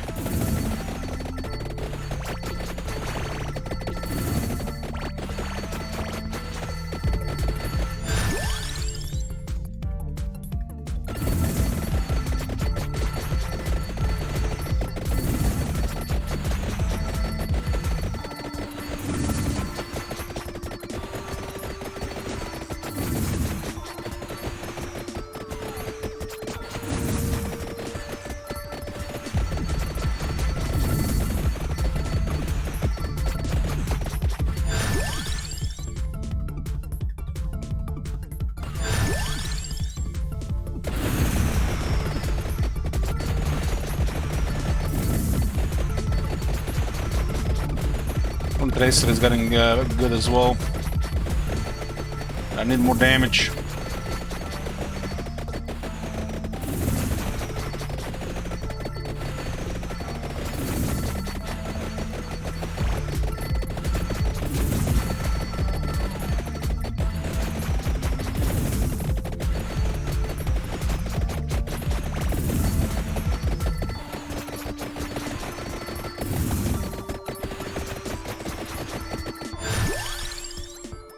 Axe is almost fully upgraded. Oh shit.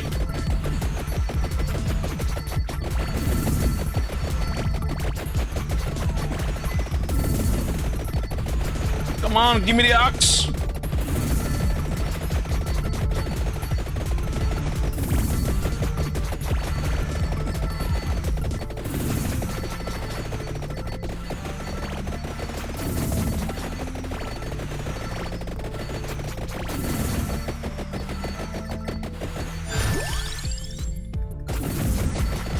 No axe here. Just stay here and hope I'm gonna get it.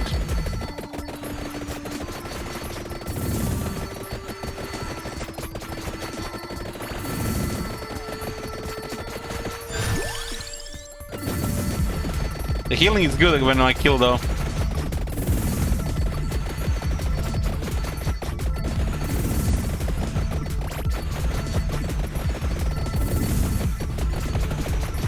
So close to the axe. Oh no!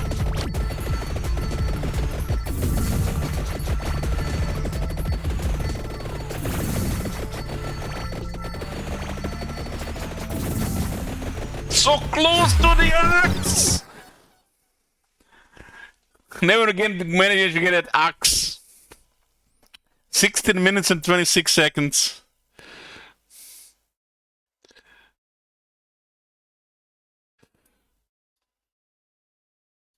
So close to the axe, and he just said axe right, and they killed the boss. Like, no fucking damage. Rune Tracer, carry. Just needed one more. This thing is became a main DPS towards the end, since like how low our damage was.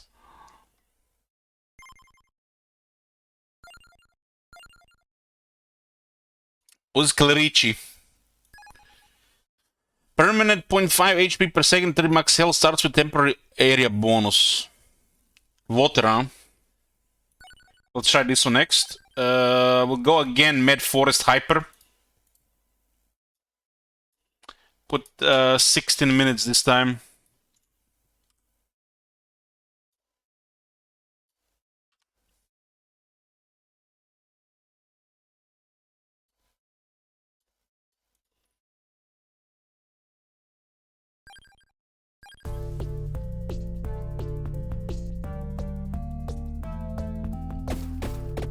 Damn, that's big radius. Area plus 400%, damn.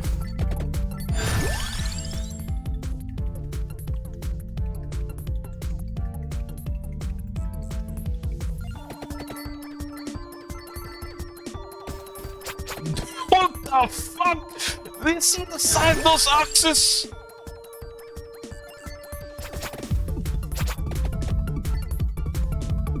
They're getting smaller, okay?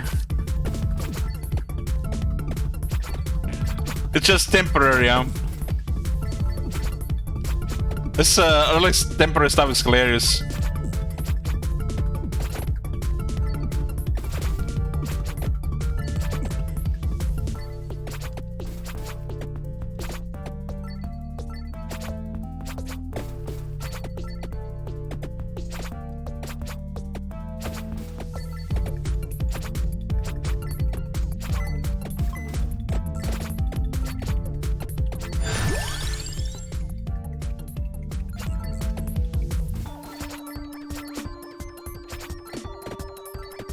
This is now area 110.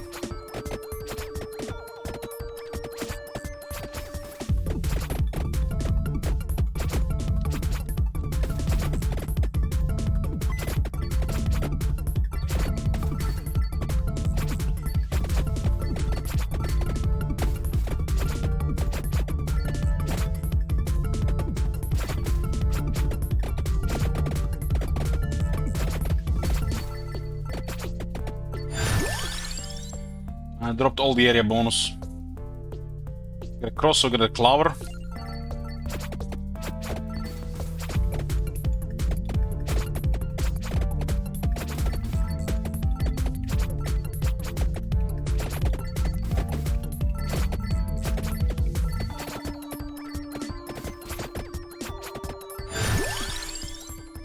Duplicator.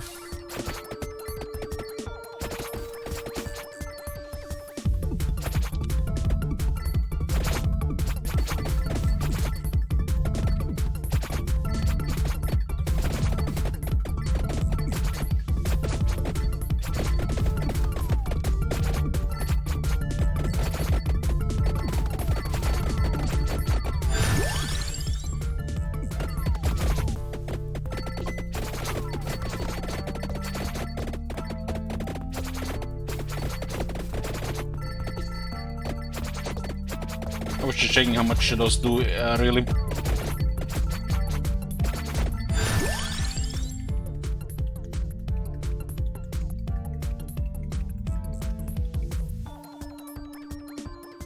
Spinach. It's might plus 10%.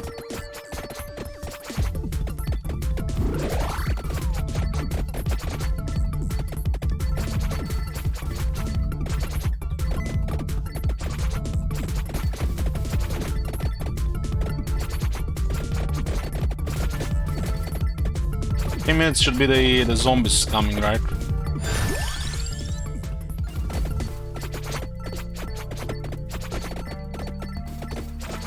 skeletons.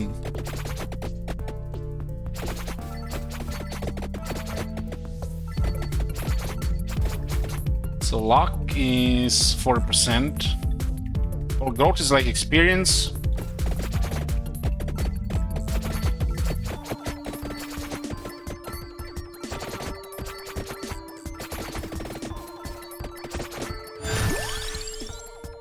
There's a lightning ring. Goes well with the candlebar, I think.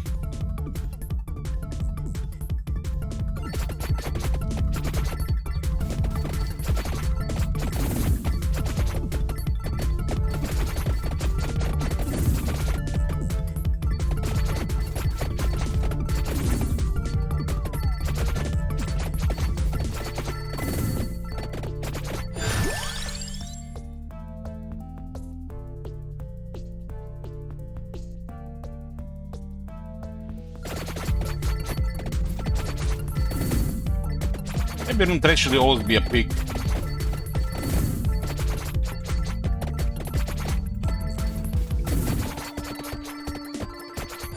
Well, I want to get the Bible, I think.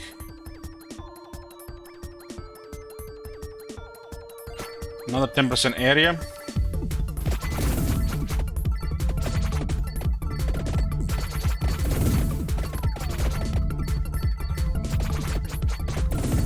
Ghost 4 minutes.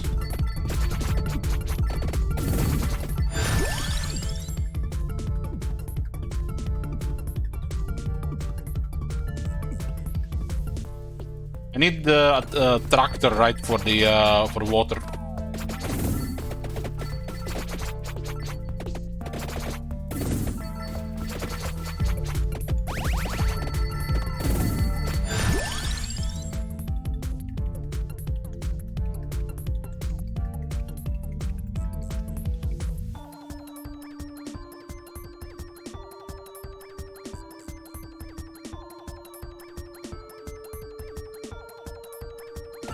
I go for the birds. Tractor orb for the this thing, right?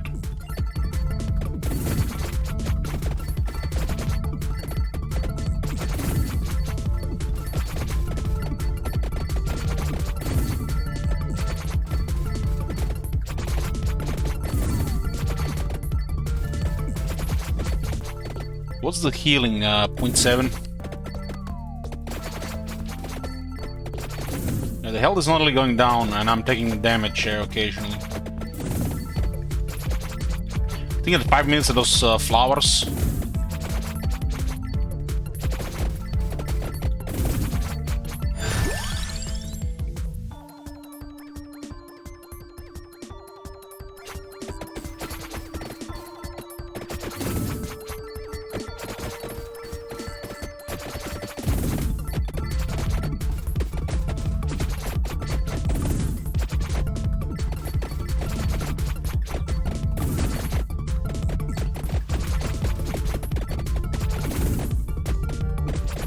So nothing really high upgrade, we've been just unlocking stuff.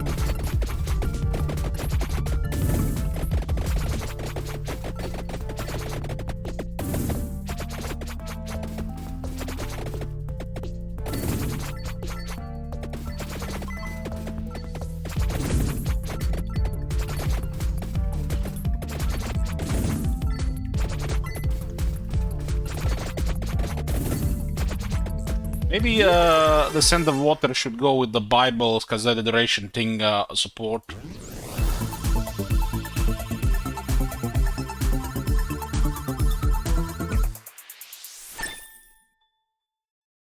Cross upgrade.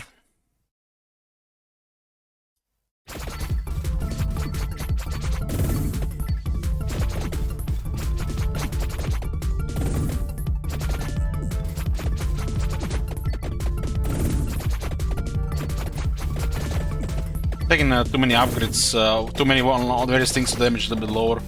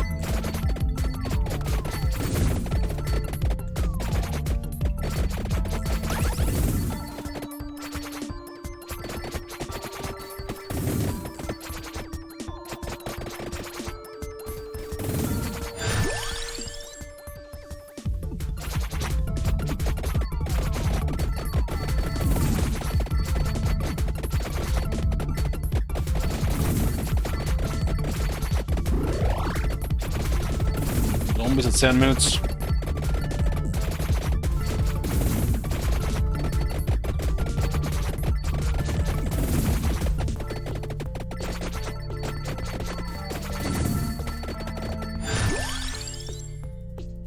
Bird.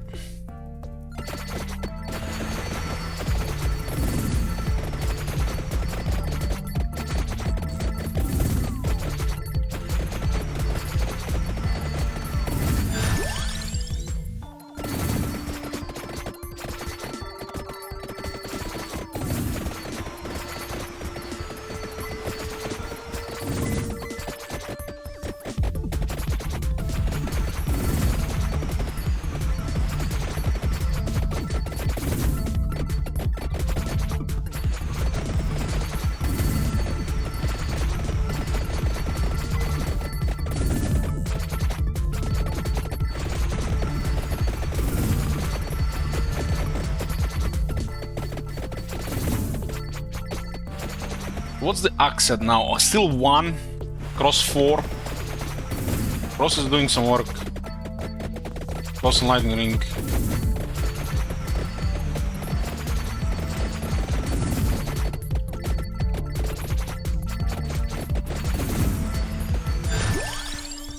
Ebony wings. Now we unlocked everything. Now we just need to get things higher.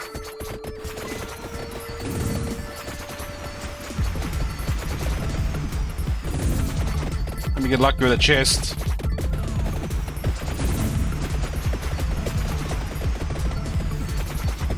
Got both birds, which means we're gonna be able to unlock another weapon. Maybe dagger.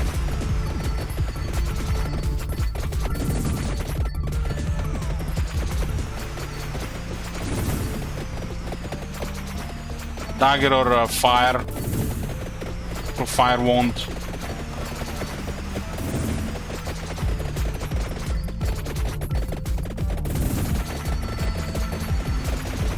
Damage.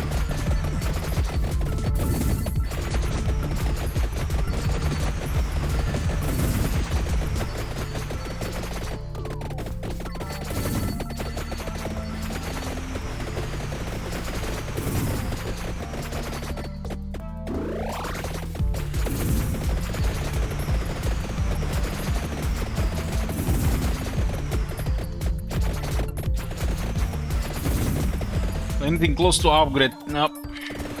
I get luck with the chest. Let's go.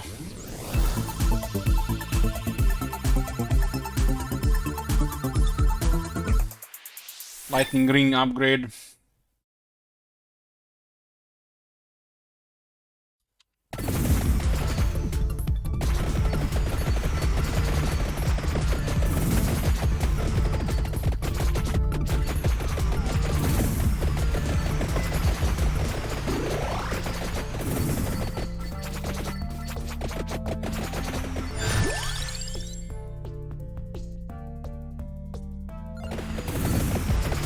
Water gonna last a bit longer. See, 11 minutes is the skeleton army.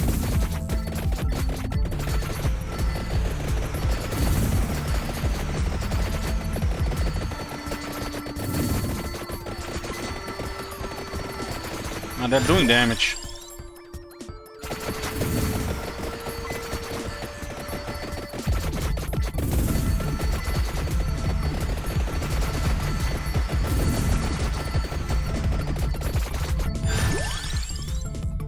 Me another ox. Another ox.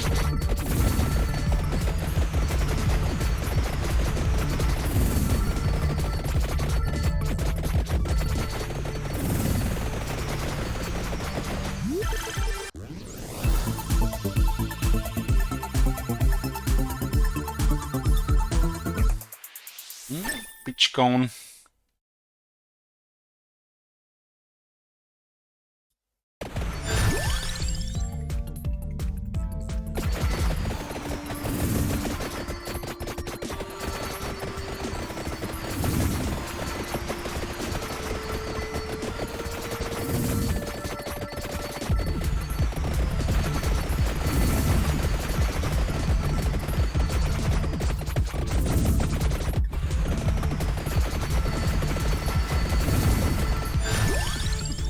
Rocks. Oh, werewolves. 12 minutes.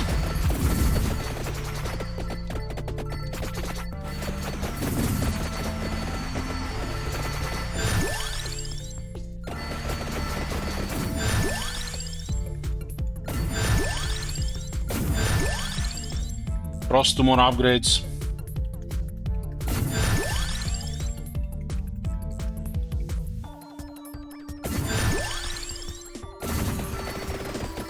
Now that was some levels.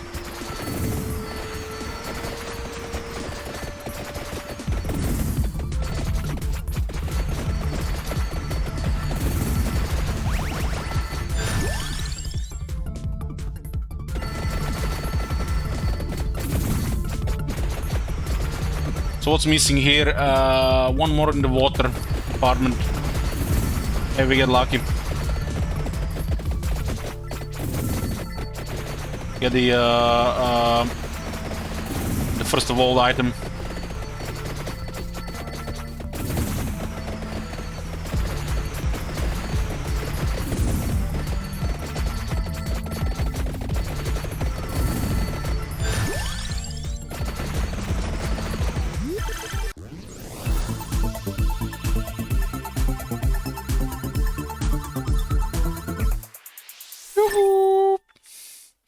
Will this be enough to get us through Labora?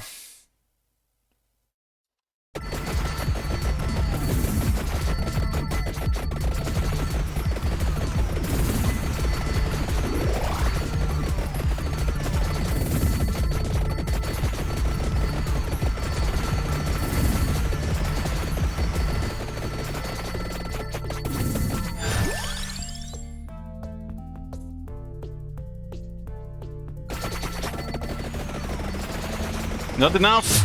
This level on Hyper is not joke. 13 minutes and 28 seconds. Why the axe didn't get upgraded first?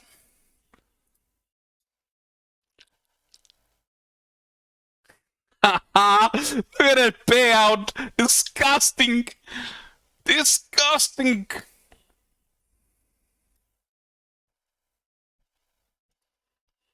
I'm gonna be sick.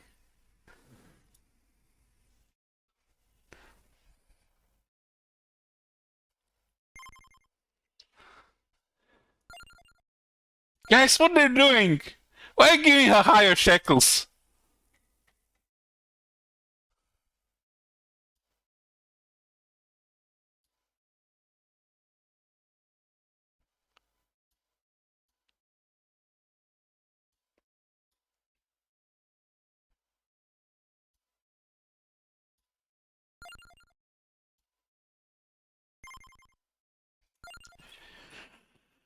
The Mario. Permanent plus 4% duration and speed, minus 40% move speed. Huh? So this is attack speed, but he's slow.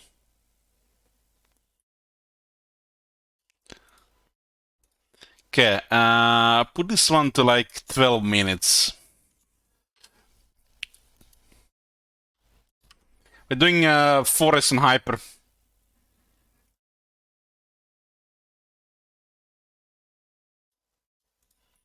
He starts with what? With a Bible, huh?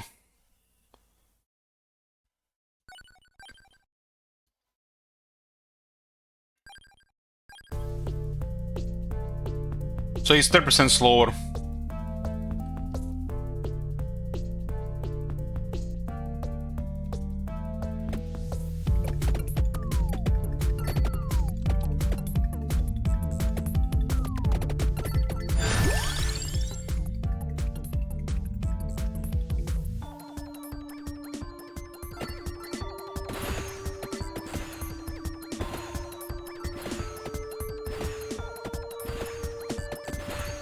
Yeah, you get an extra projectile for the power-ups.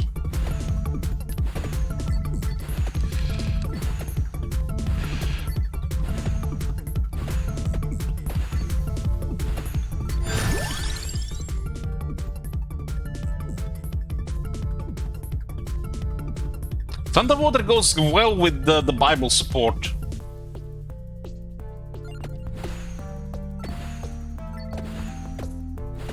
It's gonna be spammed a lot with this guy, I feel.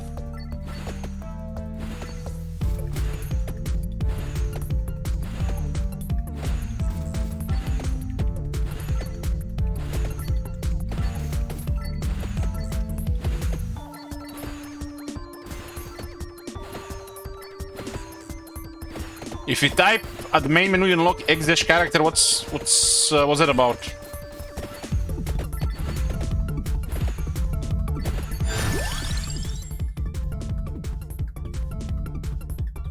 Spellbinder goes with the Bible, and goes with the Sound of Water. And I want the Ox and the area, Candlebrow.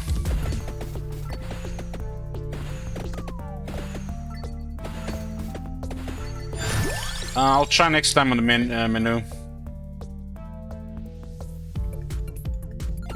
Yeah, AoE build.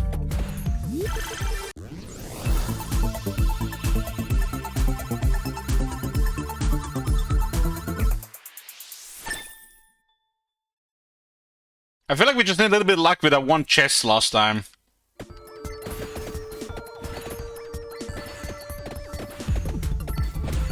We'll almost go there.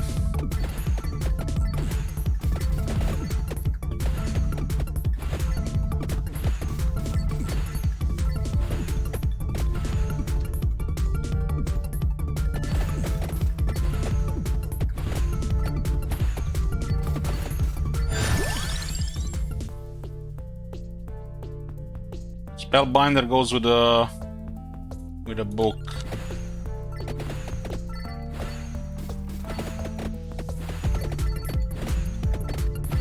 One empty book as well. With a King Bible.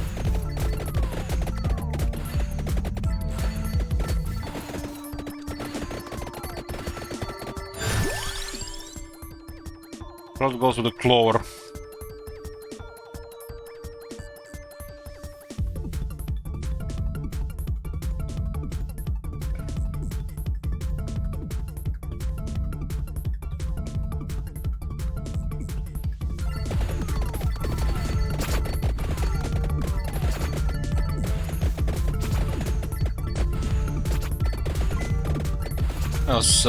This close.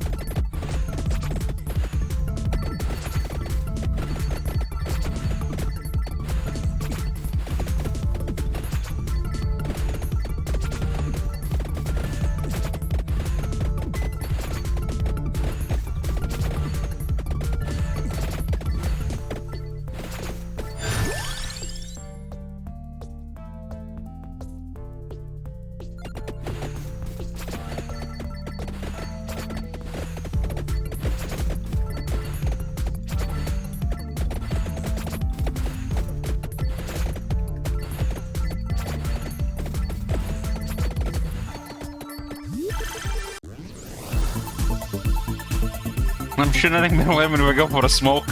We fine. Smoke away. Cross upgraded.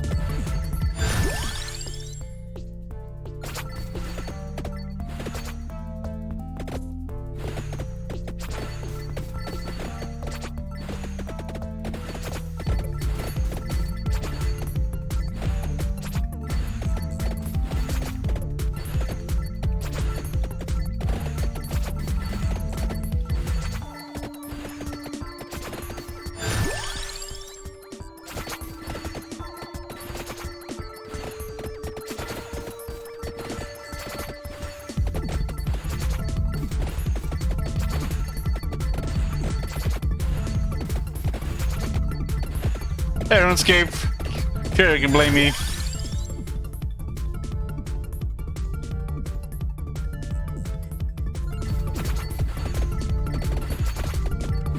Hopefully duplicate next.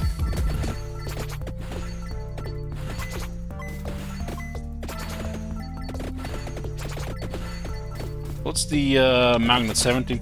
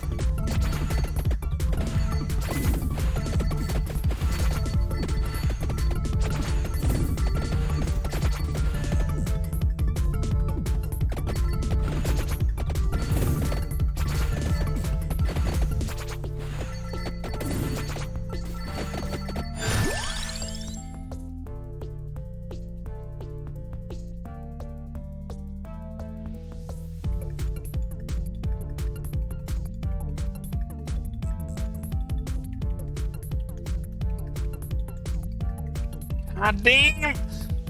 I want them all!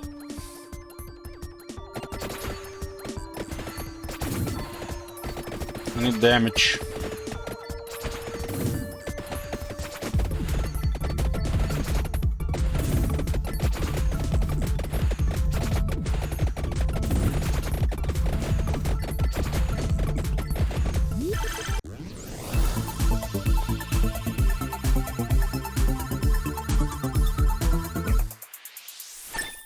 Lightning got upgraded.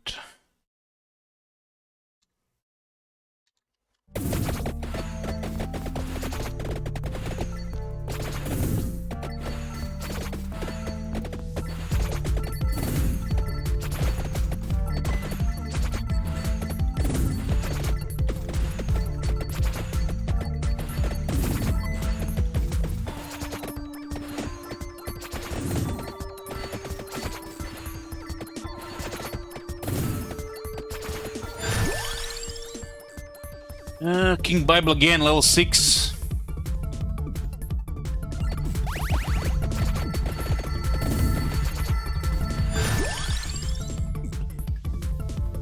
Well, we're getting forced to upgrade here, unfortunately. No axe.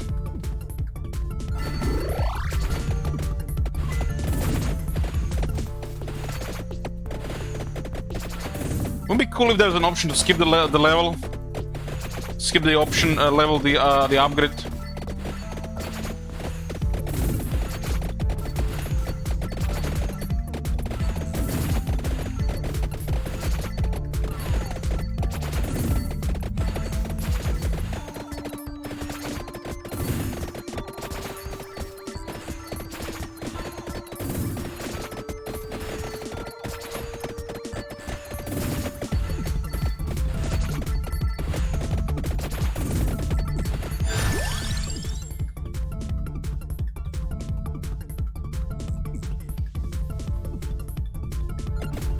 Man, this support 7 minutes in.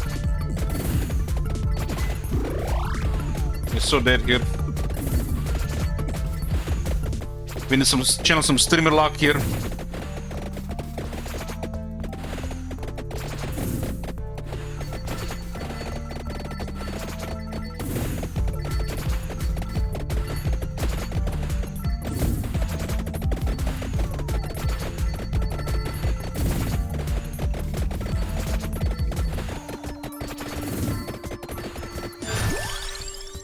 Spinach.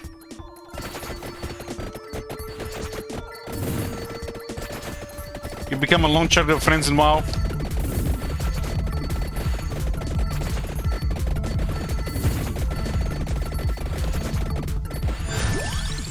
King Bible,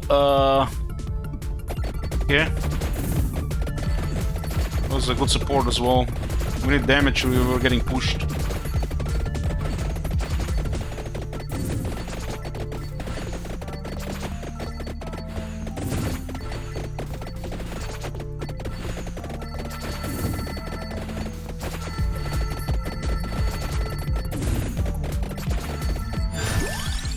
And Last King Bible. Yeah.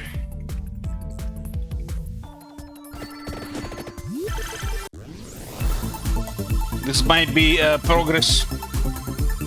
I pushed a little bit more for weapon upgrade this time instead of unlocking other stuff. I got one thing I didn't really want.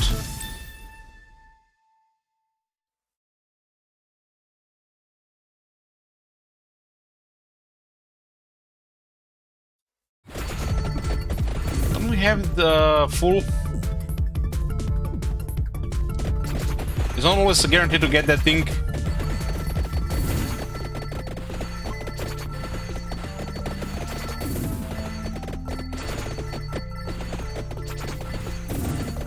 Ah, it's too early. Alright, right. I forgot about that.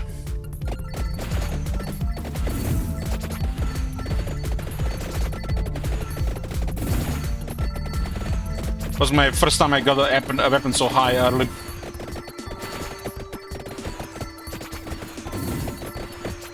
So save the next chest.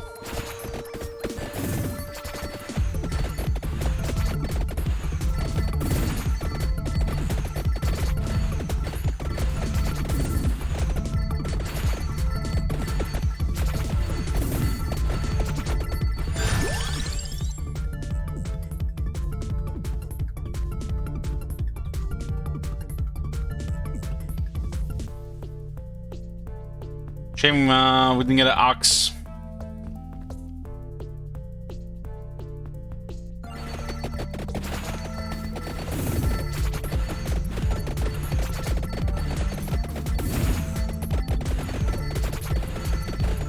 Yeah, here's plus 60% speed.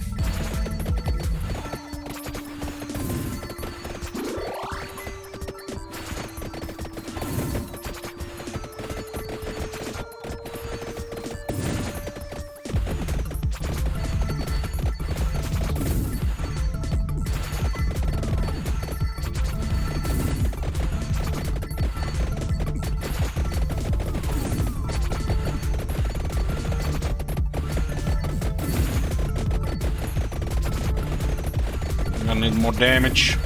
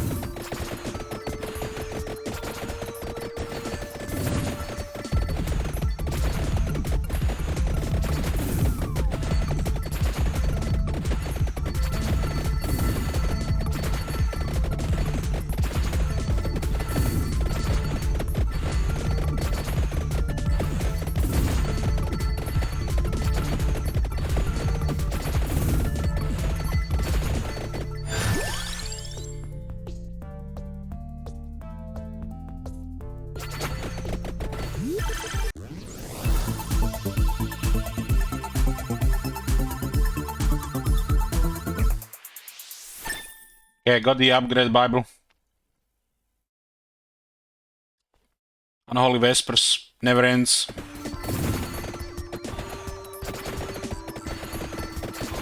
The grinder is back.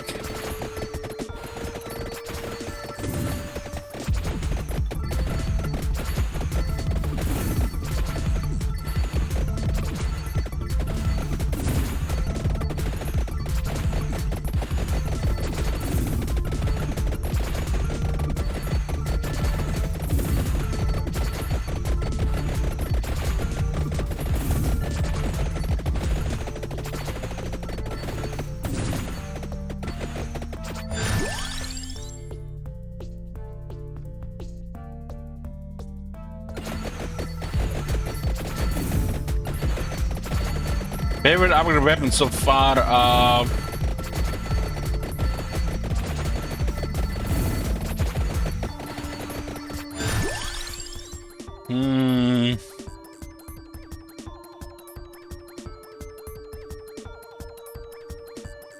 think it's the Heaven Sword.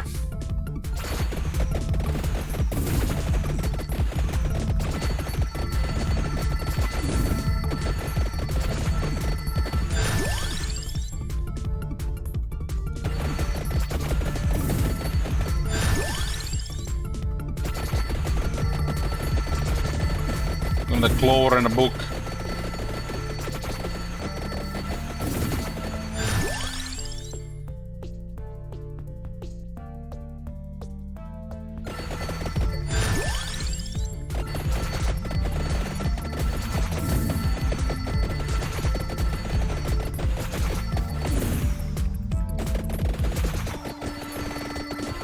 This thing is definitely spinning very fast. Can't get a Heaven Sword.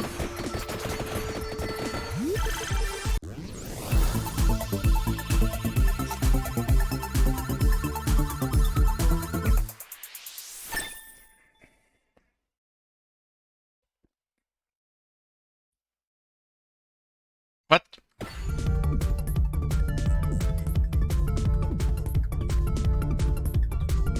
Got Cross and the Clore but didn't upgrade. What's the reason behind that?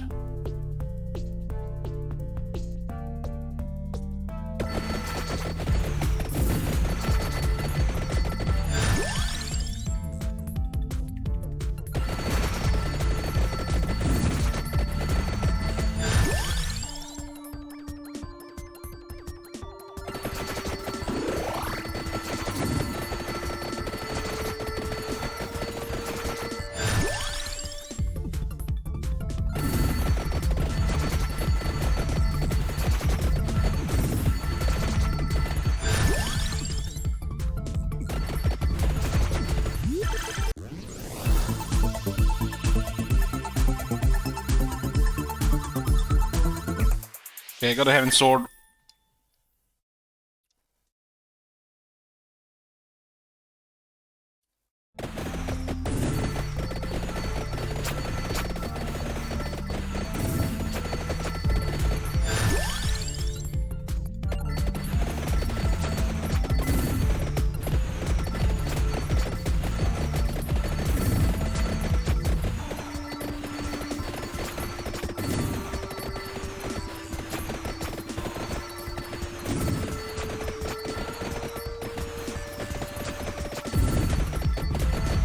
No duplicator.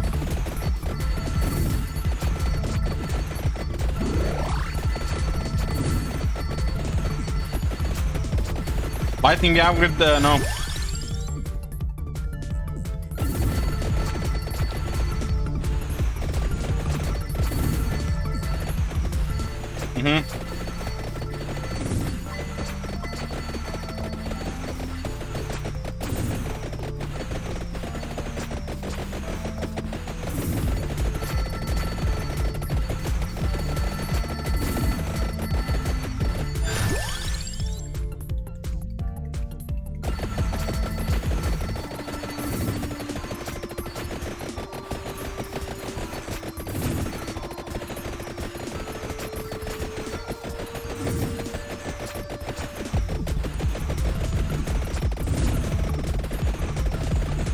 It's a lot of kills per second.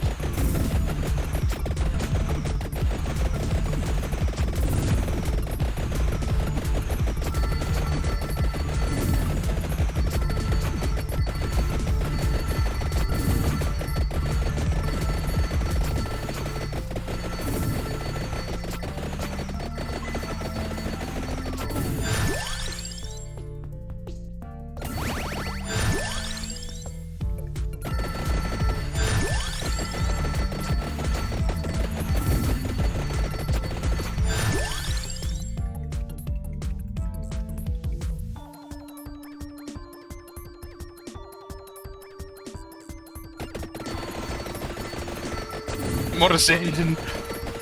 Yeah.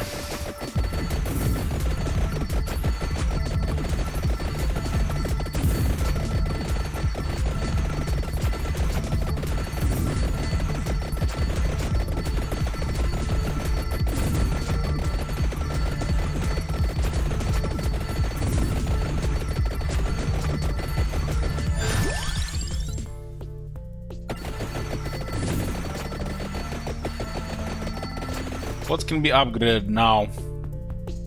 Bond. Guess it's good against bosses.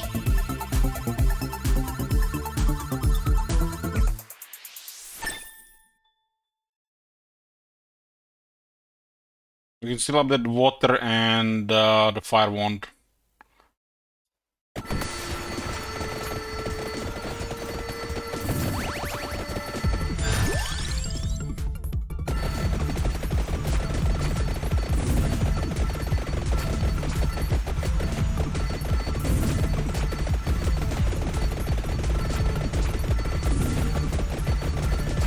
I kinda like watching the amount of kills increase.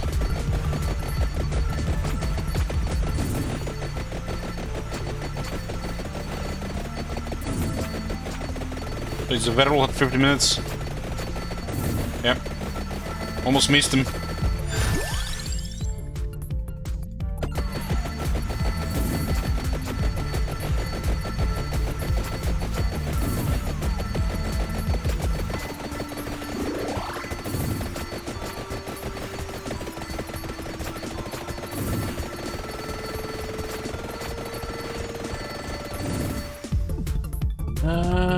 Can I go to the water now?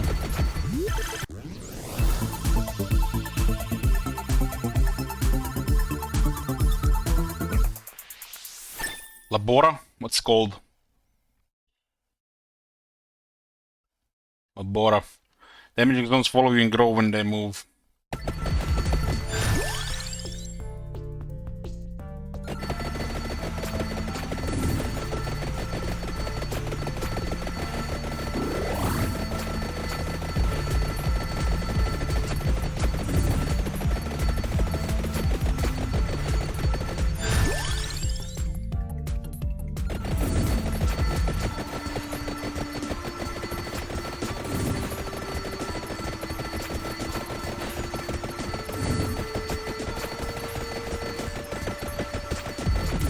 As long as I don't miss a boss, I'm good.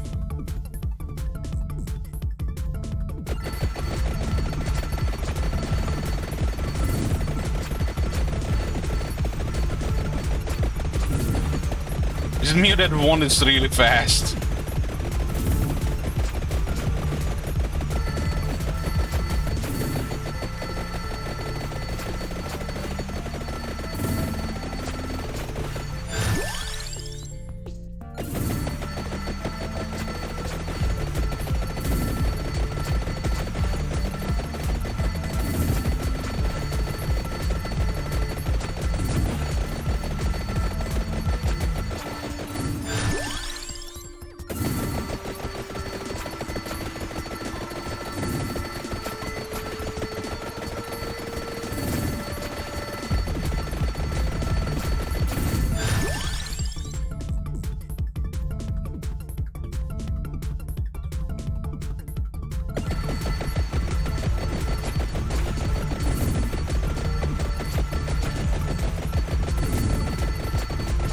The speed, really.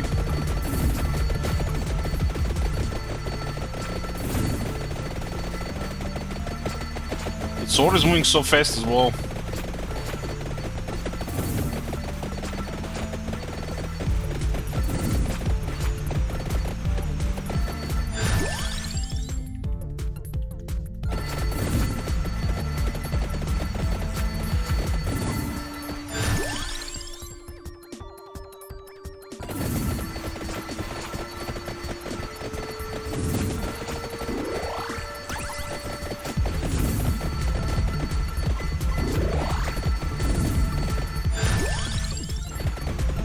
And the brace can be upgraded 5 times. Speed plus 110%.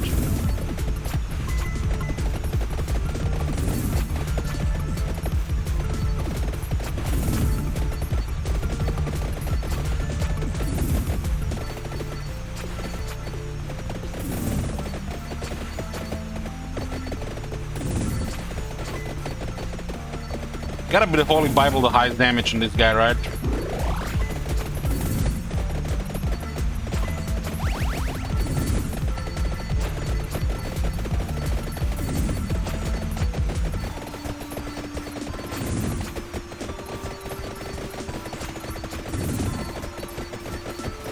So what can still be upgraded?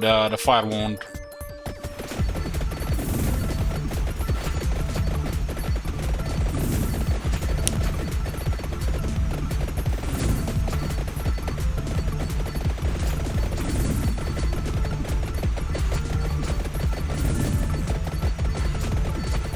Maybe Labora will do a lot of damage as well.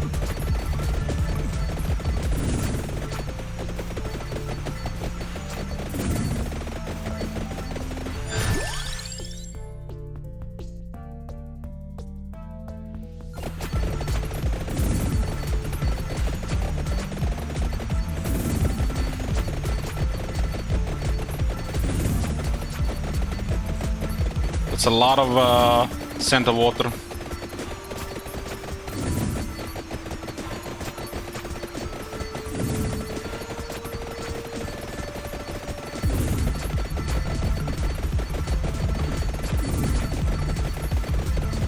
Glyco would have an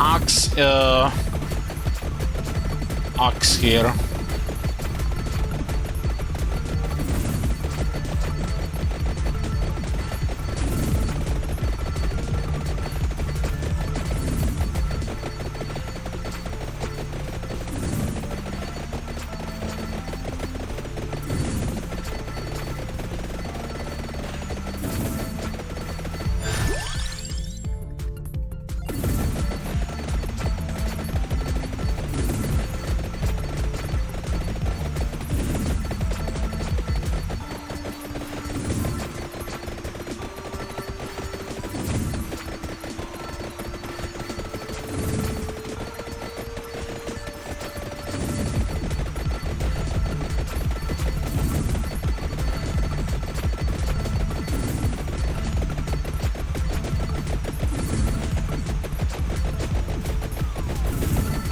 Almost missed the boss.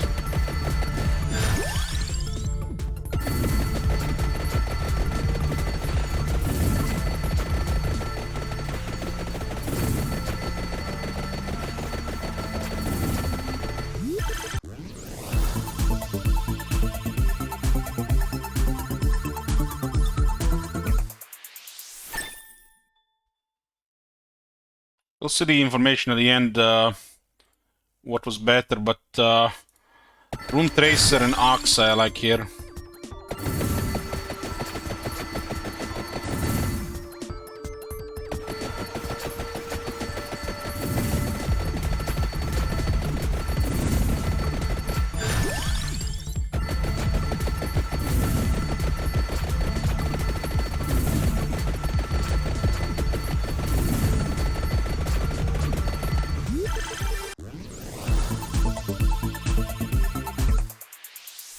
Fire one is getting upgraded.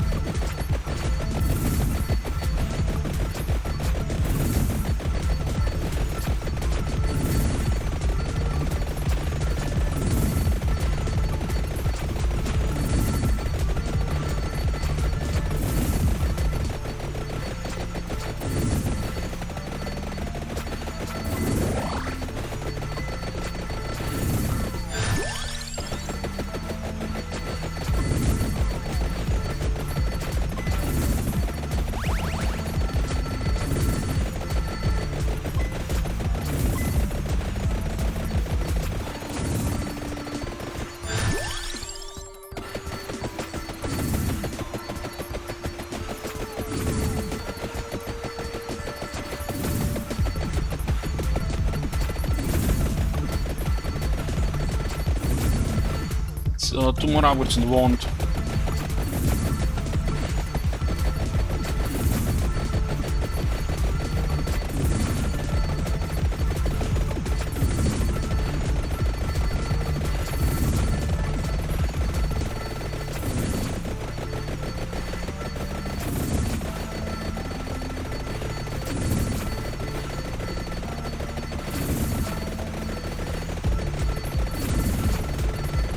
like the plants last very long towards the end, or the last wave of plants permanent.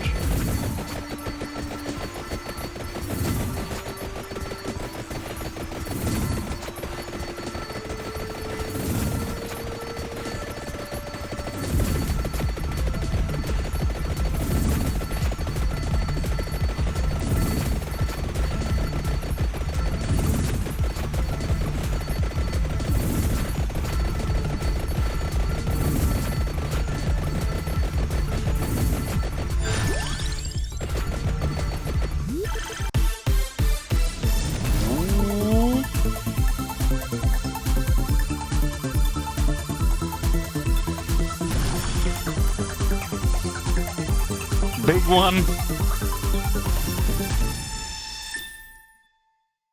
Got everything in money.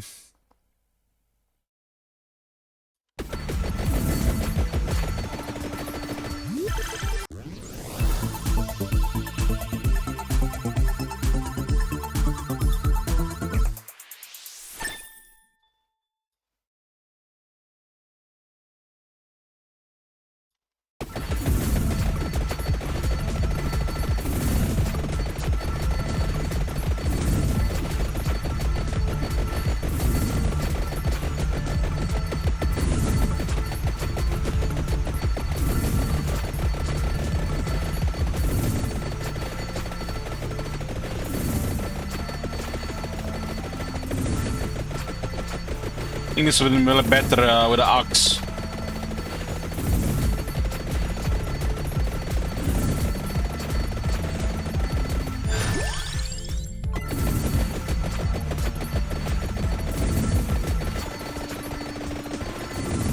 Even at this point, yeah.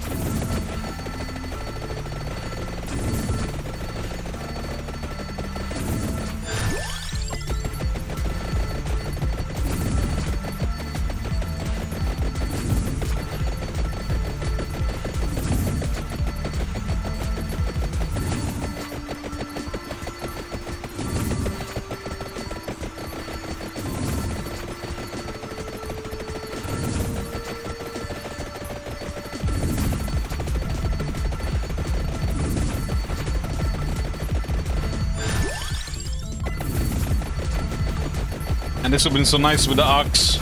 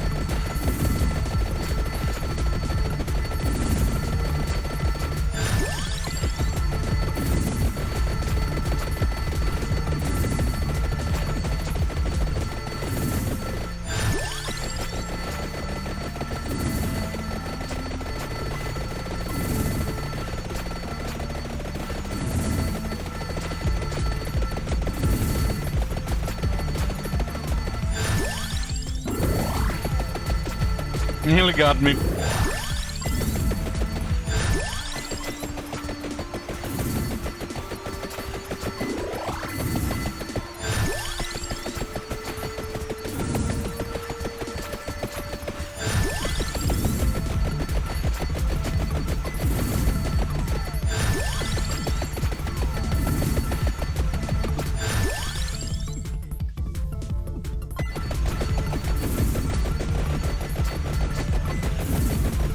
Pendragon build. I didn't pick Pendragon yet, no.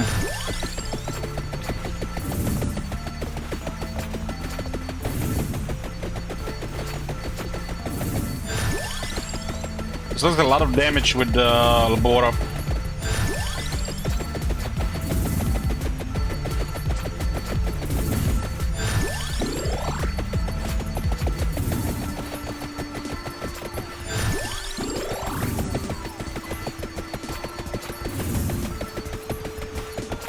So many of them.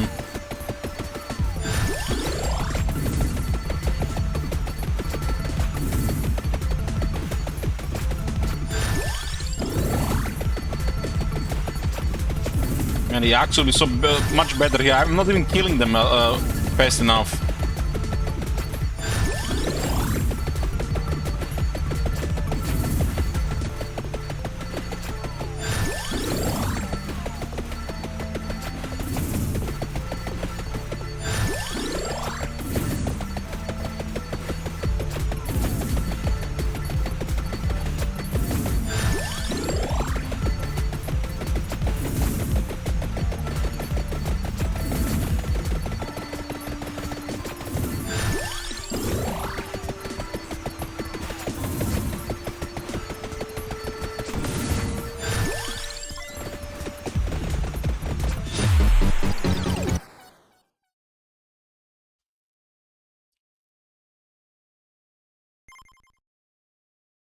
Labora, 6.7 million damage.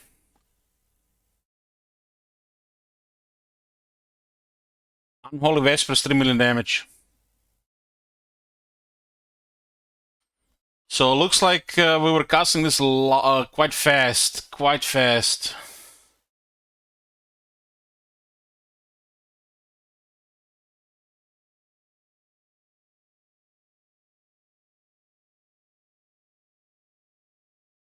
The one was scrapped towards the end.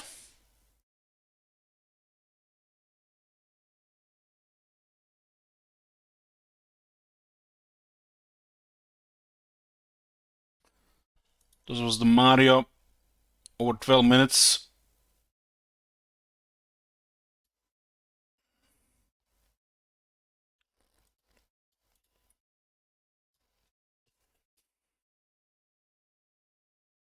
Well, Lightning Inning kind of got us there. You had to ask what's still in the kills, right? As well.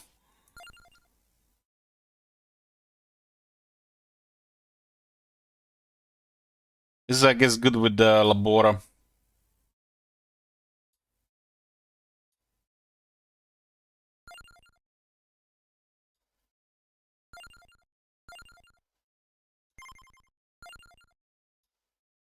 What was the code to unlock the character? The last one.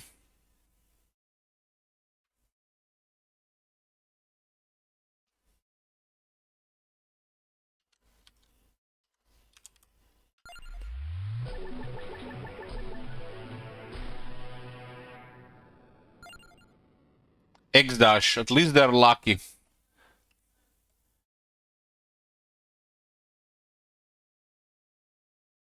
This guy is Max luck, huh?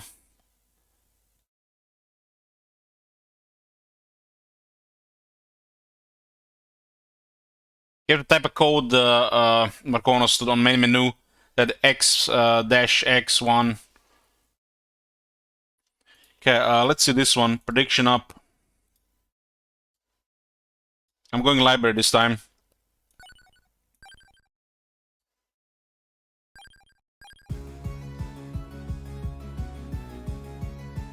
Minus 3% speed.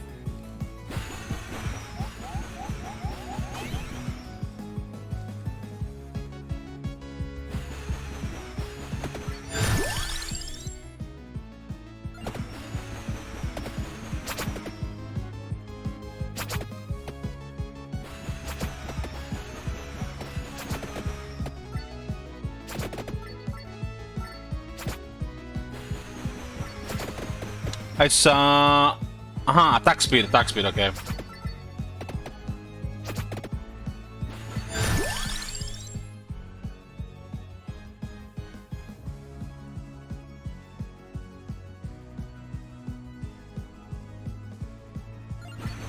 Well, not much luck here. We'll see what this does.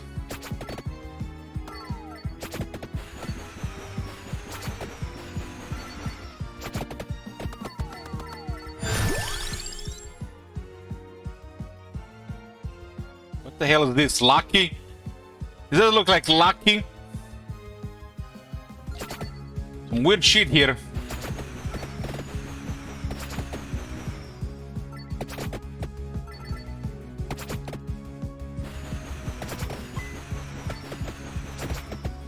This guy have been the worst luck so far.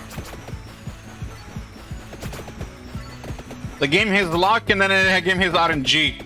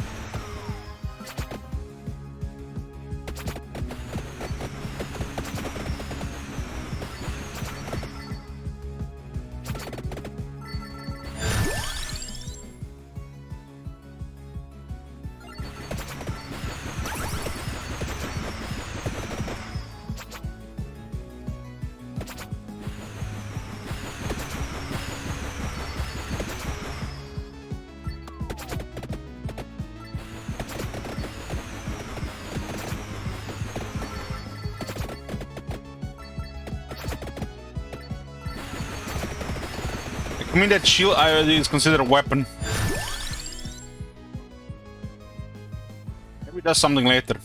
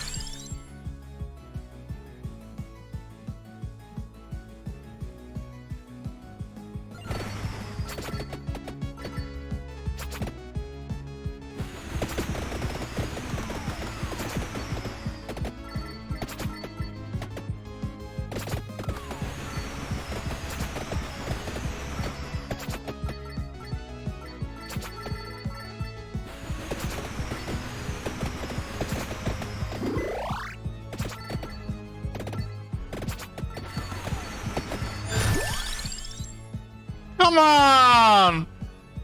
What the fuck? This guy is lucky? What the fuck is this shit? Gonna pick up things I've never even picked before.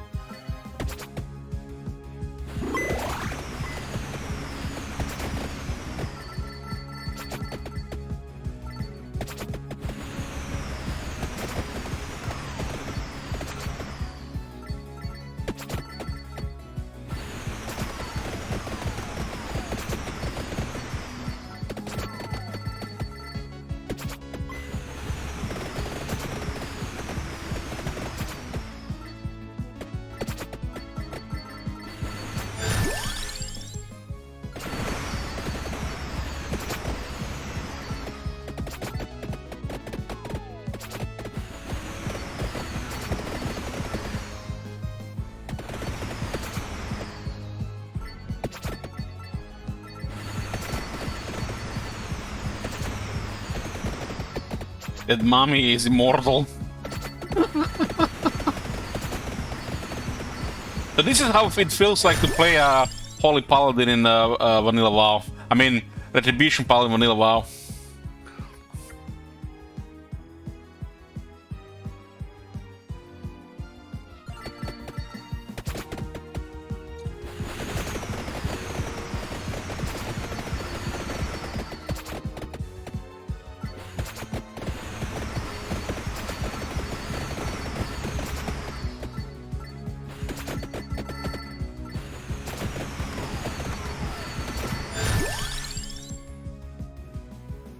Let's get even more luck. Maybe we get luckier, even luckier.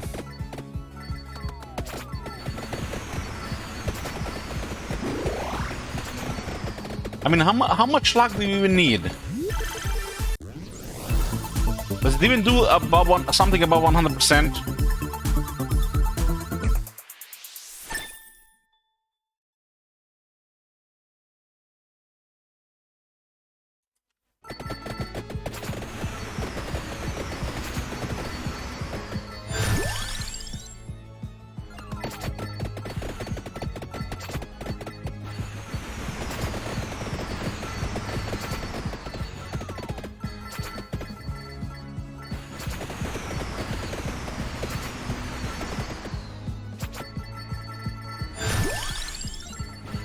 Duplicate it at least.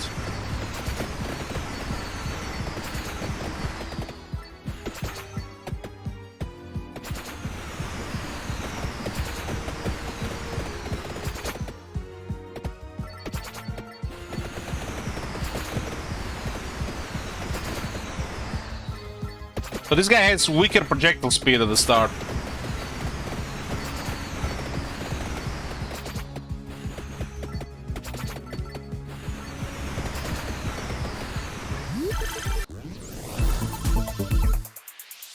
Cross got upgraded.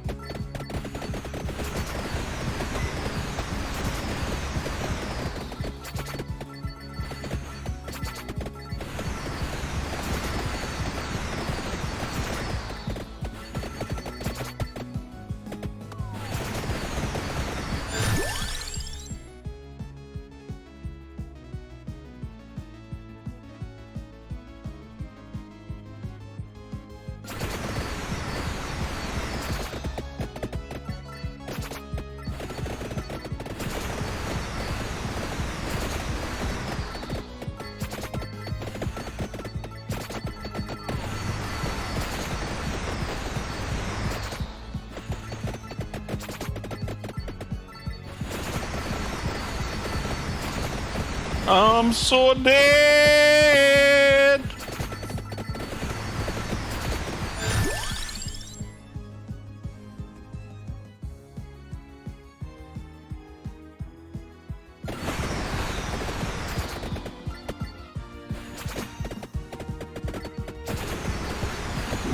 I'm alive! I'm alive!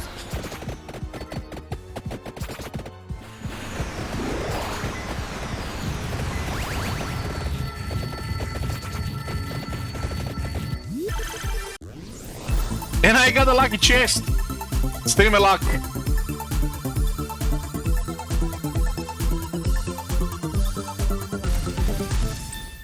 Got +2 more armor, nice! Now I can be invulnerable with higher armor even better.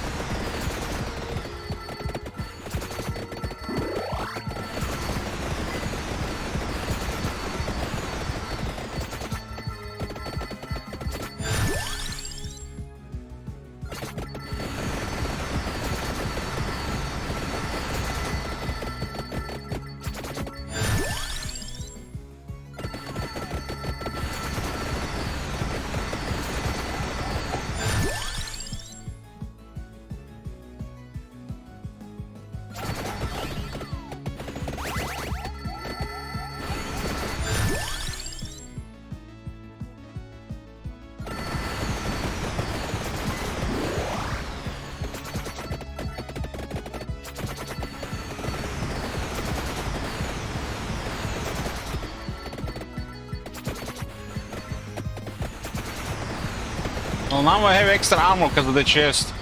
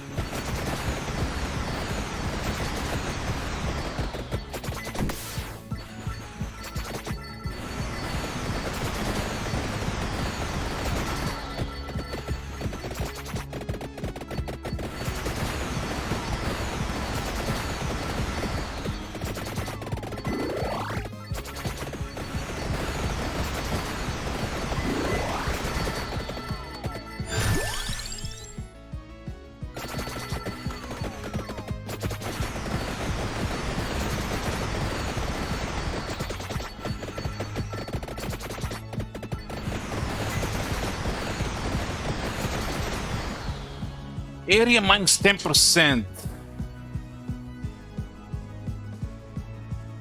think all my stuff is area except maybe that stun laser.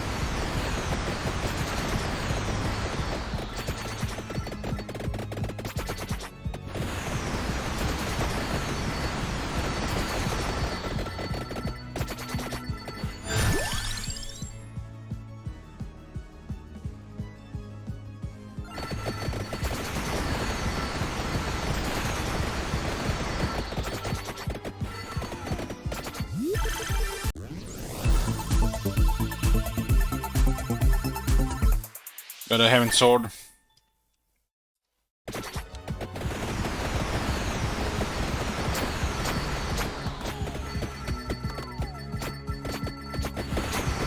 Heaven cross.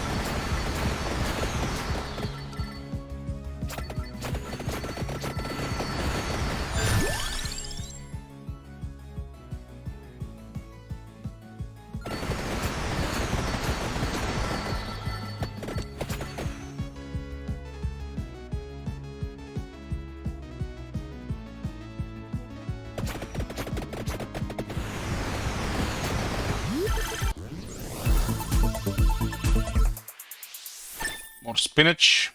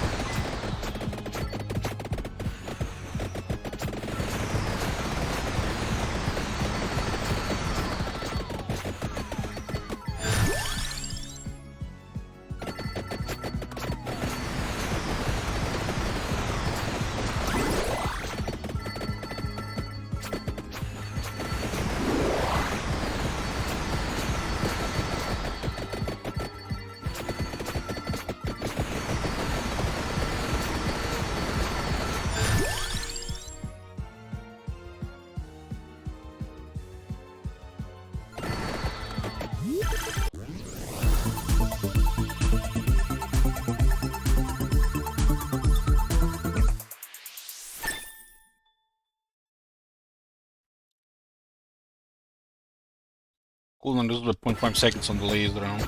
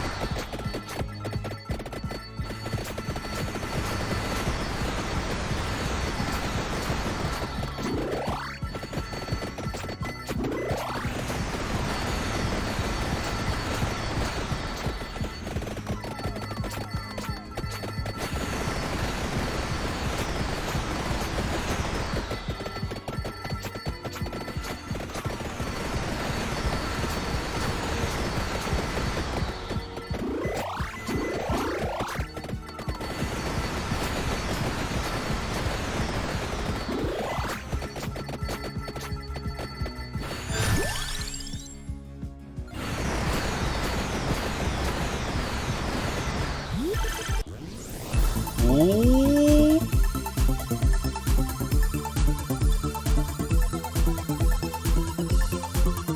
Three. Rune Tracer and Bracer.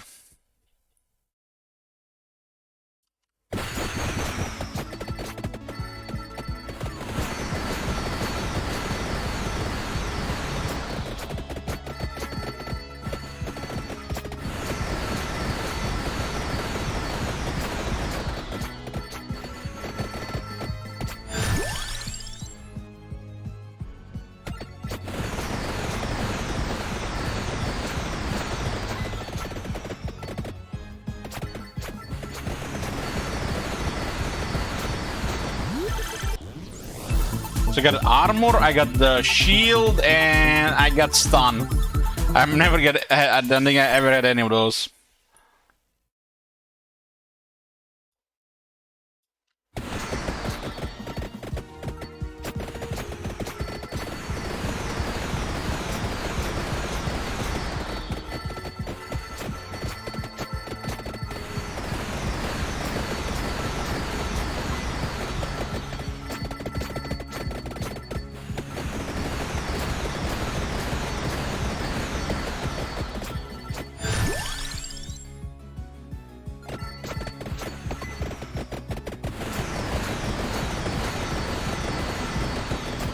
This one still needs an upgrade now.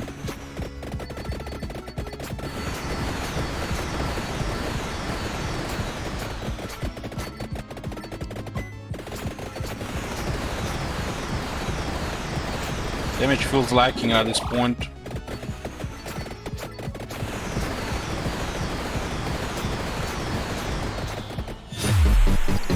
"17 minutes.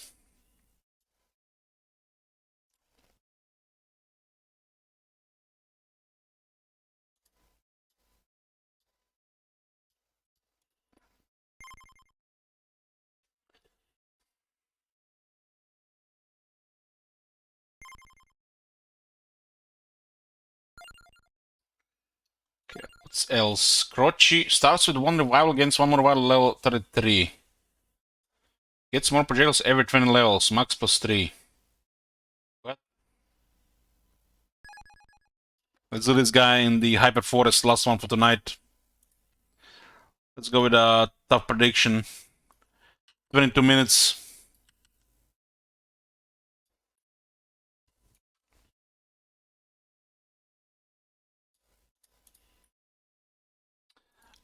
Next time.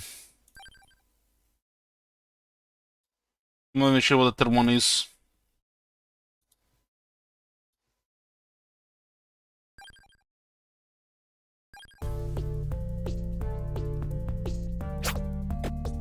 What the hell is this bone thingy?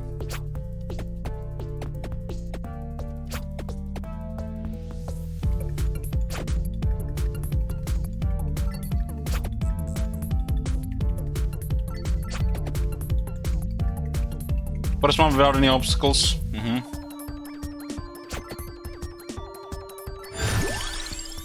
What is this bone thing?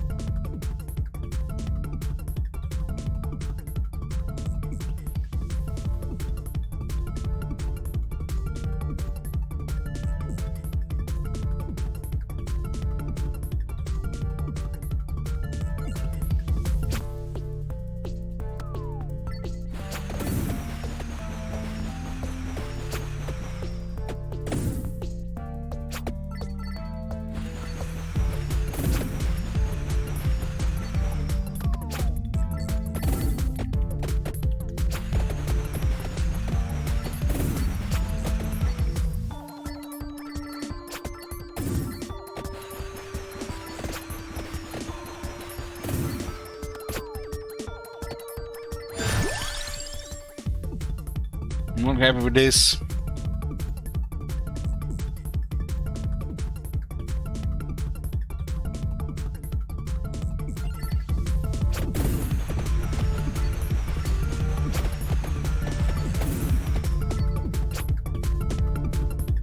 Where's the bone upgrade? Why do we got any bone upgrades? Why are we getting all this crap so far? Oh. Takes last point was no longer a base area of 20%. Yeah, finally a bone upgrade.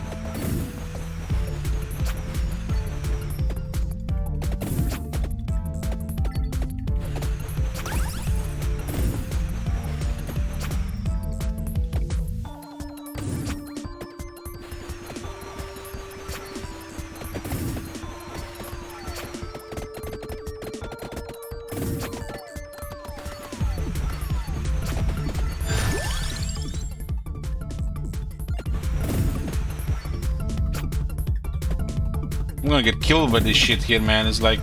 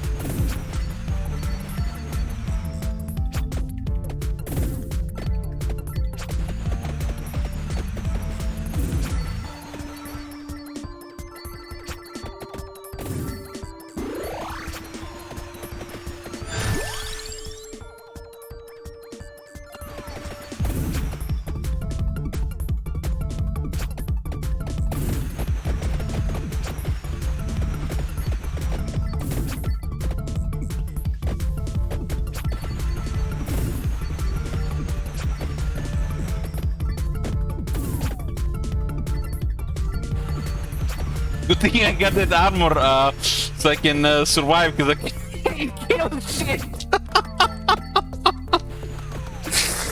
Okay, focus, focus.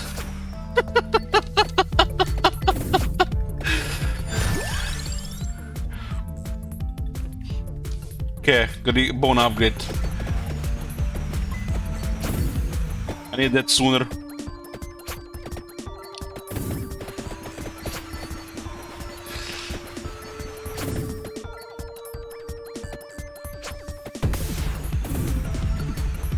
Okay, it's finally some damage I'm saved. Does the bone get bigger with Candle Brother?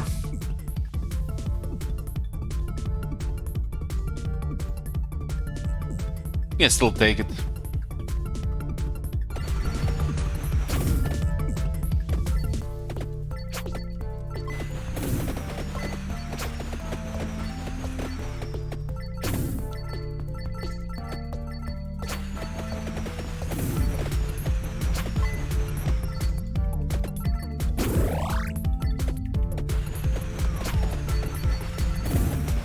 Every trigger is bigger.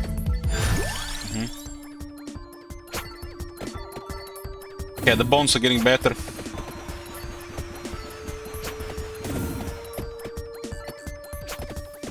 I'm guessing duration also works on the bones.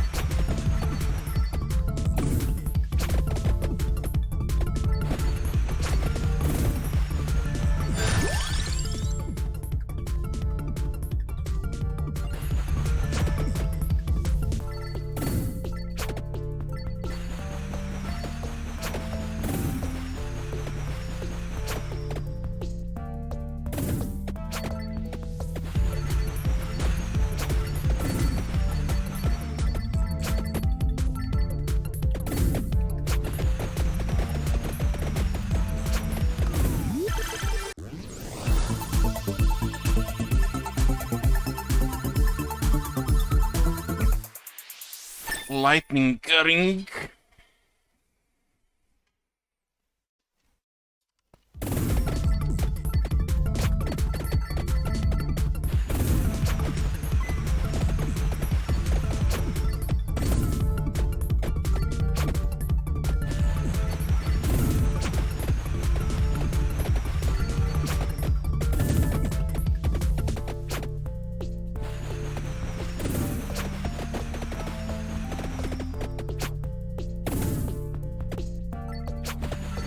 Yeah, I guess I want duplicate it as well.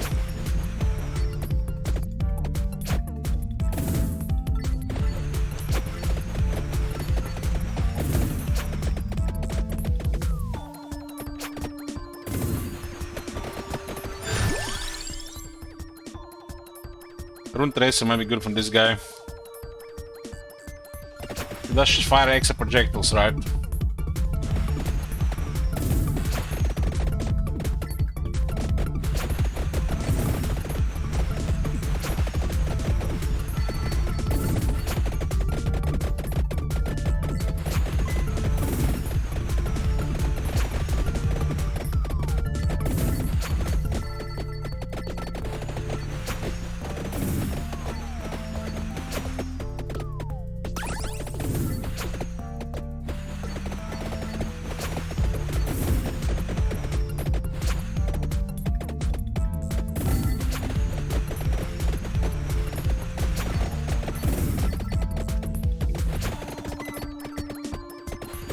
I'm gonna be dead soon.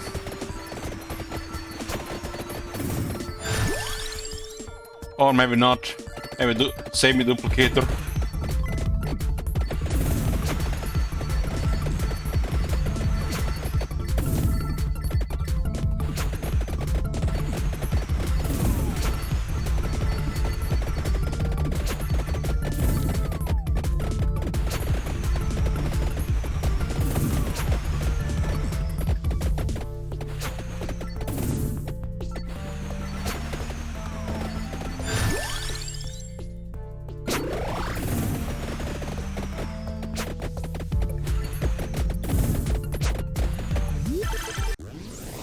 Ooh, lucky chest.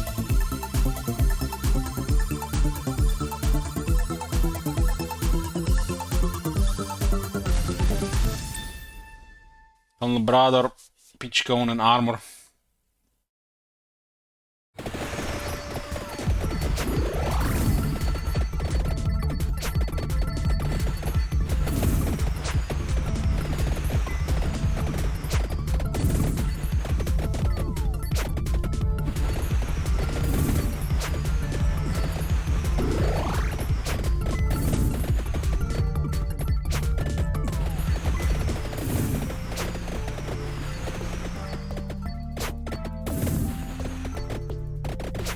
Yeah, the bones got bigger.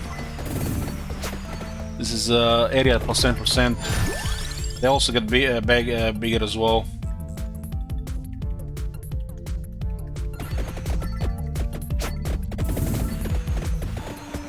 Bible will be good as well.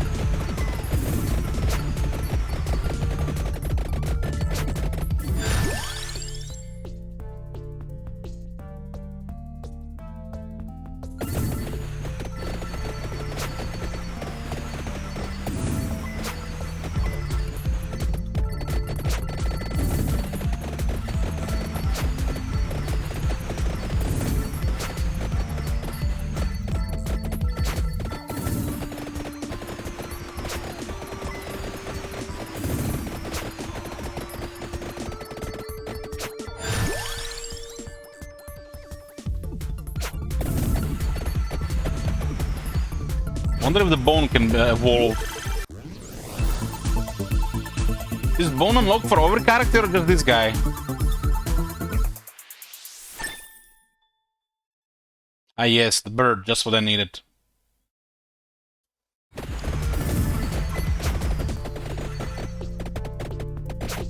others as well.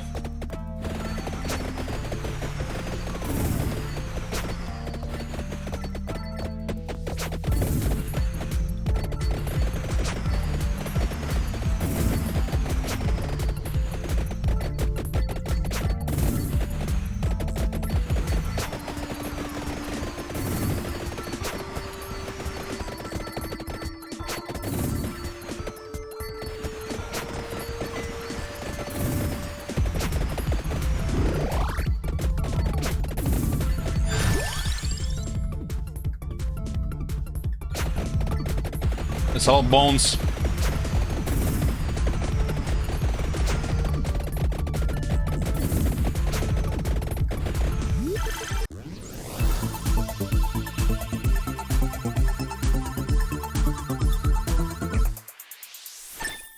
Yeah. King Bible upgrade.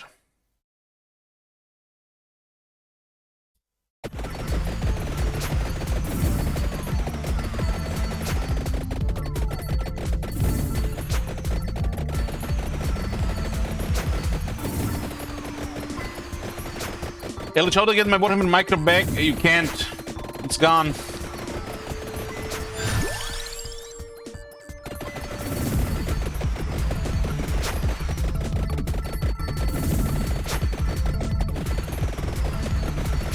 You got old and you suck now.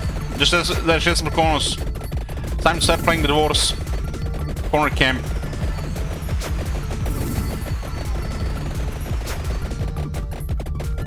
Something fun about the bone bouncing.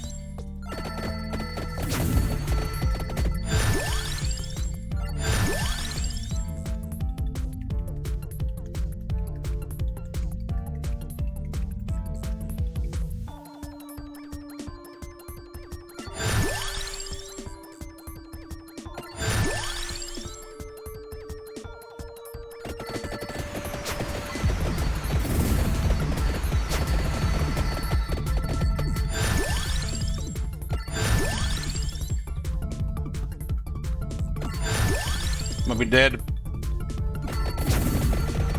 I'm alive!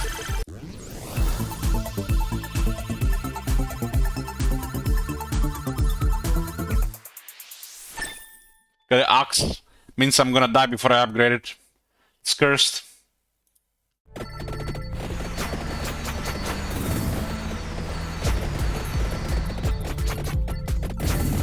I didn't get the other bird though.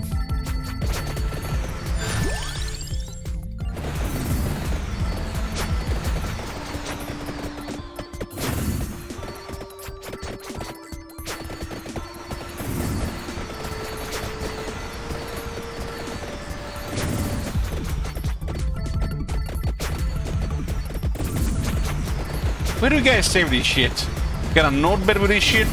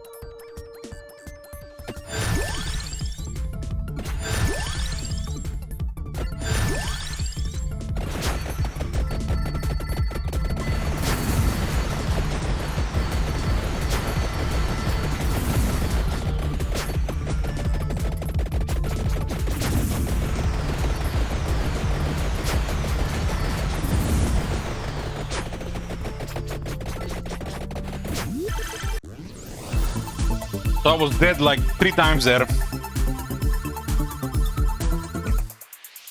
Didn't Danny go to sleep? That was 3 hours ago. My bad.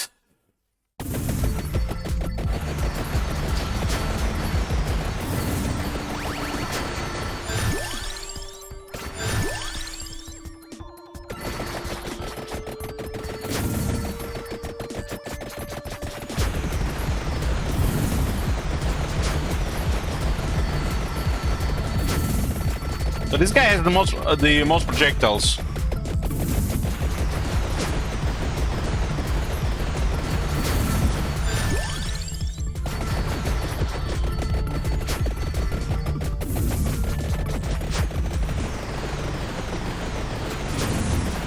This one's gonna be hilarious at this point.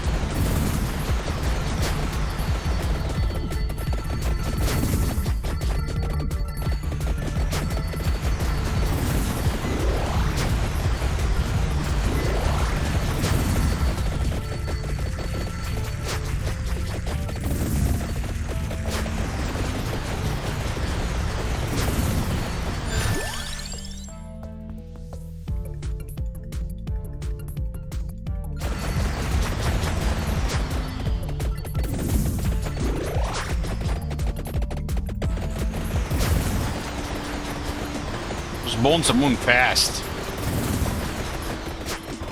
Are they hit the end of the screen or only mobs?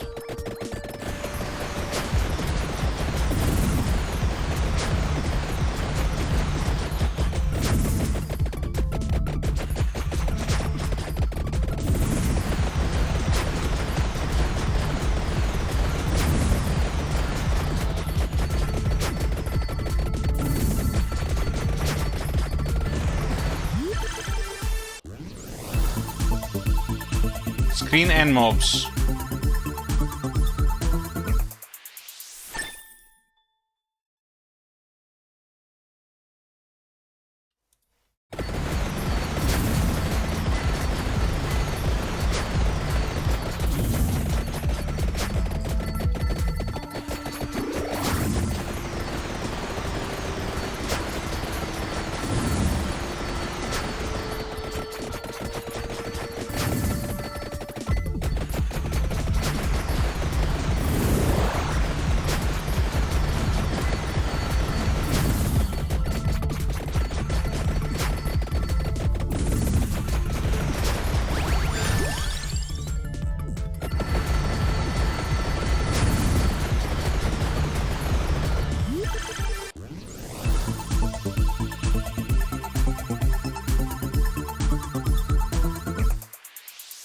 Got the upgrade, Evolve King Bible.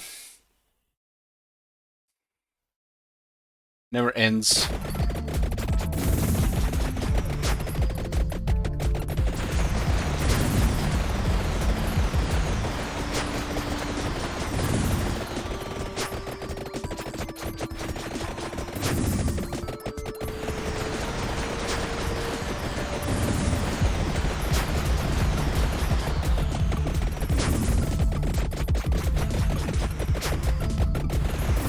Be fun to upgrade the bones to the max.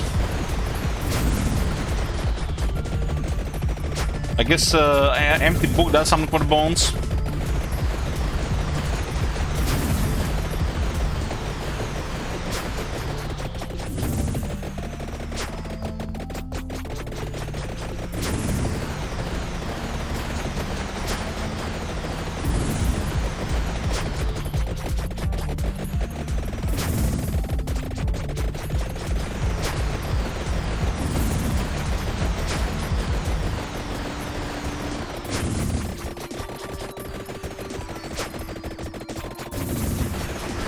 A lot of Bibles spinning around.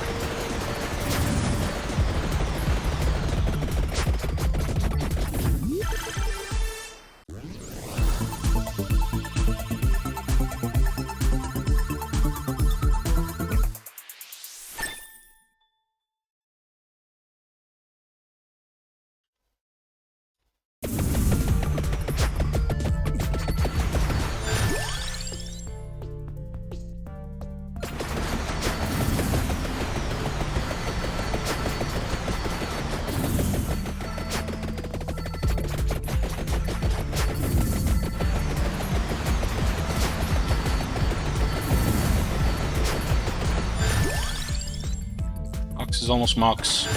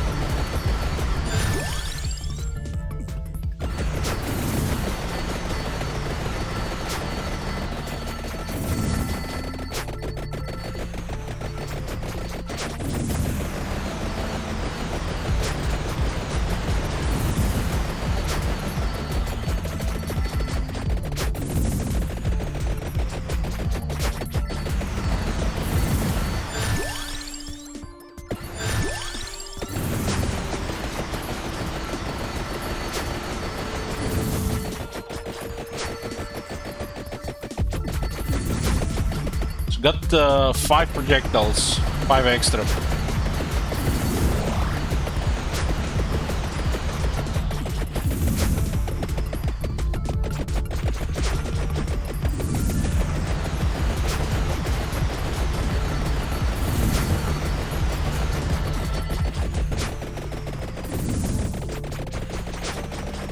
One more at 60, so you can get how many extra? Got +1 from the upgrade. This guy can get 1 extra at 20 levels. 2.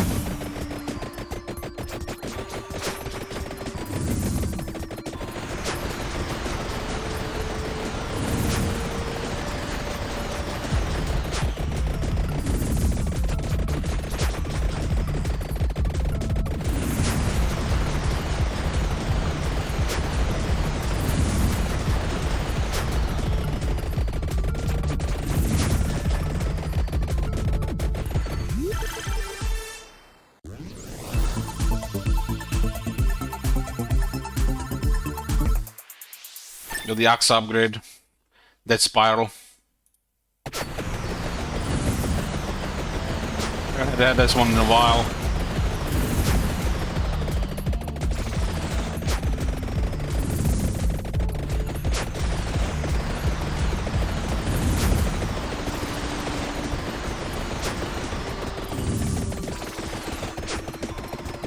The shit is not getting even into the Bible.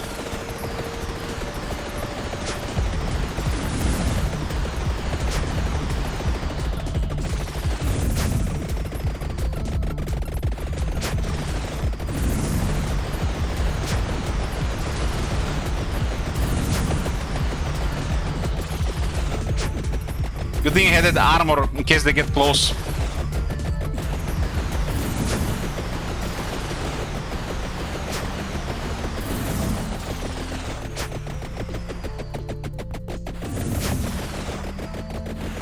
We're gonna hit double bird.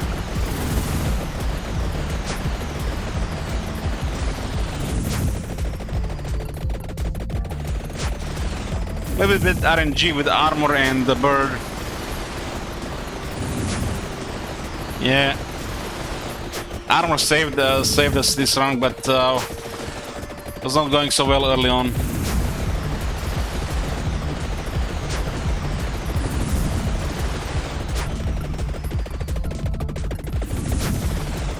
So what do you guys think is gonna be the highest damage here?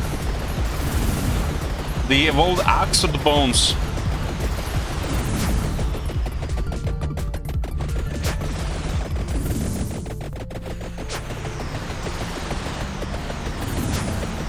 Axe. Yeah, that's an extra projectiles, they're so deadly.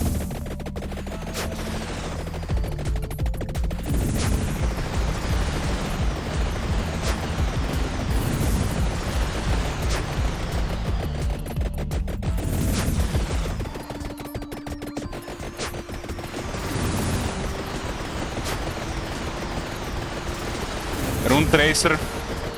Could be Rune Tracer too.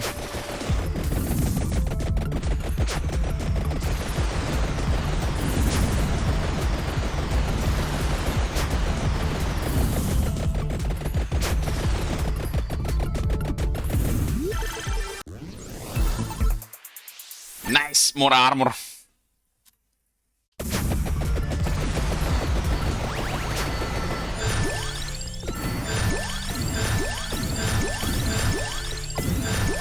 That's a big suck.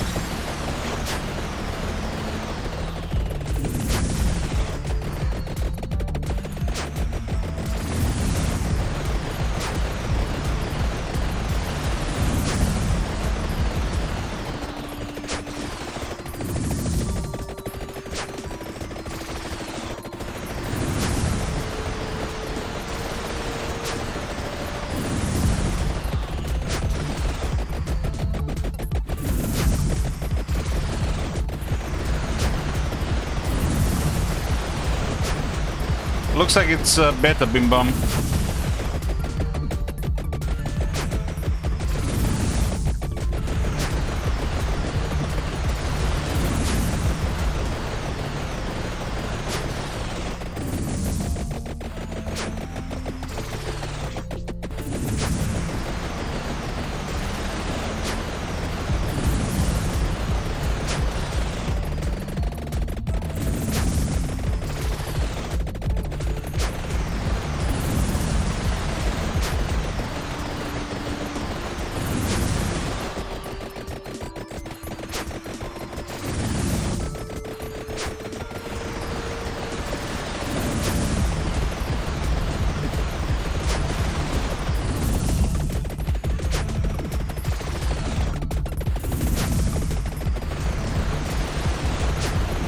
So I ended up with 6+6 projectiles.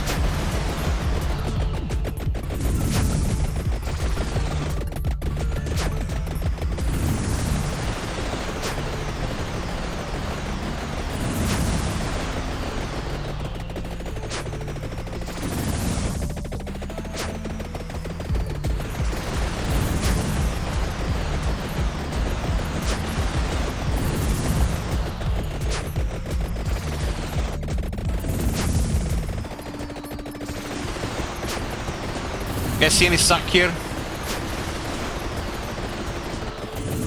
There's the Dwarf low, he has to get the Blackbird. So it's the both weapons at the wall.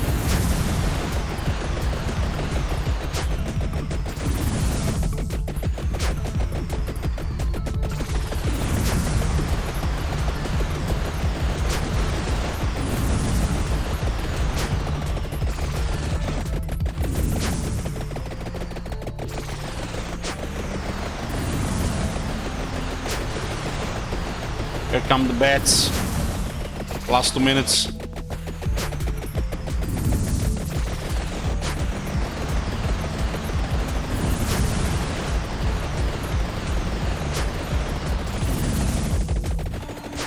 But it's getting close so far.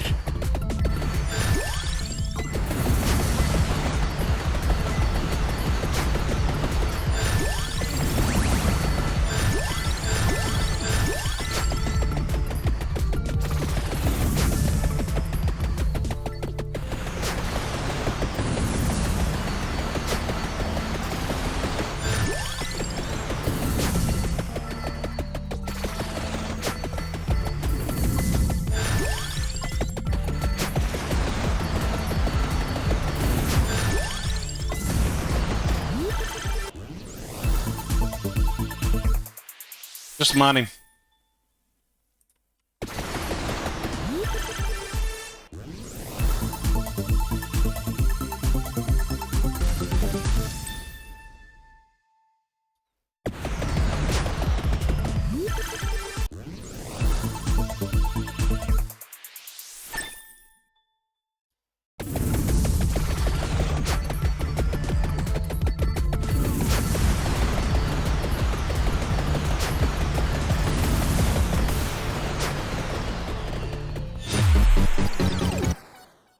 Yeah, this one was naughty, but not that many kills in the end.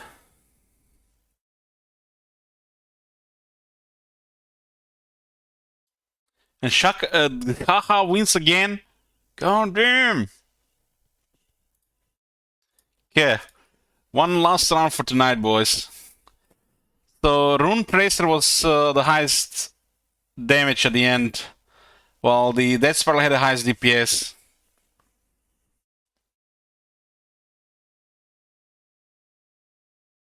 Bones did nearly 2k DPS, 3.3 million. Bones were impressive.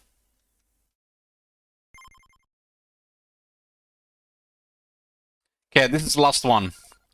Last one for tonight, boys.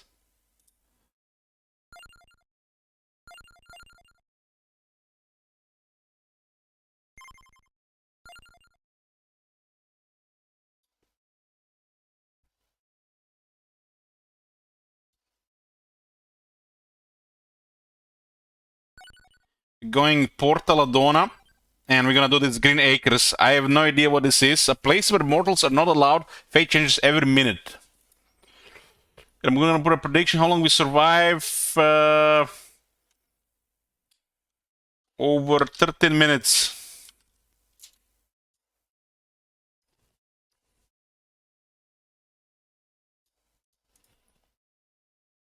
Enemies have 50% more health, 50% more gold bonus, 10% lung bonus.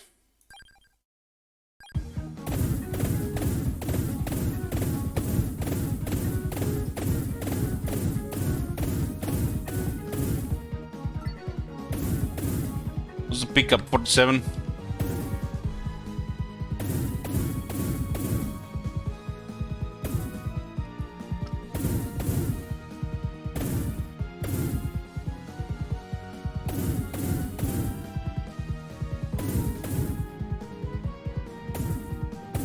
This guy is hilarious on level 1.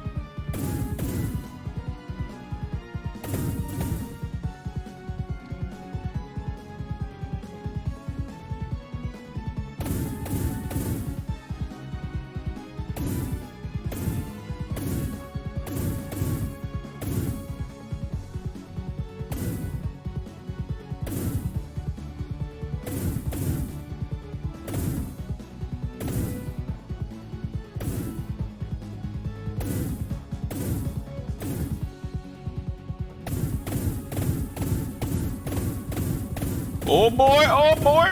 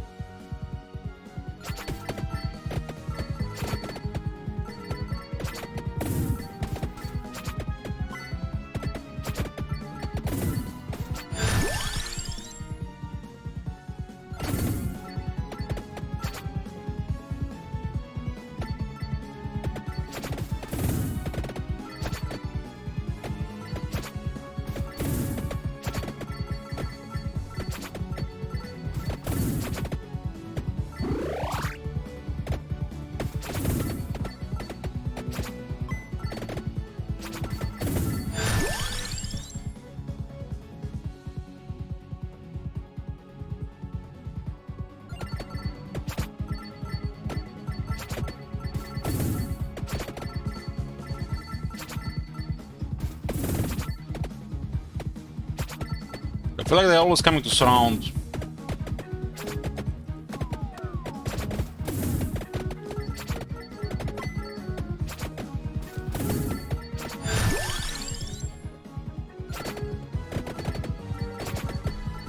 guy has a good area.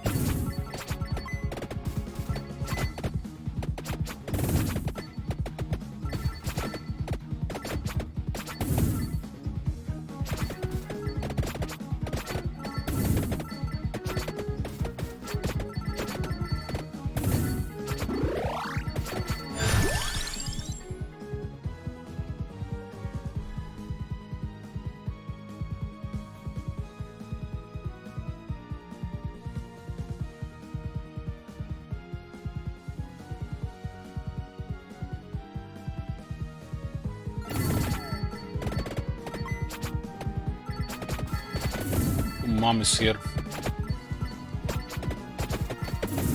Maybe it's one just coming from two sides.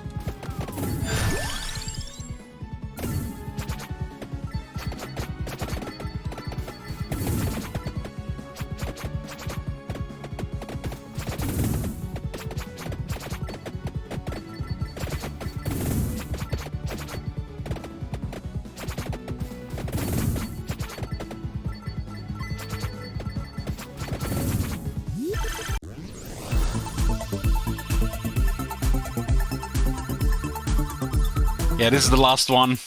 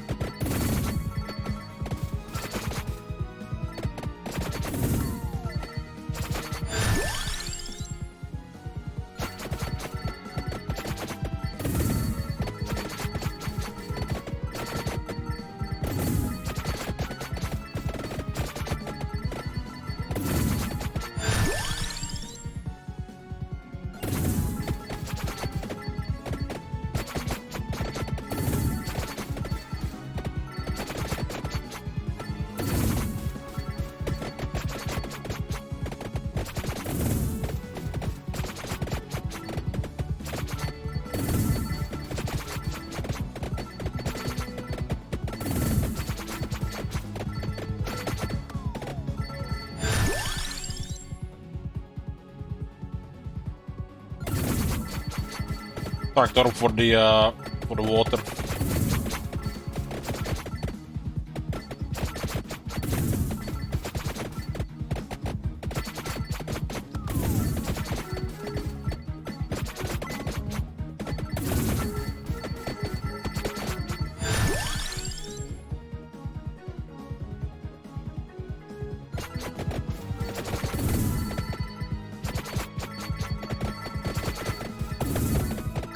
I need the duration and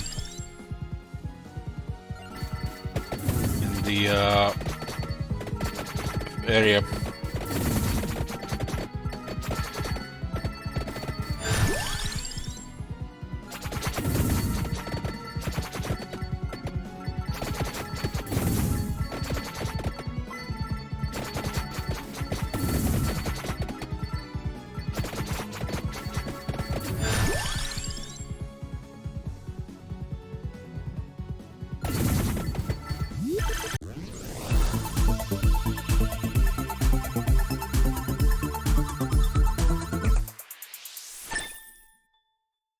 What's that?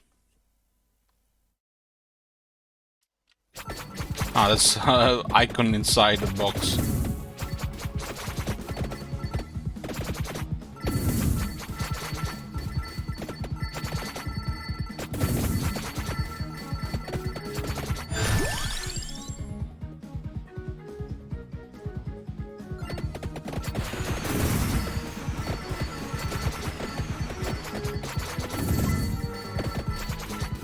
I'll get a second bird.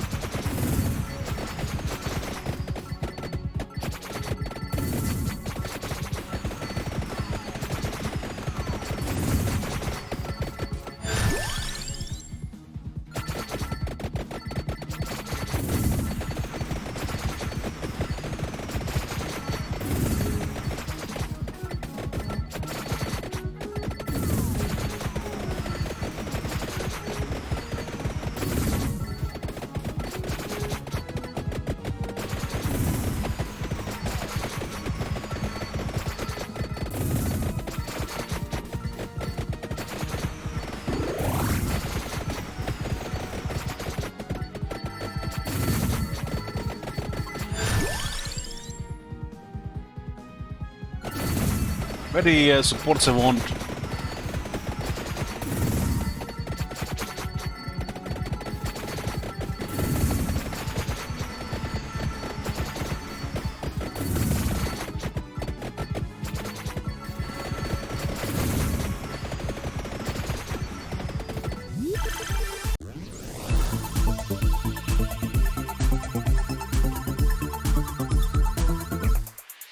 Axe upgrade, okay. Midland area and duration.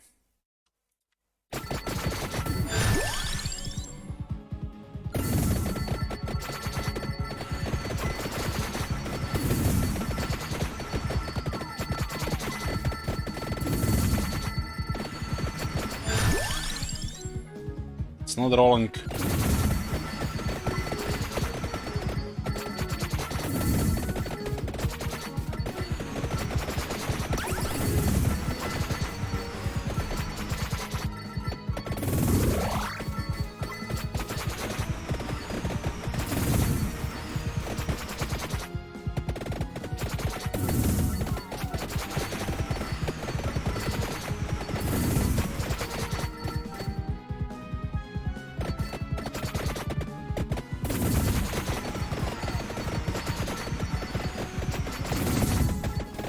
I'm aware about the trailer screen, but sometimes I like the sound of it. Oh man, we're gonna hit some bad RNG soon. Hey, Tinder.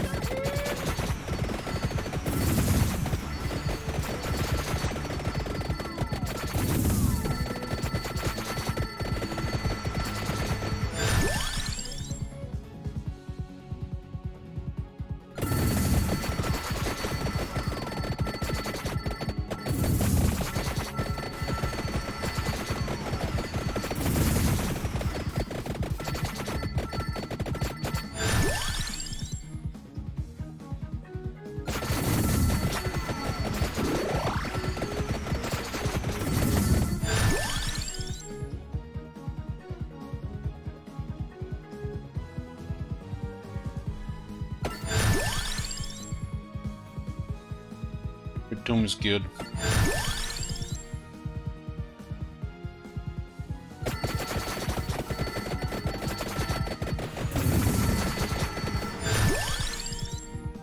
Augments area of attacks, yeah.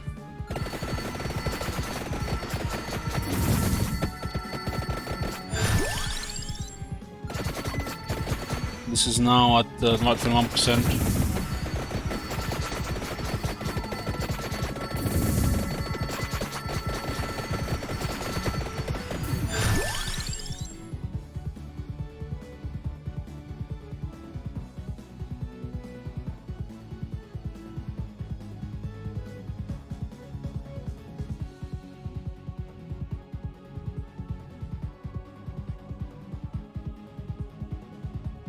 Lower for the sword.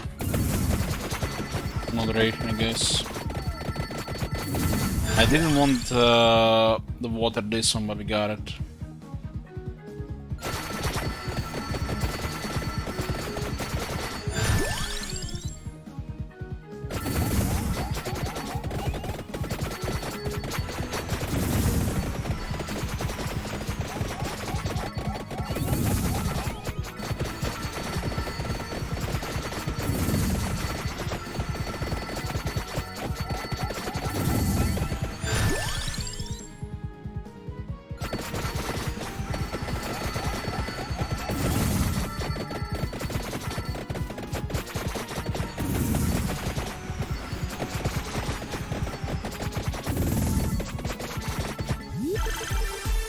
$10.36. Let's go.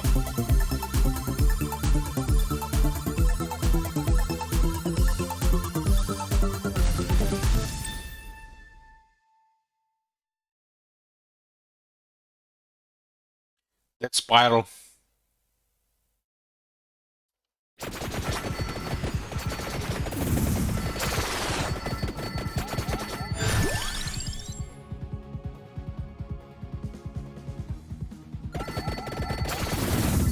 Just need the other bird now.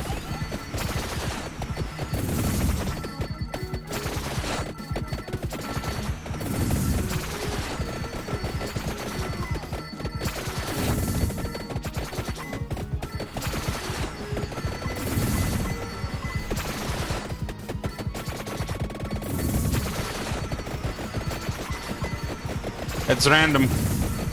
I didn't get the other bird yet. Unlock? It's unlocked. It's unlocked. Just random to get here.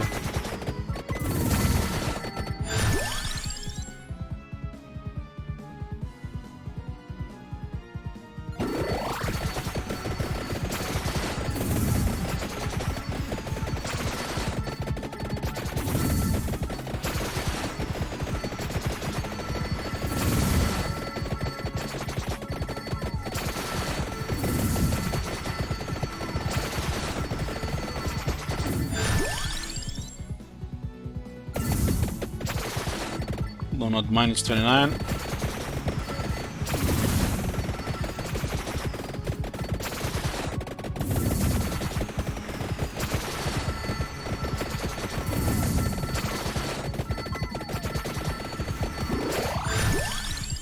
Ebony wings. Yoo-hoo!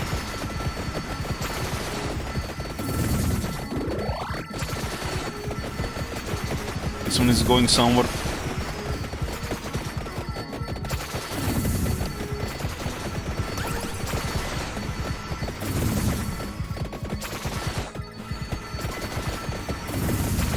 This map, I feel like in the forest, in this meadow, you need the suck support.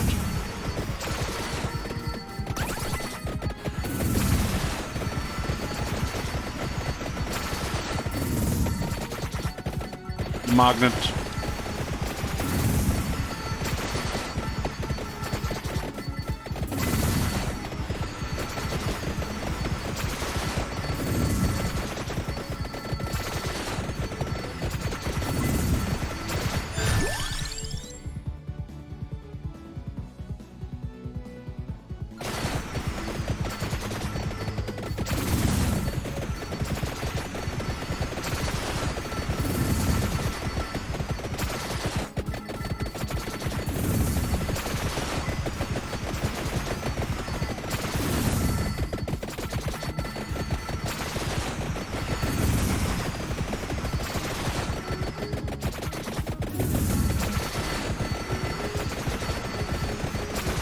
And the werewolves are tough with extra health.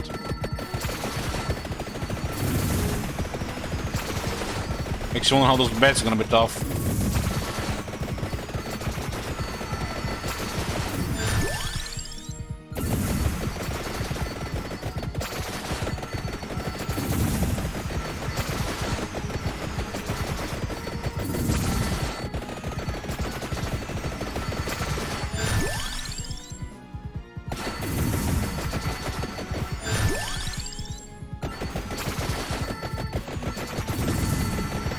Can't move much, so I'll need to attract magnet this stuff.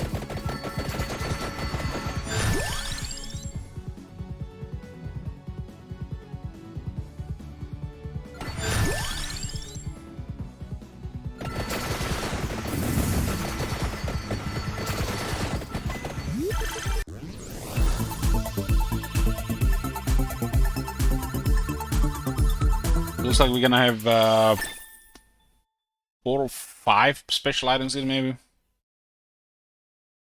A Bora is here.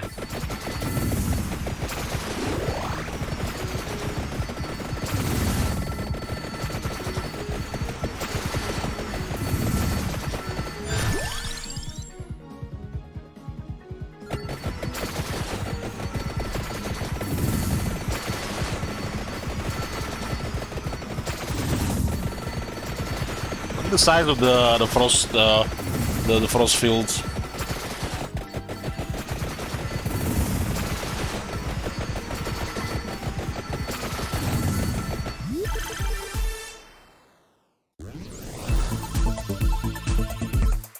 Yeah. Got a Heaven Sword.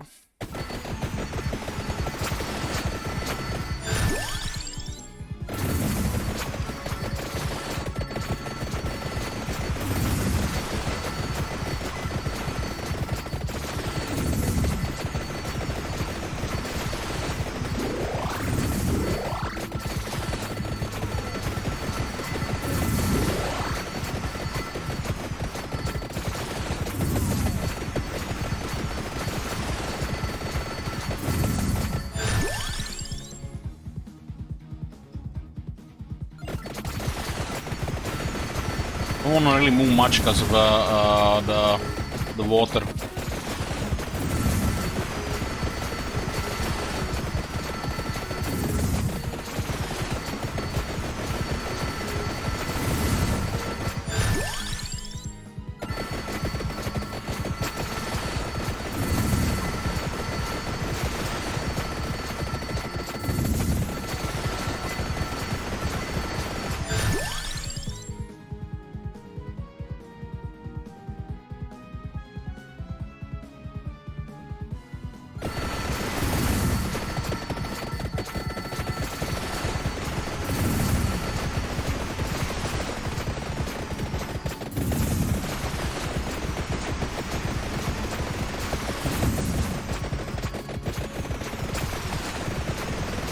The amount of kills per second is impressive.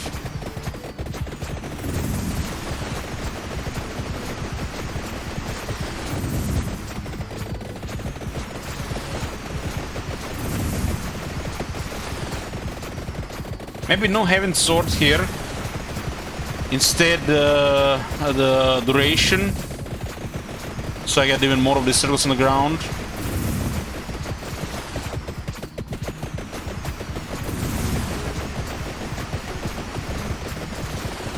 And I get Rune Tracer instead of Cross.